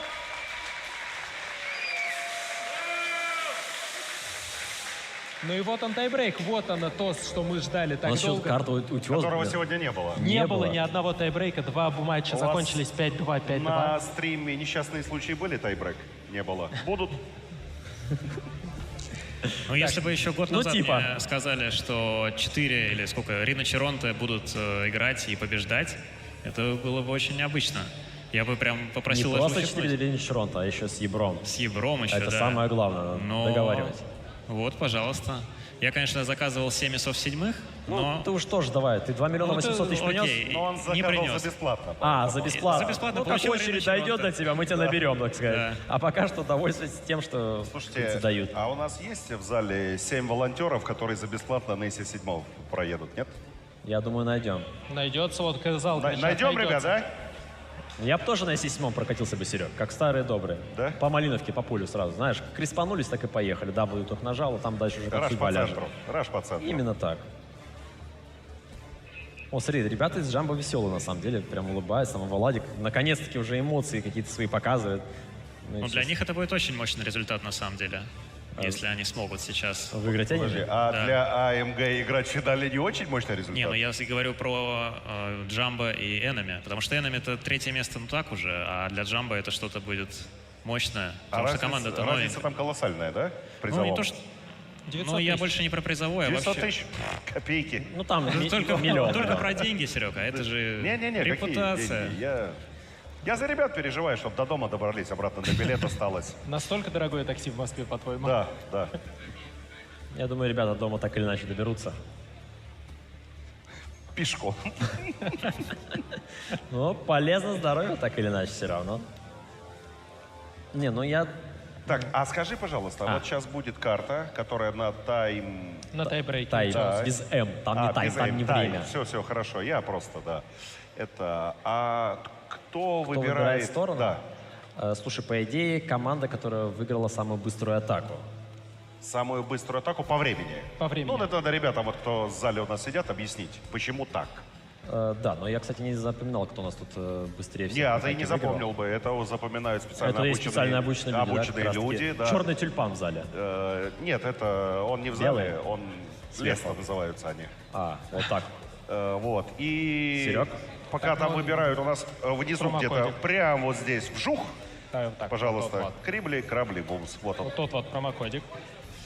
Ну, слушай, у нас статистика... Кто быстрее всех выиграл атаку, выиграл.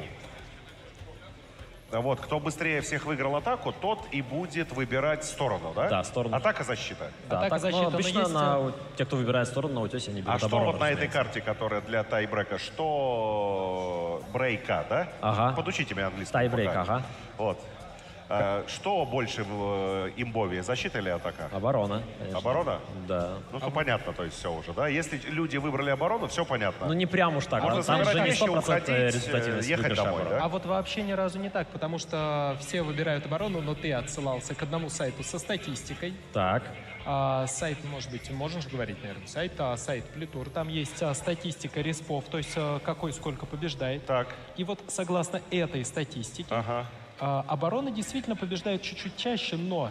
А там 53 на 47? 55, по-моему, на 45 или 54 А это статистика с с копейками. киберспортивных мероприятий или с рандома? Нет, там статистика с рандома, но там статистика именно с лан-финалов прошедших. То есть вот когда я дома один играю, это не берется оттуда? Серег, когда ты дома один играешь, это никуда вообще не берется. Да? А вот когда ты играешь в танчики, возможно, статистика куда-то и идет. То есть даже- Но только в твой даже персональный аккаунт. Даже Оленемир мою стату не отказывается принимать? Оленимер? Ну, Оленимер, который вот, моды от Джова, ладно, назовем их так. Я просто Юшей пользуюсь. Ну хорошо, мода от Юши. То есть даже статистику они отказываются принимать. Да. Давайте посмотрим повтор, ребятки, прошедшего боя. Так, ну вот в этом моменте, кстати, Enemy очень неплохо камбэкнули по ХП. Да, там Джамбо забрали 2 танка, которые Enemy поджать. На самом деле агрессив должен был уже в прокате в нуле умирать. То есть когда они с горы скатывались еще? Да, стоит куча Реночеронта, и там, не знаю, ему шота 3 буквально, как будто бы простила игра. Ну, там плюс-минус залетело, 25%, ты же сам знаешь. Ну, там, скорее всего, минус 25% вышло. Если было бы плюс, агрессив бы еще бы на скате бы сразу бы. Минус 45, даже так. Ну, возможно, кстати. Ну, так что Enemy в этом моменте, конечно, повезло. Они смогли реализовать эту ситуацию. Плюсом еще дополнительно для себя. Сервер там этих красавиц с горы накидывал по возможности сколько мог. Кстати, удивлен, что он засветился. Если бы не засветился, была бы, наверное, еще хуже ситуация для Джамбо. Но так, я рад, что на самом деле 4-4. Наконец-то тайбрейк. И я еще рад, что у нас карта утес на тайбрейк сегодня упала. в финале, потому что ни одного утеса и не было. И зрителям скажите, всего лишь одна катка, все решает. Да, одна катка. И мало ли тут кто-то вообще... Матч до 5 побед, пришел 9, 8 мы уже сыграли. Кто-то пришел с другом опытным, опытом со статой, 50% побед, да? Да. А просто пришел, и он не понимает ничего. Ему же надо сказать, что это единственная каточка и уже победитель. Все бои до этого вообще ничего не значат. Не считается. Это считай счет 0-0. Просто до одной победы играете. Кто выиграл, идет дальше. Ну, куда? Кто выиграл, идет с миллионом больше домой. Да. А кто одна меньше... катка решает. Да, Все на кон. одна катка ценой в миллион. Как тебе такое, а? Вот была у тебя когда-нибудь катка ценой в миллион? Так не заказывали. Не заказывали еще? Ну, да растешь, поймешь тоже. Хорошо. Все впереди. Слушай, ну вот сейчас как раз самое время, утес, стратегии, вот все у нас Федя говорил, стратегии, Октопус хотел стратегий. Из 7 танков вот сейчас карта утес как раз способствует сейчас тому, чтобы... Там бачаты раньше брали, по-моему, да, какие-то? Или это совсем давно было? Это ты когда-то это...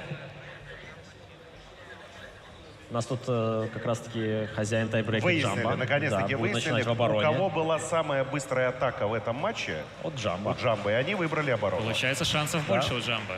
47. 55. 55 в атаке. 47 это, Серег, твои проценты. Это мне лет. Ну ты уж тоже так, не приумножай. Или... Неважно. Опустим этот момент. Ну, я думаю, что, как вы сказали, катка на миллион сейчас. Нужна поддержка для Джамбо, для Enemy. И за 3-е место больше 2,5 миллионов рублей. Я бы даже сказал, что около 3. Друзья, давайте дадим шуму, дадим аплодисменты. Надо похлопать за кого? Обе команды. Давайте за Enemy начнем. Давай. Начнем за Enemy. Мозговой аппарат. Ну, почти за Enemy нам показывают. За Enemy сейчас. Понял. А продолжим, ребятки, давайте за Джамбо. Так, что-то как-то... Надо второй заход, походу. Серега, давай, бахай. Нормально. Нормально? Но Пойдем. все-таки за Джамбо побольше. Как будто бы равновато, нет? Нет. Нет? За Джамбо больше? Больше. Ну, возможно. Может быть, по-разному слышим просто-напросто. Возраст. Ладно, хорошо. Да и мы не молодые. Зала, слышите. Ну что, парни готовятся. Сейчас уже сосредоточенность на лицах, если мы до этого могли наблюдать, что парни чуть-чуть... Да не, смотри, улыбочка у Солитуда. Смотри, какой радостный такой, ля. Думает, сейчас как заберут 3-е место, пойдем в МАК что-нибудь заточим. Которого нет. Ок. Ну, далеко ехать придется.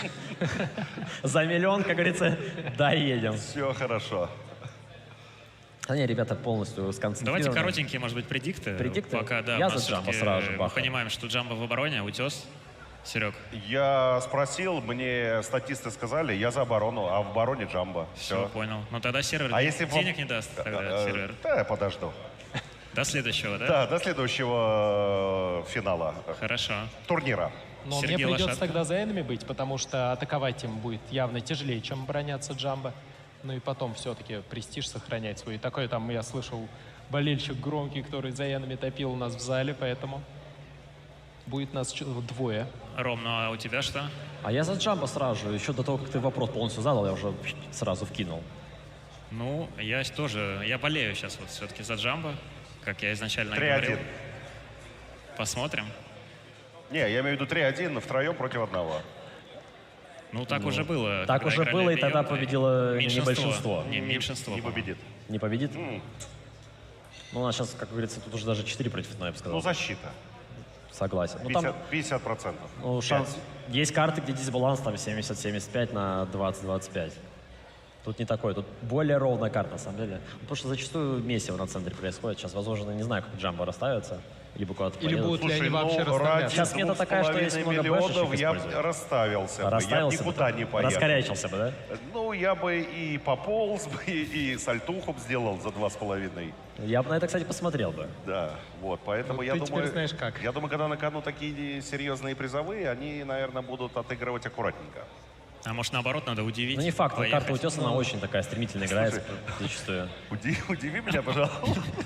Ладно, я промолчу, все. Ой, Сергей Сергеевич. 2,5 миллиона. 2,5 миллиона, и все решается на Рисковать утесе. нельзя. Все решается на утесе. Ну что, ребята, видим прямо начинается сейчас. утесик. Сейчас мы узнаем, кто у нас займет 3-е место. Джамбо либо Эними. Джамбо начинают в обороне, Эними будут пытаться атаковать, либо же просто будет заруба на центре. Эними взяли для атаки 4 базика 75-х и 3 ЦСки 63. Ну и действительно сетап под зарубу. Джамбо Тим 250Б, 3 БЗ-75 и 2 ЦСки, конечно же, Драготим и Интим на них отыгрывать будут. И сейчас, обрати внимание, тут уже нечего скрывать, тут все в драку, Да все погоди, или тут ничего. еще не факт, что будет на самом деле заруба, может быть какая-то разменочная история, кто-то заедет снизу, кто-то поедет сверху, и ребята карту как-то поделят. Такое тоже часто бывает на утесе, прям даже чаще, чем могло бы быть. Но пока что мы наблюдаем за разъездами. Пока за разъездами наблюдаем, Джамбо Тим играют именно то, что на самом деле такого сетапа и хочется ждать. Очень аккуратно отыгрывают. Был, Серега, ты прав. То есть отыгрывают максимально вот аккуратно. Это нельзя сказать. Ой, посмотри, Драготим сейчас будет сразу же в зал пробовать забирать. Даже и в нычку съехал, уезжает на еще 4, дальше на 3 ниже. шота просадили. На 3 шот просадили, но он Но и остался жив. Нески в плохой теперь ситуации находится на потерялся. второй полке, тут под горой, засейвился. Более плюсовая история размена для Джамбо вышла, по сути, по ЦС-кам, но там Бамбла очень сильно откидали. Откидали настолько сильно, что у него осталось 115 хитпоинтов. И я не знаю, сейчас такова ситуация, что Эними заняли полностью центр. Энми заняли полностью центр, но это не дает им захвата Да, но у них базы. есть 2 ЦСки, они могут спокойно сейчас разжаться через маяк, собственно говоря, сыграть за горой. Поскольку там Драготима просадили, и есть информация по полному раскату команды Джамбо, они имеют представление. То есть ЦСка сейчас может проехать за горой, отзонить там Драга, попробовать даже проехать прям вообще до А6, до А5, убить Драга. Тем более, вот он сейчас еще просел. Драготим в засвете, стоит там за домиком, сейвится, пытается. Критическая ситуация, честно говоря, для Драга. Тут для Эними все приятная ситуация. Они заняли полностью мид. Бамбл там шотный на бэшке, не знаю, только в моменте сможет раздать барабан, если словит удачный тайминг для себя. Продолжают проседать Слушай, Джамбо. ну агрессив тут полностью соответствует своему никнейму, максимально агрессивно приезжает к Драготиму. Ну а что ему терять? У него огромное преимущество по ХП и позиция очень важная для его команды. Убивают нас Есть пробитие, Драготима, Драготим в ребятки, ангар. убивают Драготима.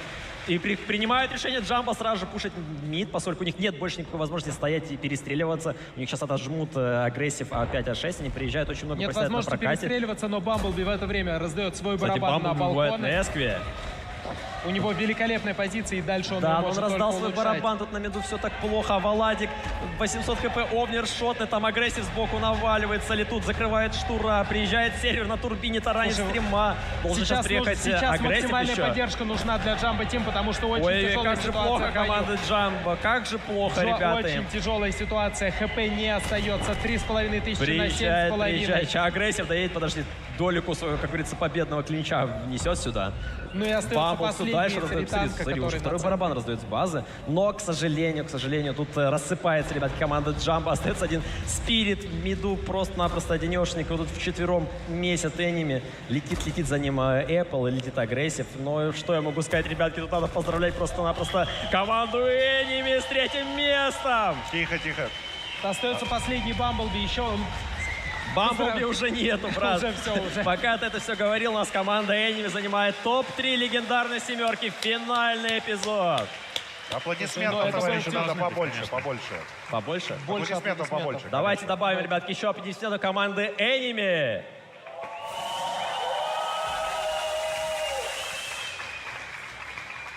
Сколько раз я смотрел драку на центре на утесе, согласишься, побеждает там всегда, у кого лучше скилл. Индивидуальный. Всегда. координация еще решает. Не то, там пятачок. Тут равные скиллы, Серега. Не знаю. Тут просто, смотри, стратегия такая. Вот ребята из Enemy. Сколько я не видел драки эти на центрах, на утесах, у кого сильнее личный Побеждает скилл, сильнейший.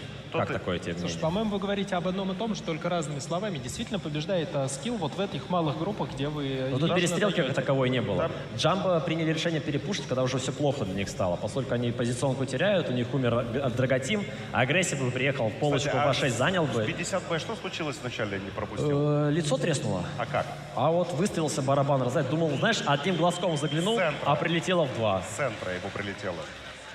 Да, ребятки, и мы сейчас передаем слово Ване на сцене. Ваня, вам слово. Да, спасибо. Ребята, давайте еще разочек пошумим за команду Enemy! И за Jumbo Team! Ребята из команды Enemy заработали примерно 2,5 миллиона рублей. Вот где-то здесь у меня есть цифра 2,765. Почему примерно? Сейчас вам объясню. Дело в том, что до 23:59 сегодняшнего дня вы все еще можете пополнить призовой фонд турнира и поддержать команды, которые уже фактически заняли конкретные места на турнире, и тем не менее все еще залутать скин себе и нашивку. Поэтому у вас есть еще время заходить на сайт Мира Танков, открывайте легендарную семерку, финальный эпизод и поддерживаете турнир и увеличиваете призовой фонд, потому что у вас все еще есть такая возможность. Что ж, у нас уже определились две команды, которые заняли 3-е и 4-е место соответственно. Зал, как вам матчи? Круто. У нас в том числе до сих пор, помимо, значит, матчей на сцене проходят, в том числе и автограф-сессии, к которым вы тоже можете присоединиться. Впереди у нас еще таланты сходят обязательно в фойе, и в том числе, соответственно, пока, оставят вам какую-нибудь памятную роспись. Вот, поэтому обязательно приходите. В фойе еще много всякой разной движухи, но у меня, конечно же, для вас буквально через несколько минут будут розыгрыши. Это все. И, кстати, мне подсказали, что это будет один из самых жирных розыгрышей, которые мы сегодня делаем. И в том числе потому, что я обещал вам отдать все то, что у меня лежит там сзади в прошлом перерыве. Поэтому далеко не уходите. Вот, те, кто в зале, посмотрите одним глазком в фойе. Если там идет автограф-сессия, имеет смысл получить автограф и как можно быстрее возвращаться сюда. Вот. Оцените, ну-ка, дайте мне какой-то вот звук, который описывает атмосферу сегодняшнего дня. Можете вот такой вот каждый выдать? Пожалуйста, вот сейчас.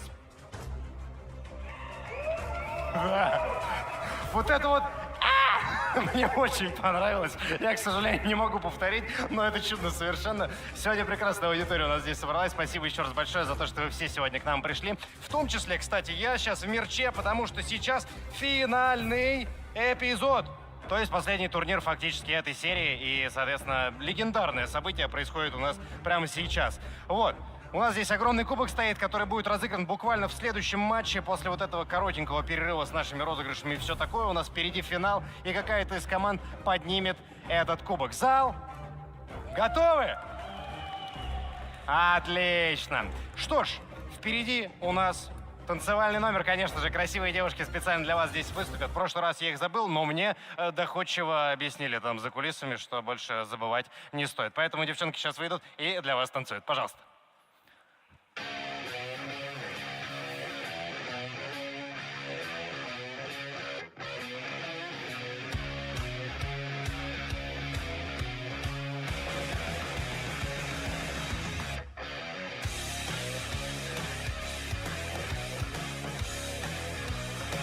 Да.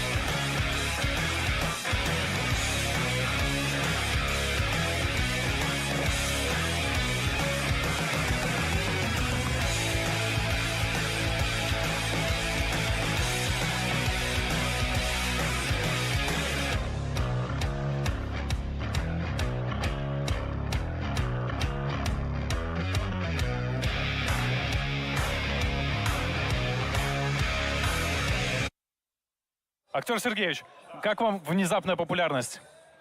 Я думал, это все Клумби. Я просто с ним, я напросился, говорю, можно с вами постоять? Он говорит, да. Сколько автографов уже раздал? По косарю 5, по 510, по 112. А Сигна? На пузе? Ну? 5. Клумба, как ты здесь оказался? Сам не знаю. Ты приехал совсем недавно. А? Совсем недавно приехал. Да? Почему? Потому что это великолепное мероприятие. Я увидел это на онлайн-трансляции, то, что у вас здесь происходит, и решил приехать. Класс, спасибо. У тебя вот карточка СМИ прикольная. Да? Спасибо. Нет доступа в випку, правда. Печаль. Ну, когда-нибудь будет. Ладно, отдыхайте.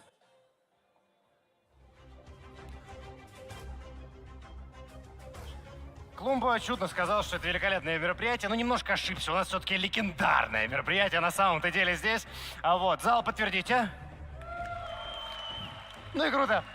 Я с вами совершенно согласен. Вот. Тем, кто еще не с нами слышали, Клумба сказал то, что он, значит, посмотрел трансляцию онлайн, удивился атмосфере, услышал вот этот народ, который здесь кричит, поддерживает команды, и приехал. И у вас все еще есть, ну, я думаю, минут 20 вот прыгнуть на метро реально и доехать до Лужников для того, чтобы посетить зал. Поэтому времени осталось совсем немножко. А сейчас для онлайн-аудитории, я и для тех, кто, собственно, в зале, все, кто поддерживал наш призовой фонд, конечно же, сейчас розыгрыш. И причем самый жирный среди всех, которые у нас были к этому моменту. Но прежде чем я перейду, конечно же, к розыгрышу видеокарты, и, между прочим, их будет не одна, вот, так что готовьтесь. Скажу про клубы OneShot. Если вы настроены играть так же жестко, как участники турнира, значит, скачайте приложение OneShot и получите свои игровые часы в сети киберхаусов OneShot в подарок. И оттачивайте свой игровой скилл в комфортных условиях. OneShot — это компьютерные клубы для требовательных игроков. Давайте посмотрим ролик, сейчас увидите, как там реально круто.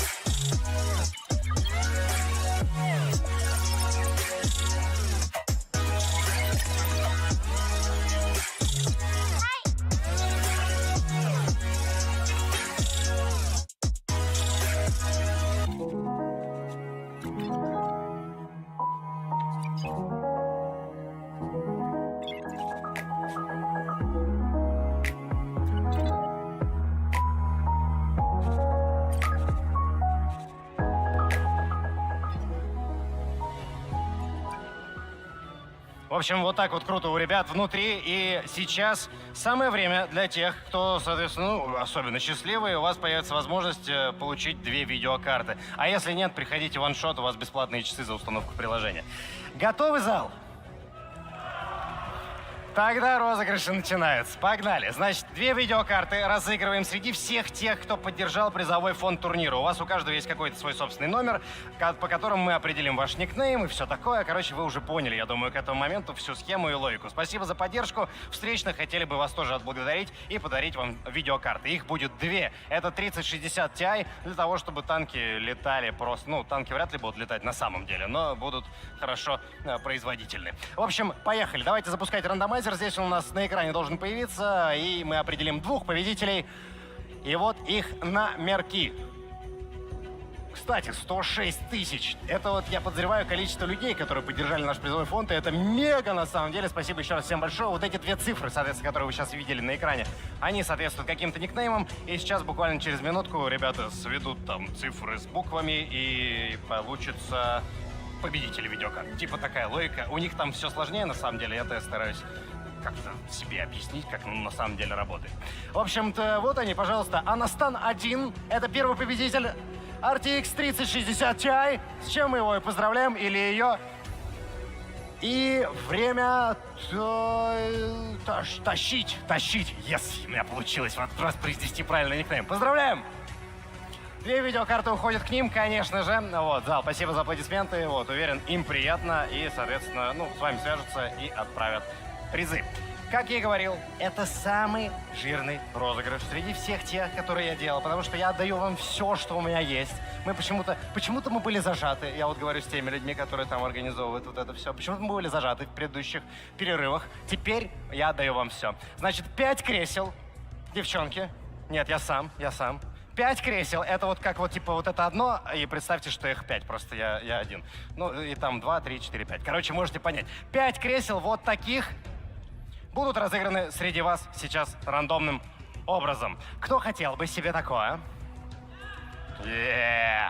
Окей, хорошо. Надеюсь, вы все поддержали призовой фонд, потому что разыгрывается оно именно таким-то образом. Вот, поэтому, значит, кратенько скажу про них. Ну, вы и так уже знаете, что это одно из самых лучших кресел на рынке. Это Knight, мир танков. Игровое компьютерное кресло Knight Gladiator MT обладает стильным и гармоничным дизайном, позволяя с комфортом проводить время за играми. В общем-то, вот оно, вот. Было бы классно, если бы вы тоже как-то вот, ну, с ним вот как-то вот в комплекте были, но ладно. Значит, кресло тоже очень даже ничего. Короче, 5 кресел таких сейчас улетят рандомным счастливчикам. Давайте посмотрим на рандомайзере и определим эти самые 5 чисел, которые у нас заберут эти кресла. Игрокам вроде комфортно. Я так смотрю, они с удовольствием на самом деле играют и побеждают. Кто-то проигрывает, но это от кресла не зависит. Это проблема скилла, конечно же. Так, у нас уже 4 победителя определилось. И 5-й финальный. Вот они все цифры. Цифры нам, конечно, ничего не говорят. Говорят нам только никнеймы, поэтому мы сейчас узнаем 5 счастливчиков среди всех тех, кто присоединился к призовому фонду. Спасибо вам еще раз огромное за то, что в нем поучаствовали. Это мега, реально. 18 миллионов рублей, чуваки. Это очень много. Представляете, насколько киберспорт вырос? Раньше этого представить просто было нельзя. Сейчас мы уже на этом уровне, когда просто игроки собирают такой невероятный призовой фонд. Это очень круто. Давайте смотреть, что у нас. Если у нас победители, наверное, еще циферки сводят. Вот. Ну, ничего страшного, мы тогда подождем. Можно поаплодировать девчонкам? Они работают весь день здесь, реально.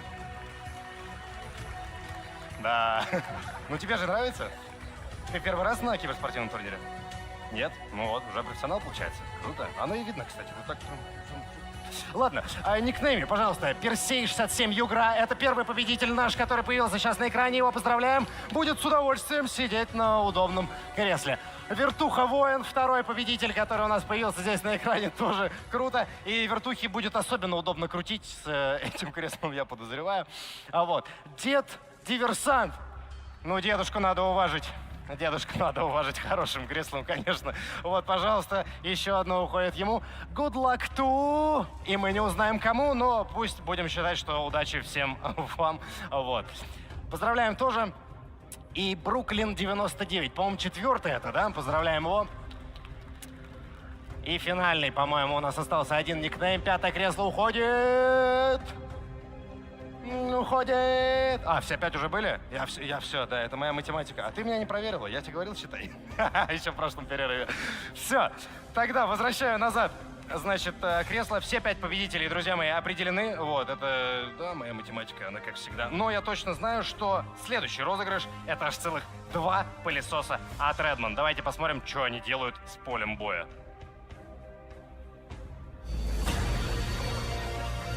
Выполняю боевую задачу. Влажная уборка.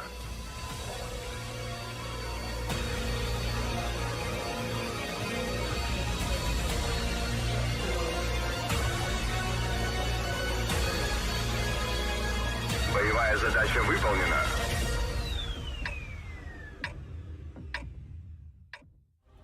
Крутейший просто пылесос. Я видел его один раз вживую, как он осуществляет вот эту свою работу. Это какая-то магия, я не знаю, как они это сделали, это совершенно чудно. Короче, те 2, которые сейчас из вас его заберут себе домой, просто большие счастливчики. Поэтому запускайте рандомайзер. Это финальный розыгрыш нашего сегодняшнего игрового дня. Остальные розыгрыши у меня только здесь для оффлайна, для тех, кто пришел к нам сюда, в Лужники, на самбо-арену. Поэтому...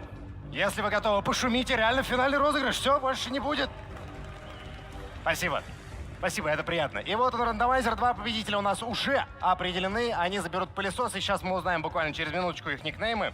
Вот. И самое прикольное, что они озвученные. То есть они прямо озвучивают свою работу, и сделаны они как вот, ну, с озвучкой танков. Это мега какая-то коллаборация. Я не знаю, кто это придумал, но это совершенно чудесно. Вот. Поэтому, да, сейчас узнаем, у кого будет чистый дом. И спокойствие, я подозреваю. Хотя не знаю, насколько они громкие, вот, и сильно ли они шумят и говорят ли по рации. Но думаю, что ребята все предусмотрели. Пожалуйста, XXZOVXXX. Да, я сказал это. И Верта-81, вот они, два победителя, зал. Мы их поздравляем. От всего, от чистого сердца. Значит, смотрите, у нас впереди лан-финал. В смысле, лан-финал у нас идет целый день, но потом у нас будет вот тот самый лан-финал, в смысле, как гранд-финал. Короче, мы узнаем, кто легендарная семерка та самая. Вы готовы их увидеть вообще на сцене здесь и смотреть этот финал? Отлично. Значит, схема следующая. Онлайн. С вами я прощаюсь. Я вам говорю пока и говорю вам, ну, в смысле, идите смотрите ролик с актером, а для оффлайн зрителей у меня сейчас будут подарочки, которые я вам припас там за кулисами. Поэтому вы оставайтесь здесь, в смысле, вы зал, а онлайн смотрите ролик, который актер для вас подготовил. Давайте. Привет, привет, ребята. Как матч и как настроение? Все хорошо, все нравится, все круто. Так. Единственный раз здесь уже, ну, в плане вот этих всех, да, вот особенно мальчик, который побывал на Синергии. Ну, в принципе, прикольно, очень прикольно. Да. Матчи бомбические, особенно первый матч самый драйвовый. И вот сейчас мы ждем окончания до 7 часов вечера. А за кого болеете? АМГ. АМГ. Ну, тут вообще за Энами, но за хорошую игру, чтобы матчи он были не с очень нами, интересные. Он не с нами, да. Так, а как тебе тогда, что думаешь по поводу первого матча, почему так получилось? Ну, мне кажется, там невезение в некоторых моментах было. Особенно вот на Прохоровке, когда там вот доиграл поляк, да. Ну, не знаю, тильтанули парни, наверное. Сейчас, я надеюсь, выиграют. Значит, на финал ставите на МГ. Что по поводу Бьондов думаете? Ну, эти две команды импонируют. Мне без разницы, кто выиграет. Ну, душой за МГ. А кто твой любимый игрок из Энами? Наверное, Максим Агрессив. Макс Агрессив. Лучший игрок этого лана. Ну, пока еще не определен, финал же будет. Нет, Ну, ребята, какая давайте разница? MVP уже состоявшихся матчей, на ваш взгляд. Ну, на мой взгляд, как Кестук себя проявляет, как они дали не то Кестук, что да, бой хорошо, Кестук. Энами, они без шансов их выиграли. Энами забрали по факту одну карту уверенно, Руинберг, а все остальные просто за АМГ. А по мне Саммер будет. Все же Саммер больше. Он сделал ключевые моменты, он сбил базу на Прохоровке. Автограф Саммер, кстати, Да, оставил. автограф мне оставили, мой личный никнейм, да. Вот, ну, как по мне, Саммер очень хорошо уделяется. Я ради него сюда приехал, чтобы с ним увидеться наконец вживую. Так, когда мы вас, парни, увидим на этой сцене? Когда в Киберспорт?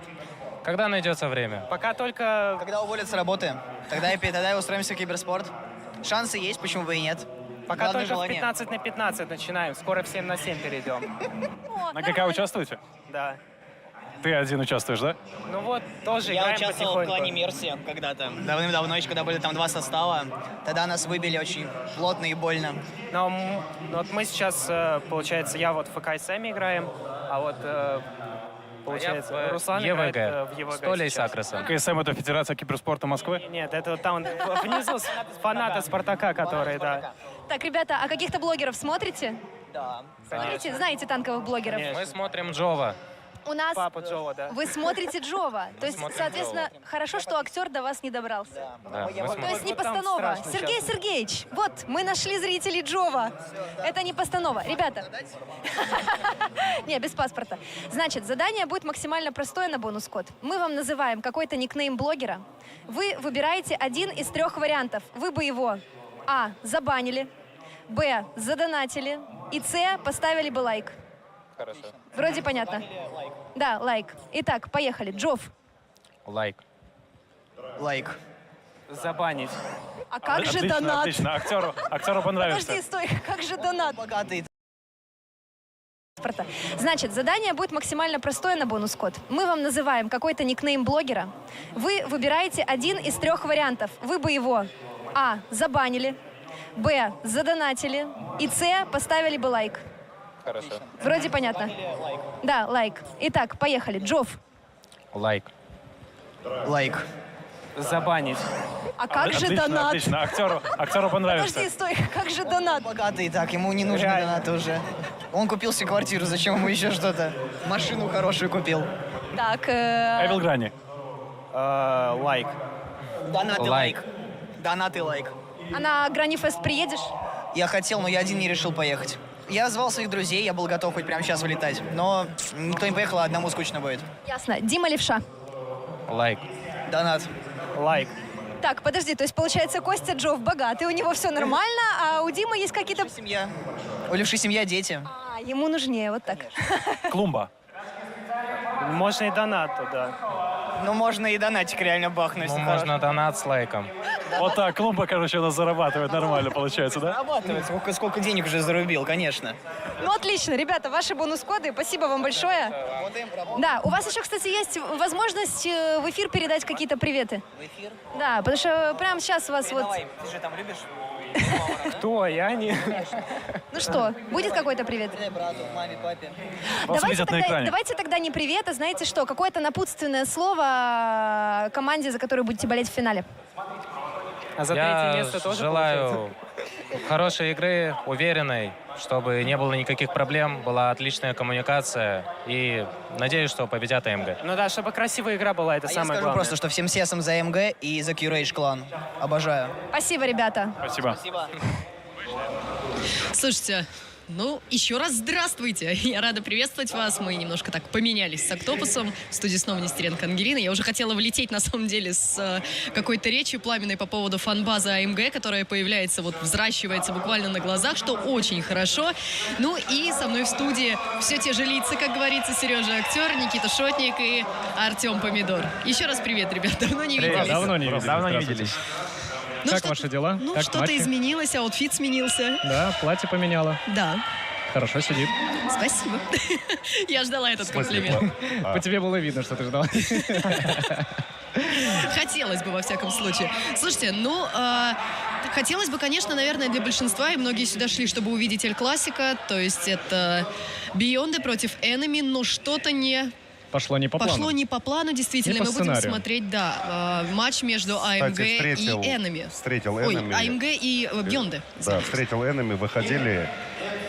Эдик сервер шел, говорит, ну ладно, 3 миллиона тоже пойдет. И пошли. А долг-то тебе вернул? Сильно он, не кстати, расстроились. Вот я их встретил, с ними успел минуту перекинуться. Долг вернул тебе? Попозже. Нормально. Да, Мы подождем. Еще один лан-финал, да? Сильно не расстроились, улыбались, все хорошо, то есть нормально. Это Гарольд, скрывающий боль. Это, знаете, вот это мем с собачкой, которая сидит в комнате, объятой пламенем, держит кружку. Да. Fine. Все хорошо. Ну, посмотрим, что будет дальше. Есть какие-то предикты. У нас действительно какой-то, знаете, вот эта вот черная лошадка, серый кардинал, называйте как хотите, но команда АМГ. Фан-база взращивается. Ребята молодые, красивые, активные. Так еще и на первое место метят. Еще Что и думаете? Мерседесы себе покупают АМГ. Так Я бывает. думаю, что это что-то Соляви. из мечты, знаешь, которое вот осуществимо, по их мнению, за счет киберспорта, за счет этого выступления. Что могу сказать, друзья мои? Финал, да? Мы как-то так вот, прежде чем переходить в какую-то сухую аналитику, или не очень сухую, может быть, от Сергея Сергеевича, это финал, мы дождались команды, мы, все зрители, болельщики, комментаторы, не знаю, организаторы, разработчики, шли к этому финалу долго. 4 турнира, целый месяц отборочных, сегодняшний игровой день, там, не знаю, десятки часов тренировок, все это, чтобы сегодня оказаться в финале. Ну, давайте посмотрим ролик перед тем, как мы продолжим, да? Самое время.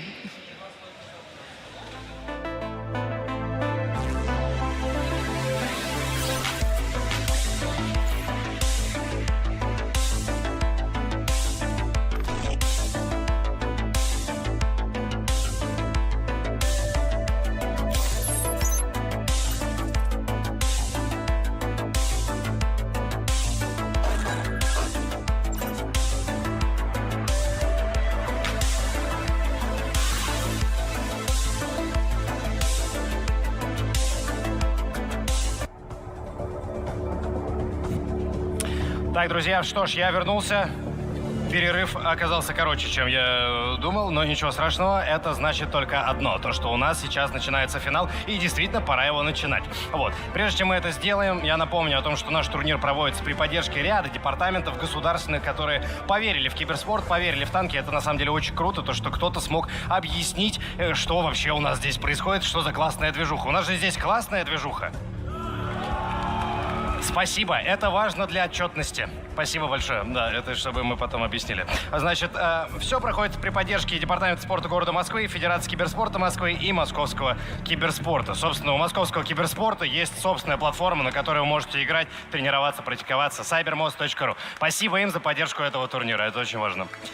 Значит, ребятушки, в том числе благодарю партнера Т-Банк, у которого есть особая карта «Мир танков». Если у вас еще ее нет, то у вас особенные бонусы. Это месяц танкового према в подарок. подарок. В том числе вы можете ускорить ваш прогресс с этой карточкой, потому что будете получать не кэшбэк, прикольная тема, а голдбэк. Это кэшбэк в виде золота в танках. Короче, классная тема и личные резервы ежемесячно на свой аккаунт. А сейчас у нас перед финалом небольшой коротенький ролик с Костей, насколько я знаю. И после этого я зову команду сюда, поэтому разомните свое, не знаю, разомните горло, так говорят. Это же как-то глупо. Ну, короче, разомните и будьте готовы кричать, поддерживать команды, которые у нас здесь выйдут. Ролик с Костей, погнали. Передай привет. Передаю всем игрокам вот Мир туда. танков, Лесты большой огромный привет. И всем желаю побольше посещать такие мероприятия, связанные с турнирами 7 на 7. Это просто непередаваемые эмоции, особенно когда встречаешь самих организаторов, можно сказать, и лицо Лесты. Очень приятно видеть их здесь. За кого болеете? Бьонды. За Бьондов будете болеть. Кто ваш любимый игрок в команде? Позитив, Анатольевич, естественно. Ну, да, всех, Диффундер, все они классные, все они вот как-то как в одной связке. А можно тогда попросить вас пару напутственных слов команде перед финальным матчем? Напутственных, Бьондам уже можно ничего не говорить, потому что если брать синергию, на синергии они так не играли. На этом турнире они играют очень агрессивно, очень уверенно едут. Несмотря на то, что они в обороне, они едут вперед. То есть по ним уже видно. Может быть, помогло это то, что Enemy чуть вылетели. И по Бьондам видно, что все. Такое ощущение, что они уже кураж этот словили. Главное сейчас, чтобы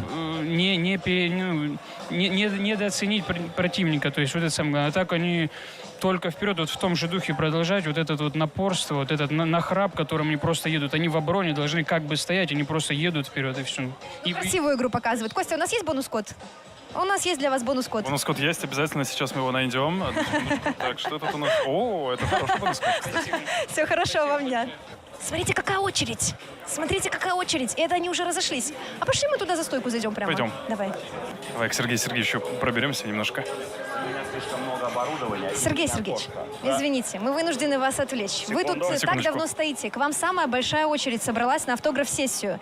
Мы вам... Это все актеры, я им заплатил специально, чтобы показать, что я как будто популярен. Чтобы вас в следующий раз позвали. По 500 каждому ждал, да? Да. Верим. Да, было дело. Сергей Сергеевич, Подтверждаю. эксклюзивчик. Для бодрости духа. Специально для вас. Держите, для бодрости духа. Продемонстрируйте, пожалуйста. А вот как раз вот это сейчас прям не помешает, потому что надышали. А мы сразу как... Могу попить? Надо Снимать пробу продегустировать и оценить. Прямо сейчас. Ничего нету, чтоб я или уснул тут прямо сейчас, ничего? Отлично, Ничего. все будет отлично. Вы же нам доверяете. Когда мы вас обманывали? Да. Между прочим, Сергей Сергеевич, под крышкой находится бонус-код. Бонус-код под крышкой? Под крышкой. Как старое доброе. Гранат-малина. Вкус гранат-малина. Тихо, О, бонус-код. А что он дает? А вот это потом узнаешь, когда ведешь. Ну, можешь подписчику своему. А если я пробку подарю кому-то? Пожалуйста. Вот прям ему. Давай. А давай. Не показывать нельзя в камеру. Сказали вести надо. Хорошо, обязательно. Сергей Сергеевич, снимаем пробу. И Сейчас, секунду. отпускаем вас давать автографы.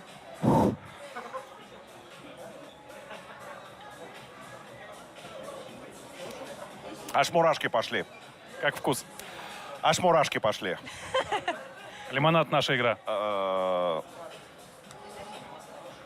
Малина, моя любимая.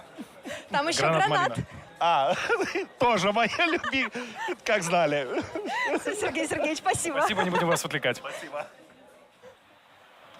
Именно этот кубок будет разыгран буквально в течение следующего матча. Он совершенно прекрасен, друзья мои. Я напомню, что это финальный эпизод. Вот видите, у меня здесь написано, тут написано, везде написано. Но если вы не понимаете, что это значит то, что все, формат легендарной семерки заканчивается. Будут другие, понятное дело. Но сейчас команды, которые выйдут на сцену, одержат победу здесь и будут, получается, навсегда самой легендарной командой, которая была во всем танковом киберспорте. Зал! В чем дело? Легендарнейший момент сейчас будет происходить. И, конечно же, нужна максимальная поддержка команд как в чате, так и здесь офлайн. Я вижу, очень много людей появилось у нас с табличками, которые поддерживают свои команды. Ну-ка, поднимите их повыше, покажите их нам. Вон они все. Чудно, чудно, чудно, чудно. Вас на трансляции частенько, кстати, показывают, вот, поэтому держите их наверху, держите их высоко, держите их так, чтобы команды чувствовали вашу поддержку. Это очень важно. Вы готовы встретить здесь финалистов турнира? Отлично! Тогда в таком случае мне нужны фанаты команды АМГ в первую очередь, ну и весь зал, понятное дело. Я рад приветствовать здесь на сцене команду АМГ! Пятюни обязательно давайте им, это очень важно на финальный матч. Дайте им петули хорошие, чтобы я отсюда услышал.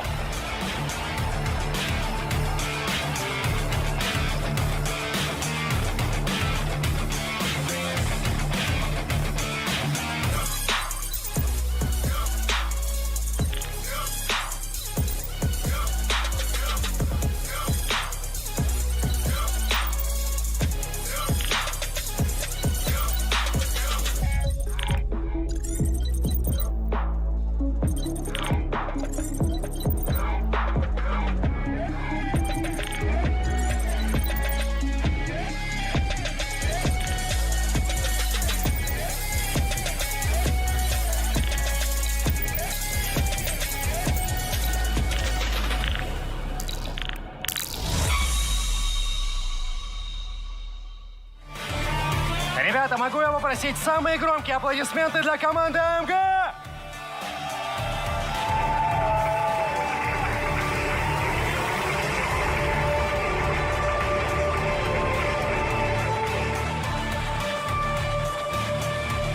Фанаты АМГ, так как это финал, для вас репетиция. Кричим АМГ! АМГ! АМГ! АМГ! АМГ! Ну, я думаю, вы готовы. Я думаю, вы готовы. Удачи. Удачи в этом финале. Фу, мне нравится, как они на меня посмотрели сейчас. Они уходили так уверенно. Фу, окей.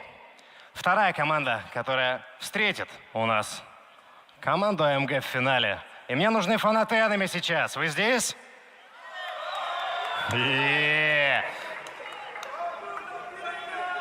А почему? Это мне как... Да, я просто спрашиваю, есть ли фанаты команды Энеми? Я просто решил посмотреть на реакцию Анатолича. Все, шучу. Фанаты команды Beyond здесь есть? Ну и чудно. Тогда я рад приветствовать здесь на сцене в финале команду Beyond! Петули!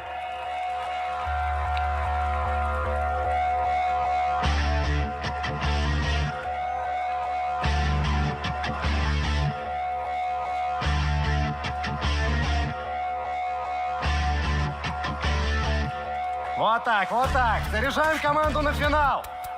Девчонки, черлидерши тоже очень помогают.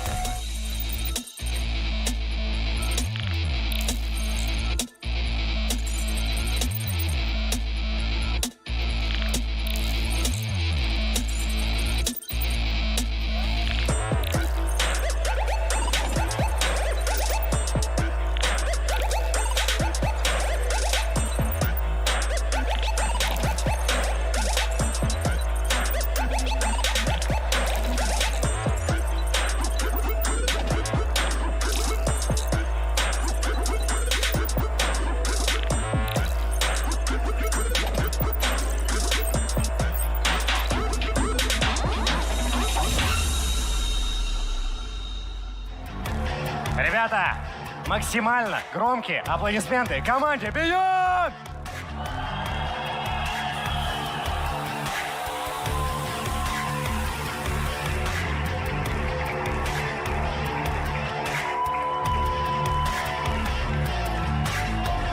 Вот они перед вами. И давайте, фанаты команды Beyond, потренируемся. Как вы будете поддерживать свою команду в течение матча.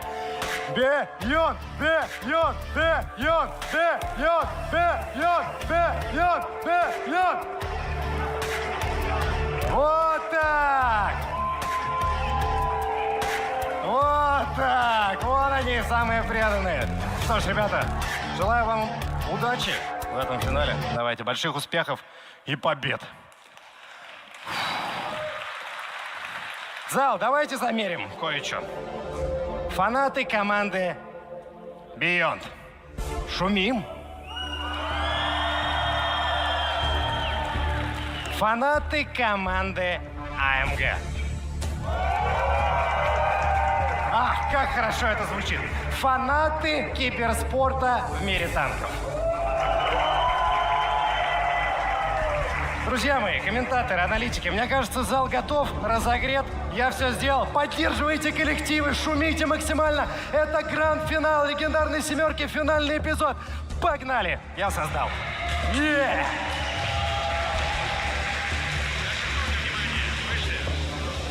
Слушайте, ну действительно создал, как говорится. Ваня прям раскачал сцену, раскачал зрителей. И самое главное, что две команды, которые обладают действительно хорошей фан-базой, сегодня встречаются, борются за первое и второе место. И я уверена, что каждый из нас кайфанет за просмотром этого матча. АМГ уже обладают хорошей фан-базой.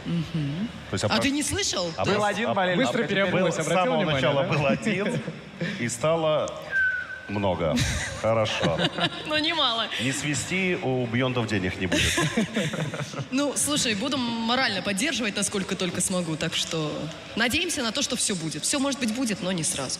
Ну что, предикты дадите мне какие-нибудь, или мне опять придется ходить вокруг да около? Да давай, конечно. По поводу предиктов, если уж совсем сухо, все очень сказочно. АМГ обыгрывает Enemy, попадает в финал. Beyond с Джамбо тяжело вроде бы, а на самом деле не тяжело.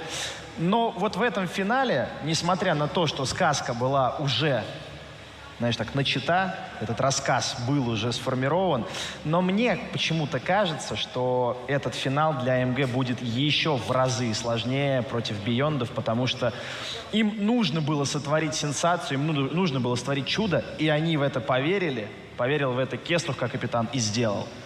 Но сделать это дважды, но я верю в это, я надеюсь на это с точки зрения классного эфира, как классного финала. Деда Мороза? Но если, вот знаешь, без каких-то сердечных там историй, эмоций, а вот сухо, Бейонды этот финал должны закрывать и становиться последними чемпионами в серии легендарной Плюс семерки. один. Но в свою очередь могу сказать, что команда АМГ должна была зарядиться этой победой. И я уверен, что они считают, что уже прыгнули достаточно высоко, и идти назад нету пути, надо только вперед, вперед и вперед. Да, тем более это последний турнир в рамках легендарных семерок. Вот, и почему бы не ухватить за собой этот классный трофей, этот классный кубок и, соответственно, нехилый такой мешок денежек. Как хост я каждый раз радуюсь, что игроки нас не слышат, а следовательно, они не слышат предикты, которые мы делаем, они не слышат то, о чем мы говорим. То, что студии аналитики — это те еще... Диванные аналитики. Диванные аналитики, действительно. Но... я как хост надеюсь просто на хорошую игру, хотя, если честно, мне бы хотелось увидеть, может быть, не тайбрейк, но какой-то, знаете, такой сочный счет. У нас же БО-13, да, мы играем до 7 побед. А вы диванный аналитик с какой статой? 54,7, что ли, или 2? Ну, 55 округляем. Не-не-не, 54 давайте оставим. Помидор, разговаривайте. 54. Диван, о чем разговаривать? 54. Помидор, помолчи, пожалуйста. Вот, но на самом деле, да, действительно, хочется верить в лучшее, что АМГ смогут навязать конкурентную игру Бьондам. Вот, ну и победить сильнейший, как говорится. Я не буду ставить предикшены, потому что с командой АМГ это плохо заканчивается. Потому что очень неожиданный поворот. Но мы не верили. Честно, мы не верили в то, что мы больше верили в Джамбо. Мы больше верили в Джамбо, не верили в то, что АМГ сможет закрыть Enemy. Мы в глубине души надеялись на хороший матч. Копали медь, нашли золото. Да, то есть мы надеялись, что мы получим удовольствие. Это матч, который был матчем открытия. Мы хотели получить какой-то контент. Мы хотели получить интересные сражения и то, что нам было бы интересно обсуждать. Да, с душой. Вот можно было... А получили реально золото. Просто сенсацию. Просто уму непостижимую. Финал. Ну, надежды такие же вот сейчас у меня, что АМГ покажет, поборется, продемонстрирует. Вроде бы уже и показали, и уже вера в это есть. Но Бейонды очень хороши, очень сильны, болельщики гонят. Прошлые неудачи на легендарной семерке тоже мы не забываем. Топ-4. Это был провал, объективно, это понимают все. Да, об этом, наверное, уже подзабыли. Но Бейонды сюда приехали, как и всегда, собственно говоря, побеждать. Поэтому это будет, я говорю, вдвойне более тяжелый матч для команды АМГ. Но все быть может. И я надеюсь, что мы с вами получим удовольствие. И вот хочу сказать, что по поводу Вани, который там заряжал зал, я тут сам визжал, там орал, я не знаю, когда он сказал фанаты танкового киберспорта. И хлопал. Ну, хлопал я команды поддерживал, а когда вот, ну... Короче, я сюда пришел за танковым киберспортом. Я еще хотел бы подметить, что команда AMG и команда Beyond, у них очень схожий стиль игры, что те агрессивно играли сегодня, что те играли агрессивно. То есть мы можем сегодня увидеть матч, где стенка на стенку просто зарубы какие-то невероятные, что те 60 тпариков кучу берут, там 103 нашек и бэшек. Кстати, бэшек тоже. Бейонды любят бэшек. Да. А сегодня AMG хорошо очень контрили бэшек. Да, поэтому, возможно, мы сейчас увидим либо других Бейондов, либо жесткие зарубы. Я вот так вот. Мой предикшн. Авторитетное мнение, на мой взгляд. Они, то, что попали сюда, ну, может быть, я не прав, поправит меня, как всегда, авторитетное статисты. мнение. Авторитетное мнение Да. топ-4 СНГ, между прочим. Я хочу напомнить. Да. Не поправлять. Киберспортсменов бывших не бывает. Все правильно. И вот они, мне кажется, планку свою максимальную достигли AMG, когда уже сюда попали. И они играют с той мыслью в голове, им терять нечего. Я тоже вообще хотел про это сказать. нечего. То есть мне кажется, что у них была максимальная цель попасть сюда. Они сюда попали, и все. А давай так, а давай. А хочешь так, да без проблем. Нету груза ответственности. Вообще, вот то есть, мне кажется, для них была максимальная задача, это планка их максимально, попасть сюда. А здесь они играют, даже ни за что не переживают, ручки-ножки не трясутся, коленочки не дрожат. Оп, одних выкатали, ну, поехали дальше. Ну, кстати, да, вот я вспоминаю вот эту историю с пульсом, да, когда у нас начинается Джамбо против Beyond, там у Джамбо один игрок 140, другой 150. А у этого пульса вообще нет. А что? А потому что он не нервничает. У АМГ поспокойнее как-то вот было, даже вот пойти на Вот, мне кажется, у них была планка максимальная попасть сюда. Надо было И еще здесь- категорию такую, знаешь, делать. Самый низкий пульс на турнире. Я думаю, Диффундер выиграет. Да? Сколько у него там было? Сколько у него было? 0, я же говорю, да. Поэтому они планку свою достигли, попали сюда. Зрители, все как положено, поддержка, как мы уже выяснили, фан-база. И терять нечего. Топ-2 ок, топ-1 еще лучше. Сереж, ну напутственные обоим командам скажи, вот тебе сегодня объяснили, что нужно желать командам. Напутствие? Ну вот два слова. Но если Толик победит, с него пицца. Не-не-не, ты не про то. Именно оно. Не тупи. Не тупите. Не тупите. Точно, не тупите. Да. Обоим командам, я думаю, можно эти слова сказать. И мне тоже. Да. Тут, наверное, самое главное, да, нужно было сказать. Да. Но совсем скоро у нас, в общем-то, стартует матч, и давайте-ка посмотрим На пикибан. на драфт. Да. Что же у нас будет? Команда Beyond забанила Химмельсдорф, а АМГ забанили Утиус. Но у нас до 7 побед, у нас по одному бану теперь, и все остальные карты будут играться. То есть мы не увидим Химмельсдорфа, мы не увидим Утеса вообще, и все остальные карты, просто сейчас мы узнаем их порядок. И, соответственно, стороны на Начнем с песчанки. АМГ причем будут атаковать. Принято считать, что атака на песчанке слабая база, защита более уверенная. Но это выбор АМГ, и ходили слухи, там с Инспирером, с Максимом это обсуждали, мы 500 миллионов раз вспоминали, что песчанка слабая карта у Beyond. Ну, согласен, я, да, честно есть говоря, такое. уже вот... Ну, поэтому это и пик АМГ, собственно говоря. Я вот, честно говоря, уже в это не верю, но главное, чтобы в это верили АМГ. У нас Именно две в то, карты, что это да, слабое. смотри, у нас две первые карты, они очень специфические. Это как раз карты, которые хочется скинуть в начале, чтобы они в конце уже ничто не зарешали. Да? Слабая карта для Бьондов «Песчаная река» и, возможно, не самая сильная карта для Бьондов и АМГ в целом. Вот, и решили, чтобы эти карты не решали в самом конце, когда уже счет, вот как помнишь, сегодня Энами, рудники, Ну да, с атака и рудниками. улетели, все. С рудниками неприятно было. Более стабильные, более хорошие карты как раз отправить на самый пик этого сражения, потому что здесь максимум, ну что, может, 4-0, там 3-1, да, ну это если прям совсем уж плохие расклады. Ну, в идеале 2-2, разменяться 1-1 по сторонам и пойти дальше после этого у нас на Прохоровку. Вот, сегодня мне Прохоровка очень понравилась, как Бьонды играли прям максимально агрессивно, пушили, драйвили, рашили, как говорится.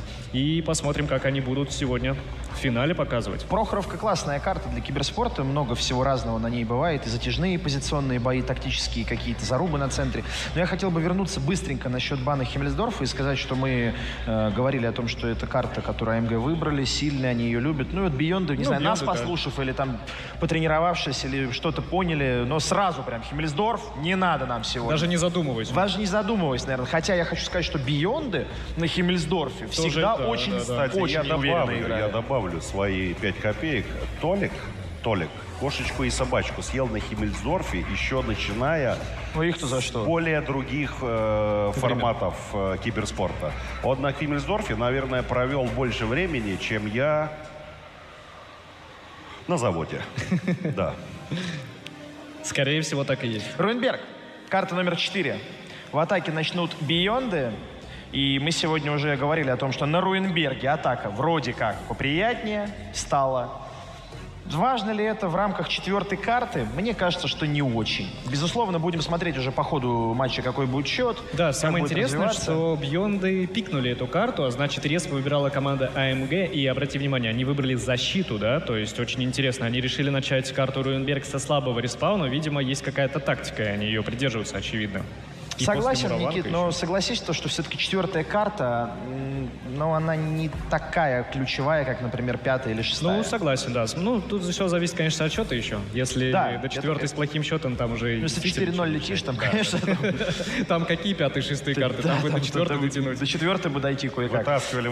Но я искренне верю. Переворачивали не раз. С 4-0 Бывало. в 5-4 выходили, Бывало. были случаи не раз. Бывало. Но сегодня в финале мы играем не до 5, а до 7. Это До тоже 7, момент да. важный. То есть тут можно и 6 проиграть, понимаешь? Можно и 6 проиграть и потом взять и сотворить сенсацию. Всякое быть может. Но мне кажется, что все-таки в этом матче не стоит ждать одной калитки ни с одной, ни с другой стороны. То есть я думаю, какое-то равенство счета 3-1, 1-3, там 2-2. Не хотелось бы, конечно, одной калиточной. Ну, а знаешь, чем можно ждать? Вот 100% можно ждать.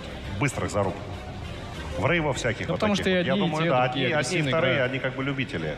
На Ласвеле, наверное, вряд ли, вот если про карты говорить. Но на той же Песчаной реке вполне, кстати, может быть. Хоть карта и предполагает достаточно позиционную игру через поджимы, там много вариантов разных, но я соглашусь, что мы увидим БТР, вот этот вот классический, который мы любим. Ну, зарубы будут хорошие, потому что АМГ, ребята, действительно очень скилловые. Там почти половина состава — это Солнце, вторая половина — это просто сильные, рандомные, там турнирчики 3-3, 1-1. Очень реально жесткие ребята. Они сегодня ехали с энами драться. Штур, клинчи, там все вот это. Они не боялись. Вот это очень симпатизирует. Ну что, давайте-ка ознакомимся с призовым фондом. Он более 18 миллионов рублей, 18 миллионов 455 тысяч 200 рублей. Первое место забирает 9 миллионов 227 тысяч 600 рублей. Слушайте, очень неплохо. Ребята, давайте-ка поаплодируем. Это Себе. все, да, себе в первую очередь. Всем потому тем, что кто это собирал. ваши заслуги. Всем тем, кто покупал камуфляж. Вы делали значительный вклад в общее дело. Итак, давайте-ка посмотрим игровую сетку еще раз. Ну, мы уже, в принципе, все эти матчи видели. 5-2, 5-2, 2 полуфинала у нас закончились. И матч за третье место у нас команда Enemy выиграла, выцарапала этот матч со счетом 5-4. Jumbo Team, у них достаточно плотная такая заруба была. Но Enemy все-таки занимают у нас третью позицию, Jumbo у нас занимают четвертую позицию. И сейчас в рамках матча AMG Beyond мы выясним, кто выиграет у нас турнир, а кто займет вторую позицию.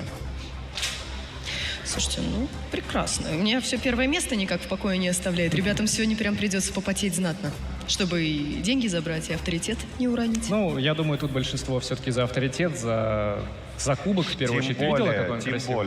Тем более. Что могут сделать АМГ? Первый и последний раз взять топ-1 где? На легендарной семерке. Все. Больше Первый такой и последний возможности раз. не будет. Ну да, это на самом деле важно, и было бы очень красиво бы, если бы ребята вот так вот ворвались.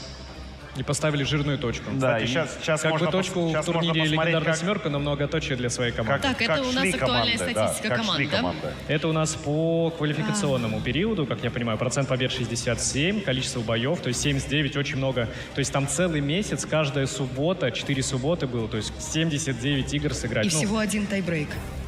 Слушайте, кстати, вот интересно, а есть в зале люди, которые смотрели все 4 отборочных турнира? Есть такие, ребят? Я. Есть такие. И, кстати, Отлично. обратите внимание, там худшая карта у МГ была как раз Ласвель. Ласвель, да. А у Биондов Песчаная река, да. у нас Ну, первые всё две так и карты есть, Песчаная да. река и Ласвель. А? Как вам? Законтрили. Ну вот самая быстрая победа 1 минута. У меня есть подозрение, что это бой был против там неполного состава, честно Наверное, говоря. да. Ну 1 минута это Против меня. Против меня. Это был против меня. Ну, минуту продержался против. Да. Нормально. Кстати, боев больше сыграли. Боев Бионды больше, на и квалификации. процент побед тоже, соответственно, побольше. Ну, потому что, видишь, тайбрейков 4. Там 1 был, здесь 4. Значит, больше боев У как Биондов раз там сыграли. половина тайбрейков Джамбо Да, было. да, с Джамбо там 3 тайбрейка было из 4. Еще я смотрел тайбрейк, очень интересный у Биондов с командой, кажется, Paradise был, если я ничего не путаю. Это где Вольтар там, да, играет? Там Да, на утёсе. Волна пошла в чате, волна пошла. В чате? В чате. В зале. Ну, в чате тоже пошла. Своего рода Считайте, чат. что для нас, да, своего рода Смотрят и это здесь, чат. и по ту сторону. Атмосфера потрясающая. На самом деле, здесь вот я уже высказался, что все позитивные, какие-то светлые, светятся, радуются, ни одного улыбаются. быдла? Вообще Вообще ни просто одного. контингент людей, пришедших, говорю, просто топ. Настолько вот кайф вот погрузиться с единомышленниками. Я думаю, что все это разделяют, все прочувствовали. Игроки, там я посмотрел, там уже у игроков там автографы берут, Даже фоткаются. Клумба приехал. Клумбыч там залетел. Ну да, там же показывали ребята видео. Кстати, для меня было неожиданно. Ну, слушай, правильно меня- сделал красавчик, Главное, что так что и надо. приятно. Нет, для меня было неожиданно, что две противоположности по стримам, инь и янь, добро и зло, встретились за одной тумбой. Я поворачиваюсь, Клумба стоит. Я говорю, слушай, а у тебя лицо на стриме побольше. Он, спасибо за комплимент. Самое интересное, сначала стоишь ты, раздаешь автографы, потом стоит Клумба, потом стою я. И я понимаю, что актер сердечко нарисовал, Клумба сердечко нарисовал. Думаю, да что ж такое-то? А ты Надо им было мне кулачок начинать. нарисуй Да, какой-нибудь. мне нужно было кулачок. Но мы с Клумбой договорились, что Нет, он у него рисует цветочек. визитная карточка, у него бабочка. Это, да, это не цветочек, да. это бабочка, типа. Бабочку надо Так, рисовать. а у нас, вот тут кажется, внизу сейчас что-то что-то сейчас появится. появится. Ну-ка, скорее ловите промокод, ребятки. И обязательно напишите, что вам выпало. Интересно же. Огнетушитель Успели? большой. Большая ремка. Огнетушитель дорого. Ожидание, реальность какой-нибудь там месяц према, знаешь что. Слушай, ну месяц према, извини меня, Кстати, его тоже надо найти. не, месяц Его према тоже это нужно очень купить. кошерно. Это классно. Кстати, в этот раз быстренько расскажу. Леста сделал магазин болельщика, который был активен на всех квалификационных турнирах. Активен сейчас для онлайн-зрителей, где На можно было официальной собрать, где можно было собрать по 5 жетонов на каждой квалификации, 10 сегодня. И эти жетончики обменять на призы. И одна из самых ценных наград была, это как раз-таки месяц премиум аккаунта. Это гарантированный приз, который можно было забрать в клиенте. Ну и люди как бы забрали, кто смотрел все турниры. Я вот как раз же спрашивал, есть ли такие. Но те, кто сегодня здесь, они не забрали, кстати говоря. Сейчас, месяц не, према. почему? Можно с телефоном Это только сесть, для смотреть, как зрителей. бы параллельно еще и смотреть на экране. Конечно. Человек Вы придумали, молодцы. Звук выключил. Зачем ему звук, когда он с нами Здесь здесь? слышит. Он может сейчас подойти с нами, поговорить, зачем ему звук. И он включил стрим, идет и фармится. Фармит ропсы, да. Фармится. Стрим крутится, Вы сейчас научите, пропсы сейчас научите. мутятся, все правильно. И тут Тёма задумался, на самом деле. Почему я, да? Почему ты не включил? Почему Да. он, а не я? Да. Не знаю, как вы, у меня тут. На его месте должен быть я. Не, на самом деле классная штука к разговору про тоже какой-то такой минимальный подарочек. То есть ты смотришь, кайфуешь, получаешь удовольствие, еще и хлоп гарантированно какой-то. На аккаунт себе что-то сыпется, Это, ну, классно. то есть это вот нововведение вот именно вот этого турнира, этой квалификации, такого раньше не было. То есть мы там индивидуально каждому блогеру, там бывало какую-то голдишку выделяли, но сейчас это сделали вот это да, интегрированно это в магазин. Это, ну, вот мы обсуждали это с ребятами, кто транслирует. То есть помимо тех, кто сегодня здесь, еще есть ребята, кто там освещал, стримил, ну, из топовых. Все, что там. интегрировано, оно всегда хорошо. Да, не то надо есть никуда заходить. Согласен. лишние там То есть это круто заморочек и нету. такой моментик. Поэтому я к чему все это? К тому, что в будущем, я думаю, что эту историю будут также использовать. Поэтому надо взять на заметочку себе. Может быть, кто-то не знал об этом, кто сегодня пришел. А тут халява, она везде и повсюду. Плюс здесь розыгрыши, сколько пылесосы, здесь. кресла. Опа, у нас новая волна, походу, пошла. Не так ли? В зале. Не Он в чате. психибай заряжает, ребята, в зале. Только мы заметили волну, и она прекратилась. Но похлопайте себе, похлопайте друг другу, похлопайте командам на сцене. Классно, классно. Так, когда мы там стартуем, мне вот интересно знать, потому что меня уже, Тебя знаете, уже трясет, меня я разбирает, смотрю, я я уже смотрю, прям ты на ходишь. месте стоять не могу, мне уже хочется уже вот эти карты, эти сетапы, эти Ну, карту ты здоровые. уже видел, Ну, сетапом карты мы видел, увидим ну, скоро. мы видели, Сейчас что начнем с худших, порядок. самое интересное, да. потому Слушай, что- вот знаешь, вот я вот тоже так всегда, вот, Руинберг, Рудники, сейчас будет скучно, и там такие выдают бои. Что, Beyond? Ай, красавчик. Биба, Толя, лайк, актерище. Заметь, Биба и Толя на одной стороне, вдвоем, а я А один. ты в сердечке. Один на, да. На одной стороне. На одной. О, не плачь. Или подожди. Хорошо же. Я один не вместился, а они вдвоем. Неважно. Это тебя не туда понесло. А нас должно нести На песчаную песчаную реку, дорогие друзья. Мы начинаем. Поехали, это финал! Последняя, финальная, заключительная, легендарная семерка Бейонды против АМГ, АМГ против Бейондов. Мы начинаем. Погнали! АМГ, их сетап. Базики 74-е, их 4. Один Йох, семерка и 63-я КС-ка. Команда Бьон, в свою очередь, берет 60 ТП, 3 АМХ, 50Б, базики 74, 2 штуки. И ИС-7 Анатолич будет исполнять на своем любимом танке. Да, такой капитанский ИС-7, который поджимается, светит, показывает. Ну, а АМГ Кестух тоже выполняет роль машины, которая собирает информацию, которая, там, не знаю, вынюхивает, где же все-таки противник, там, по запаху гари какой-нибудь, не знаю, и так далее. Смотрим раскатку. Напомню для наших зрителей онлайн, что мы не имеем права говорить конкретно, куда едут танки, куда они направляются, потому что ребятам, может быть, случайно что-то кто-то услышит. Ну, до засветов, да. Да, чтобы сохранить честную, правильную спортивную составляющую, мы очень аккуратно, сдержанно объясняем что-то, рассказываем. Вы сами все видите, Толич в центре светится. Очень интересный сетап у команды Бьон. 3 АМХ-50Б на Песчаную реку. Они очень полюбили эти барабанные танки после АПа. И интересно посмотреть, как они сейчас будут этот сетап реализовывать, потому что не совсем, скажем так, да, 50Б, Песчаная река, нету ассоциации с этим танком. Вот. Но команда Бьон решила в свой сетап взять аж целых 3 данных машины. И будем посмотреть сейчас. Безусловно, Никит, и это объяснимо тем, что нет крепкой башни, нет вообще никакой башни, она пробивается с кулака фактически. Но я хочу сказать, что на квалификации Бейонды, играя на Песчаной реке, уже использовали только 2 МХ-50Б ранее на Песчанке. И я хочу сказать, тогда они заходили прям, дай бог здоровья. Да, я помню, я смотрел. Было очень. Я тоже смотрел, и не только смотрел, еще и все это показывал. Но это было круто, и я тогда еще говорил, что прям вот, ну посмотрите, странно, но работает. Это самое главное. Вот сейчас Бейонд даже целых 3 бэшки берут, но здесь, конечно, нужно понимать, что они не будут ими пытаться как-то форсировать, лететь, сломя голову вперед. Это все-таки машины, которые готовы точно раздать барабаны на дистанции и куда-то молниеносно переместиться и просто пойти в размен, там, убивая все на своем пути. Да, ну, как мы видим, спустя 2 минуты никаких контактов, засветов особо тоже не было. То есть команды пытаются присмотреться, приглядеться друг к другу. Но мне также очень интересен сетап еще и команды АМГ. Очень много базиков, 74.1 они подзабрали себе в сетап, аж целых 4 штуки. И этот танк появился вот буквально совсем недавно. И самое приятное, что этот танк начали сразу же почти брать топовые коллективы в свои сетапы в киберспорте на различные карты. Но он заслуживает внимания, безусловно, и при всем при этом не является токсичным за счет того, что есть у него уязвимые точки бронирования, есть слабые стороны, да, это все-таки мы говорили об этом, итоговая точность. В общем, согласен, что приятно, что новая машина, что-то новенькое, разнообразненькое. Причем не сказать, что эти базики везде теперь. Их точечно кто-то берет под какие-то задачи, причем мы видели сегодня, как Эними брали их на Химках, не зашли. Вот посмотрим, что на Песчаной реке. Пульса Диффундера 125, не 0. Ну вот, так что все мы люди, все мы человеки, как говорится. Но команды у нас разъехались, пробуют нащупать какие-то засветы, какие-то слабые места, не торопятся, не форсируют события. Мы тут с тобой просто говорили, сейчас будет рубка, стенка на стенку. Нет, команды решили немножко друг другу притереться, посмотреть, что из себя каждая представляет, какими сетапами играют, какими тактиками, что готовы сделать на какие-то контрдействия и так далее, тому подобное. Слушай, ну вот я так вкину инсайт небольшой. АМГ тренировались с Бейондами.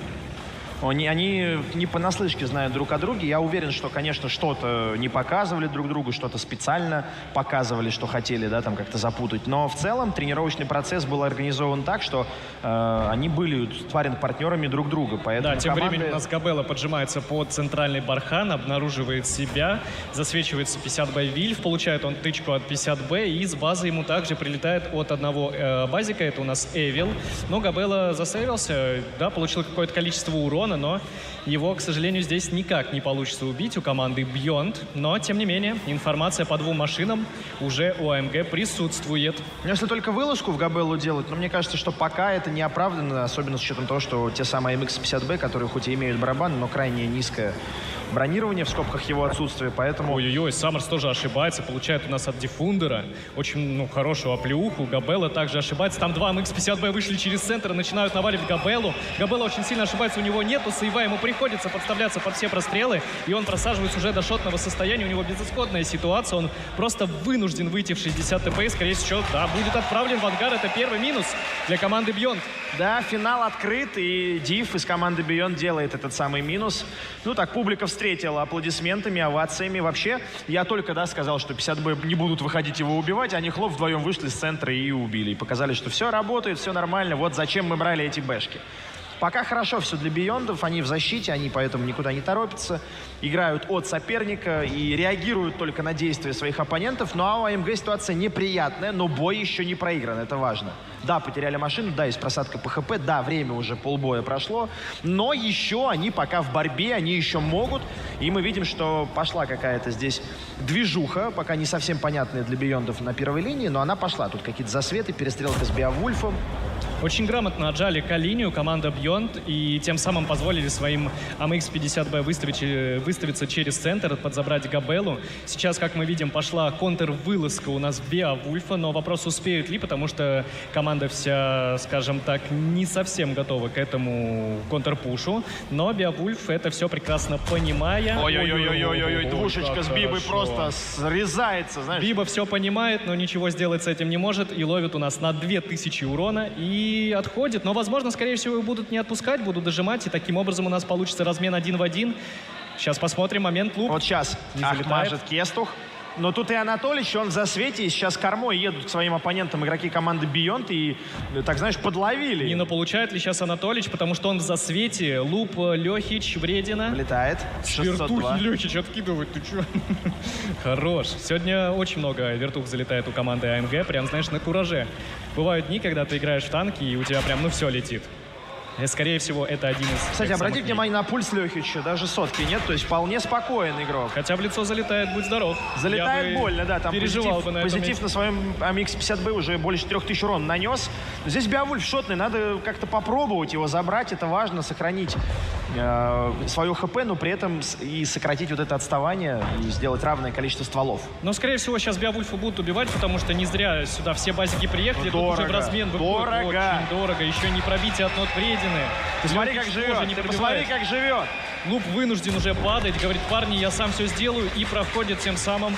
Дальше они втором, но отдали очень много ХП, эта вылазка должна была пройти намного менее болезненно для команды АМГ, но хорошо, посмотрим, что будет дальше. Они начинают подавливать Анатолича, по ситуации 6-6 стало у нас, но по ХП мы видим, что почти небольшой, да, отрыв все-таки присутствует у команды. Небольшой, Никит, 5000, в 1,5 раза больше ХП у команды Beyond. Тут дело в том, что бэшки раздали барабан, они на КД, и как бы воспользовавшись вот этой вот перезарядкой, игроки команды АМГ продолжают атаку по линии, они поджимают. Но это вообще не волнует Бейондов, они просто накидывают прям 1000 урона в своего оппонента, в одного, во второго, луп, вредина. Тут проблема в том, что бэшек слишком много, и ты не можешь подгадать тайминг, когда все 3 будут на КД, плюс карта очень большая, и пока ты подъедешь, пока ты сближишься, в любом случае 1-2 бэшки уже будут заряжены, плюс у них огромное количество ХП, что сейчас АИМ и показывает. У меня много ХП, я могу ехать, атачить. Проходит мимо, говорит, Эвил, сам заберешь, я поехал за лупом. Это очень грамотный, кстати, мув он сейчас делает. И таким образом они заберут сразу минус 2 танка, вместо того, чтобы забрать просто вредину. Догнал луп АИМ, и поэтому он в ангаре. Вредина тоже уничтожен Эвилом. Это уже 3 фрага на счету команды Beyond. По ХП чуть сократили АМГ отставание, но пока все равно ситуация для них не очень благоприятная. До конца боя 2 минуты. И здесь еще АМГ пытаются как-то вот это отставание сократить. Пытаются, потому что по ХП уже разница всего лишь в 1000. Да, есть преимущество по одному стволу у команды Beyond, но это хорошее прикрытие от Лехича с центра. Кестух отрабатывает на своей ЦС-ке. Саммер сейчас будет закрывать диффундера, да, и если Лехич сможет здесь как-то в клинче, хорош, дает выстрел. Эвилу надо собирать Лехича, нужно пробить, обязательно нужно пробить своего оппонента. И делает этот минус Эвил. Делает он этот минус. 2 игрока команды АМГ. Вот, извините. Кестух остается на своей ЦС-ке, он фуловый, все еще шансы есть, но времени остается крайне мало, всего лишь минута 22 секунды. И если успею добить, то это будет какое-то чудо. Кестуху надо включаться, у него сборка боевая, досылатель есть, надо просто начинать разменивать ХП и Саммерсу пробовать как-то отыгрывать от Кестуха вместе в паре скоординированно. Но очень сложно, бэшки. Кестух подлавливает бэшку, но ловит тоже очень много. Каточек, а ремкомплекта где? А нет его, а им 3 выдает Кестуху. Саммерс ошибается и отправляется в ангар.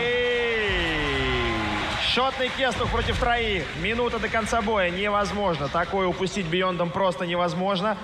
Ну, казалось, что должно легче для них все это закончиться. После того, как они убили Габеллу поджатого, казалось, что все хорошо. Но вот эта дерзость поколения, о которой мы говорили сегодня уже неоднократно, АМГ, она позволила вот это отставание сократить до минимума и даже заставить понервничать и самих Бейондов, и болельщиков Бейондов. Но все-таки в такой тяжелой борьбе. Больно Beyond хороший пуш-кулак получился, потому что действительно пока линии. Размен какой с центра. Танки Бьондов очень сосредоточенно стояли, а МГ шли целенаправленно всем кулаком ударным и просто разменивая ХП сносили стволы. Но видишь, как раз... Альфа не проходит. Ну хорошая, все равно 442. Да.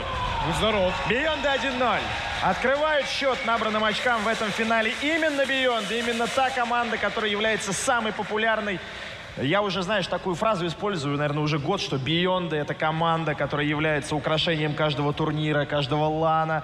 Ну и сейчас мы понимаем, что лицезреем это этого так. Да, Не зря. все верно. Они тебе платят, да, Бьонды? Ну... Я, кстати, выделил, вы знаешь, Опустим кого? этот Выделил момент. кого? Вот вы все говорите, вы MVP этого матча не увидели. Ванечку, Беовульфа, который с 300 хп. Сколько на нем потеряли? Ну, на нем 1003, наверное, было. Потеряли, а он Уже 300 нанесено. хп жил как герой. Да, нет, по факту. Он очень много получал в корму на откате. Это была не то чтобы ошибка, а вынужденная ситуация, да, в которую расположение сил, действия противника привели вот к этой ситуации, да. Но размен действительно был классный. Но бэшки, пожалуйста, Ну, и, АИМ кстати говоря, 4300, да, бэшки очень позитив хорошо. 3900, Вильф 2700, ну, округляем. Суммарно бэшки очень хорошо реализовали свои барабаны, то есть потенциал свой тоже реализовали. Ну и, соответственно, на табло мы видим 1-0, а значит, бэшки себя показали очень Да, и очень вот к достойно. разговору, зачем были бэшки нужны на песчаной реке. Но объективно, самое неудачное действие АМГ в этом бою, это был поджим Габеллы под вот этот холм стандартный. Прям вот, ну, это любому понятно. Конечно, они просто, видишь, отдали Калинию в этот момент. Бьонды такая команда, которая не умеет прощать. То есть, если ты допускаешь хоть какую-то микропогрешность, они сразу за эту погрешность цепляются и тебя наказывают. А дали центр, поджав танк без прикрытия. Все, сразу, моментальная реакция. Вышли две бэшки, в корму накидали, тем самым заставив Габеллу выставиться на 60 ТП и, по сути, просто отдаться. Да, но согласись, что вот ощущение такое, что вот этот выход в центр бэшек, это не стихийное какое-то решение, которое было принято, а это некое контрдействие, уже готовое, запланированное, оттренированное. То есть они говорят: так, ребята, мы стоим в закрытую, если противник поджимает, у нас занята линия, тут же бэшки вышли, потому что это было настолько все Это было очень своевременно, отработано, быстро. потому что очень быстро. Ты Вышли совершенно правильно в одну линию, бам-бам, никто опомниться не успел, там что-то в ответ в голову одной из бэшки прилетела, какая-то тычка одна, да, плюс. То есть размена почти Но не было. Габелла потерял весь танк на одну тычку, то есть размен получился абсолютно неравнозначный, и здесь Бейонды за счет этого создали себе преимущество. Хорошее Но начало. чуть его не упустили в какой-то момент. Был, Даже но очень странно, тут- потому что 5000 хп, поверь, это очень большое Я преимущество, согласен прям с тобой, солидное. Никит. Тут, знаешь, я даже как бы сказал, не то, что Бейонды не упустили что-то, они на самом-то деле ничего не упускали, как мне кажется, они вполне рационально действовали, Фан-база грамотно на стреляли, месте. двигались, но... Мне кажется, что здесь заслуга АМГ, что они не бросили, проатаковали То есть под они эти не разрядные остановились, бэшки. когда могли остановиться. Да, то есть действия индивидуальные АМГ, несмотря на достаточно проблематичную, мягко говоря, ситуацию, были крайне правильными, но все равно их не хватило, чтобы дело довести до ума. Все, смотрим следующий бой. Респауны изменены, все по стандарту. Теперь в обороне будет играть команда АМГ, соответственно, Бейонды будут атаковать. Ну а мы с вами, дорогие друзья, продолжаем сейчас смотреть. Бьонды у нас предоставят в атаке. Да, и что Давайте по смотреть сетапам? сетапы. АМГ 60 ТП, 1, 2, 74-х базика, 3 111-х вазика и бачатик вредина на нем. Команда Бьонд берет в свою очередь АМХ-50Б, 3 БЗ-74-1, Йо, ВЗ-5А и ЦСК-63. Анатолич, кстати, у нас будет исполнять на ЦСК. Он не часто садится на такие роли. В основном это Позитив кто-то другой. делает. Да, в основном там либо позитив, либо еще всякие разные ребята. Но Толик в основном нас играет на тяжелых танках, что тоже примечательно. То есть ребята, знаешь, могут уже анализировать. Так, Толич у нас сидит на СТшке, не на тяже, значит, может быть, что-то там щу-щу-щу. Что-то дерзкое, такое, потому да, что да, в да. прошлый раз, вот в первом матче Анатолич, или кто там это был, по-моему, Анатолич садился на бачата со стабилизатором, закалкой и турбиной, да. когда была какая-то молниеносная атака, если я ничего не На путаю. Прохоровке, да, он как раз в теру ворвался на своем бачате. И... Закалка там же была, Да, правильно? да, Я ничего не закалка, путаю. турбина и либо вентиль, либо стабилизатор. Ну ладно, это так, мы не совсем о том, о чем нужно. Что по раскатке? Вы все прекрасно видите. Мы очень аккуратно Говорим лишь о том, что Анатолич поджимает колени, он это делает за Свете. Видит он также и Клоунза, который едет в угол. На свою нычку. И он не наказан в этом углу, он просто занимает выгодную позицию, из которой будет, ну, в потенциале наносить урон. Но Анатолич играет очень дерзко, то есть ребята из команды АМГ видят, что у него уже и ХП 2250, то есть понимают, что это не светящая ЦСКА, да, это боевая. И для Not Врединой, который играет у нас на бачате, это отличный пласт информации, за счет которого он может сейчас Езжай начать свети, действовать. да, езжай и у нас свети, пошла раскрывай. уже атака, смотри, бьонды получают за свет, Клоунс обнаруживает всю атаку по Калине, 4 танка он обнаруживает, плюс Анатолич, это у нас уже 5 машин, и явно команда АМГ сейчас все понимает, куда будет идти атака. Атака будет у нас идти в Клоунза. Он начинает получать у нас АЦСки, выставляющиеся сверху. И игнорируя Клоунза, нет, в него все-таки атака идет. 3 машины направляются. Это у нас Беовульф, Эвиф и Диффундер направляются в Клоунза. Сейчас под размером Ой, будут хорошо. стоять Луп и Клоун. Хорошо, сейчас разменяли и Клоунза. Вейвил очень больно залетело. Но где игроки команды МГ? Клоунс это здесь Бейонды отправят в ангар. Вот и есть этот минус от Беовульфа. Снова начинают Бейонды. Первое убийство, уничтожение, как угодно, танка за ними. Но и на очереди Кестух и Луп. Они здесь в упоре. И, мне кажется, продолжат Бейонды. Тем более у Позитива на бэшке полный барабан. Грех не использовать это. У Кестуха огромные проблемы. Его просаживают. Его У него убивают. нет проблем, он в ангаре. Он просто в ангаре. Это второй минус от команды Бейонд. Но ХП, друзья мои, обратите внимание, у Бейондов-то по ХП все еще не так хорошо. Сейчас, если Луп исполнит что-то невероятное, у него есть хороший труп у Лехича, он может немножко помансить за ним. Саммерсу надо разменивать свое ХП, ни в коем случае не прятаться, играть максимально агрессивнее. Из центра ребята Габелла, Вредина, Лехич могут давать прострелы по пушащим танкам по нулевой линии. Это Беовульф, Позитив, Диффундер. Луп все еще живет, обрати внимание, еще и А там успевает позитив на давать КД урон. был, Отлично. понимаешь? Там был позитив на КД, и не зарядится он больше, потому что Саммерс отправляет его в ангар, но Беовульф классную позицию занял. Здесь от рельефа на Йохе он может повоевать с Саммерсом, но и Саммерс тоже, конечно, понимает все прелести своей машины и пробивает Беовульфа. Саммерс уверенно отрабатывает в данной ситуации, не волнуется. Хотя пульс говорит нам об обратном, 120 почти, это достаточно высокий. Саммерсу сейчас надо просто выдохнуть спокойно, каждую тычку реализовать, что он и делает, огромный молодец. Тем временем выигрывая время для своей команды, для Вредины на бачате, выигрывая для центральных танков. Ну, с учетом понерфленного Йоха, ДПМ все-таки у Базика тоже очень солидный, очень неплохой. Еще и не плюс пробивает Альфа, Беовульф, да, и не обрати пробитие. внимание, все-таки не так все просто. И несмотря на такой уверенный, стремительный, дерзкий, яркий старт от Бейондов по ХП, то у них все прям совсем неприятно. Все очень плачевно, потому что у них все машины, по сути, около двушотного состояния. Есть только Беовульф шотный, и то лишь на 3 тычки. Все остальные на 2 выстрела. Таким образом, у них нет возможности больше куда-то проатаковать или перетянуться, потому что любая перетяжка здесь у нас контролируется командой АМГ. Любая перетяжка будет наказываться выстрелами, пробитиями, и это будет фатально для команды АМГ. Но есть ствол, есть 5-й ствол, которым не могут похвастаться ребята из команды АМГ, и, может быть, за счет вот этой 5-й машины как-то постараются Бейонд разыграть. Но здесь Анатолич светится, Габелла его находит, и Габелла здесь схватил Толика фактически. Но есть у Толика прикрытие, это важно. Сейчас залетел на 550 от Базика с квадрата К5. Не вижу, какой там никнейм. Ой-ой-ой, еще залетело один выстрел от Беовульфа, тот самый Беовульф шотный, которого не забрали. И Толич отлично отыгрывает в этой ситуации, понимая, что у него есть возможность танкануть, вышел в размен, сыграл. Отличное исполнение ЦС. Слушай, какие-то хейтеры на Анатолича напали. Один поехал, упоролся, его уничтожили. Второй поехал падать за ним. Ну, это стрим-снайперы, по-моему, какие-то. Да, по-любому. Лехич делает минус Анатолича. 3 в 3. Все-таки, да, добились своего эти хейтеры. Ну и Беовульф у нас тоже тем временем погиб, пока у нас была разборка с Толиком, и вот уже преимущества по стволам никаких нету, преимущества по ХП 5-кратное, 1000 на 5000. И, скорее всего, этот раунд у нас... АМГ заберут. Слушай, ну как Бейонд уверенно стартовали, да? Согласись, в моменте казалось, что все. очень плохой прям размен. Клоунза, потом Стула за Кестуха, секунду. потом Луп на очереди. Но вот на Лупе здесь прям произошла Ну вот определенная... Да, там Споткнулись произошла... на игроке Луп. Все правильно. И отправили в ангар Бэшку, там Саммер здорово реализовался. И я так понимаю, что Вредина с центра барабан эффективно раздал. И, в принципе, получилось удачно вполне разменять АМГ вот этот раш такой на кураже Бейондов. Но это была хорошая попытка, знаешь, Хорошая зачет попытка, да. от Бейондов, прям яркая. Но попытка яркая, не яркая, счет на табло, это 1-1. Ну, у ребята Вильфа. из команды АМГ говорят, что они не игрушки для битья, что вы можете забрать Конечно. наш Клоунса. Хотя, слушай, тут еще Вильф, по-моему, сдаваться-то не планирует. Ну, Вильф в любом случае у нас находится в атаке, там есть фуловый батчат, в Вредине достаточно просто приехать, танкануть и сблизиться. Да, ну, будем реалистами. Смотри, такое. давай вот сейчас посмотрим. Лехич в прицеле. Так. Лехич. Не пробивает его Вильф в ответочку. А где Вредина? Мимо от Лехича. Заезжает, скорее всего, со Так, спины. еще попытка у Вильфа. Ну а вдруг боевая кладка? Ну всякое бывает. Это мир танков. Это наша игра, в конце концов. Нет? Да нет, не, Лехич понятно. не открывается. Такое он мы, ждет. конечно, уже не верим. Не веришь ты в это? Нет, конечно. Зря. Ну а в победу АМГ в полуфинале над Эними ты верил?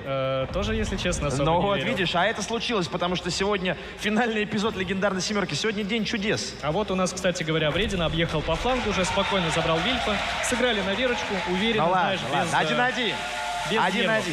Яркая Хорош. атака от Биондов, быстрая, активная, бодрая, классная. Но победа АМГ. Вот как так бывает? Это мир танков. Тут вот... И как болельщики, да, сопровождали. Вот они прям вот поймали тоже этот кураж вместе с Биондами. Одного зал там рукоплещет, второго зал рукоплещет. Но нет, понимаешь, но нет. Есть луп, на котором споткнулись ребята, бэшка на КД. Ну да, Понимаешь? видишь, не хватило просто банальных ХП. Так-то исполняли все красиво, хорошо, но это даже с учетом того, что МГ, как нам с тобой показалось, недостаточно сильный размен стоял. Возможно, мы что-то с тобой не досмотрели. пошла. Вот и фанаты подъехали, а МГ... Мне знаете, что нравится? Что каждый раз, когда на зрителей направляют камеру, такие искренние и счастливые улыбки. Так это я об этом так сказал. здорово, Я это говорю- так круто, что вы кайфуете сами от себя, зал. Вы большие молодцы, правда. Улыбки как будто призовые им достанутся. да? А смотри, когда ребят похвалила, сразу аплодисменты Ребят, себе сами. я знаете, что хочу сказать? На самом деле это не какие-то будничные фразы, то есть из серии там вот нам надо кому-то комплимент сделать, но это правда искренне. Вот реально приятно смотреть на улыбающих людей, которые пришли не просто, знаешь, заставили массовку, запинали сюда и сидите, смотрите Извини, этот Помидор, ваш я тебя киберспорт. перебью. Саммерс, 5800 урона на своем Так он там БЗ вообще реализовал. имбовал. Он очень Машина. хорошо отыграл концовку, закрыл Беовульфа, если ты помнишь, да, и, видимо, он как раз разменивал у нас Клоунза. Шикарно. Ну, Так, Клоунз конечно, он успел же там в той только вышло позиции. сделать. Он в одной позиции сам простоял весь бой, он разменивал Клоунза, он потом переиграл в ПВП Беовульфа, Ну и, он в принципе, разменял выиграл бой Лупа. тем самым, да. 4 фрага, Несколько почти лупа, 6 да. тысяч урона, еще и натанковал 3000. Конечно, он тут на MVP этого боя однозначно. А по поводу эмоций, говорю, Ангелин, разделяю всецело, вот реально вот, ну, прям Большие чувствуется, молодцы, что да. все тут, знаешь, игроки кайфуют, мы кайфуем, зрители кайфуют. Ребята в вообще онлайне, трясет. как там у вас? Как там у вас? Там плюсик в чат, если кайфуете вместе с нами. Тебя вообще трясет. Мне кажется, что ты прям расступился и проснулся вот именно к самому концу. Ты прям Ну, а как? насыщенный Ну, эмоциями. ну, классно же, ну классно. Финальный матч по-другому никак. Получается, причина тряски — танковый киберспорт. По факту, что тут с этим сделать? Слушайте, на начало положено, счет у нас 1-1, разделили карту две команды, и это хорошо. Я так понимаю, что сегодня многим здесь потребуется волосердин, и досматривать мы будем прямо-таки с мурашками по телу. У меня волосы Как дыбом актер. встали уже на руках, как обычно. Вот, ну классный матч, на самом деле, с учетом того, что это не лучшие карты сейчас у нас идут у команд у обоих, да, подряд две, то матч показали красивый. Да? Просто поехали, то есть, возможно, не в первых таймингах, но поехали, зарубились, что одни, что вторые, просто чуть-чуть повременили, пощупали друг друга. 1-1, все классно, песчаная река, закончили с ней. Дальше что у нас? Дальше у нас Ласвель, да, по-моему? Дальше Ласвель — это карта, на которой Мы её самый низкий сегодня еще винрейт даже у не кого? У смотрели. АМГ?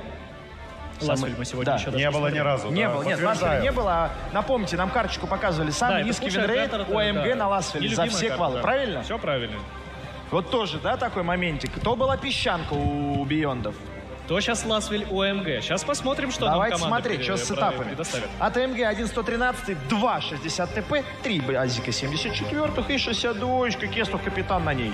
Команда Бьон, в свою очередь, берет 2.60 ТП, 2 МХ-50 Б, БЗ-74-1. Это у нас Вильф, Беовульф на Маусе и Анатолич на своем Т-62 командирском среднем танке. Так же, как и Кестов, кстати Да, говоря. капитаны на СТшках, на светящих, на там высвечивающих перекатки или наоборот закрывающие возможность эти перекатки Глаза посветить. команды. Да.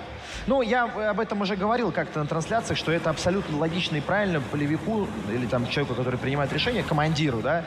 Ему очень важно рано иметь информацию для того, чтобы принимать какие-то ключевые Самому решения. видеть картину, Конечно. самому понимать, что, как, где, зачем и почему, и при этом отдавать команды с другого Конечно, фланга, конечно, как это- действовать и так далее, и тому подобное. Для Но этого сетапы нужен, заряжены. для этого нужен так называемый second caller, да, то есть второй человек, который принимает какие-то такие локальные решения, координируется во вкатках там и прочее, в группе атакующей, например, тяжелых машин.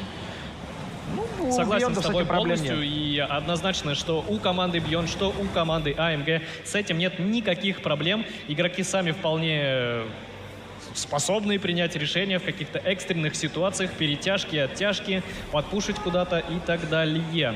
Как мы видим, у нас происходит разъезд команд. очень интересный. Вот. И у нас Беовульф получается в засвете, с ним сразу же АИМ. И Габелла тоже получает у нас лампочку, тем самым обнаруживая свою позицию. И сразу же Анатолич начинает свой... Ой-ой-ой, Габелла-то как ошибся, его сейчас просто сдуть может. А Кестух, который засветился в центре карты на своей 62-ке. Да. А забирать Кестуха, А2 пробития еще. Сейчас позитив на своем MX-50B, может быть, выставится, но Кестух, прошу прощения, оговорился, засейвился за камешком, и тем самым атака Бьондов продолжается у нас по нулевой линии, и сейчас, возможно, к этому не будет готова команда АМГ, но давайте смотреть, нет, уже, в принципе, силы стягиваются. Готовы, да. Готовы АМГ, но очень важно... не готов Кестух. Очень важно, что у Кестуха 716 хп, и Анатолич здесь, если поймет, что есть зеленый свет для давления, он просто вкатит в Кестуха, его фактически там переедет, и все, вот он и делает это. Он это и делает, и теперь для Анатолича просто зеленый свет, стой, стреляй, на 62-ке. Реализуй ее особенность, ДПМ, классное пробитие, хорошая точность, стой, стреляй. Но что делает АМГ? АМГ контратакуют. АМГ пошли в контрраш. Они отправили в ангар Беовульфа. Да, это тот танк, который вроде бы и должен быть уничтожен но первым. Он все протанчил. Это его, по сути, задача. Он с ней справился на ура. Возможно, слишком быстро, но, в принципе, АМГ неплохо контрпушит с учетом того, что Анатолич находится далеко. Драка 5-2 на данный момент. Два танка оттянуты. И Диффундер сейчас с Аим и Лумом подставляются под дикий фокус. Возможно, позитив с Эвилом сейчас разрядит свои барабаны, уйдут на КД. Как раз позитив разряжает свои барабаны. И Эвил не может реализовываться, потому что слишком много стволов в моменте начинают смотреть на ним. Аим отправляется в ангар. Важный минус от Лехича, но и пока очень там разряжен важный позитив, Саммерс и Клоунс начинают атаковать эти две бэшки. У Эвил еще 4 снаряда, он должен их раздать. Там есть прикрытие от Анатолича, но как-то подзахлебнулось. Обрати внимание, выровняли по ХП ситуацию эту патовую. Сейчас у нас Эвил реализовывает свой барабан Саммерса очень удачно. И позитив хватает огромное количество урона. Это абсолютно правильный фокус. А почему Лехич не выходит, Никит? Почему Лехич не выйдет, не заберет дифа, когда Анатолич в КД? Он там стреляет, да, 5 секунд там с небольшим. Это хороший вопрос. Почему? Выйди, забери танк, помоги своим тиммейтам, потому что там Бионды переворачивают ситуацию, они перестреливают, есть минус Клоунс. Очень здорово действует Эвил с позитивом. Лехичу надо срочно просто выйти, постараться даже через урон сыграть. Вот он перезаряжает снаряд на интуицию, видимо, сейчас будет... Мимо. Он пытается отрабатывать крючок, но Габелла, какой молодец. Из-под тишка такой, знаешь, выставился, ты что там, на Лехича? Лехич, ты что, не можешь? Да, я сам сделаю, молодой, сейчас покажу, как надо. Да, но тут две бэшки, погодите, 4 в 3, и одна из них безусловно. очень важная, шотная, соответственно, позитив у нас не может играть, а у Эвила, как мы видим, нету очень важного модуля. Это боеукладки. Ну, у Эвила есть снаряды, это тоже важно. Тоже, в принципе, самое важное, это наличие 4 снарядов в барабане, а там уже чего есть, чего нет, это уже дело второе. Какой грамотный контрпуш получился у команды АМГ. Да, по ХП, возможно, сейчас не самая лучшая ситуация, но с учетом того, что Кестух очень серьезно ошибся на центре, в принципе, перевернули очень достойно этот момент игровой. И сейчас надо смотреть, преимущество по стволам есть. Да, преимущество по ХП, может быть, и нету, но позитив шотный, и все ХП сосредоточено в MX-50B и в Т-62А. Это у нас Анатолич. Посмотрим, как они свою ХП смогут распределить, потому что им, по сути, надо разыгрывать первым номером, так как они в атаке, очевидно, да, команда АМГ у нас в дефе. И Анатолич предпринимает вот такое вот интересное действие. Интересное решение. Оно может быть ошибочным, но пока мы видим, или что... сверхрезультативным. И при этом, да, и при этом может быть одновременно, как ты сказал, Никит, сверхрезультативным. И действительно, пока мы не имеем ответа, как же в итоге все обернется для команды Beyond, но АМГ мы видим, что пока не торопится разжиматься. Боятся вот попасть на эти барабаны, потому что выставить на острие, например, Эвила и поставить позитиву куда-то в прикрытие, это самое простое, что может делать команда Beyond. И это понимают АМГ, и поэтому как-то, знаете, не торопится. Но где они стоят, пока известно нам, но неизвестно Биондам. Скорее тут наоборот, даже MX-50B боятся выставиться, потому что, видишь, они подзажались за домом, их сверху контролят, снизу контролят, выйти никак не получится, сразу в лицо залетит огромнейшее количество урона, и поэтому вынужден стоит отличный Лехича. Наконец-то реализация своего 60 ТП подъехала, засвечивает Т-62. Выходят бэшки, минус лук, Эвил забирает. лук в ангаре. Пошел вкат в Анатолич от Лехича. Альфа-то не пройдет, а подтаранить получится. По-моему, вряд ли тут камень. Анатолич получит пробитие. Поджогов никаких нет, а там Габелла. Здравствуйте. Очень тяжелая ситуация, потому что вражеские 50Б сейчас начинают поднадавливать. Толич отличная реализация 62-го. Габелли прямо в крышу отгружает. И Лехичу надо пробовать забирать. Где бэшки? Габелли. Где бэшки команды Бионда? Что по снарядам? Они очень сейчас нужны капитану. Есть минус позитив. Позитив. У Эвила 2 снаряда, это важный момент. Он едет на Габеллу, нужно пробитие. Видит Габеллу в упоре. Есть пробитие от Эвила, минус. Габелла не успел выстрелить, и таким образом... Ох, Анатолич, какой выстрел! И просто Эвилу танковать, и просто Эвилу танковать. Хорошо! 2-1. Как доиграли Бионды, 2-1. Как на тоненького, как на тоненького. Классный бой, хороший ласт. Начало просто бомба у нас, дамы и господа. Шикарно, шикарно пока идут команды. Есть, может быть, какие-то сомнения к картам изначальные, но пока мы видим, что реализация и танков, и стволов, и стрельба. Но на мне точно, прям 100%. Ну, Лехич, да, ты сейчас про него Да ну как? Ну ты стоишь, у тебя там все в засвете. 1900 хп, 62-ка выйди, стреляет. прими, да. Хорошо, ты под нее подставишься. Даже если ты не услышишь, тебе не дадут информацию, что она там стрельнула. Ну, ты хватает выйдешь. хп, да, Ну хватает даже хп, выйди. альфа у нее пройдет, 400 ты поймаешь, но у тебя там 1500. Тебе одно пробитие вкинуть, все, ты свой танк освобождаешь, едешь, работаешь по бэшкам. Ну Я как? от него стоял где-то в метрах в 10, я почувствовал, как паленым запахло, что-то горело. Что-то прекрасно. Знаешь, такое, знаешь, вот когда курочка подгорает, вот что-то воняло так. Ну, при этом слушай, да, 6К. при этом очень, Ну, он очень хорошо бы, концовку понимаешь, доиграл. а было бы 7 и победа. Но тут как бы Зе Анатолич 6053 урона, отвечает. Ну, и Кестух здесь провалил бой. Ну, Давайте Кестух. будем откровенны.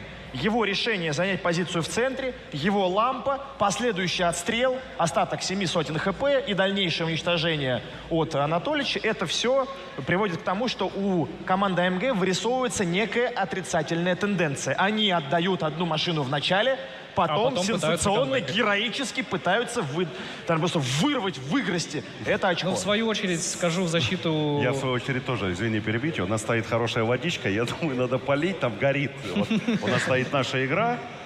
Гранат малина. Надо полить, у помидора горит. Я к тому, что в защиту Кестуха могу сказать, что у него сборка была на засвет, и, скорее всего, он думал, что не засветится. Он понимал, что атака будет, что у него позиция опасная, Никит, но допустил есть такую старая ошибку. добрая поговорка. Индюк тоже думал, да в суп попал. Ну тут что значит думал, что не засветится? Значит, в не защиту я отработал. пытался. Ну нет, тут нет никакого оправдания. Это капитан. То есть это даже не история про то, что ему дали команду, а он ее выполнил и был Я уничтожен. хочу обратить Нет, внимание, лень. что это только третий бой, между прочим, в этом матче. Я сколько говорю, эмоций, а? помидоры уже можно скоро будет, походу, выносить отсюда. Поливать и скоро будет Поливать, салат действительно, делать. компрессы делать и так далее. Потому что Классно. ты аккуратно. Может быть, тебе тоже нужно, как у игроков, повесить специальный монитор, который На будет пульс. отслеживать твой Кстати, код. А можно нам вывести отдельный пульс помидора вот во время Я этого что-то уже переживать зарубы? Да, начинаю, вот. если честно. Сердечко Так стучит. подколачивает. Ну, под соточку точно есть. Да Не, там ну уже, что, наверное, ну чуть что, повыше. не разделяете? Вы хотите сказать, скучно Не, ну, все было? хороший Надо бой, на было самом выйти, деле. надо было. Я за. Надо было выйти Лехичу.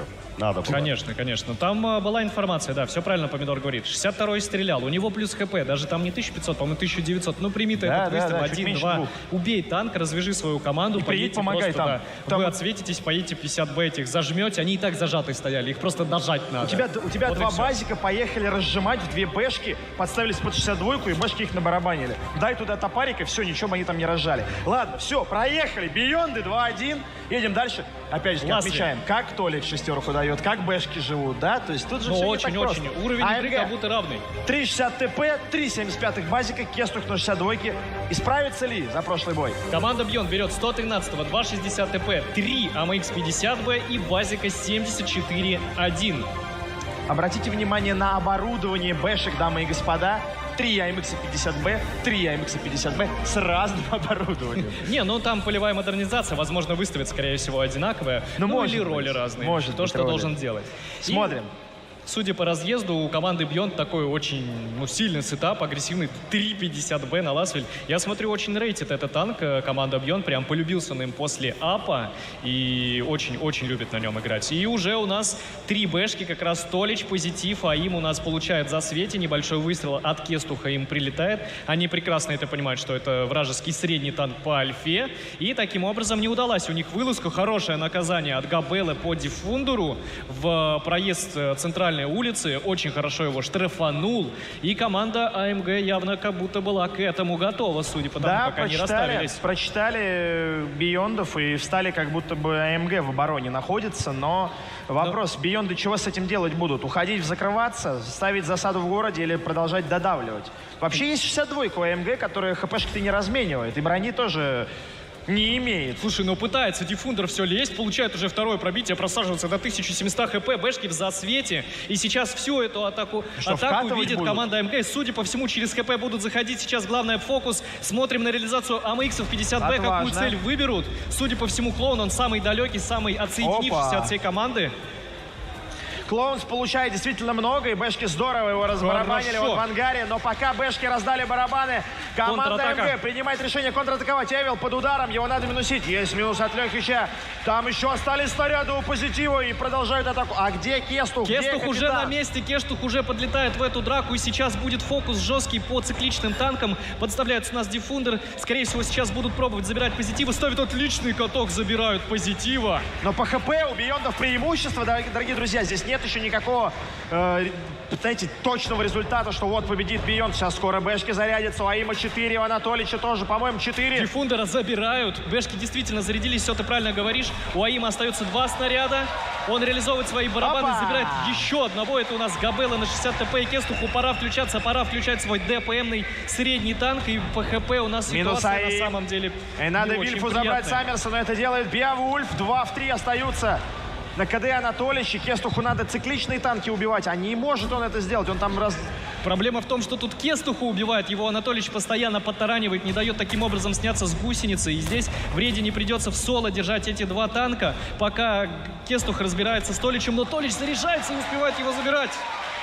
Как они это делают? Минус Просто 2000 по ХП получите, при этом едут в приемку, они едут в приемку, и они выигрывают. Да. Они фокусят танк на первом барабане, не ДПМ, они забирают кого? 75-го? Базика 75-го, да, 666 клоун, да. И Бионды, браво, Там браво. Друзья, Анатолий поаплодируйте Биондам за этот бой, но это просто фантастика. Как АМГ хорошо прочитали, как они принимали, как они стреляли. Они наказали, там было 2 бесплатных выстрела. 3 даже, было... там 6-2 дал тычку и 2.60 Все было просто вроде бы потрясающе, но Бионды говорят, ребята, спокойно, у нас 3 барабана, мы поедем и сейчас... 3 минуты, второй ласель, можно ли это назвать БТР? А теперь, внимание, в самом начале что я сказал? Эти 2 команды, 2 врыватора, будет заруба. Говорил?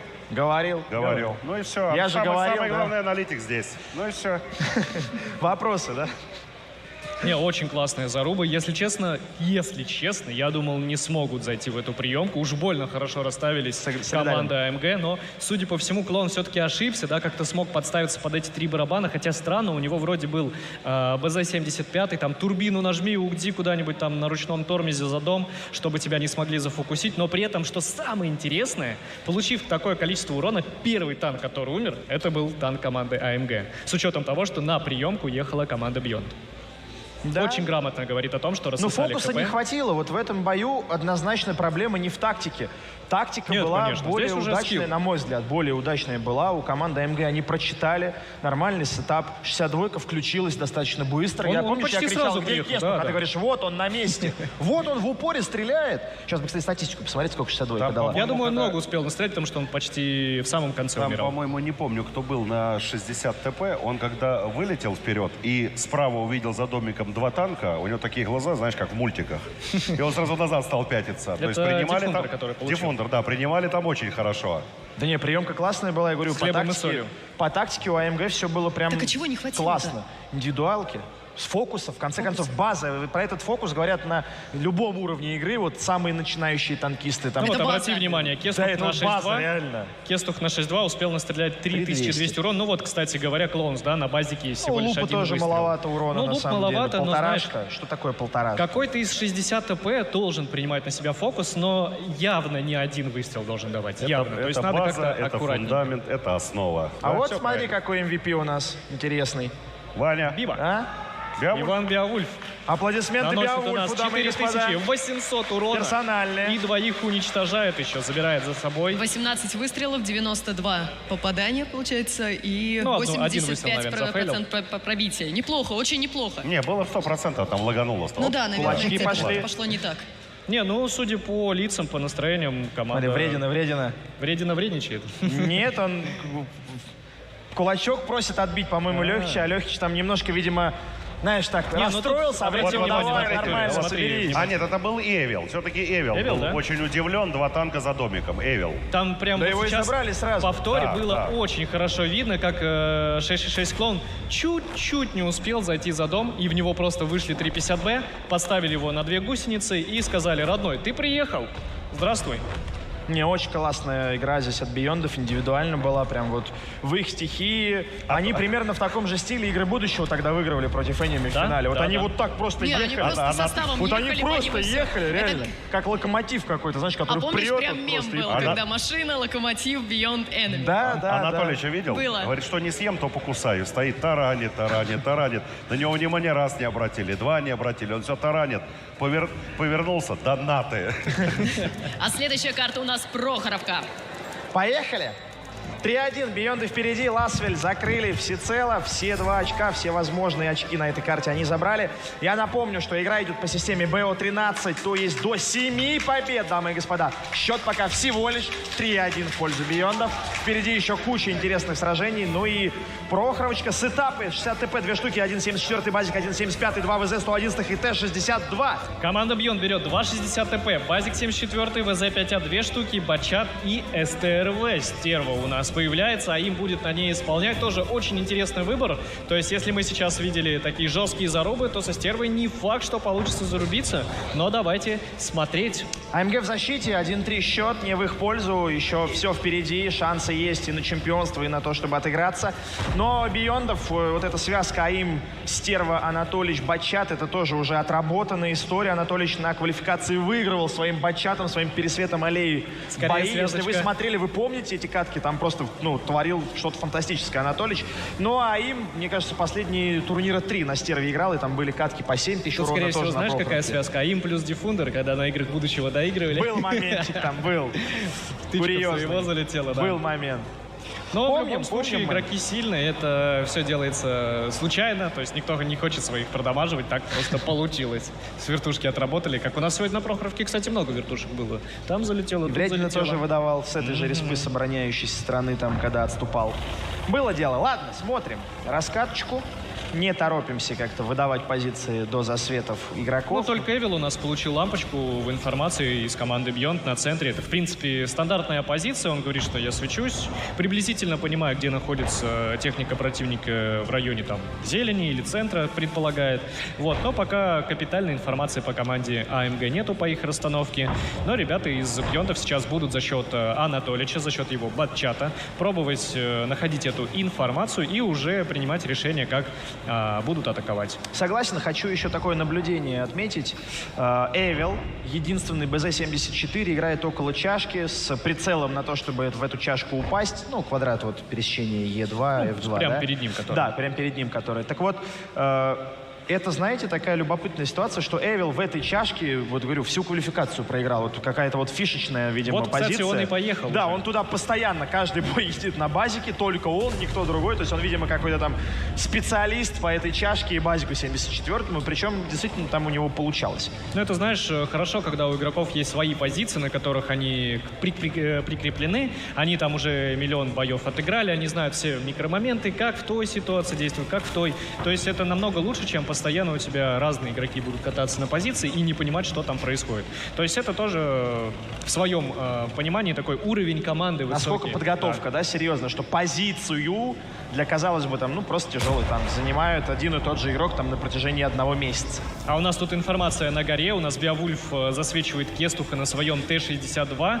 И Беовульф у нас очень агрессивно прожал гору. Он упал вовнутрь таким образом, что уйти с этой горы, если что, будет тяжело. И здесь пошел контакт. У нас Лук, Кестух и Габелла нападают на Беовульфа. И как раз вот в этом-то проблема. Беовульфу некуда уходить. Ему придется с этой горы падать вниз, что он, собственно, и делает. В противном случае его просто могут бесплатно уничтожить. Да, он получил какое-то количество урона, он дал информацию, но сейчас АМГ взяли опять бой под свой контроль, сыграли очень агрессивно и тем самым выдавили позиции ключевые для своей команды. Да, это было дерзко, но откровенно Беовульф достаточно легко отделался, получил там на 1000 с небольшим и смог выжить, сохранить свой танк. Непонятно, почему прикрытия какого-то должного ему не оказали, но посмотрим на ответ Биондов. И вот сейчас мы видим, что Вредина в засвете в квадрате С1, его 60 ТП обнаружен. Что по поводу прикрытия, Эвил тоже в чашке светится. Ответ Бьондов на самом деле уже есть. Помидор, потому что у нас АИМ на своей стерве заехал в квадрат Е1 и тем самым вынудил Лехича на своем 60 ТП отступить с центрального проезда. В противном случае его стерва просто там убьет. И таким образом сейчас Позитив и Диффундер, скорее всего, да, вот они уже начинают как будто выходить и будут пробовать взрывать Лехича. Там засвечивается еще и перекатка, у нас ошибается. Клоунс ин Саммерс. Обрати внимание, сколько урона залетает в Саммерс. Он уже просел до 1100 хп. Очень много отдал просто так за бесплатно. То есть выполняет свою роль очень хорошо светляк команды Beyond. Да, я говорю, Анатольевич опять, вот он опять это делает, он опять на своем бачате выигрывает бой. Я только не понимаю, чем обусловлена вот эта вот перетяжка по линии двух тяжелых танков, вообще не понимаю. Но тем не менее, Вредину пытаются уничтожить, Анатольевич и Вильф вкатывают, Вредин здесь отстреливается, но ДПМ, конечно, 60 ТП мы знаем не самый высокий в нашей игре. Но попробуй еще 60 ТП убей, 3000 хитпоинтов. Ну как-то быстро эти 60, этот 60 ТП был уничтожен. Есть первый фраг, он вновь за командой Beyond. Аллея выиграна. Что дальше? До конца боя 5 с небольшим. Времени на самом деле очень много. Можно спокойно выдохнуть, перетянуться, подумать, где послабее. Но сейчас на самом деле огромнейшие проблемы у команды АМГ, потому что у них Лехич остался в этой чашке. Зелень полностью за командой АМГ. А, кстати, у нас тут контакт. Габелос встретился с Беовульфом. Ну и судя по ХП, очевидно, Беовульф его, да, перестреливает. Это действительно так. Эвил попытался занять в чашку, на 1600 прицел. И по ХП ситуация резко выровнялась, и даже немножечко вышли АМГ вперед. Что делает он сегодня? Беовульф, что сегодня он творит? Поругали. Двоих разобрал. Выиграл гору. Что сегодня творит Беовульф? Просто я не знаю, чего он там ел сегодня на завтрак. Клон, в свою очередь, делает контр-вылазку на центральные 60 ТП. Тоже отправляется в ангар. А не поспешил ли он? У Кестуха фулл запас прочности был. Он мог подождать, растанковать. И мне кажется, здесь команда АМГ не ожидала, что стерва АИМ, он перетянулся. Какой красивейший взрыв. 1-4. Бейонды впереди, друзья мои. Тут уже без шансов для АМГ. И опять неплохое было начало с выпадом вот на горе на Беовульфа. Он зажил. Все и было не шикарно. просто зажил, он потом на себе 2 танка уничтожил. Анатольевич выиграл аллею, Беовульф выиграл правый фланг. Все это было здорово, центра не подкачал. Как будто немножечко АМГ подрассыпались, и надо в этом бою точно взять им брейк и перевести дух. Не сейчас, самое главное, не тильтовать, не там гореть друг на друга. Все нормально, счет 4-1. Вам еще играть. Вы не до 5 побед играете, у вас не матчпоинты, вам еще как минимум 3 раунда-то точно придется сыграть. То есть вполне можно камбэкать. В принципе, по тактикам все неплохо. Да, не сказать, что прям вот без шансов как-то Бейонды переезжают АМГ. Да, то есть в каких-то микромоментах Бейонды переигрывают, дожимают, свое забирают, а АМГ вроде делают красивые мувы, но потом останавливаются, начинают не дожимают, да, не хватает да. какого-то, знаешь, вот завершения, какого-то завершающего момента или где-то дожать, где-то, наоборот, успокоить, может быть, ситуацию. Но я соглашусь с тобой, что, наверное, сейчас вполне рационально было бы успокоить себя и вообще вот этот матч такой паузой тактической. Но это наше видение товарищ стороны. Товарищ Помидор, разрешите авторитетное мнение. Ты спросил, что Ваня Беовульф творит, 2 один разобрал. Есть еще такая песня знаменитая. Этот Ваня хочет денег. Вот, поэтому очень хочет выиграть, очень хочет, как говорится, поставить точку в формате 7 на 7. Мы чемпионы, и все. Закончить карьеру киберспортсмена? Их будут помнить наши Нет, потомки. поставить точку на легендарной 7 сегодня. Да, и сказать, что мы здесь главные. Их будут помнить наши потомки, внуки, правнуки, что вот они чемпионы, легенды, да? Они чемпионы легендарной 7. Басни будут слагать какие-нибудь. Песни, басни, рэп напишут про них. У нас, кстати, есть пару рэперов в зале. Ну, вы видите их тогда. Шутка. На сцену, ты хотел сказать, что нам зачитали? Да, на сцену, конечно. Но это после, наверное, уже финала. 4-1. 4-1, Beyond AMG. Согласитесь, хорошо смотрится матч. Достаточно так, ровненько, свежо, наверное, можно сказать так.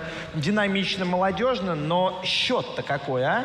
4-1 не похоже на равную борьбу, если смотреть на цифры. Вот пришел человек, ребят, ну что там в гранд-финале? Да, 4-1 Beyond выиграют. 4-1, да там все понятно. Еще непонятно. Непонятно. Это для нас непонятно. Непонятно, еще непонятно. Но мы погружены. А счет-то все равно не отображает всей сути. У меня, знаешь, какое еще мнение? Опять же, авторитетное. Вот он, опять. Ваня, 2-й раз. А он, по-моему, решил замахнуться на лучшего игрока турнира, нет? А для лучшего игрока турнира есть какой-то определенный приз? Ну да. Что? Ну, скажем, он лучший игрок турнира. Промокод у Кости там в кармашке. На 1000 голды. Грамоту выпишет. Опа. Услышали. Ребята, услышали. АМГ перерыв берут официально, абсолютно. Технически. Правильно, да. Но это абсолютно Тактически. правильно, логично. Конечно, нужно собраться, поддержать друг друга, пообсудить. Все нормально. У АМГ все хорошо, игра Слушайте, идет. зала, давайте-ка и мы поддержим команду АМГ. Ну, как-то посильнее можно поддержать. А мне вот что стало интересно. В гранд-финале возможно 2 перерыва взять или 1? Слушай, я Всё-таки думаю, матчи что, побольше? я думаю, что 1. Но если нам подскажут, будет классно. Мне кажется, 1. По-моему, команду МГ сейчас поддержали только эти 2 рэпера, о которых ты говорил. Вот я слышал. И слушай, у меня такая версия. А тебе не кажется, вот команда Beyond играет вместе этим же одинаковым составом очень-очень долго, Да. и они, знаешь, понимают друг друга, как это вот, подморгнул, все, сразу Как понял. старые супруги, а вот которые эти прожили ребята, 30 лет. эти ребята только как бы собрали Сплочаются, новый по сути состав, говоря, да. не притерлись, нету взаимопонимания с полуслова. И Этот поэтому- состав вместе играет, наверное, где-то месяца 3. Но я не соглашусь с с мая. вами того, что они играют притерлись. Бьонды. Бионды, ну, лет Года 85 где-то. 85. Ну, где-то 85, Световых. 87, да. Световых. Просто, может быть, это очень сильно влияет. Вот они друг друга вот с полуслова понимают. А этим нужно еще притираться и притираться. Не, но с другой стороны, если бы они не притерлись, они бы сегодня не выиграли Энами, тоже как бы не стоит забывать. Да, они, возможно, сейчас показывают свою не самую лучшую игру, но они показывают Да хорошую тоже игру. спорно, Да. тоже спорно. Они хорошую игру показывают, и Они она действительно правильная, хорошую тактически показывают. правильная, она разумная, понятная, выстроенная, она не беззубая абсолютно. Еще раз говорю, просто счет не совсем отображает происходящего на Проблема полях. в том, что они потому частенько начинают в шестером. Да, у них вот знаешь. это есть ошибка, что сливают машину просто так. Плюс Бионды очень, да, классно схватили. Сейчас Бионды видно, что кураж поймали точно. Кстати, на повторе объясните, пожалуйста, что 62-ка сделала, вот врыв вот этот? На характере, характерный врыв. Ну, там уже, скорее Это всего, просто уже ребята отчаяние. понимали, да, что... Врыв отчаяния, да? Чтобы Вот времени здесь не был бой финально проигран. Он начал проигрываться, когда проехал здорово на Бачате Анатолич и начал расковыривать 60 ТП вместе с Вильфом. Вот. Второй момент. Вот смотри. это врыв в ангар был? Это вот уже врыв Это врыв отчаяния, был да. в ангар. Смотри, Сереж, еще раз, да, тут бой можно поделить на несколько ключевых ошибок. Первое, это Анатолич, которому дали вторую линию. Раз. Два, самое провальное решение по А-линии стянуть в квадрат А6 2 ТТ. Там Саммерс был и еще кто-то. Бесплатно, порядка 2000 урона залетело. И третий момент был, все, он похоронил команду АМГ в этом бою. Это 2 машины, которые разбиваются на Беовульфе на горе. На подъеме MVP, гору. на MVP. Ну, Давай его теперь называть просто MVP и все. да, без проблем. Ну просто Беовульф это слишком низко. MVP. Лучше. Сразу уровень. Так, а давайте-ка посмотрим актуальный призовой фонд, который у нас есть на данный момент. 18 миллионов 476 тысяч 400 рублей. А Первое еще можно место. пополнить его, вот такой вопросик? Кто-то знает? Или уже все, закрыто? Вроде все. Пополнить можно до 23:00. Слушайте, До ребят, 23:00 59 минут. а у меня как раз приложение Тибанка, я сейчас и пополню. Давай. Да. Нет, ну просто 18 500 уже догнать-то можно для красоты, нет? Чё Ну, тут время осталось-то? еще есть, и его Чё тут достаточно. осталось? Ну, сегодня весь день еще 3 остался. часа. 3 часика, да? Весь день. Нормально. Ну, Ты такое махнул, ощущение, конечно, что- весь день. Не, ну, ребят, помните сегодня начало игрового дня, время 12 дня, полдень. Ваня говорит на сцене: друзья, сегодняшний день пролетит, наслаждайтесь, сейчас время будет лететь. Я так на секундочку, время 9 вечера уже перевалило по московскому, если вдруг кто-то без То часов есть ты сидит. наслаждаешься, получается? Ну, а по мне не видно? Видно. И вот так вот сейчас раз, два, три, промокод «Гори». Вот он. Быстрее хватайте, быстрее Вот вводите, он. быстрее получайте призы, ребята. Все. А, Кто все, не уже успел, все. тот- Раньше надо было. Но в любом случае обязательно в чате на онлайн-трансляциях напишите, что вам выпало, будет интересно почитать. И заранее поздравляем вас с приобретением в ангар. Так, ну что-то у нас прям команда АМГ, так это Не, ну надо, задерживается. Ну, сюда нет. 4 летят уже. Слушай, я их Конечно, никуда не надо. гоню, но чувствую, сейчас что уже прям... биопауза, сейчас Лицо соберут. Есть о чем Нормально. поговорить сейчас. Конечно. Слушайте, а я так заметила, что и, значит, люди тоже из зала такие тунь-тунь-тунь-тунь. Видимо, группа поддержки тоже решила выйти, За АМГ? обсудить за АМГ, да, фан-база, и вернуться. А может быть, это фанаты Биондов вышли там подловить где-нибудь за углом АМГ и сказать: Неспортивное ребята, поведение, сегодня ребята. Бионды выиграли. А может быть, это все-таки 2 рэпера вышли? Рэпчик зачитать. Зачитать им рэпчик, Братан, подбодрить. зачитаю сейчас. Подбодрить, да. Ну, может быть. Послушай, прям накидал строчки, пока играли, да? Так, напомните, а Бьондам с мест вообще вставать нельзя. Нет, Запрещено. нет, они могут встать, но Снять тогда наушники их нельзя. перерыв будет тоже засчитан как использованный. Все. То есть у них не будет перерыва. А, то есть Если даже они... вставать именно нельзя? Нет, все, Нельзя они вообще. даже не имеют права снимать гарнитуры. Ну, просто сидят, общаются там. То есть, да, они Сложнее. должны находиться в боевой Расчеты готовности, вот в формате, им сказали бой, они запустились. Слушай, Шотик, а подразни их, поснимай, понадевай гарнитуру. Ну, чтобы было. А я так могу, а ты можешь? Повтори за мной, да? Не твое, вот ты А я бесишься. ушко оголил, да? Я думаю, ребята сейчас вообще про это не Да думают. не, у них, да, в принципе, там- все хорошо. Счет 4-1. Сейчас еще бой на карте Прохоровка у них. Они про Всё 10 шикарно, миллионов без малого Да как думают будто бы сейчас. по я думаю, прошлому они бою, тоже по про это не эмоциям было понятно, что они вполне расслаблены, вполне как будто бы Ну, не сейчас посмотрим напрягаются. по Возвращаются. А вот АМГ вечно возвращаются. А улыбающийся. что-то веселые, смотри. А давайте-ка поприветствуем аплодисментами. Аплодисментами команду АМГ, друзья мои. Они готовы, они вернулись продолжить этот матч, в котором на данный момент они проигрывают со счетом 1-4. Но- Игра идет до 7 побед. Все еще может быть. На самом деле очень можно вернуться. Как Камбэки говорится, не раз видели, не раз биопаузы, камбэки. Они очень хорошо влияют на счет, на камбэчный счет. Сколько раз мы уже такое видели на играх будущего, на всяких разных там еще других турнирах, когда ребята берут паузу и сразу начинают камбэкать. Возможно, Игроки- просто пару минут перезагрузиться, поговорить. Там, Да с нужно, напарником. нет, это Всё было нормально, нужно, типа, это играем, очевидно кайфуем. было. Мы в любом случае уже историю сделали, мы в финале, так что давайте сделаем. Просто красиво. Терять да. точно нечего, и здесь однозначно, если даже, допустим, да, мы забегая вперед, АМГ сейчас все-таки не смогут закамбэчить, не смогут вернуться, проиграют этот финал, согласитесь, никто их не осудит, наоборот скажет, ребята, вы молодцы. Тём, то сейчас тот самый момент, когда нужно доставать тузы из Ва-банк, рукава. да, ва-банк. Нужно все домашние заготовки, все 100%. секреты сейчас нужно показывать 100%. при счете 4-1. 100% Конечно, все. надо все уже. Все, что есть заготовки, все вытаскивайте. Уже всё показывайте. волноваться, Потому что всё. Следующий турнир, скорее всего, там уже мета еще раз поменяется. Там Согласен. танки другие Танки будут. какие-то, Да, балансы, да. ребят, Так что-то что всё новое надо сейчас выйдет. вытаскивать. Конечно, нет, надо сейчас вот просто отдать всего себя, просто вот оставить максимум, чтобы потом, не знаю, можно было выжимать ребят, понимаешь? Короче, все тактики надо показывать. Все, что есть, вот все выкладывать, и не только тактики. Тут и все моральные какие-то истории, какие-то, я не знаю, силы физические, эмоциональные, духовные какие-то свои, не знаю, надо просто, вот, знаешь, вот всего себя, вот во всех смыслах, как только можно. Вот слов не подобрать, насколько надо сейчас выложиться. Самое главное, не отпустить Beyond как еще дальше. То есть надо хотя бы постараться не отпускать их дальше. То есть хотя бы держать дистанцию небольшую. в Слушай, а раунд. Бьон сейчас на кураже. Бионды Сейчас уже набрали. на кураже, И вот эти да. вот паузы их только повеселят. Вот эти вот паузы для Биондов это семечки, понимаешь? Они выплюнули. Давайте все-таки вернемся к игре. У нас вторая Прохоровка. Погнали. Поехали, конечно, Прохоровка. Мы его теперь- будем смотреть для своей копилки очков и приблизиться немножко к команде Beyond.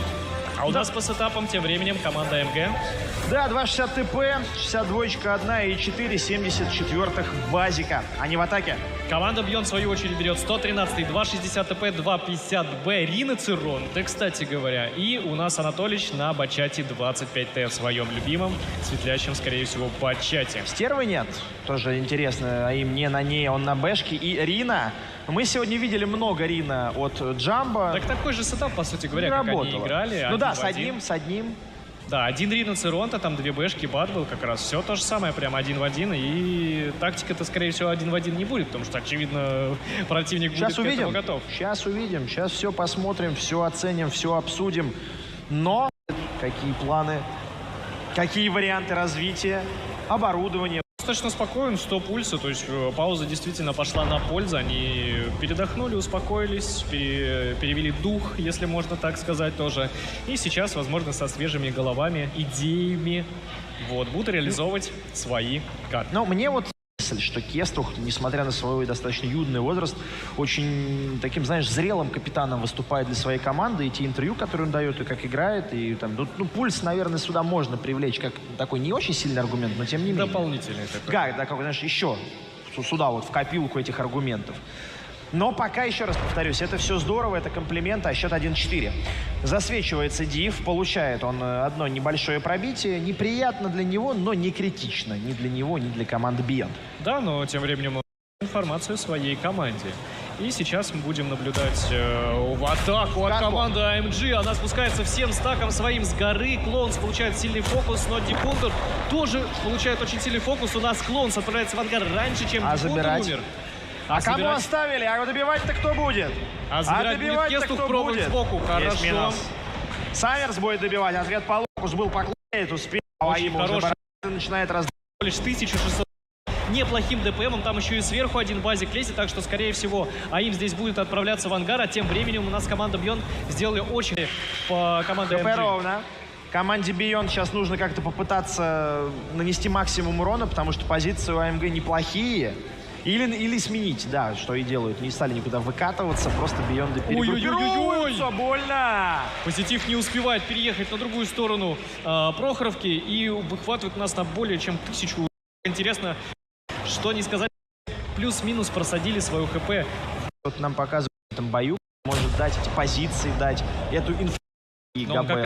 Уже в постоянном засвече сбивать базу, не залетает, он обнаруживает Есть. себя, но сбит.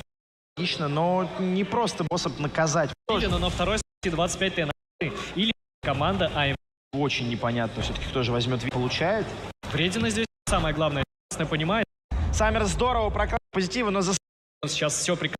Скорее Реагирует всего, на да, это. скажем так, потому скорее всего, просто не подъезжает Габелла на своем 60 ТП в центре. И, возможно, сейчас будут пробовать выбивать чашку. Очень красиво танкует орудием Саммерс. Пытается ловить кумулятивные снаряды. Сам, в свою очередь, хорошо реализовывается. И вот здесь у нас небольшая дуэль, небольшое ПВП. Но Беовульф у нас сегодня уже показывал, как он умеет. Опачки, не пробитие от Беовульфа. Только нахвалили, значит, нельзя хвалить. Да, интересное ПВП здесь. Еще непонятно, кто выйдет победителем, но еще и Беовульф в ангар. Отправляется в ангар. Да, паузы — это действительно полезно иногда. Ой-ой-ой, Толич еще и не пробивает Кестуха последним снарядом кумулятивом. Как Кестух словил орудием, просто красавчик. 2-4 это. Это 2-4, сомнений нет. Два буквально. А какой был фокус в самом начале? 2 бэшки от барабанера, его сейчас не убьют. Будто рельефчик был от Кестуха. Надо посмотреть, конечно, так плохо, ну, с нашей камеры. Но в любом было. случае забрали, и слава богу. Да, но размен согласись, один в один, но позиции, самое главное, МГ, к сожалению, базики за счет Эвила, по-моему. Ну, какого-то ярко. Сейчас он 2-4, более приближенно играют, но чего-то не хватало, больше не хватало, чем Бейондом. И АМГ очень ярко, и Бейонды играют очень ярко, очень эффективно, результативно. И мы видели и Лассель, который они вкатывали, там, имея просадку по ХП, выиграли. И вот этот бой, ну, согласитесь, это не то, что вот сейчас АМГ взяли паузу, пришли, и тут Бейондов не почувствовали. Это сложнейший бой, где вот куча сложнейшие решения, там микромоменты, опять-таки, сколько всего мы было. не проговорили из-за того, что не могли палить, но какое было грамотное решение стянуть Саммерса на аллею. Ситуация была неприятная, с лупа базу сбивали, на гору стягивать машину долго. Анатолич реализуется классно. В центре 2 фуловых ТТ, это был Вильф и Беовульф. Вильф и Беовульф. То есть, в принципе, все было нормально у Бейондов. Анатолич свое дело делал, те же стояли, но вот это решение увести Саммерса классное. Опять же таки, увели. Но все не так-то просто. Он светится на подъезде и не бесплатно. Реагирует, сразу едет да, к нему, но там Габелла на своем 60 вообще, ТП ну очень просто, красиво это сыграл. вот прям игра умов, это вот этот бой кто тактический. Быстрее среагирует, кто быстрее подстроится, тот и будет забирать. Фан-база на месте. База на месте. О, это у нас Но из АМГ команды начали АМГ. заряжать, хорошо. Зарядились и зрители этим эмоционалом, конечно, друзья мои, вы лучшие, молодцы, красавцы, красавицы. Вот, они улыбаются, он сидит, молодой человек. Прекрасно, прекрасно, друзья. Спасибо вам за ваши эмоции и улыбки. Командам спасибо за то, что нам их дарят. Не, здорово. Слушайте, но в этом матче, по-моему, вот все только начинается. Мне кажется, все тоже. только начинается. Сейчас надо еще вспомнить, какая будет следующая карта. И если эта карта сильная, например, для команды АМГ, то, возможно, это даже возвращение. У нас подсказывает Руинберг, следующая карта. Ну, сложная, будем честны, сложная скандируют, карта. если вы не слышали, скандируют помидор. Я аж прослезился, если честно. Спасибо. Сложная карта у нас. Мужики не плачут. Они потеют глаза. Да. Это не слезы, всего лишь дождь. Крышу закройте. Кондиционер. Так, ладно, друзья мои, спасибо, друзья, это классно. Мы продолжаем. У нас Руинберг. 2-4, АМГ пока еще отстают. Бейонды все еще, или пока еще, 4 очка набрали, а может быть совсем скоро наберут еще больше. Тут как угодно, с какой стороны не посмотри, нам главный контент. АМГ, 113-х 3 штуки, 3,60 ТП и 1 из 4. Это выбор АМГ.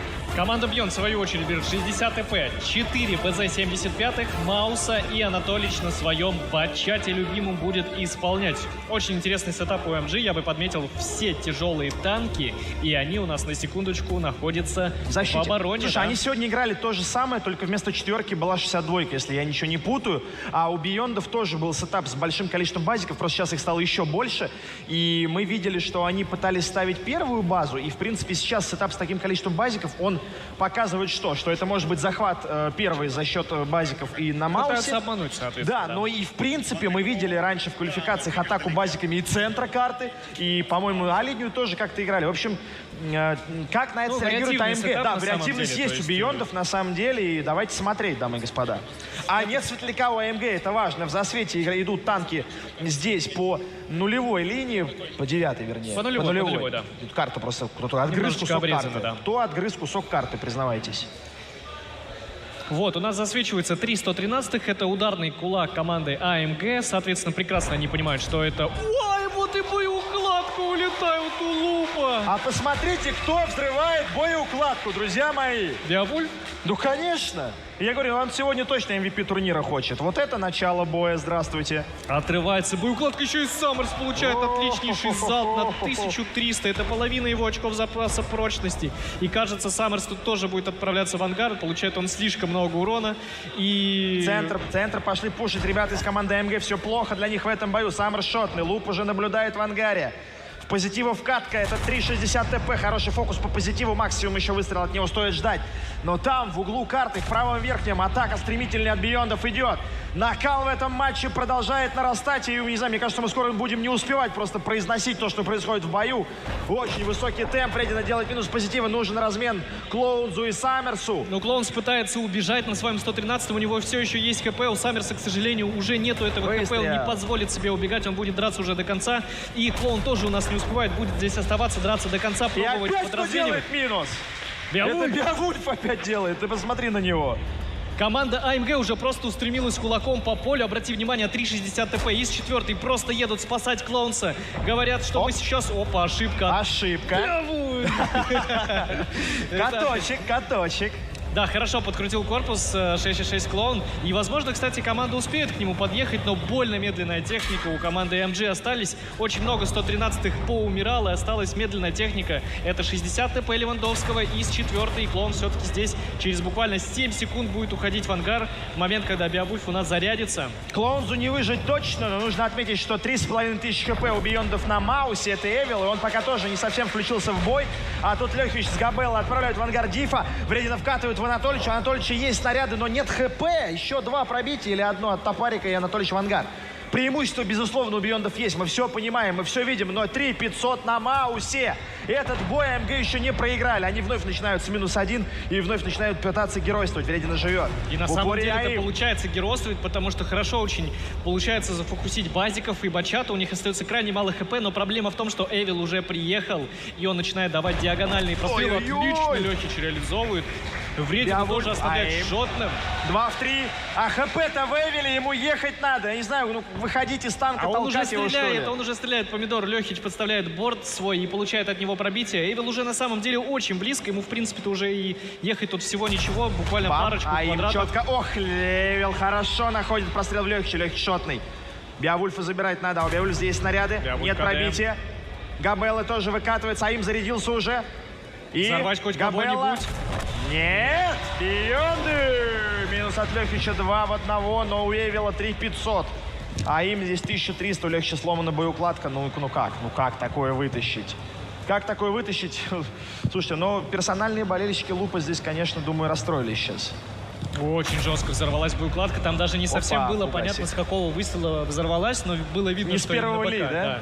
Нет, вроде со второго, то есть там настолько много выстрелов в секунду времени прилетело, что даже было непонятно, с какой тычки улетел. Но сама суть, он умер. 2-5 или 5-2, как угодно. Бионды впереди в любом случае. Как бы мы ни сказали, 5 набранных очков, этот Руинберг, они выигрывают. Атака Руинберга, я хочу заметить. Но опять, смотри, да, вот АМГ. Опять они теряют первую машину в ноль. Просто остается улетает. Браво, Беовульф! шотный базик остается и фуловый маус. То есть где-то чуточку доиграть, не взорвись бы укладка, не получить Все равно на Саммерс. тонику, да, ноздря в ноздрю. Да. То есть, по сути, там потеряно было аж целых 2 машины. 2, даже не одна. Они уже пошли на увеличение. Я не пойму, И всё почему равно. зал молчит, когда показывают MVP. Беовульфа. Понятно. Понятно. Самое главное, знаешь, как мне понравилось? А кто взрывает БК? Беовульф. А кто не пробивает танк? Беовульф. Но MVP, точно MVP. Ну все правильно, знаешь, это эмоции. Вот, конечно, заслужил! Конечно, но очень шикарный матч проводит и вообще, в принципе, турнир. Много, на самом деле, критики было, в том числе, я хочу сказать, кстати, и от меня в сторону Беовульфа за последнее время, вот последние, может, полгода. Хейтер. Но на этом... Стрим-снайпер, ну как хейтеры? Справедливая оценка, но я хочу сказать 2 вещи. Первое, у Беовульфа зачастую задачи всегда на маусе сбивать базу, вытанковывать, то есть такая грязная черновая работа. Скорее всего, знаешь, опорные роли у него очень часто. Да, Скорее всего, да. им бы Слушай, но согласитесь, друзья мои, сегодня опорные и неопорные урон дает, пробивает, тащит, какие-то сумасшедшие цифры показывает, БК взрывает тут.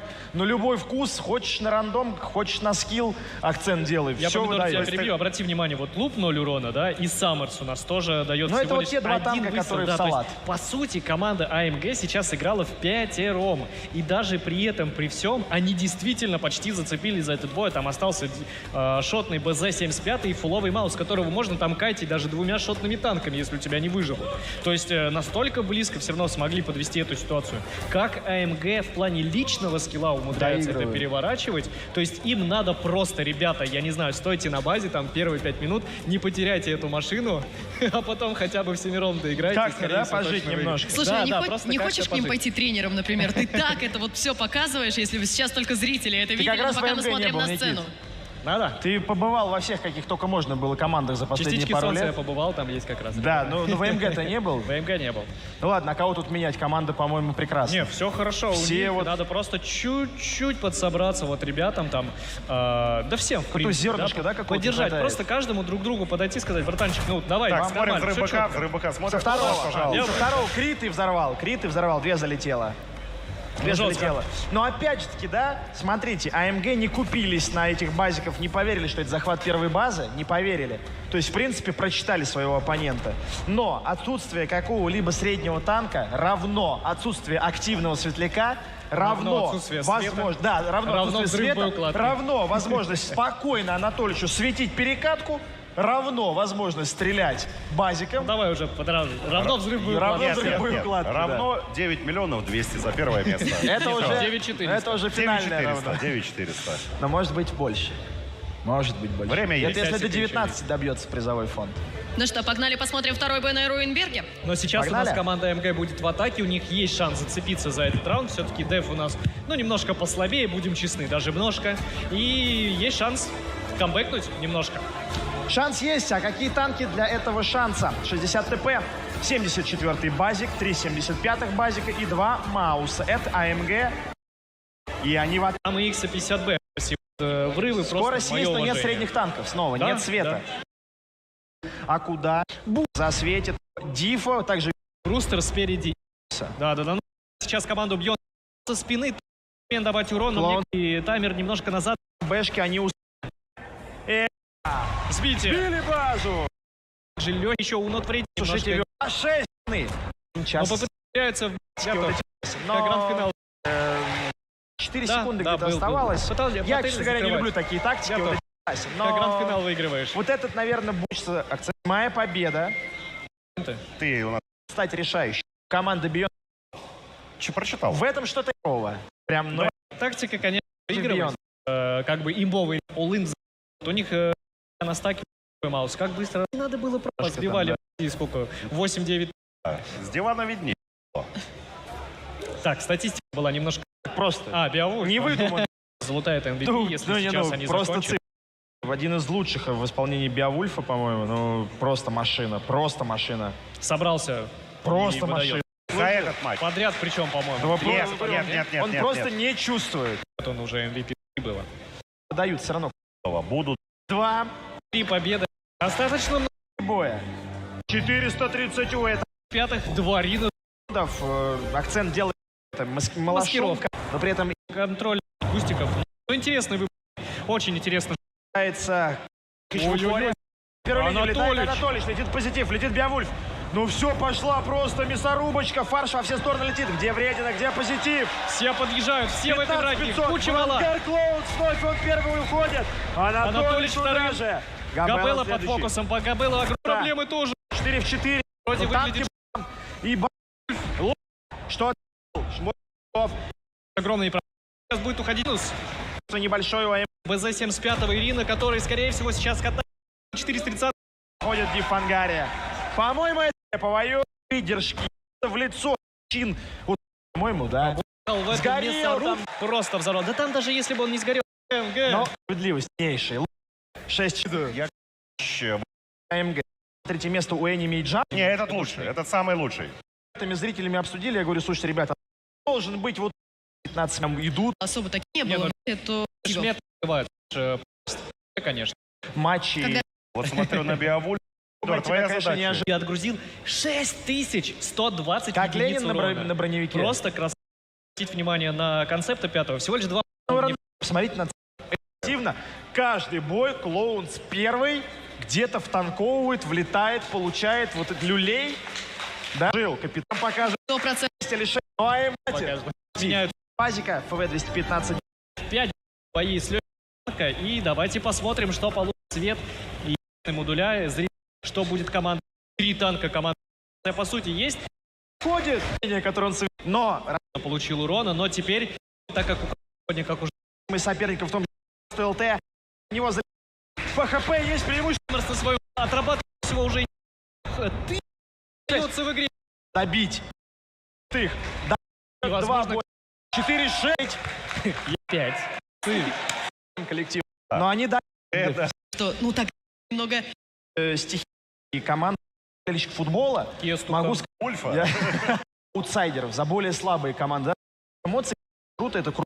Классе, мы понимаем, что вот этот шаг и Бионды, все, этот кубок, этот ушастик, да, поднимают. И здесь АМГ начинают одну мураванку на кулаках. Да, на место поставь, мы еще его не заслужили. Да. Тряпочкой протри. Второй. И это возбуждает эмоции у зрителей. Ну, игроков уже давно там все возбудилось в плане эмоций. Вот. И, собственно, зрители начинают подыгрывать вот этот бой один Бионды. Пойду поем. За Биондов, поздравим их и разойдемся. Порадуюсь только один. Бой один Бионды. Мы АМГ, потому что, ну, они дарят вот этот контент. Да, сейчас вот выиграй вот этот бой один Бионды. Мы порадуемся за Биондов, поздравим их и разойдемся. Порадуюсь только один я, потому что я пойду поем. Я очень сильно порадуюсь.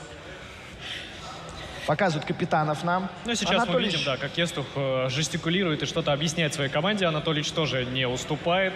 Но сейчас просто битва капитанов, кто кого сможет прочитать, кто кого сможет подзаконтрить, потому что напомню, что команды огромное количество времени провели в тренировок, вместе в тренировках, и друг друга очень хорошо знают, как облупленный, и играют в тесных моментах. Вот у нас момент, когда Анатолич, и здесь Эвил, легкий танк, себе. Он получил 2. Надо было реализовывать свой легкий танк, Конечно. реализовывать ДПМ, настреливать было бы еще. Рудники следующие. Рудники. Биондов. И, скорее всего, но возможно. Давай по сетапам. Нужно победить атаку на рудниках. Сетап АМГ 2.60 ТП, 3 бэшки, базик 74 и 7. Бионды берут 2 113-х, 4. Ты понимаешь, 4 АМХ-50Б и М5Y, то бишь Йох, Диффундер. В X50B у нас 14 игроков в этой катке и 7 из какой-то невероятной будет вливаться. Кестух и вся его команда. Марс начинает. А вот и по 60Б. Клоун без наводки. Да, и данное сражение АМГ, они очень авангард. Сейчас Диффундер у нас Биондов и позиции на финише. Позитив. ХП надо выезд. Они уже все. Правый борт с острова. Стволов позволяет нас слишком наловить. Потихонечку Лехи заходит со спит. Через принятие. Похоже, все. Все! Все! Бионды! Чемпионы финального эпизода клановой потасовки, хотел сказать уже. Конечно же, легендарной семерки. Финальной легендарной семерки. Они выиграли, они поставили эту точку. И Бионды чемпионы Звездных войн. Это невероятно! Здесь на сцене команда Бионд. Лужники, максимальный шум должен быть сейчас! Вот так. Ну что, давайте сделаем. Зал, нужно погудеть. Ну, давайте, давайте. Правильно, но кубок ждет своих чемпионов. Зал, как вам финал? Было круто, реально, было круто. Я до конца не знал, что будет в итоге. И вот они, оба коллектива здесь на сцене. Достойная борьба, достойная битва. Анатольевич, вы определились, кто поднимает? Или вы все вместе? Ну, не знаю. Я, кстати, реально его не трогал весь день. Я не знаю, тяжело он или нет. Ну что, зал?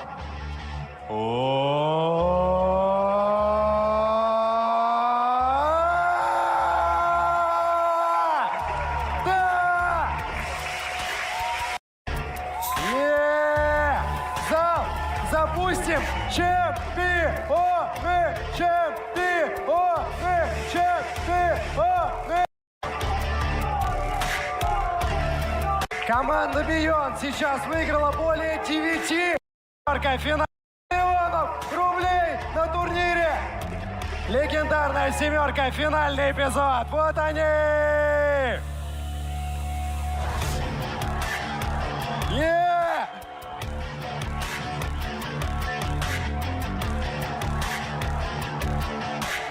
Ребят, я вас поздравляю. Зал, еще разочек пошумим команде Beyond! Спасибо. Мое награждение в аналитике по поводу наших финалистов и вообще финалистов. Браво, давайте похлопаем. Это потрясающе. Да. Кайф, кайф, кайф. Эмоции вы видели сами. Вы сцену целый. Надо бы ниже опустить камеру. Ваня там готов был съесть этот кубок, по его лицу было написано. Вот это Хорошо. просто кайф. Это супер, это прям огонь, огонь, огонь. 1 498 000. Это общий.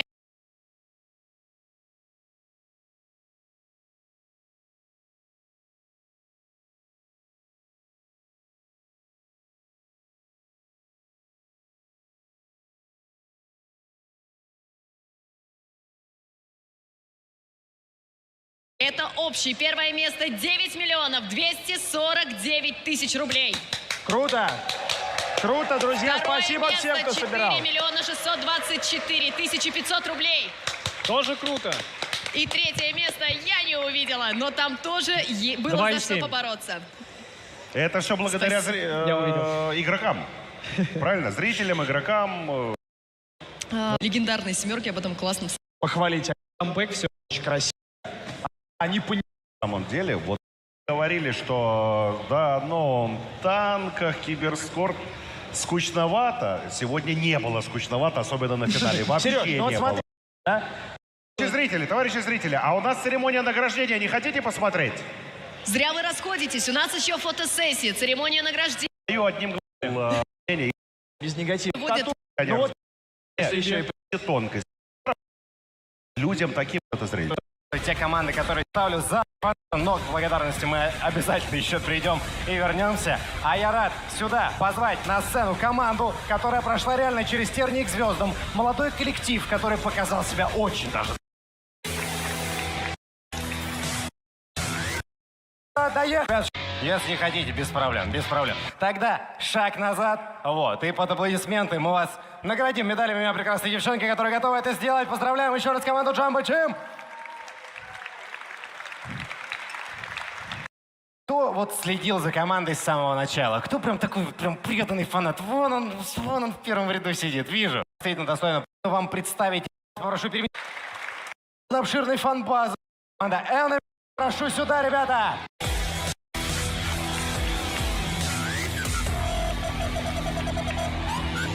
Фанаты!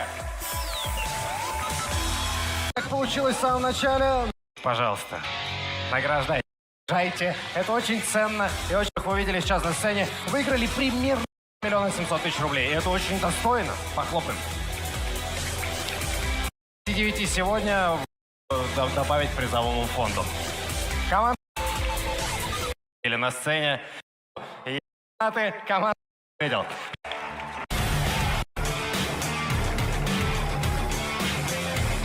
Ребята просто сделали сенсацию на нашем турнире. Реально показали что-то невероятное на стаге. Это было круто. Это настоящий киберспорт. Секунду. Подождите секунду. Я что-то решил спонтанно, есть у меня желание. Ребят, сейчас, наверное, к тебе вопрос. Держи. Вопрос следующий. Какие планы дальше? Вот после вот этого турнира. Во-первых, эмоционально, как вот можешь описать сегодняшний день, а потом спрошу, какие планы дальше? Эмоции на конец дня, конечно, смешанные, потому что и день был долгий, и матчи были очень тяжелые, и все-таки проиграли финал, это не очень хорошо. Но я думаю, не все сразу, все-таки мы поменяли половину состава, и вообще надежда на то, что мы в финал зайдем, не такая уж была прямая, как вот это получилось по итогу. Но какие планы? Дальше играть, дальше тренироваться, занять первое место. Болельщиков уже будет как минимум, хотя бы они будут. Чат, Или будет подтвердите, больше. зал, подтвердите! Красавчики, молодцом, молодцом. Девчонки, аплодирую за сегодняшний турнир. И это было мега, правда мега. Мы как будто и ждали, а они сделали. Сегодня было не так. И другой, правда? И со зрителями в том числе. И это очень круто вас здесь всех видеть. Вы настоящие, вы не просто никнеймы в чате, это очень круто. И вот турнира. Это последний навсегда. Видите, кому...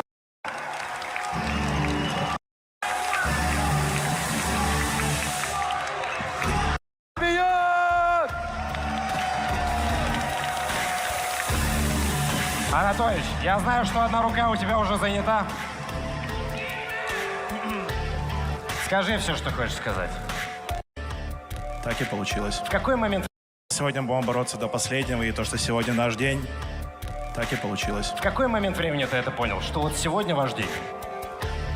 Да заранее такое было предчувствие еще до турнира. За завтраком...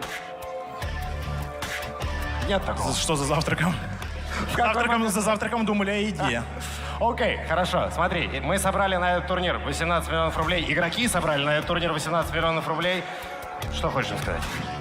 Только одно. Огромное вам спасибо. Мы вас любим. Огромное всем спасибо за поддержку. И дальше только лучше. Дальше будет гораздо круче. Ноль сомнений, ноль сомнений. Анатолий, спасибо тебе большое. Спасибо, ребят. Команда Beyond! Заслуженные первые медали.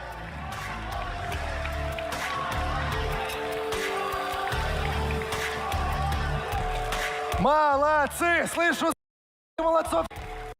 И скажу, здесь они игрокам Мир Танков, которые рублей призываю вам. Спасибо, что играем. Спасибо блогерам, которые освещали турнир на всех стадиях. Спасибо тем, кто пришел на лан-финал. Вам отдельное спасибо. Спасибо, что создавали атмосферу. То, что организовывают и организовали этот турнир, и не в первый раз создают нам такой праздник киберспорта. Единственное, что я вот смотрю наверх, когда я это говорю, им плохо слышно там. Можем мы запустить одну кричалочку? Прокричим «Мир танков» несколько раз. Можем? Давайте, чат. Мир танков! Мир танков! Мир танков! Мир спорта! Тише, крути то, что вы надо с своими турами показывать на этой... Олен, объясни симпатию. Реальные красавцы. Спорта. Не забывайте аплодировать, ребята. Вот прям осталось совсем немного от мероприятия. Нужно себе похлопать в первом физкультурном и выступлении. Спасибо за...